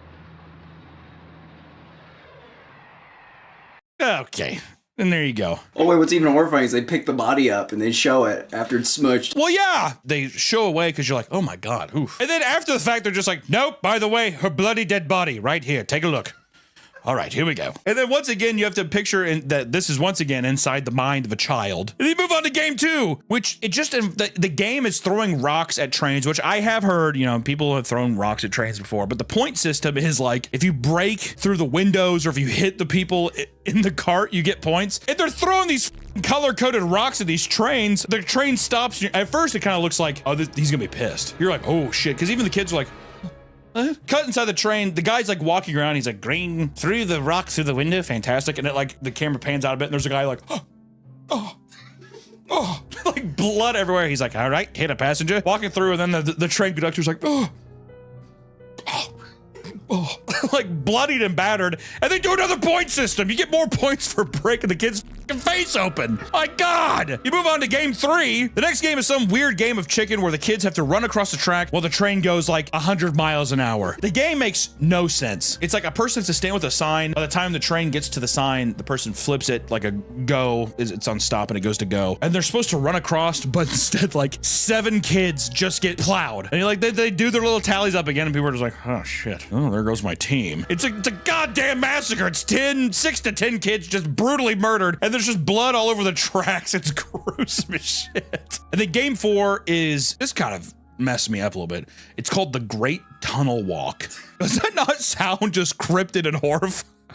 The objective of the game is to walk down a 3-mile pitch black dark train track and to see who gets on the other side first. Here's the kicker. They send trains down the tunnel, so you gotta just play, and there's no lights on the train. That's one thing I saw too. Whenever watching the video, I'm like, there's no lights on the train. So you can hear it coming, but good luck! And like, it takes a weird moment and the camera pans down to the tunnel and you just see like this kid like limping, covered in blood, walking out, whatever, and they're like, great job, you got first, okay? What's your name? Like, and you see like kids limping out, and then of course everyone else in the tunnel is just dead. Then it cuts to a bunch of parents carrying hordes of dead children and like laying them ceremoniously on the track. And it's like this actually kind of artistically like pretty cool shot, but I was just like, Just a weird, sadistic game, which honestly, these kind of things, I'm like, of course a child would think of this. You know what I mean? It's like no empathy or care. They're just like, and then people have to walk through the train, and whoever comes out first wins. Which the final shot of the film is you zoom out of a child's face as he still thinks about his train game. Like the film doesn't even end with him being like, nah, I'm okay. It's him still being like, what other games can I think of? This is a more evil PSA. This one, the other ones, you're like, oh, the kids, you know, sure, there's some funny stuff. This one, I was like, that's a psychopath. And at the end, I like how you're supposed to be like, don't go near trains. It's like, no, stay away from kids dangling off a 50-foot train archway. When I was at a train, my mom told me don't play by the train tracks. There's this story of these two 10-year-olds who stole like a 3-year-old and threw rocks at him at a train track and let him get run over by a train track. That shit fucked me up for life. My mom told me when I was like 8 years old. We need to start making a PSA for your ass, dude, for real. The last PSA we're talking about is Building Sites Bite, made in 1978. The film was made to warn children of the dangers of playing on construction sites. And it was made in response to more than 20 children dying in 1977 due to building sites accidents. 20 children, that's a lot. Why are you in construction building sites? Farms, you can be like, oh, animals, or oh, like my family works on it. What the fuck is bringing your child to work? You know, like why are you there? The film all takes place inside the head of a boy named Paul and his sadistic fantasy of torturing his cousin Ronald. The British really had a hard-on for like being like, it's all from the perspective of a weird child. As you see, Ronald wants to be an architect or a surveyor when he's older, but his cousin Paul thinks he's stupid and he looks like a toad. And there's a very uncanny incident where you like have him wear a toad mask and he's like, ribbit, ribbit. I remember I was like, you can tell Ronald's a bit of a timid little bird. And I think his probably not so intelligent cousin is jealous and he's just like, oh, you're so special, you look like a fucking frog. Also, the way Paul is looking at Ronald is so seductive. The only thing he didn't do was do the lip bite. Otherwise than that, he was just like, Paul has the sick and twisted thought of wanting to stick Robert in a construction site and see if it'll get him killed, because he's just like, you could never live here in this deconstructed neighborhood of misfits like me and my sister live in, eh? So he puts Ronald through a ringer of tests to see if his construction site knowledge holds up and if he would survive. We move in to our test. Test number 1. Ronald ignores every warning sign that is in front of him. He randomly picks up a stick and starts stoking the flames of an already burning fire. He kind of like aggressively shoves at it like a primate. Ronald's like walking around like a weird ditch. He sees his dog down there. He's waiting for people to rescue him. The walls miraculously cave in and crush him. And you just see his dead hand. Test 2. Ronald walks into a dilapidated house. Again, Ronald ignores the danger signs and walks up the stairs and almost falls out a window. Ronald grabs a live wire and gets electrocuted.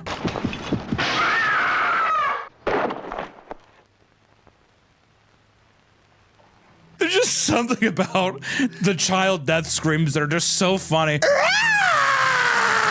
Ronald's having a hard time through these tests. He is in a literal jigsaw torture trap right now in the mind of a sadistic child, and he is not winning the game. Test 3. Ronald has to traverse a field full of heavy work machinery when his dog Snoopy watches Ronald get crushed by a tractor. Hi, Snoopy, stay there.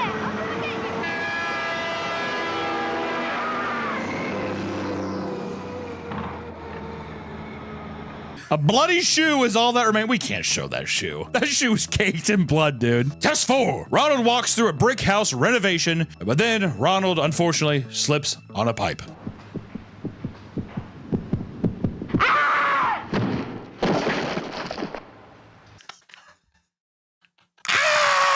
You know what's serious? He's dressed like a 53-year-old man, too. It doesn't help. He kind of just, he's like this weird, surreal creature walking around dying on construction sites, dude. Test 5.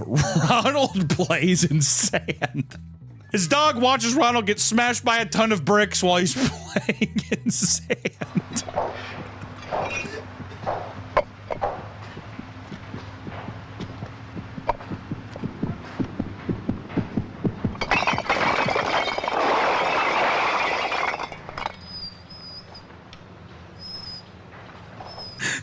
this kid, and they keep snapping him back, like reviving him and having him do these tests, but he gets crushed or is just laying bloodied and battered at the end of every fucking test. What's really funny is throughout the whole thing, they keep telling him read the signs, and every skit is him ignoring the signs. Ronald, read the sign. Okay, maybe I will. And then he gets electrocuted.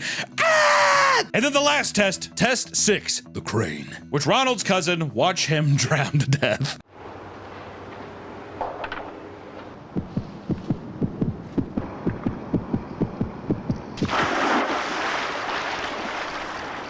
Oh no! Do something, Paul! What can I do? Are you sure he can't swim? Of course!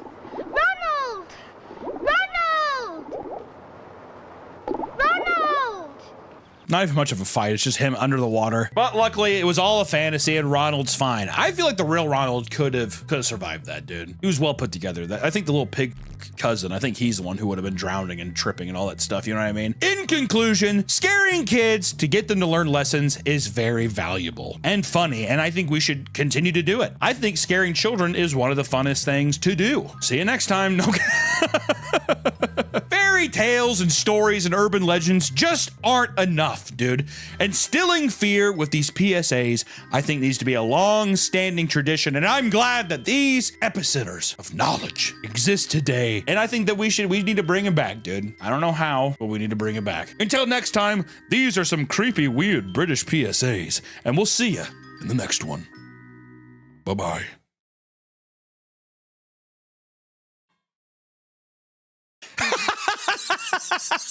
Is something funny, Hunter? Something funny, Hunter? I'm sorry, Hunter. Is something funny? There's just something about the child death screams that are just so funny. Hey, loser! Go check out MeetKenya.store and pick up Melvin McCobb's manga. Pre-orders end January 1st, and they ship 8 to 10 weeks after the pre-order ends. Hurry up, loser! And the prince and the princess lived happily ever after. The end. Another Hunter, please. I mean, I think I got a book about, like, we have the frog book, or we have... No. I want something spicy. Spicy how? With a strong female lead. Ooh, who's not afraid to be a boss bitch. Oh, and a handsome young man who can take our damsel under her arms and seduce her. Oh my God. Terrence, stop. Enough with that. Come on, I'm sitting right here, man. Sorry. If I get you this book, will you just please go to sleep? Yes. Oh, please. Okay, please. fine, I'm going. God. Just try to get some sleep beforehand, please. Will you try? I'll try. Okay. God, Terrence. You gotta work on this shit, man, for real. You gotta...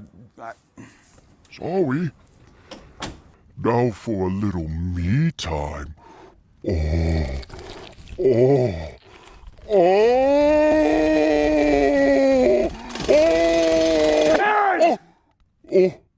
Sorry. Welcome back to the Papa Meat channel. How you doing? Come on and sit it down, because today we're talking about smutty books again. I apparently have to read through more of the smutty book talks for Terrence, because for some reason he wants that as a bedtime story tonight. I don't know. I've tried to get him to sleep for 7 years now, and I have not seen him sleep once. So any recipes I can try to mix up to get him to fall asleep, I will do. And it's unfortunate because book talk and the smut talk books, the smutty books, have reared its ugly head at us once again on this channel. Last time I read some, a lot of people were confused.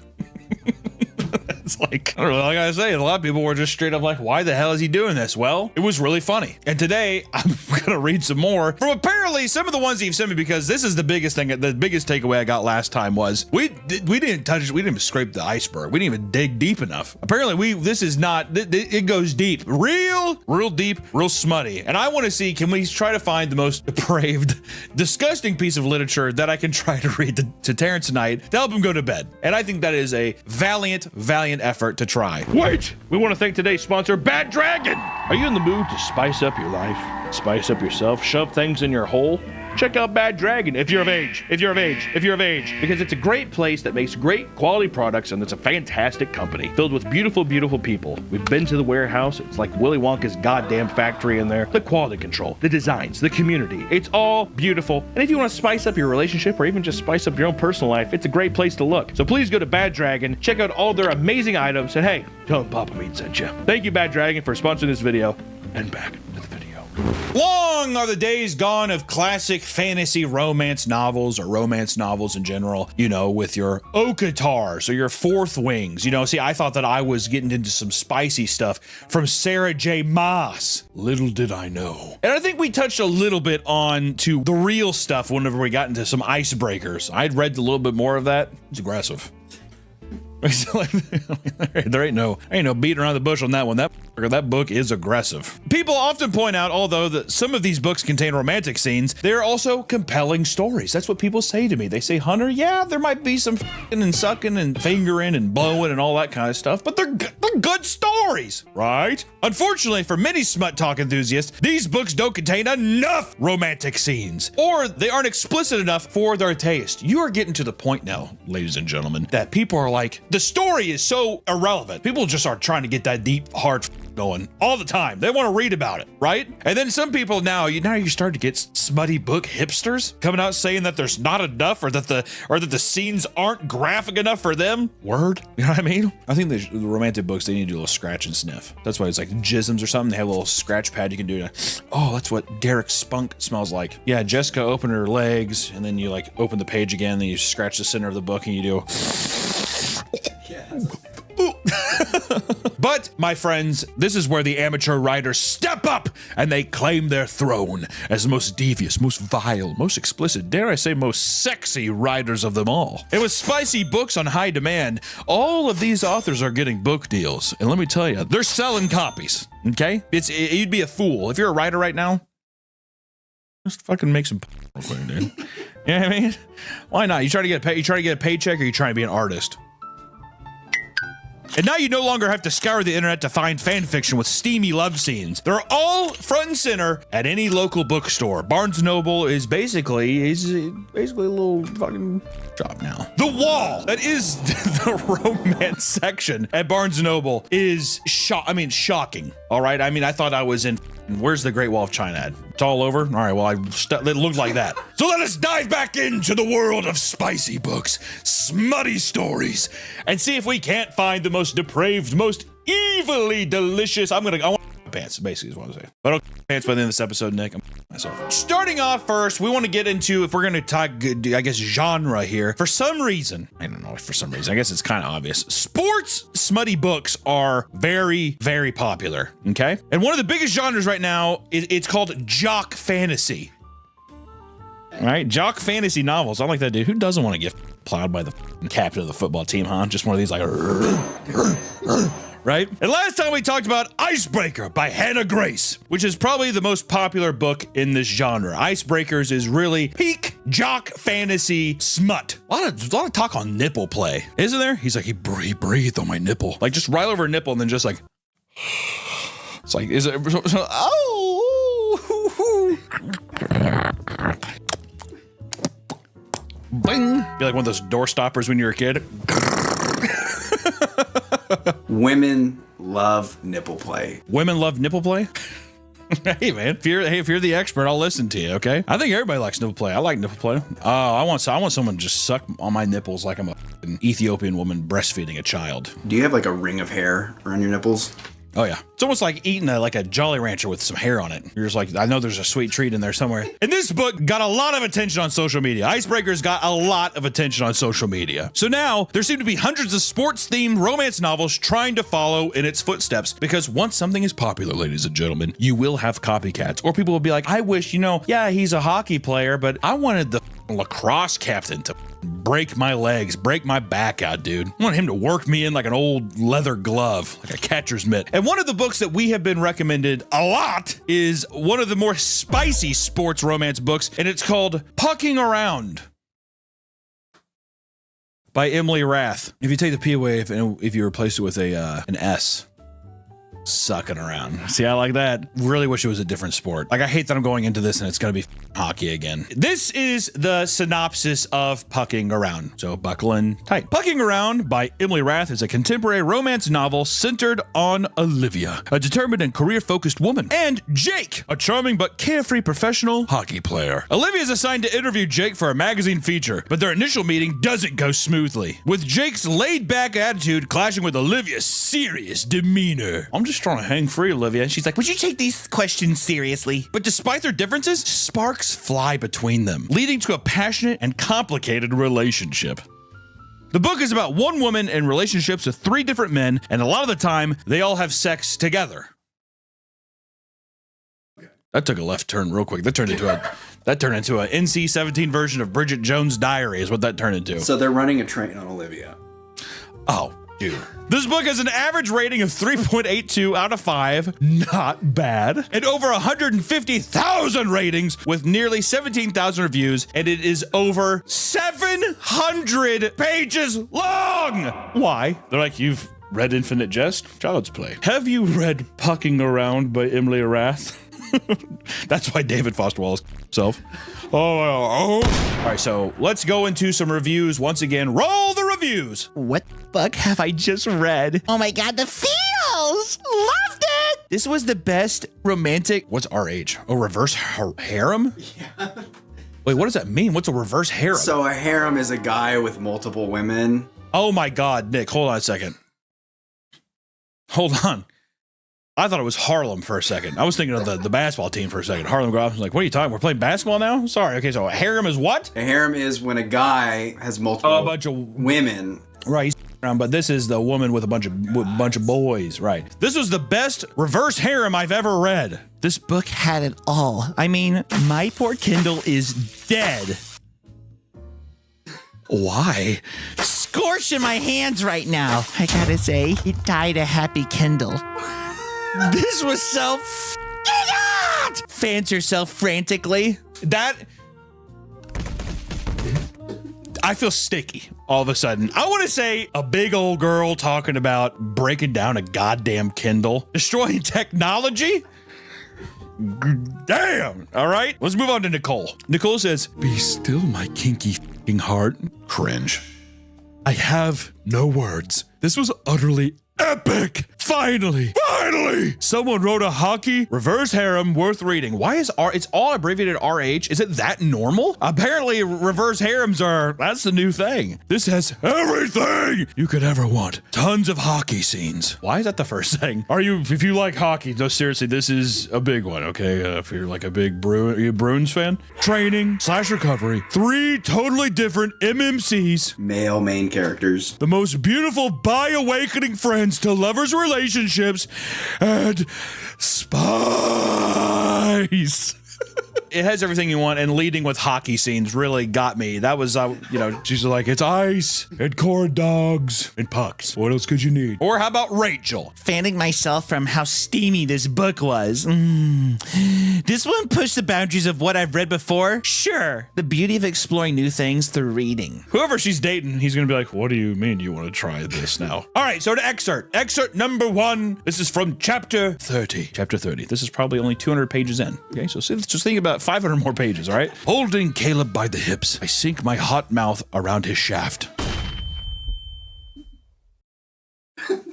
Last time we had at least the fantasy thing of like there was a little bit more. This is just, we're getting right into it. Okay.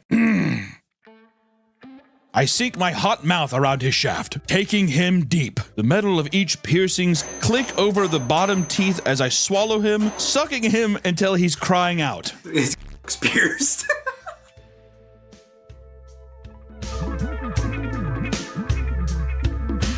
Love.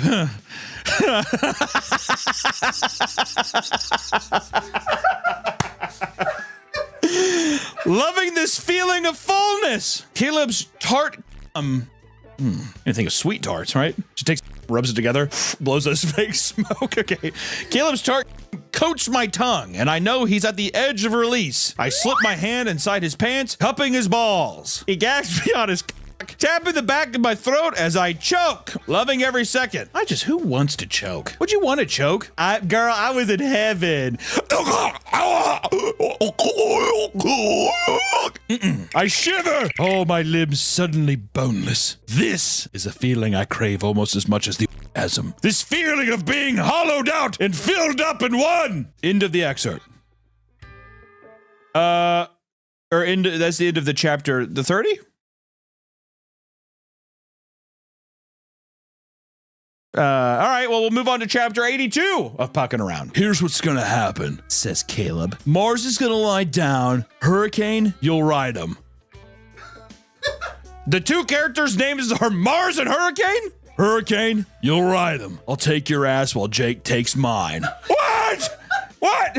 Wait, so, hold on. He's somebody while he's fucking the ass? How do you do that? What shape are they in to make that work? That has to be the real definition of a Chinese finger trap. I glance quickly from Caleb to Jake and watch as Jake's expression changes from one of confusion to interest to excitement. That is the kinkiest f***ing thing I've ever heard, he says with a grin. Mars, please say you're in. I'm gonna die if you don't. We gotta try it. Mars glances between them. I'm f***ing Rachel, yes? No one is f***ing me? Chapter 82. All right, you're deep. What is going between the other pages of this goddamn horror show? Chapter 100. I'm not even stopping. Chapter 100. Fuck! I pant, slapping his hands down so I can jerk my cami up over my head. What the f cami? A camisole. What's a camisole? Oh, in modern usage, a camisole or cami is a loose-fitting, sleeveless undershirt which covers the top part of the body but is shorter than a chemise. It's all Hobbit lingo. I don't know. Restarting it. I pant. I need you all. Need to have you. 3 pairs of eyes watch me, but it's Caleb who speaks. Say what you want, Hurricane. I stand and take a step back, dropping my silky shorts to the floor, leaving me naked. I want all 3 of you, all at once. I want to be dripping with your... Okay, dude. Goddamn. Make a mess of me. What? Claim me so there's no more doubt where I belong. What? Make a mess of me that is downright, that is some doghouse level dirty right there. I want you just tear this up. Oh, good. There's a part 2 to chapter 100. Well, good. Oh, yes. Jake laughs. Bend over, baby girl. I'm taking this. Not so fast! Caleb calls. Jake and I both glance over our shoulders. What the f is that? Jake mutters. You didn't think I'd leave you out, did you, Angel? Caleb teases. My eyes go wide as I see he's holding another slightly larger plug. This one is black. Bend over, Caleb orders, his free hand smoothing down the curve of Jake's ass. Oh my god. The buzzing in my ass is making me feel so full, bringing my orgasms right back to the edge. Hurry, I beg. Please. Shit! Jake pants, his eyes wide as Caleb inserts the plug. This is... you know what, though? You have to have some amount of respect for someone who sat down and said, F it, I'm writing almost 1,000 pages of this. Here's another thing. That's a lie. I'm not reading. We're not reading any more of that, right? Okay, we're not. That's a lie. I'm not. This video is gone. For women, is this a book club book, do you think? My to-be read list is a mile long, and here I am considering rereading Pucking Around for the 8th time. God damn, dude. Just yourself and go to bed. I mean, what else do you have to do? I mean, honestly, how are you gonna have a book? Like, what do you even say in a book club with this? What did you think it was hot? It's like if guys got around, they're like, what did you think of Playboy this week? It's like, yeah, I made it to like page 6. Actually sounds like a pretty good club, honestly. What, doesn't it? Well, that's what I was gonna say, Brett. The women were like, I couldn't last. I got 100 pages in. I couldn't even finish it, girls. And everyone's like, They kick their legs. You have wine. All getting wine drunk. And their husbands come home. They're like, what is going on? Get out of here! Rebecca, get upstairs! That's what I like to think. That's the kind of people having that kind of... that was me acting, all right? Nick behind the camera did this. Yeah, very... Yeah, God. All right, anyways, out of sports, let's get out of sports, all right? Let's take a different route. Another genre taking over right now is the dark or taboo-themed books. And the #1 most recommended smut book in this genre is Credence by Penelope Douglas. Here's the thing, too. These covers are always so deceptive, aren't they? The cover of Pucking Around and Icebreakers, you would have never expected that in there. Now, Credence already, let me tell you, there's an upside-down forest. I feel like this is about to get crazy. If there's already some surrealism happening on the cover, you better believe. I don't know what's gonna happen. He's got a bear. I don't know what's gonna go now. I don't know. This book is pretty controversial because it deals with multiple taboo topics like incest and abuse. You know, the fun stuff. And here is our synopsis of Credence. Tyrion de Haas, the only child of a film producer and his starlet wife, she's grown up with wealth and privilege, not love or guidance. And when they suddenly pass away, she knows she should be devastated. But has anything really changed? She's always been alone, hasn't she? Jake Vanderberg, an ugly name, isn't it? Her father's stepbrother and her only living relative assumes guardianship of Tyrion. I see where this is going. Assumes guardianship of Tiernan, who is still 2 months shy of 18. Wow. Okay, this is... God damn. Sent to live with him and his 2 sons, Noah and Caleb, oh God, in the mountains of Colorado. She also realizes that lines blur and rules become easy to break when no one else is watching. One of them has her, the other one wants her, but he's going to keep her. This sounds like a horror book. This is a legitimate horror book. One of them has her. One of them wants her, and the other one is going. That's not how it reads, right? I mean, my God. This book has an average rating of 3.68 out of 5 and over 415,000 ratings with 48,000 reviews, and the reviews are pretty mixed, okay? Which let's read some of the reviews now. The first one is from Namera. What the actual hell did I just read? Girls' parents commit... We can't say that. Girls' parents unalive themselves.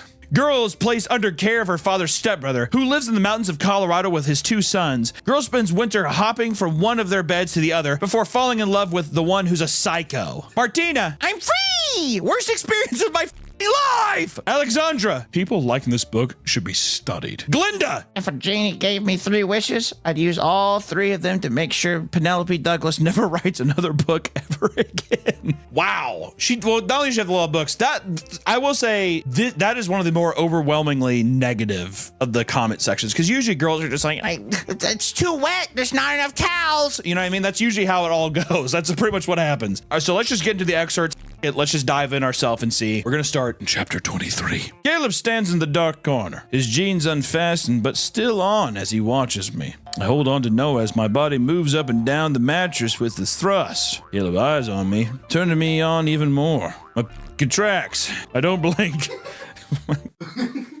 Look at me, Hector. And my body tenses, every muscle tightening as I come. I cry out, looking at Caleb as I shudder and shake, his eyes not faltering as his brother me. All right, at least the brothers are right? Not yet. Noah, I lean forward and take Caleb in my mouth. Okay, so now the brothers are tag teaming their cousin, correct? Okay, I'm making sure. Just wanted to make sure I got that lined up perfectly. His long, thick muscle, hard as a rock. I fist the base because I can't take it all. And suck him slow and gentle, licking and teasing with my tongue. Our moans fill in the room as the winter rages outside. Using my good arm? Does she have a gimp arm? Yes, so. She's like, give me that thing. Let me reposition. Diving back down, I sink my mouth down him farther and farther, feeling him tap the back of my throat. There's a lot of, that's like a verbiage. Tap the back of my throat. That's how you know he's big. That's how you know he's big, because he's tapping it. Because his hard muscle, as she calls it, is able to go down, and it's able to wrap around, it's able to do. Hey. Knock, knock. Hey, I'm here, I'm big. He jerks. A strangled groan leaving his throat. Ah! Noah digs his fingers into my hips, pumping me from the bottom, and I know he's about to come. But Caleb grabs me and pulls me off his straining, kissing my mouth fierce and hard.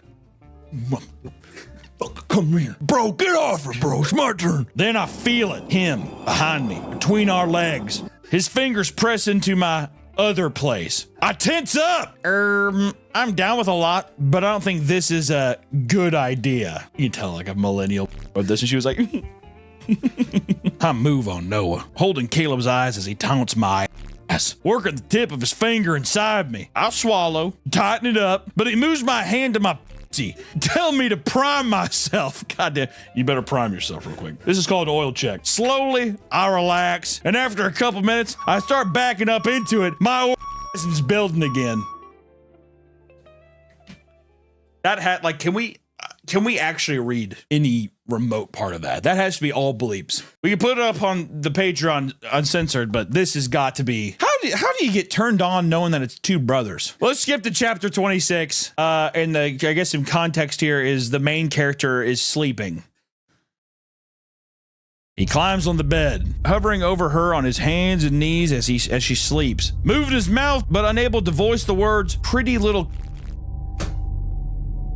Okay, all right, man. Climbing off her, he watches her face as he gently pulls her shorts down, watching her face as he slides his hand inside of her panties. Okay, there's no way we can read this. Okay, I'm not reading the rest of this one. He's just her while she's sleeping.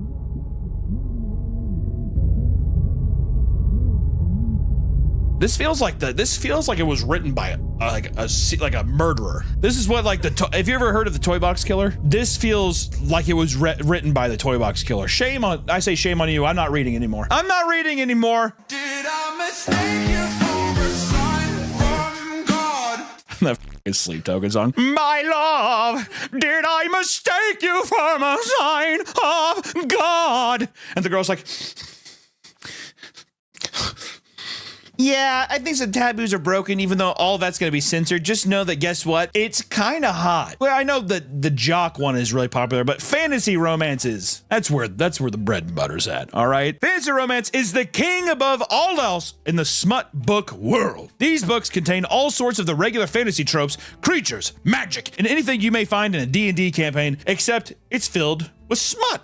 I like it. Literature clubs will rate these on their wet-o-meter. Okay, let me reread that. Literature clubs will rate these on their wet-o-meter and typically read these much over the books based in reality. Okay? So the previous two, they won't read, but myself and the other admins of Book Group 18 Plus created our own scale that we call the wet-o-meter. How much, like, how different can the wetness be? Don't get me wrong. If anything, it feels like the Charlie moist meter. Anything, I bet there better be, she's just like, it was sludgy, thick, and it was just sticky. Okay, so wet-o-meter. 1, clam jammed. 2, is that a tingle? 3, bites bottom lip. 4, nips perking up. What? The nipples thing. God damn. 5, mildly moist. That's 5 mildly moist. You're halfway up, but it's just like, it's like chapped lips. 6, clench before drench. 7, juices are flowing. 8, we have splashdown. 9, fuck, I broke Bob. What's Bob? Bob, you know what we're talking about. You know what we're talking about. And then 10, I flooded my basement. Awesome. One of the books here that is consistently getting a 5 chili peppers rating or a solid 10 on the wet-o-meter is A Ruin of Roses by K.F. Breen. Once again, it's just like these all look like Hot Topic covers. Like, you know what I mean? A Ruin of Roses by K.F. Breen is a dark, spicy fantasy novel that follows Finley, a young woman who accidentally stumbles upon a forbidden forest and is captured by Nifane, a powerful cursed dragon prince. The book is essentially a spicy retelling of Beauty and the Beast, where she becomes trapped in his castle and must navigate a dangerous, secretive world while trying to break his curse. And this book has a 3.81 out of 5 average rating with 55,000 ratings and almost 5,000 reviews, and many of the reviews are conflicted as well. Also, I really like how in the last book, whatever cadence, the amount of ratings on there, people were just being like, Beauty and the Beast retelling, check, but much spicier and kinkier. Smut, check. Funny, check. Strong heroine, check. Explicit sexual scenes, uh-oh! Marquise, terrible writing, excessive vulgarity, and Beauty and the Beast is twisted beyond recognition. Claudia! Okay, how do I review this? This was ridiculous. Take Beauty and the Beast, but make it into A, smutty, B, more smutty, C, foul mouth, and D, with all the singing furniture becoming horny. If you don't think Belle walking to the castle to get a full-out or kind of funny, then maybe this isn't for you. But if that's amusing, then hello, join in. The reading, not the pervert. Let's get into the excerpts here. Without further ado, let's start beating around the bush. Let's get into it. Chapter 1, right off the bat. All right. Lava spilled out and dripped down to my sodden core. I couldn't stop a moan as an intimate presence feathered across my skin. It was incredible. The best thing I'd ever felt. Reaching down into the very center of me and pulling out a raw hunger I didn't want to shy away from. Desperate desires fitted through my head. Of touching, of tangled bodies, of the taste of a hard sliding into my mouth. See, it's like it has you for a second, and then it all of a sudden... Hello? Yes, there's mice inside my walls. Of the taste of a hard sliding into my mouth. I just, what you think that's, is that romantic? Not if you say it like that. How would you write it? How would I write if I wanted to be like, I don't know, I wanted every piece of him. Inside my mouth? I wanted him inside my mouth. I wanted him to impregnate my tongue. Me, this incubus was a strong mother... I do like how it's written. Now, see, now we're getting like creepypasta territories. I've read enough creepypastas now to be like, yeah, here we go. I've never felt something like that. Don't unzip your... Do not unzip your jacket. It's getting hot in here. It's not getting hot in here. I had to ignore the sudden brain-fogging desire to drop down right now and spread my legs, begging to be taken. Old girl's just trying to get her nut. Also, I thought it'd be, you know, unappealing that'd be. Dominates me! I pushed it away with everything I had, ignored the sudden wetness between my legs and the unyielding desperation to be taken roughly. God damn, dude. Someone hit me! Have him pound that big into me over and over again. Fiddly, isn't it? Why did that rough voice suddenly feel like a sensuous lick across my heated flesh? I hated that I loved it. Hated that I suddenly craved his kisses between my thighs. His fingers banging into my slicks... Wait, what? His fingers banging into my slick X? It felt like his magic was... Yeah, sorry. The pest guy's gonna come in here and spray for rats in a second. I'm like, he's walking by with a huge spraying Hello. Heard you guys been hearing sounds at? Could you tell me possibly where it's been? Yeah. Yeah. I'll show you. As I said that, the pest guy came in. He did. I heard you guys are getting rats in your walls. We were just like... Drunk on this feeling, desperate to let this big alpha push me down into the dirt right now and drive that big deep into my needy... Okay, I just want to say, it's like, it has some fantasy stuff, and then all of a sudden it's just like, I want him to just rail me in tons of my apple like I'm a Cinnabon cinnamon roll. It just throws it in randomly. You're like, kind of like whiplash. Whoa, you know, that's what I feel. But let's skip to chapter 8, shall we? An iron grip latched around my right ankle. I flipped back to kick, but he pulled me towards him. My animal purred. God, I don't know if I like the animal thing, dude. Kitty. I've heard people say kitty before too, and I'm always just like, ugh. Meow. My animal purred within his dominant manhandling. So when it dribbled into my panties. Ugh. Also, you can't say my animal and then immediately go into my... That's kind of... I don't know how I feel about that. He leaned forward, his hard length resting right where I needed it. My animal thrashed against my hold where my hips bucked back. I hate that it's just like it's its own creature now. Shivers go to me as I rubbed along his, momentarily dropping my head and closing my eyes, focused solely on that delicious sensation. He growled, his free hand gripping my hip and keeping me still while he rocked, the glorious friction dripping the liquid fire into my desperate... I feel weird. I feel like the guy's gonna come walking. I feel like I'm reading the story in like my parents' house and I'm like trying to be quiet. My eyes snapped open at the realization of what I just said. Not what my animal had made me say. What I had said. All right, skip to chapter 10, dude. We're blazing past it. He shoved one side of my pants down before the other. The rat guy walked back in. Someone write a smut book or a spice book of a pest guy who comes in while I'm trying to work. Spraying. I'm just like, put it up on red. Thank you. Let me get at your... I can't read this with this guy here. Let me get at your... I'm like whispering out. Let me get at your... I want you to force that big all the way down my throat, then flip me over and ram it deep into my... Hungry chills spread across my flesh. Yes. I whispered, widening my legs for him. Oh, God. My eyes fluttered as one finger slowly ran along my slick folds. It's like an alien movie. Predators in there. You're so wet. He growled. I'm going to make you for me, princess. Oh, God. My movements were reduced to little jerks of pleasure. Hey. as he returned to my and threaded in 2 fingers. I'm going to make you so hard you can't think of any other name but mine. The fantasy setting and then having the dialogue be so innately human is ruining it for me. I don't know with this one, dude. Chapter 16. When he didn't answer, I returned the favor from the other night and ran a finger up his crack. I don't know if any guy's just like, whoa, you know, you paying cash or card? And she's like, Visa. My ex used to like a ass tickle and sometimes a poke when he was getting a job. Do not talk to me about other men. He growled. I felt my animal arc and purr within me. She did like when he went alpha. Oh God, referring to your like inner beast or your as like a third person. She did like when he went alpha. Have you ever tried it? I asked a husky voice as I traced a finger up along the scar again. Still featherlight? No. On impulse, I leaned forward and licked the top of the scar. His hips puckered. He let out a long, tortured moan. Also, she's saying Scar's asshole, treating it like a lollipop, Tootsie Pop. How many licks to get to the center, Knifeane? God, this is the last Agasaur, thank God. He groaned as I massaged, reaching down and tangling his fingers in my hair. He groaned. Ooh. Oh. I felt a soft tug and my animal about surged to the surface. God, enough with the animal. I forced her back down. You get back down there.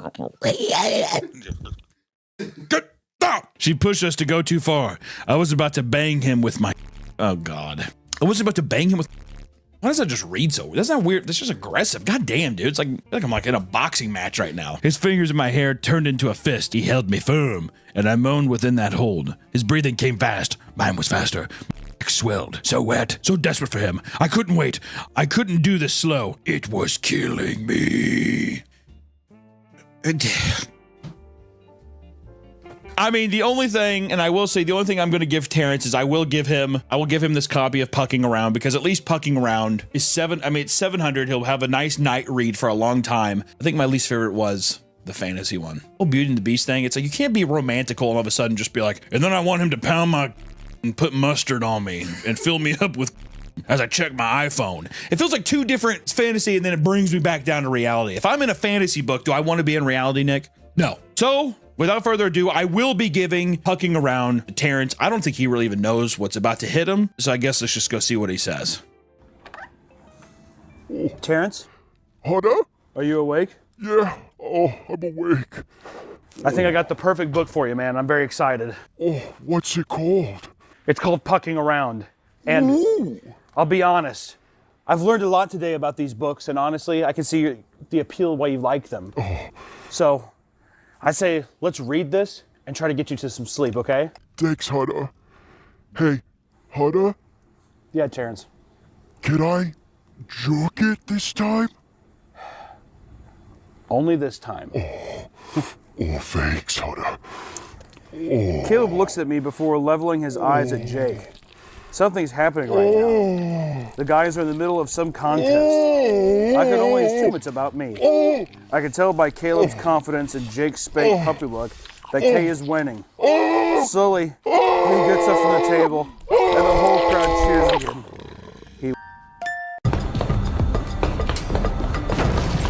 Welcome back to the Papa Meat channel. How you doing? Come on and settle down, because today we're talking about prison. Social media has made it very accessible to kind of get the ins and outs of what happens in a prison. Maybe you see a prisoner, maybe he makes a love doll out of pillows and he squeezes its ass and its titties, and you know, you're like, that's romantic. Or maybe you watch people smoking weed, or maybe stabbing someone to death. Prison has never been more accessible to the common man. With prisoners getting cell phones and all kinds of different weird things happening, it just made me want to make a video talking about all the weird things that happen in everyday prison life. And it seems that every person who has been to prison has an interesting story or some kind of perspective that we from the outsiders, us safe, law-abiding citizens, find scary or fascinating. Have you seen that guy that talks about, like, it's like a prisoner who has a social media channel. It's just about how he got addicted to like having sex with men, like getting obsessed with like men's asses. I'm talking about this motherfucker's ass was so fat. It was like your baby's mama. That motherfucker's ass was fat. Ungodly fat, right? So let's take a look at some of these absolutely wild stories and see what life's like inside the clink. Is that the right word? Verbiage? Brink? The clink. I've never heard of clink. I'm almost positive clink is a clink. Becomes slang a generic term for prison or jail. Okay, the clink. Just making sure. You know, when people think of prison, what do they think? And don't say butts. And pedophiles and murderers. And if you're thinking of a movie, what do you think? You're probably thinking of sneaking in contraband. Right. Some of the best stories come from people trying to smuggle things into prison. Prisoners have to constantly find more creative ways to bring things in, whether it be cell phones or drugs, all that kind of stuff. And they have to get creative. You know, back in the day, it was just your butt. I feel like the butt's a dead meme. Well, that's the first place they look. Well, it's the whole thing. They have you like squat and cough. Really? Oh yeah, that's you get naked and they're like squat and cough. So you squat, you do. You're supposed to immediately just shit out everything. There's no way you're pushing like a box of ibuprofen up that deep, you know what I mean? Our first little subject today, which is an attorney smuggling K2 soaked court documents. First off, just want to say, great prison pick. He looks lovable, but he also looks like he could just kill me with his bare hands. In the gay community, he'd be called a bear. Just kind of cool. In 2025, this year, this happened this year, 2025, 37-year-old Nathan Williams got the help of his other inmates to come up with a unique way to smuggle in drugs to Duval County Jail. Oh God, you see that Jacksonville Jaguar thing? Duval. He took an assortment of their legal paperwork and had them soaked in K2, a synthetic form of marijuana that is illegal. It's illegal now? I guess it is illegal. Okay, well, I think it's a synthetic form of marijuana. It's like rat poison. If it was marijuana, people would be like, I don't give a fuck. But they're like, no, this is bleach and Tide Pods. That's gonna get you hot. I smoked it once. I know I've told you this story, but I was playing World of Warcraft with my buddy like way back in the day, hitting some shit off of like a Monster energy can pipe, and we were just gaming, and all of a sudden I was like, I had this horrible panic attack, and I'm like, I'm gonna die. I thought that I was having a heart attack. I'm like, dude, I'm having a panic attack. So now I can't smoke weed. I haven't smoked weed since I was 16 years old. Try it again. It's been 32 years. I don't want to. I'm sticking to healthy stuff like Jack Daniels and whiskey and rum, dude. That's why I have this. That's why I have this body. He was successfully transporting the drugs for financial gain for a while, but an increase in drug overdoses led to an investigation that resulted in him being caught and arrested. He now faces 8 third-degree felonies. So you know, starting it off light, you know, they have this year a little K2 soaked in rat poison, shove it up your bum, and then now people are ODing on doo-doo pills. I don't know how I'd feel about if I'm trying to get high. It's like, this is up my ass. I guess if you're in the clink, it doesn't matter. You throw a condom around it. I like to think that it was just like bare fist, just like cover it in the K2 oil, and he just like, he wants to get high too, and he's like, oh. Well, I guess if it wasn't covered, it would just dissolve in his body, and he would probably just OD himself. Or he did the saw method and dipped it in wax and swallowed it. Yeah. Well, I want to get more eccentric with it, so that's why I'm going to switch to pigeons smuggling in phones. Did Dr. Doolittle get arrested? What the f***? How did that happen? In 2017, a pigeon was found trying to enter a Brazilian prison with a cell phone attached to it. Guards noticed that an inmate was frantically trying to capture the moving bird, so they intervened and lured it down with pieces of food. Dig in their asshole and grab out some like a cupcake or something. Hi.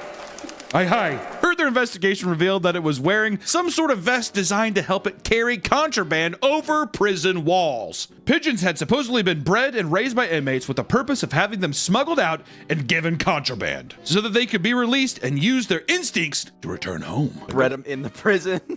He's like, no, give him time. They must make love. Only if they make love is his home. That's a pretty devious way of bringing in some stuff, though, huh? Training pigeons. How'd they get the first pigeons? Probably sweet treats or something. Probably plantains or some shit like that. Or we could talk about an updated pigeon, a drone, delivering and drugs to inmates. Well, that makes more sense. You can be pretty far from a drone to control it. Some of them, yeah. Or you get like a little extender. Yeah, a giant Melrod. In 2016, it was discovered that drones are being utilized to smuggle copious amounts of contraband, like drugs, cell phones, and films. Where they watch these films. It's also just like, doesn't the cell phone just do that for you? I need magazines, DVDs. It's like, so you have to bring a portable DVD player too? Yeah. When an inmate named Thaddeus Shorts, that's a great name for a prisoner. When an inmate named Thaddeus Shorts had been released from prison, he came up with a scheme to efficiently deliver products to those inside. He would make up to $6,000 per drop-off. It's not bad. Yeah, that's pretty good. You're not doing daily deliveries though. There's no way that the guards are like, what is that thing? Drones are so loud. Can you imagine? He's like, it's multi-drops a day. I'm making $700,000 a month. The operation was shut down after Shorts was caught near the facility with a brand new truck he had purchased from his earnings. The vehicle was filled with drugs, DVDs, and other packages alongside a drone. I like the idea that he immediately got out and he's just like, I'm gonna buy a $150,000 Ford Raptor. Dropping off Twinkies and to inmates inside, dude. Apparently he was so proud of the scheme he orchestrated that he told the investigators everything they wanted to know. He told them he was using the money to create a new customized drone that could carry larger quantities of supplies. He definitely saw Catch Me If You Can. They're going to be so impressed with this evil scheme that I'm doing that the government's going to hire me. Shorts was convicted yet again, prompting prison management to become more aware of how new tech could be utilized to smuggle stuff into prisoners. Look at that drone. The picture of this drone is obnoxious. I think DJI drones have 4 propellers. This has, I think it's 8 propellers. If you've never been around a drone, it is not a quiet affair. I don't know how the guards didn't realize this was happening. Also, like, all these, look at all these windows. Is everyone just like... Today's video is sponsored by GamerSupps. Our dearest friends at GamerSupps make amazing energy drinks and non-caffeinated drinks for you to enjoy throughout your day. They're gluten-free, keto-friendly, and goddamn it, they're good. And we have an amazing flavor, raw meat, right now that you can try and enjoy. It's basically summer in a cup. It's unbelievable. They also just released their V-Card game. So if you like card games, I would check that out as well. And use promo code PAPAMeat and you get 10% off whatever you order from GamerSupps. It's amazing drinks, amazing quality. These guys fucking rule. They're one of the most supportive brands that we ever have on this channel, so please go check them out. Check out the drinks, the shakers, and also check out their new card game because it's a lot of fun. Thank you, GamerSupps, for sponsoring the video, and back to the video. Gotta go back to the attorneys though, dude. Those are the real evil motherfuckers out there in the world. An attorney smuggles fentanyl-laced weed to a dominatrix in prison. It's like if you're an attorney, they're just like, no matter what, there has to be some kind of marijuana in my ass. You have to pay me, and you also have to give me a chapstick tube. In 2023, a Russian dominatrix named Victoria Nostrova began convincing her attorney Christopher Hoyt to smuggle in bags of fentanyl-laced marijuana into the prison for her. She was definitely like silver tonguing that motherfucker. Do you want me to whip you? He's like, yes. Yeah, could I whip you? She's like, if you want. He's like, I'm afraid. Do not be afraid of things you do not understand, Mr. Attorney. He would do this regularly before being caught with a loose bag of drugs in her shoes, leading to the lawyer being arrested and replaced. Oh. Thank God we put the replace thing. Being arrested. Well, was he still on the case? As it turns out, the reason for Victoria's imprisonment is absolutely banana nut crazy. In 2014, she was caught on a traffic camera propping up her recently murdered neighbor in the passenger seat of her car. And according to the victim's daughter, quote, all that was left basically was his skull and bones, no legs, no left hand. I couldn't believe it. She's like, I don't prefer people have left hand. Her goal was to steal money and valuables from the neighbor, but instead became an international fugitive running from the law to escape Russian prison. And by 2016, she started working as a dominatrix while regularly visiting a salon in Queens. It was there that she met Olga Tisk, a stylist that bore a striking resemblance to Victoria. She decided this was her ticket to freedom. Victoria wanted to have Olga killed so that she could take her identity and live out her new life in Queens. God, Victoria's kind of a baddie though, huh? I'm not a killer. I'm woman. Only woman. Also, they don't look that similar. I think the only similarity is they kind of have a cold Russian stare. Like they're just like, how are you doing? Victoria begged Olga for an eyebrow touch-up that she could perform at her home. There, she brought out a cheesecake as a thank you gift. Olga ate a slice of the cheesecake and found herself vomiting 20 minutes later before passing out. The cheesecake had been laced with phenazepam, an intense tranquilizer that could lead to death if dosed high enough. I walked over to the waste paper basket, and right there was this plastic container with what appeared to be the remnants of pastry, something that looked good. Olga was alive, but spent the entire night feeling sick. To finish the job, Victoria visited her to deliver some chicken soup, again laced with more of the drug, which sent Olga into a coma. She's just like, oh, you're sick from cheesecake I gave you? She's like, yes, her stomach bad. She's like, don't worry, brought you green chicken noodle soup. You have to drink quick though, drink what hot, drink it. Oh, Olga. Oreo, your food is no sit right with Olga. Victoria then ransacked her place for valuable jewelry, a passport, and an employment authorization card before leaving. When she woke up, there were pills surrounding her in what seemed to be a staged Urukai. In 2018, the New York Police Department finally found Victoria with her boyfriend buying a 50-inch TV, where she was eventually imprisoned for murder as well as a slew of other crimes that emerged after her arrest. We just want to talk about Victoria. It's an interesting story. I like how they catch her outside of a Best Buy. She's like, I wanted to buy OLED TV. The picture better for me, Olga. They're like, you're Victoria. Are you sure? But, I mean, you know, yeah, we could talk about smuggling stuff all day, but I want to get to the juicy shit. Prisoners of TikTok. Huh? Prison TikTokers, dude. That's where the money's at. Speaking of smuggling, the birth of social media sites like TikTok has given inmates a new hobby to indulge in with the cell phones they smuggle into the cells. That's right. Prisoners have started posting TikToks, giving us a glimpse into life on the inside. Look how nasty this cell is, man. They just put me in here.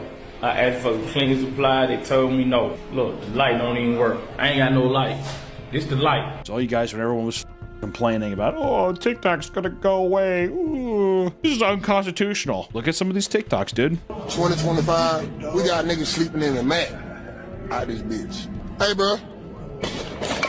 Are you all right in there? Yeah. All right.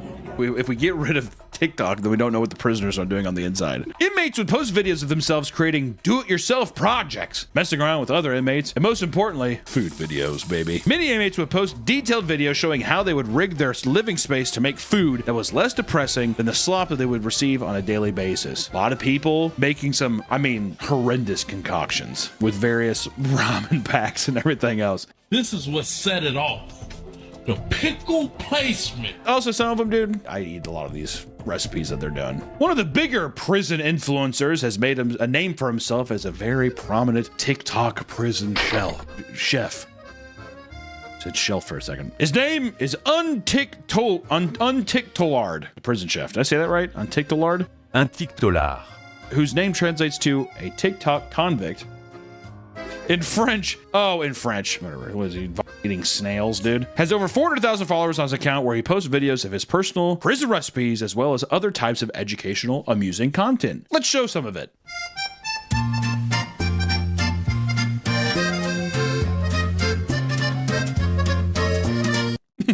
How quirky. The French sure are fun, aren't they? You know, who gives a fuck about TikTok, right? I shouldn't have even led you down that road, because the thing that connects us human beings is love, relationships, physical affection. So let's talk about prison dating and relationships. Let's roll that shit. I want to first talk about a murderer rapper who impregnates two jail workers. Impressive. In 2024, Darius Tyson was accused of getting two employees at Durham County Jail pregnant. You dirty dog. Darius, the highest ranking blood member from North Carolina, was imprisoned due to murder charges for kidnapping, burglary, and conspiracy to commit murder. I thought if you take a prison photo, you have to look at the camera. Maybe he was looking at a big fat ass of that woman. He's just like, that one's gonna be mine. While in prison, it was discovered that he had intercourse with both a contracted nurse as well as a detention sergeant within the facility, both of which became pregnant. And the shocker here is one of them's a man. Can you imagine? Oh, Darius, what the hell? Do you think they got upset when they knew? Yeah, dude. Like, I risked my job and everything to do, you know what I mean? Or maybe they're just like poly. What if they're poly couples? In on it. You never know. He had also used his charm and influence to get another detention sergeant to provide him a phone, which he used to orchestrate illegal drug deals from inside his cell. He was delivered other contraband as well, including a vape pen. But I bet you Darius didn't even consider getting a fume. What you want to think today's? No kidding. I just want to know what kind of silver-tongued devil this is, dude. Jesus. Nick just did. That's all he has to do. The girl's like, ooh. Just as, come on. Come on. Darius, no. Come on. If you ever want to try and be like, I want to take you out sometime, the girl's just like, oh, no, I'm good. I have a boyfriend. Come on. Huh? Is that a silver tongue thing to do? I'm going to try it. Are you? I legitimately want you to try. Come on. Come on. You can do it at different speeds. Come on. Come on. Come on! In court, he claimed that he was sexually assaulted. Word? Seeing as a detainee by law cannot consent, according to his attorney. Oh, Darius. Playing the system now. He is still in prison and awaiting a trial for his previous charges. Damn! Do you think he kind of did that? He's like, oh, I sex with them, and then I'm gonna impregnate them to then they can come back and be like, they get pregnant. Everybody know. Darius is a smooth talking man. He got his chops licked. All right, I get it. Let's talk about an OnlyFans prison guard who bangs another prisoner and then goes to jail herself. OnlyFans people, man, they do anything to get that content, won't they? And it works. Oh, trust me, the video is very good. Come on. In 2024, a 30-year-old female prison officer went viral online after a video was released where she was seen having sex with an inmate from a London prison. That's just literally a man giving her back shots right there. Do I look pretty? The inmate's friend, who was smoking weed while he was filming the sex tape, saying, "Guys, we made history. This is what I'm telling you." People discovered that the woman, Linda de Souza Abreu, whatever, Linda, is also an OnlyFans model and a married swinger. Oh, wait, is it still open? Can I still donate? What are you saying? Apparently, this was not the first time where Linda engaged in sexual activity with a man in the video. There was another instance which was easily found because she was still wearing her prison body cam at the time. She was ultimately jailed for 15 months for a crime and no longer works in the prison. She's like, oh. It's a crime to have sex with inmates? Yeah. Come on. That's all she had to do. So what, I can't bang I'm going to lose my job at the prison and not be able to have sex with the inmates anymore? They're like, no. Come on. Or in her case, come on. Charlie XCX is my favorite. I think the apple's rotten right to the core. He's like, would you shut the up? It's a bright summer. You know, prison guards, they're little dirty devils. I mean, this next one we're talking about is prison guards having a jacuzzi orgy. Are there jacuzzis in a prison? I guess at this one. Sometimes when people talk about the amenities that prisons have, it makes me just be like, why the f am I out here, dude? I'm paying for that. If I'm paying for a jacuzzi in a prison, I'd be pissed. In Lanton Prison in Belgium, good waffles, it was discovered that 10 prison guards were consistently hosting orgies outside of work. Is that a crime, dude? No. I think that's f***ing awesome. One of the male guards would bring everyone over to his house to throw parties inside of his jacuzzi, where they would each draw colored bracelets in order to decide on who their sexual partners were going to be with. Do you think they drew Magic the Gathering land cards? Yeah, did they play Magic while they were doing it? No, I like to think that instead of even the beads, after a while they do that thing that kids do in school where it's just like 3, 4, 5, 6. Red or blue? Red. All right, you're Jared. Wouldn't that be fun? I'd like that. One employee identified as S was a nymphomaniac that literally refused to work until she had sex. In the morning at 6 a.m., she would relay this to her colleagues, and a senior prison official began granting her access to his office to have intercourse with whoever agreed to at that day. So basically, he'd just be like, my room's a pit. She's like, I want to have with Tony. Tony Soprano. All right, fine, I would have with Ash today. Come on. Fuck off, Carmel. I'm busy. This information was given by an anonymous source that revealed that S was hardly qualified to be a security officer.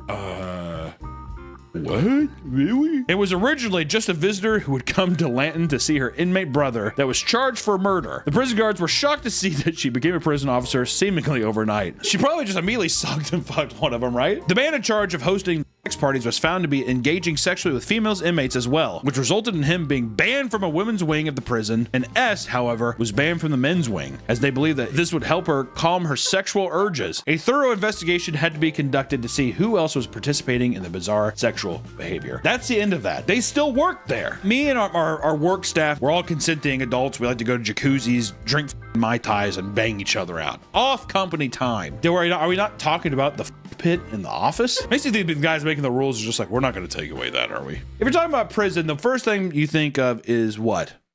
Prison escape stories. That's not what I was thinking. Really? What were you thinking? We got to move past the sexual assault, man. Because I'm thinking of like Alcatraz, dude. Work with me here, Nick. God damn. What about prisoners who've just simply had enough? Yeah, like they're just like, I'm tired of this. I want to go home. Some prisoners spend years waiting for the right moment to break free from their cells using complex and coordinated plans. Everyone thinks of Shawshank Redemption, dude. We get it. Crawls through, you see the paper, they look in the stupid hole, and he emerges out from the shit pipe. Whatever. We get it. Let's look at some real life stories, all right? Like our first one, an inmate who used peanut butter to trick the guards.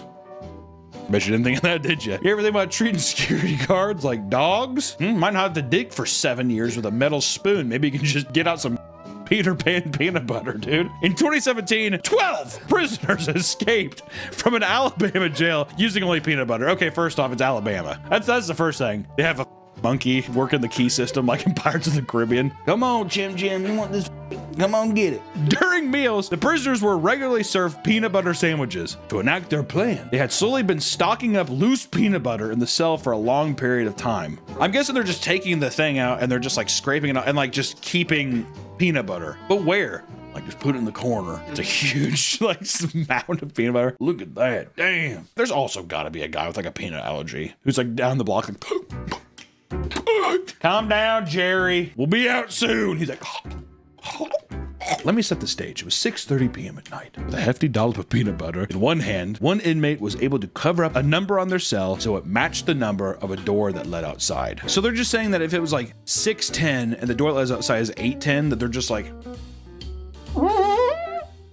it's like, that's 810. He's like, I guess this is 810 even though the 8 is made of peanut butter. And waited until an inexperienced prison guard went searching for the exit door, mistakenly opening their cell instead. All at once, they rushed past him and headed for freedom. Are you saying that he was like, does this lead outside and he is looking into a cell? This looks weird, but I guess is where I'm supposed to, gentlemen. Using a stack of blankets they brought with them, they covered the razor wire on the fence and were able to climb over them. Some were prepared with cars to pick them up, and others simply ran on foot. While the majority of them were caught in less than an hour, 24-year-old Bradley Kilpatrick was nowhere to be found. Using helicopters, they searched everywhere they could, guaranteeing $500 to anyone who could give them useful information.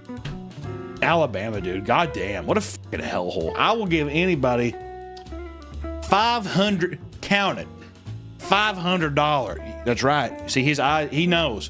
$500 to anybody who can give us some useful information. And I'll tell you, if anybody wants to pass forward that right there, the Jiffy. Come on. He was eventually captured after being spotted in Tequesta, Florida. And in a press conference, a sheriff, James Underwood, stated, quote, escapes happen. We've got some evil people down here, and they scheme all the time to con us and our employees out of the jail. You've got to stay on your toes. This one time we slipped up. I'm not going to make any excuses. Some of the inmates been pretty smart on what their plan was.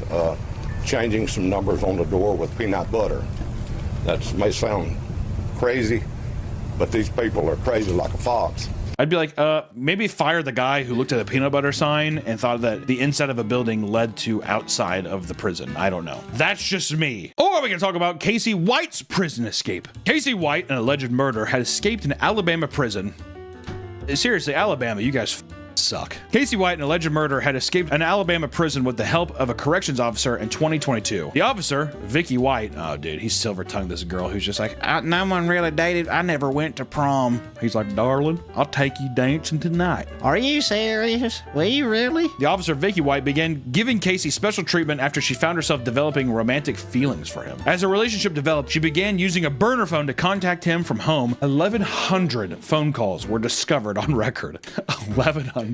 She's like, so I just had to call you. He's like, God damn, dude. What? Hey, Vicky. It's just good to hear your voice. You left 30 minutes ago. Vicky was incredibly well respected and had been working there for 25 years. Because she was a supervisor, she had a lot of power. So, you know, that probably was. She probably just didn't get her raise. And she's like, I'm going to get mine, dude. I'm time to jump on the pogo stick. I'm ready to bounce, girl. She started to plan out a way for Casey to leave with her so they could live the rest of their lives together. Before enacting their escape, Vicky began purchasing an assortment of camping gear and firearms. She had sold her home, then announced her retirement with only 1 day's notice. Hey, I'm leaving. They're like, oh, wait, what? Vicky, what? I'm gone.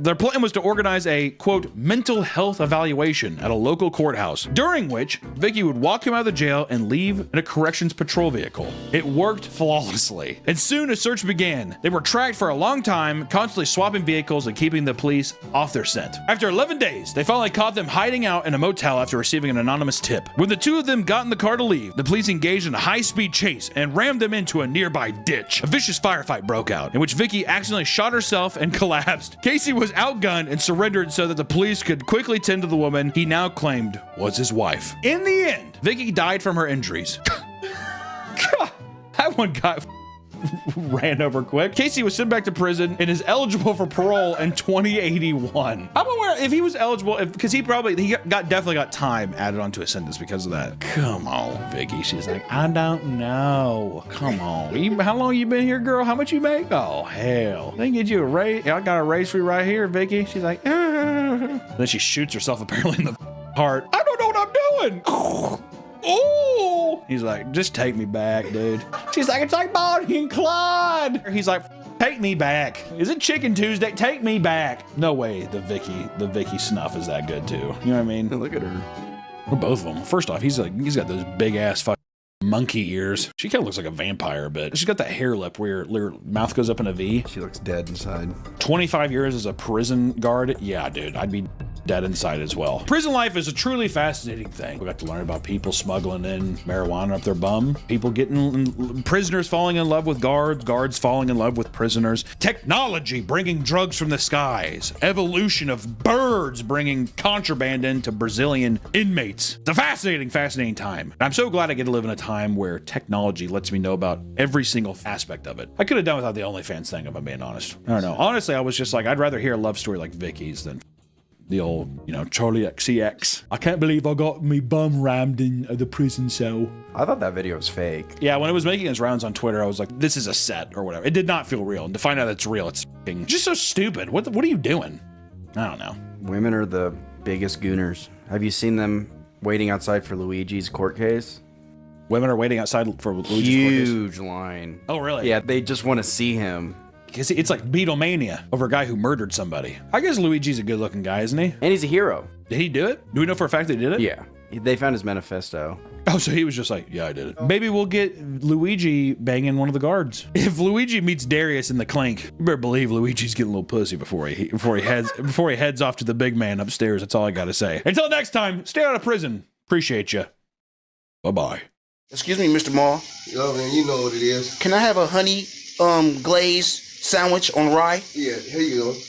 Here goes the honey. Honey glaze, extra honey. Extra honey. On rye. On rye. Please. Please. To go. To go. The chips and the drink. We got it. We got it. The day after things. This is our lunch. This is the day after Thanksgiving. I told you we don't eat trays. This is our...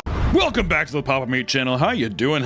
Coming and sitting down because today we are talking about Pokemon cards. We have done a video on trading card games and the rise of collectors, and we talked about the game, but over the last couple years, trading card games have blown up in popularity. Not that they were ever really unpopular, but it's possible that this may not be a good thing. I mean, sure, we all want games we enjoy to be popular, and after all, it means more people play with and money to put back into improving the experience, right? Well, sadly, this couldn't be farther from the truth, especially for what we're going to focus on today, Pokemon cards. It seems like the wrong groups of people have found their way into the community, and it's causing a lot of problems. Because of this, the game has gone from an exciting child's activity to all-out war. So let's talk about the dark side of collecting Pokemon cards. Never thought I would say that before in my life, huh? Jesus Christ. Hey, but first we have to ask ourselves, what exactly is the problem? Which, if you haven't been on any social media, you may have never seen it, but chances are you've seen people fighting in Targets. You've seen mostly just a lot of physical violence, people running through stores to grab stocks. It's an all-out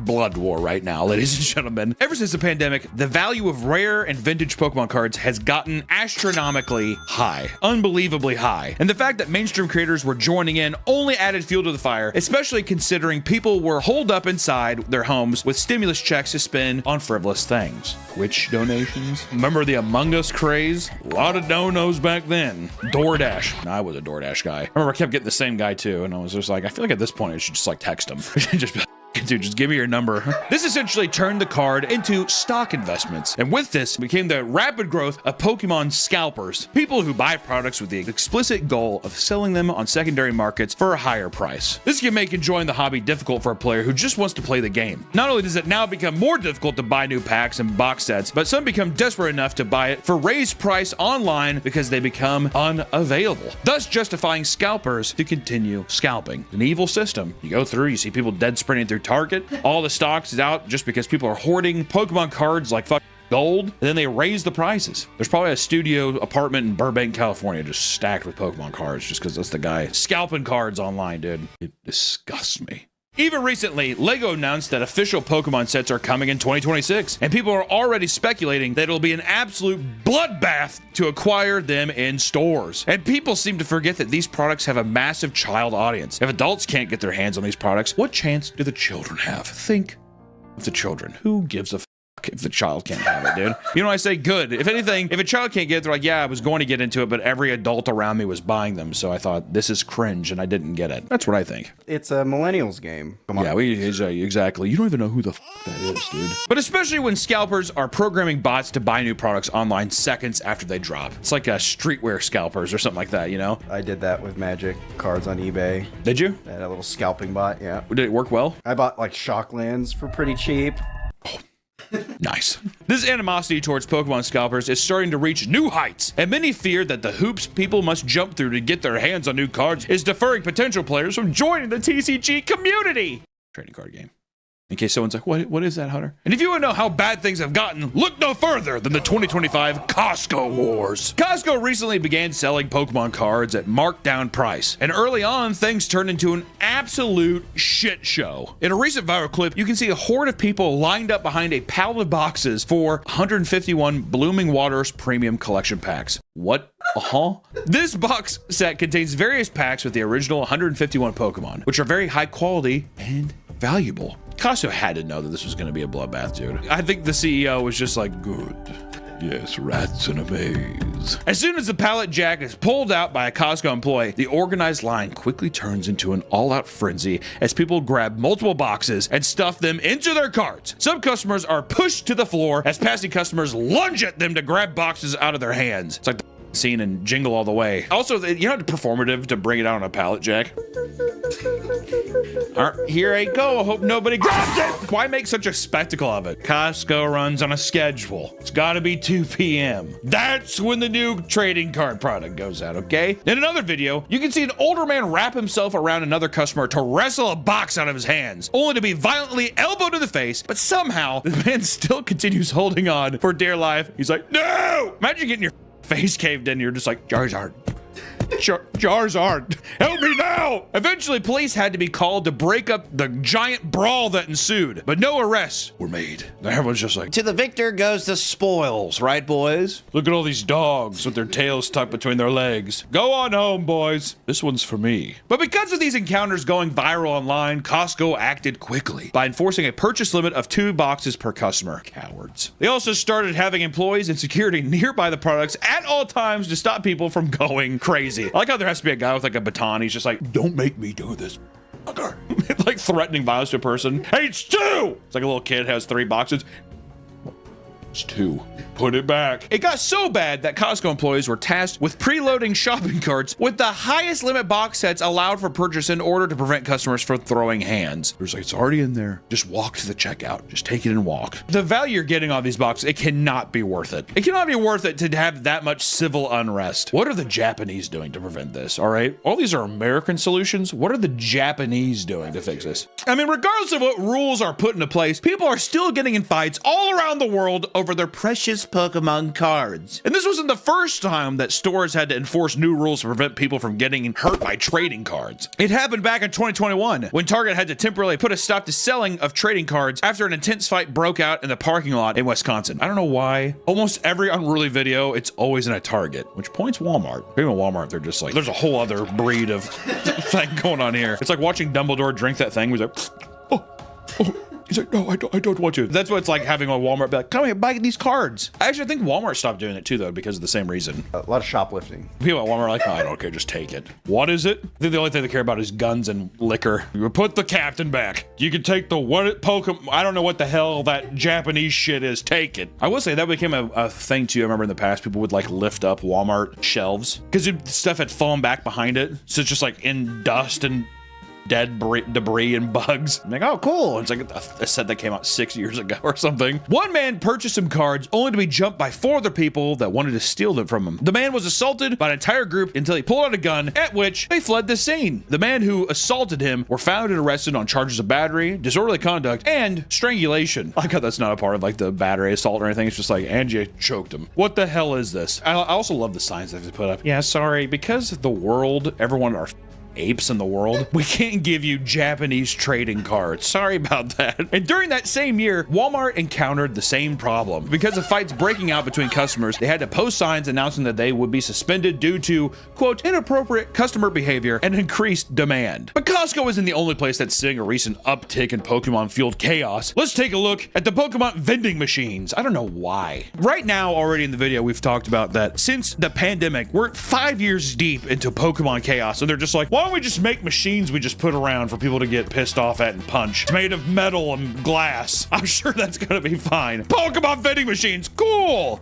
But look at them, they're cute. Oh my god, it is kawaii. Did Ash Ketchum or Professor Oak help design this? Misty didn't do shit. Or that creep Brock. Closing his eyes, he's like, I see you. Hello, princess. Stores around the world have started installing vending machines that exclusively sell Pokemon packs, elite trainer boxes, sets, and more. If that means anything to you. Doesn't to me. Some believe that these can prevent unnecessary conflict compared to having piles of loose cards on shelves. However, scalpers always find a way. Scalpers would repeatedly visit these machines and clean out the entire stock. And in one instance, a woman spent over $1,000 emptying the vending machine despite kids waiting in line behind her to purchase just a single pack. She's like, I'm sorry. And the problem was so bad that it eventually became acceptable to film and shame people for doing this, which I do think that's nice. If you see somebody unloading an entire vending machine, because also even if it was food, I would do the same thing. I'd be like, are you kidding me? This is crazy. Anybody unloading a vending machine, I'm like, really? And of course, what would a Pokemon restock be without two adults getting into a heated altercation? In the San Francisco Bay Area, a man had been sitting in his car all morning till the 10 a.m. restock of the Pokemon vending machine in his local grocery store. When he entered the store, he saw that someone was already using the machine. And by God, this angered him. Angered by this, he starts yelling about him waiting in his car was the same as him waiting in line. That doesn't make sense. I was outside, dude. He then pushes the man out of the way before proceeding to sprawl his arms and legs out to stop him from buying anything else. It is easily, I think, a great contender for Cringe Clip of the Year, which I do think that we should maybe start cataloging. Cringe Clip nominee of the year. And the cringiest clip goes to man sprawling out over Pokemon vending machine. Just want to put this out there that the aggressor here is an Eagles fan. Philadelphia Eagles.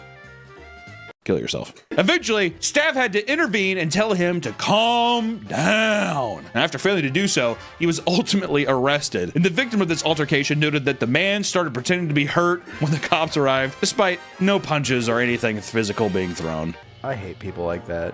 Well, I love it when it's old women. My favorite thing when they're like, ow, ow! And it's on camera, they're like, what are you doing?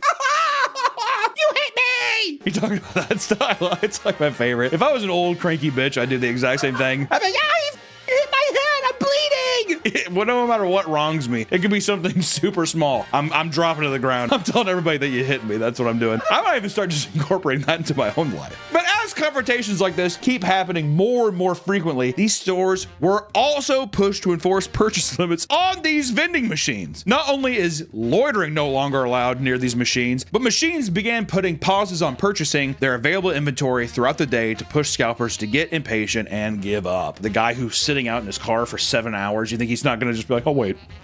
And at Target, they're I'm just gonna go to Pizza Hut because there's a Pizza Hut in Target. I'm getting tired, I'm gonna go to Starbucks in Target. If you watched our last video about trading card game community, you may be convinced that it's exclusively composed of horrendous people, but that's not always the case. Coops Collection is a content creator that streams himself running a Pokemon card vendor. In a recent video, a customer approached him at a convention and hands him a binder filled with various holographic Pokemon cards and encourages to give it to someone for free. Later, a young boy approached the vendor with his father. His father explains that he's new to collecting and was curious about it, so Coop surprised him by giving him the binder. Aww. Definitely didn't have a camera set up. I see everything now and I'm just like, yeah, right. Oh yeah, convenient, dude. I want to believe, but my putrid, small, fat heart won't let me have anything nice. Like, hand it to him and it's just like, all right, give it back.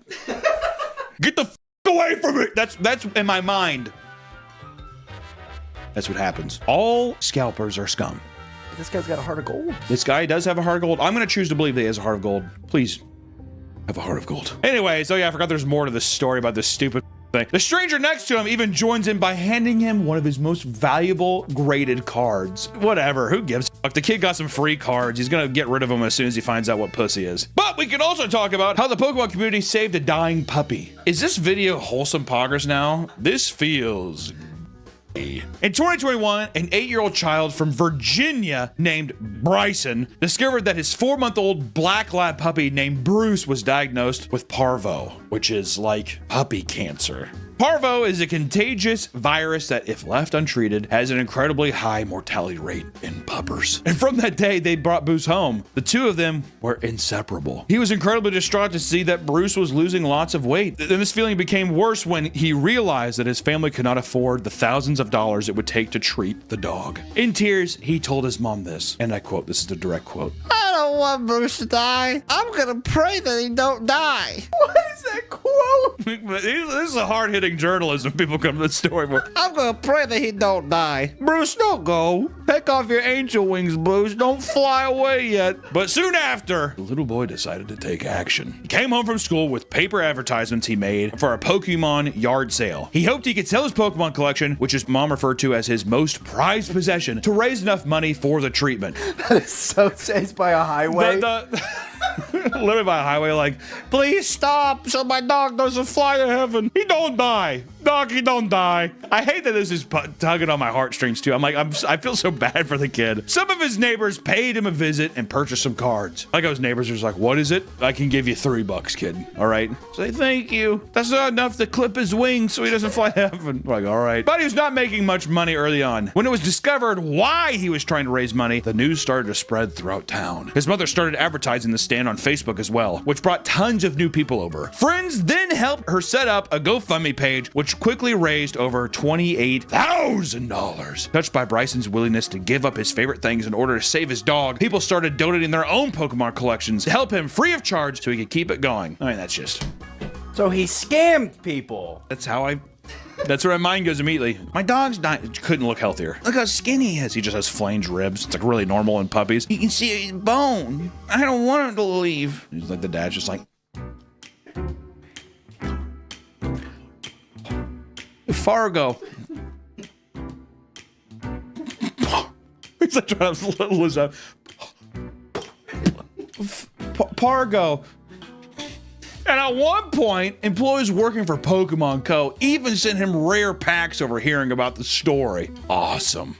And in the end, Bruce was able to be treated and is in good health. Leftover money was used to help several other families who struggled to afford health care for their dogs. Because this diseased dog ridden town, dude. You know, my dog's died. It's like, Jesus Christ. Yeah, the vet in this town are like, I don't know why they keep this. There must be something in the water for these pups. I like how Pokemon Co. is just like, what happened? Here's 2 packs. Well, you can't pay for the surgery. Like, wouldn't it not have been cool if Pokemon stepped in and they were like, we'll pay for the dog surgery? All right, though, enough positivity. That was heartwarming as shit. Let's get back to the muck and talk about how Pokemon collecting can go horribly, horribly wrong. Starting with some particularly bleak Reddit posts, because, you know, we have to just bring down the mood a little bit, right? All filtered through, Nick, play the character of the person making the Reddit post. My husband has racked up a lot of debt. Nearly $100,000 buying Pokemon cards. $100,000 in debt from Pokemon cards?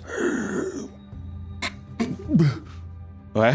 70K of it was paid off, but since then he's racked up another 27K since December. Imagine plowing through 70,000 in debt when he's like, I gotta talk to you about something. We got 27,000 more to pay off. Thank God you're so good at sex. You're literally perfect in every other way except the Pokemon cards. I know nothing about these cards or industry. I know nothing about these cards. It's just all Japanese. I don't know what it is. But I need a way for him to not have the ability to buy anymore. How can I get rid of what he already has? What can I do to physically stop him from buying any more? I would say, like, the obvious salute, leave. Leave this person. This is the segment is now me just responding to the Reddit post. I'm going to give you the solution. Right answers only. Leave this person. If you have to physically say, how can I physically stop him? Because then you're going to people be like, put cyanide in his drink. Are there any Pokemon forums I could join where I name him and tell him not to sell him anymore? I like how the idea is like, who are you? My name is Brock. Dude, we can't. Yeah, you got cut off, dude. You're cut off. I'm sorry. That was 11 days ago. That post was 11 days ago? The 100th... Ripping a single pack triggered my gambling addiction. A friend of mine collects Pokemon cards. He let me rip one. I got hooked instantly. I started buying packs and collecting cards. Told myself it wasn't gambling. It was okay because I was collecting something of value. I started with just a few packs here and there, but quickly turned into booster boxes and elite trainer boxes. I was spending around €300 a week. I can see the addiction aspect of it. There's something very satisfying of opening a Kraken packs, as they say. That's what they say in the TCG community, Kraken. It is like gambling addiction. Because I think it's the same thing as people who are addicted to slots. All the numbers, or like the sounds and all that stuff. Even just the crinkling of the packaging and the hopeful opportunity that there's something in there. I've said this before on our Magic channel. If you're going to get into actually collecting, you don't have to buy packs. Just buy the singles. Even if you're like, oh, I don't know, this card's $200. I feel so weird, $200. And then you find out that you just spent $2,000 trying to open it in packs. Just pick up the card that you like, save up for the card that you want, and just hold it in your collection, and then let it accrue value that way. Hunter's hack. I tried selling the valuable cards I pulled to fund new packs, but I lost a lot of money doing this. Things spiraled out of control. Today, I opened all the Prismatic Evolution booster packs that I ordered 80 plus, but got nothing.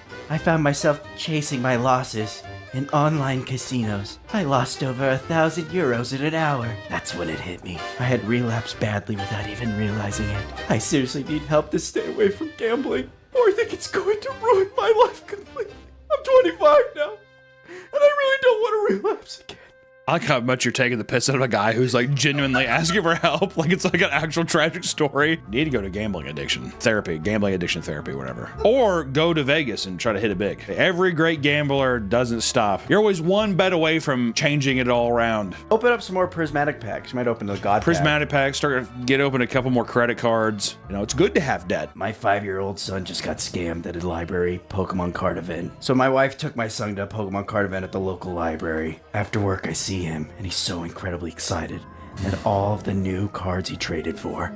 That's nice. My heart sank when I saw Rainbow Charizard and Gold Ho-Hos. They were all fake. They were all fake! Son, you got fleeced! The older kids completely cleaned him out. He had like 30 EX or VV star cards, and they're all gone, replaced by a bunch of fakes. It's not even about the money. They were the very first cards that we pulled together. Aw, that's a sad way to end it. You know what, dude? These are the learning moments, dude. In life, you get burned. That happened with me with Yu-Gi-Oh! Oh, definitely. Same. Yeah, the amount of fake Yu-Gi-Oh! Cards I didn't give a shit, though. I was like, sick. Like, I don't think I really understood. I'm like, this is worth money. I think I was just more like, yeah, Obelisk the Tormentor. I got the it's a raw Slifer, my boy Obelisk. You're just like, all right, sleeve him up. I remember one time I think I cried in school trying to trade with a guy, and he's like, all your stuff is fake. I'm like, no, I want this Buster Blader. All right, who wouldn't want that? I cried. I was like, please. I was young. I was like 17, 18, so it was a bit of a...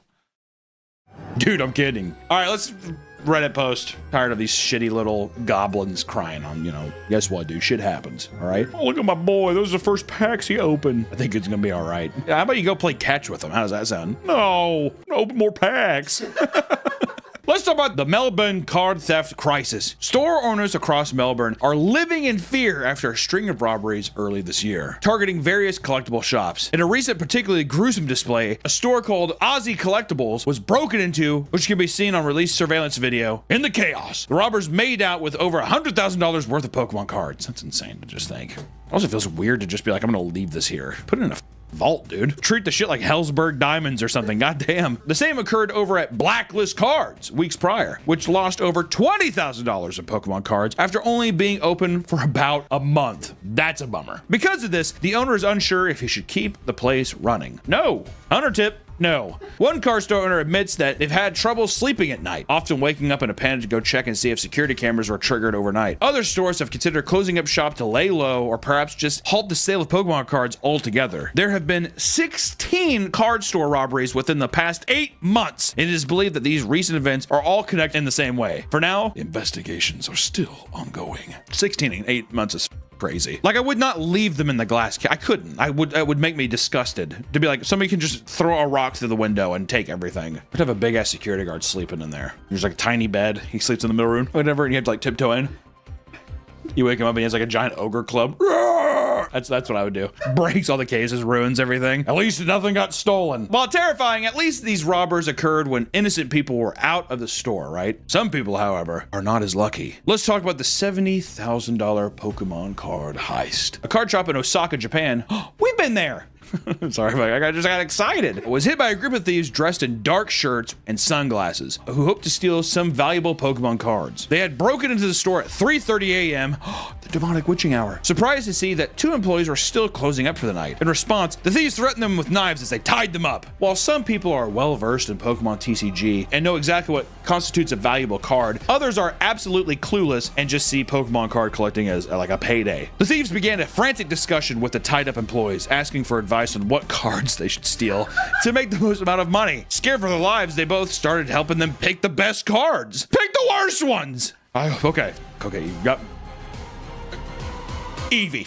They ended up leaving the store with $70,000 worth in valuable cards, as well as the employees' phones and wallets. Oh, shit. Luckily, nobody was injured. Sadly, an investigation has not yet led to any arrest. I like how you can just go into a Japanese store or like any store and just be like, I'm just gonna rob this. On the topic of Pokemon robberies, you'd be surprised to find out that these thefts are peanuts compared to one of the most notable Pokemon heists. Let's talk about the biggest Pokemon robbery of all time. Photos had surfaced online alleging that one or more employees involved in printing cards for the Pokemon Company may be stealing rare Fusion Strike cards off a line and selling them to local card stores to make massive profit. The image showcased a ludicrous amount of incredible valuable cards. Yeah, I know. There's some people who are like this. Oh, sorry, fellas. Close your gobs and listen up. Trading Card World, one of the local stores that the thief was attempting to sell to, refused to do business with him, assuming that anyone with a collection like this either stealing them or printing counterfeits. In an attempt to prove their legitimacy, the thief admitted to working for Pokemon Card Printing Company, and the shop worker immediately reported him to the Pokemon Company. A big bundle of oopsie daisy there. An investigation began, and it was quickly discovered who the thief was. Supposedly, the man was put into police custody soon after, but much of the information regarding the case has been confidential. Many people dissecting the image and its contents estimated that the man could have very likely made off with over $300,000 if he had just been patient and sold the cars slowly over time. Why would we do that? Get that money now. It's called quick cash, which to anyone that is looking at Pokemon cards as a way to make a pretty penny, just know that it's no different from buying stocks or gambling, except it's probably way worse and not as profitable. Honestly, I feel like if you have a good run, you make more gambling. If you play the stock market, also, by the way, you have to play that for your whole life. You just have to put money into it and just be like, I'm not even gonna look at it. So it's not like you're just like, ooh, my returns every week. That's not how the stock market works, but there's always a risk. So don't fall for the hype and end up getting burned. Although it's easy to relate to the idea of wanting to make a quick payday, there's something so unsettling about using a family-friendly card game to do it. It just feels odd. It feels even more manipulative than a guy like doing card tricks on the street or like scamming people out of like street games, you know? If you're rushing to stores and clearing out entire stocks to the point where children can't even enjoy buying a new pack here and there, you know you've lost the plot. You know that you're kind of a piece of shit. If you are running in a Target to get stocks of cards, reevaluate. Unless it's Magic, which dragons... We're going back to Tarkir playing soon. And let me tell you, it's going to be very crazy. Also, we have the Meaty Magic channel that has a lot of very funny things. All right, well, that's our video for today. Have fun collecting Pokemon cards and get your boxing gloves ready. Good luck out there, friends. We'll see you next time. I have probably the world's #1 Pokemon collection inside this case. Little figures? Cards, and they're all Charizards. Which is the #1 Pokemon guy. Okay, hold on 1 second here. Yes. Chum. Yeah? This guy's got Pokemon cards. Rick, it's not Pokemon. It's Pokemon. Okay. Welcome back to the Papa Meat channel. How you doing? How you doing? Come on in and sit on down because today we are talking about alpha males. Yes, alpha males. I've been scrolling through Instagram for a while, and for some reason on Reels, I used to see a little more on TikTok, but on Reels for some reason, Instagram just has a lot of alpha males. I guess you could say Andrew Tate wannabe kind of guys, but mostly just men who are fixated on a set of rules that lets them also be a man. I mean, I'm talking alpha boot camps, spiritual alphaness, business alphaness, anything that makes you a stronger man. Because we need grown men online to sell us courses on how to be men. I don't know how to be a man. That's why I have collectively spent $70,000 every month on alpha male courses so I can please my wife and I can be the best man I can possibly be, spiritually, socially, and economically. Right? I'm a little business fiend. But what's prompted this idea today that made me want to talk about this was one man in particular that I've had a lot of fun watching. And who am I talking about, of course? Well, his name is Andy Elliott. You You're killing yourself. Get it? So get disgusted. I've been seeing Andy Elliott pop up on my timeline for whatever reason. I don't know if his promoted posts are just targeted towards me, my demographic of a, you know, beta, not respecting man. But Andy has popped up everywhere, and his Instagram reels are a little unhinged. What if someone kidnapped your son David and they told him they were going to kill him unless you sold 40 cars a month? There go another player tip. You gotta kill yourself. But before I dive into him, let me tell you a little bit about him. Andy Elliott is the founder and CEO of the Elliott Group, which he uses to promote his Alpha Leader Mindset training program, okay? You cannot fuck with us. Culture. I can say, move right, bam, they'll shift, now. I can say, move left, bam, they'll shift, now. I love this. He's a motivational speaker and guru whose whole shtick is that he trains people on how to be a better salesman. Everything we look at today is going to be courses on how to be a better salesman, which Andy specializes in cars. He's a car salesman. Imagine you go to a Kia or a Toyota dealership, and this is this giant thumb comes up to you and starts talking this way. Andy used to be a car salesman and claims to have made $720,000 in 1 year on used cars in Norman, Oklahoma, which is funny because on his website, if you look, he has a screenshot of, he has a scan of his pay stub.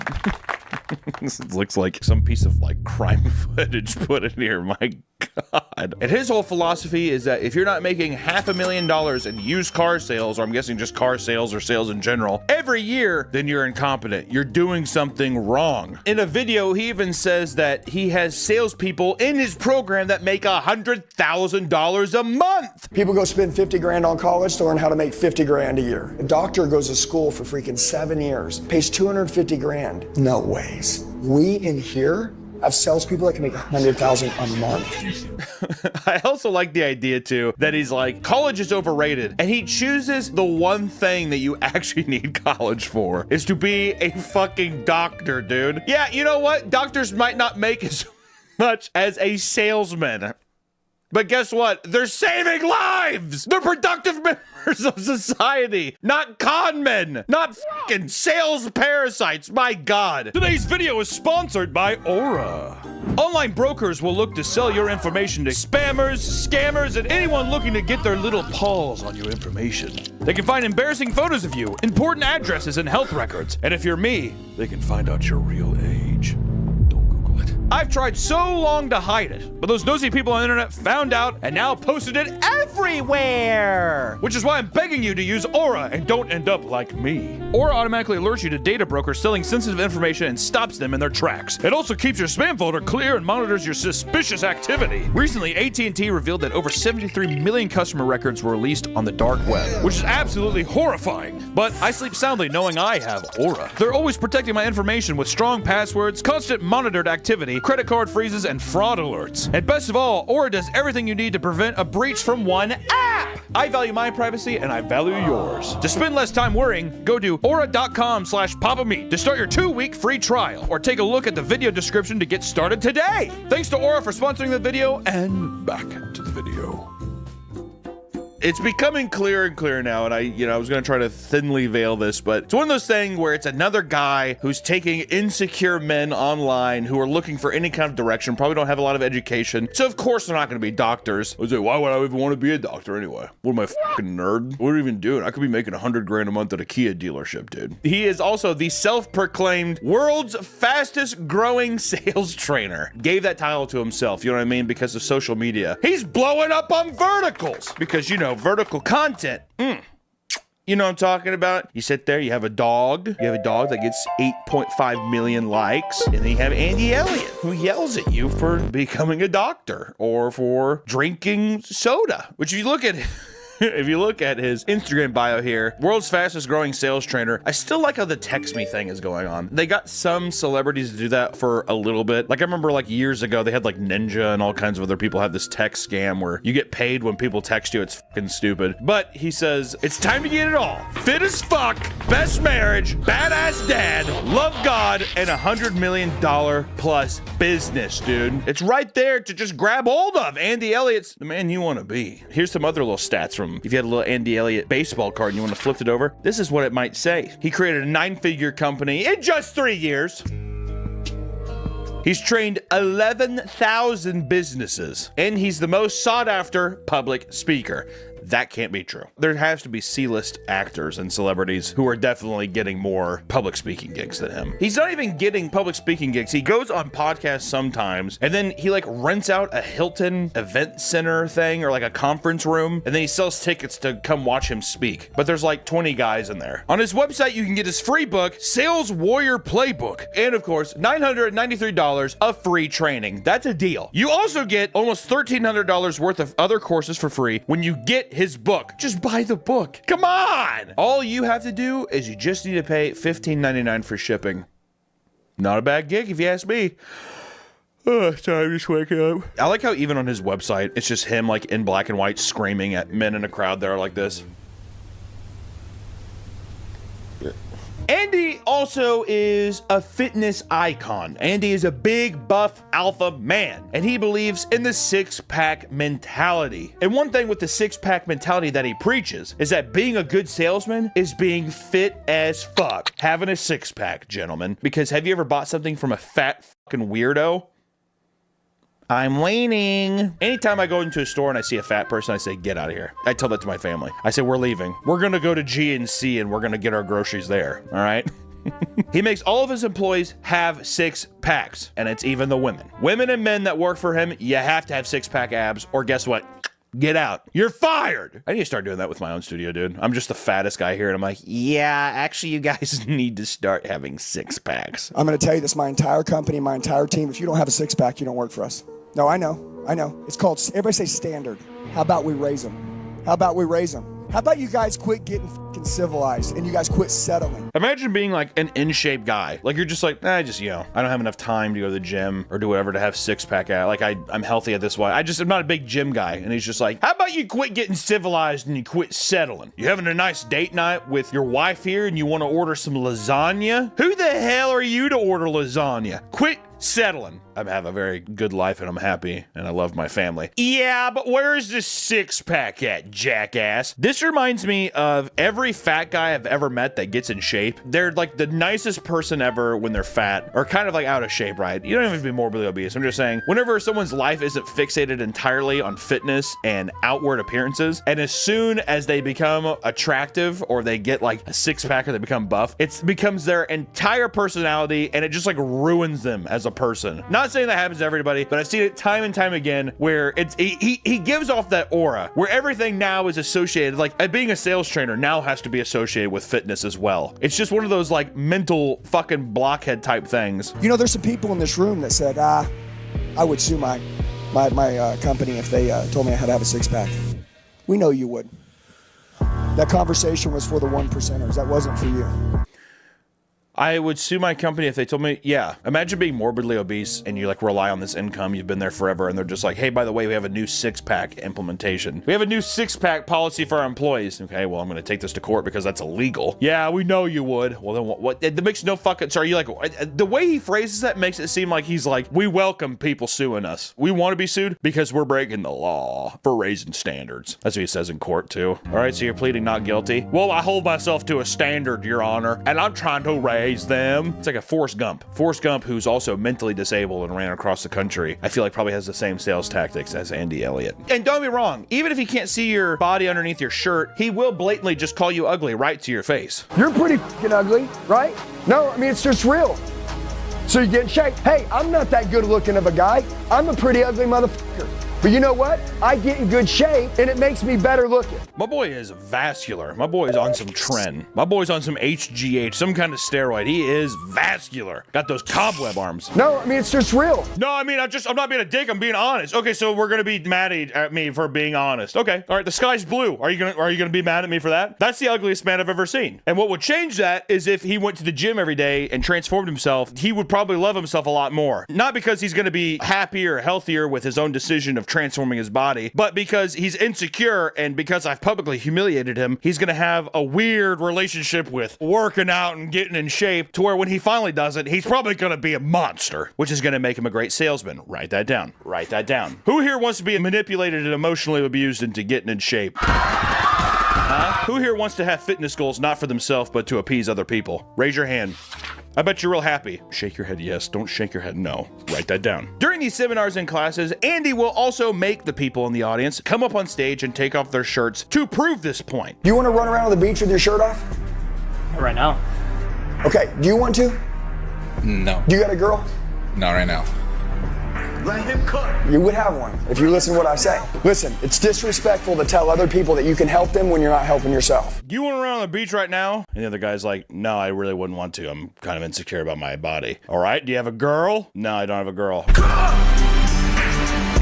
Dude, if you were listening to me, you'd have one. It's so manipulative and fucking stupid. Can I get one of the fattest guys in the room and a weird schlubby guy to come stand next to me because my body's bigger and better? It's like stupid manipulation tactics, and there's gonna be dumbasses in the crowd who are like, oh my god, he's right. Look at that Greek Adonis next to those schlubby fucks. Also, what does this have to do with sales training? He like will break down these people who are paying for his course, by the way. Break them down mentally. He's trying to manipulate the conversation to being like, oh, if you had more confidence in yourself, you'd be a better salesman. When I feel like half the time being a good salesman is understanding the customer and understanding the product. You being like overconfident dickhead, dude, I feel like the majority of people have been around an egotistical, narcissistic salesman before. Way too pushy. It's like you notice it in real time because they are not suave at all. Just pushing you to sign things immediately. Like car salesmen in general usually just be like, all right, well, yeah, let's get you locked in, whatever. And they're kind of like guiding you to the sales room floor, even after you've been like, I'm not buying this car. It's that kind of thing. This is the kind of person he is trying to make you into, is an aggressive man who only cares about the sale. I would argue that good salesman can be someone who is respectful to the consumer. That's like number one. Having self-confidence in yourself is obviously important, but going about it in this way, especially whenever it's as shallow as just their physical appearance, is insane. It's emotionally manipulative is what it is. 9 times out of 10, obviously the person's going to be insecure about his body, and you're going to try to manipulate him into buying your stupid fucking course. But that's just also a part of his strategy though too. Make you feel weak, make you feel feeble. And that in return, he's a messiah. He's a savior complex. And only with his help, and if you pay him of course, he can get you out of this rut to be a better salesman. Malcolm, how long you been selling for?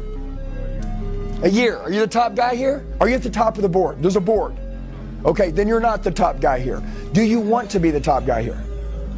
Okay, you got to carry yourself differently. I can see in your eyes, you got loose eyes. You need to wake up and compete. The whole idea too of just singling people out, it's just so funny. Are you the top guy here? Do you want to be the top guy? I mean, what are you supposed to? No. Why would you respond that? No, I don't. It's like, obviously, he's like a tarot card reader or like a fortune teller, using blanket statements to kind of do catch-all things that are applicable to everyone's life. And especially in the sales room world, you can just be like, are you the top guy here? Obviously not. He's at a sales course, you fucking moron. Well, do you want to be? Yeah. Well, dude, you have weird chimp eyes. Your eyes are all sporadic and fucking weird. Why don't you carry yourself different? Okay, that's a good idea. I will. So now he's gonna go into work the next day and he's gonna be like, dude, I'm gonna be the best fucking guy here. And all of his coworkers are gonna hate him. But it doesn't matter because he's on that grind set and he's gonna get those sales. I don't need any validation. Fuck you. I love the beginning of that one. I don't need any validation. Fuck you. I'm gonna make it. I'm gonna win. If you don't like me, eat shit. I don't care. In the end, we'll fucking see what happens. Bet against me. I love it. The more people that bet against me, the more dangerous you make me. When you speak, I can tell that you need fucking validation from other people that you're qualified for a good life. I don't need validation. F you. He's posting all of his takes and stuff on social media to garner that attention for himself. Also, he's validating himself all the time with all of the follower counts that he has and praise that he gives himself. It isn't him building himself up as like, see what I did without validation? No, he's putting it out there publicly because he wants to be like some kind of weird social media guru guy. I was calling to get some information about a vehicle I saw on the website. Okay, which vehicle? Oh, we got an old fart on here. Oh, we have a man who's old as f. I'm gonna steamroll this old piece of shit. So how many miles are on it again? 67.6. I think I'm gonna look around for one with a little bit less miles. Alrighty. Well, thanks for calling. Let me know if I can help. Buddy, just like that, you're gonna let me go? You're gonna give me my personal space and just, you know, let me be a human being? Are you dumb as f or what, dude? Get off your rocker and listen up. Let me ask you a question. Is this a sales prevention line?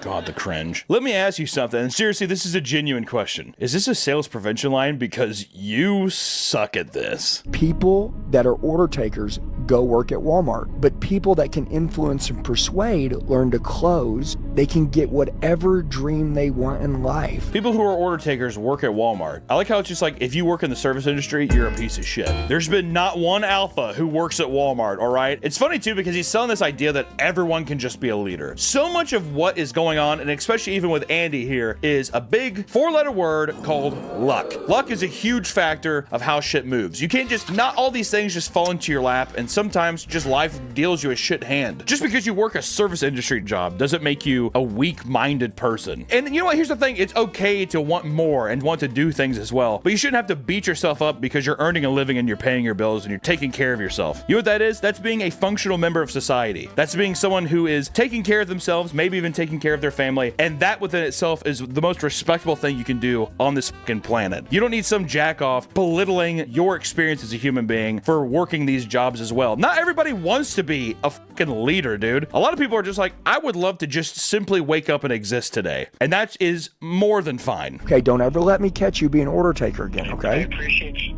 Oh God, don't ever let me catch you being an order taker again. Dude, fuck off. Oh God, the cringe. Oh God. He kind of said that sexually too, doesn't he? Now, don't ever let me... Oh man, you got me acting up right now. All right, don't ever let me catch you taking orders again, all right? Okay. And he's like, good boy. You're just a normal person. You want to be normal? You want to have a normal bank account? You have a normal car? God, dude, you want a normal bank account? Makes you, oh God. Go ahead. Nobody will laugh at you when you're normal. No one's going to laugh at you. You'll fit right in. Good job. Good job. You fit right in. You know what's funny is that I think in a weird roundabout way, he's saying don't blend in with the crowd, be your own person is kind of what he's trying to say, which I think even for normal people you can do, but exceptionally here, him saying that if people laugh at you, it means you're doing something better. Sometimes being the butt of the joke is not a good thing. Sometimes being abnormal is a reason that you are trying so hard to be a zebra amongst like horses. It's obnoxious. Like you're putting a giant spotlight on yourself to be like, am I special? Is there any more? There's nothing more insincere or someone who is so self-conscious about their place in life where they have to be so loud that they're distracting, and then when people have negative things to say about them, it's because they're jealous. So because I'm so unique and I'm so loud and I'm so crazy, you're not on my level. You don't understand who I am. But really, you're just a leech. You're a parasite on the fabric of this society. And that's why everybody is quote-unquote laughing at you. But really, they're not laughing. They're criticizing you. And there's a giant, giant difference between being in on the joke and criticizing someone for something that they're doing that is, for lack of better words, annoying, bad, and like I really have no other word for it. It's these little tactics too of him being like, oh, you want to be normal? Dude, all right, man, be normal. You want a house with a wife and a kid? Hey, no, you do you, man. You do you. You have enough money to live off of and you and your family live comfortably and you're very happy? All right, man. Are you a millionaire? No. Okay, well, you'd be a whole lot happier if you were. How many cars do you sell a month? I'm limited. I don't even know what the hell that means.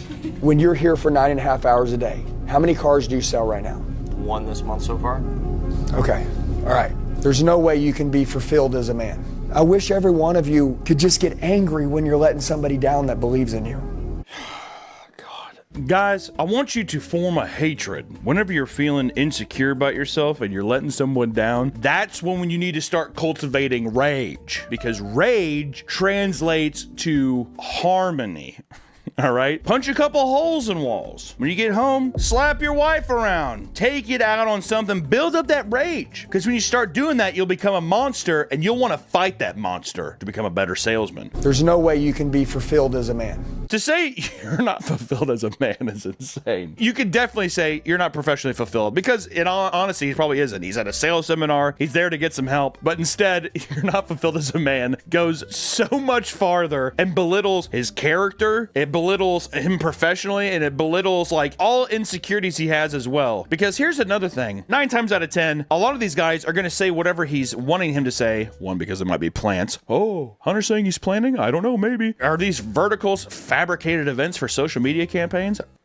I don't know, you didn't hear it from me. But also, if there was someone there was a stranger, a giant bulking man that you've paid to come see, because if you got up and left, that's money you've wasted, who's looking you right in the eyes. You're around all these other men who are staring you as well. You're kind of wanting probably this interaction to be done with as soon as possible, so I might as well just let him. I'm just gonna say what he wants to hear so this can just be done, because I'm so uncomfortable. Or you might be so insecure that he is brainwashing you and manipulating you into saying what he wants you to say, and then you believe him and give him money. So fucking tragic, man. You know what it'll cost you if you don't get in shape? You think it's hard today when you're 30 pounds overweight? Wait for 2 years. Wait till you're 60, 100. Wait till you get a heart problem. Wait till the people who once thought you were attracted and believed in and loved you give up on you because they say you don't love yourself. It's really hard for me to love you when you don't love you. These are all just, like I should. You think it's hard right now when you're 30 pounds overweight? Give it 2 years. You'll be heavier. It's gonna be harder then. You think? Also, you're preaching about heart problems and stuff? Dude, how about all the fucking steroids and supplements you're putting in your body? I know that you look like a great god here, but guess what? All that shit that you're putting in, how does your heart feeling, dude? You're walking around giving a seminar and your fucking veins are about to pop out of your goddamn arm. You couldn't possibly be doing steroids, right? Well, dude, because you look so good right now, well, whenever you have a heart attack and you're not able to do all these steroids and you're a weak old man, are people even gonna love you then? Even if you're not doing steroids, whenever you're unable to keep lifting weights when you're older and you become a lot smaller and you're not as big and you're a weak old man, people probably stop loving you, right? Because people who loved you then, they're not gonna love you now because you're not as strong as you used to be. If you're a big fat bozo, no one's gonna love you right now because people are like, he doesn't take care of himself. There's no other qualities about him. It's only his looks. Look at him. Ew. Unironically, that's what my wife does to me. Andy Elliott, please, I need your help. I will starve myself. I will do steroids. I will become a car salesman if I have to. Please, Andy, please. But you know, him harping on this, the guy is obsessed with fitness. It's a part, I mean, it is a part of every sales tactic he has, is to belittle you, because a lot of, I would say the majority of men, I'd love to know a percentage of even in the world, have a six pack. And if you have a six pack and you stand next to a guy who doesn't, who's gonna look better? So it's just like, well, I'm gonna listen to the guy with a six pack, because every guy with a six pack, he has his head on right. He's able to not eat carbs. And I love pasta. I must be a real piece of shit, huh? You ever seen a fucking salesman drink energy drinks all day long? Well, bro, why are you drinking energy drinks all day long? If you were healthy, you wouldn't need an energy drink. Dude, if you had a big goal, if you had a big standard, you'd be so jacked up to hit that, you wouldn't even need an energy drink. But you're dead. You're trying to raise yourself up by fucking drinking energy drinks, dude. You're killing yourself. You get it? Did you have a Red Bull? You're going to die! Dude, also, here's the thing. Let me tell you something. I'll tell you something right now. People look at me and they say, you're the luckiest guy on earth, right? Which I am. I am extremely lucky. I am always grateful for the position I'm in. But let me tell you, it does not matter what you do. You could be getting paid to do nothing, and that's your job. You could be a streamer. You could be a content creator. You could be a podcaster. No matter what you do, it's awesome for a little bit, but it will always turn into a job. So the idea to always perpetually be happy about this obligation, this thing that is paying, don't get me wrong, it's not a bad job, but it is a job at that. And people, in time, it doesn't matter what you do, I swear to God, after a while you'll be like, I don't want to fucking do this today. You're gonna have one of those days because it's a job, and that's normal. Waking up every day hyper fixated and just being like, I can't wait to suck today's dick and sell as many cars as I can, feels unrealistic. And also, you shouldn't punish yourself for having negative emotions. That is the that is like, I'm not even a fucking psychologist, and I can tell you right, that is the worst thing you can do. There are days where you can feel bad. You know why? Because you're a human being, and that's fine. Are you waking up and you feel a bit groggy? Have a Red Bull. I mean, my God, chug 4 of them? Probably not, but have have a fucking Red Bull, dude. Is it hard to get up in the morning and you feel like kind of like a piece of shit? That's fine. Work through it. Because guess what? Once you're able to accept these negative emotions and you're able to actually understand and be like, you know what? I am feeling kind of a bit shitty today. The sooner that you'll be able to process that and then move on, because people are able to do that. And then as the day goes on, they're like, I'm feeling better. And you appreciate shit more, dude. This whole idea of just like, it has to be one way or the other, or scolding someone, you feel bad. You're fat and you feel bad, so you're a bad person. You gotta change right now. It's FOMO. Fear of missing out on this program, fear of yourself. It's it's manipulation. I was making a couple million sitting there, and I looked in the mirror and I fucking hated me. I was disgusted. But everybody's telling me I made it. Then why the hell am I so fucking disgusted? Because they got it confused. Do you guys know you guys were put here and built to help other people? Today, when I leave, I'm gonna go change millions of lives. You are too. Oh my God, man. I love this comment is so fucking true. Downplay a doctor and go sell a Kia. Keep saving those lives. Then why the hell am I so fucking disgusted? Probably because you're living a very facetious and very surface level life where I'm sure all you ever cared about was getting that $1 million.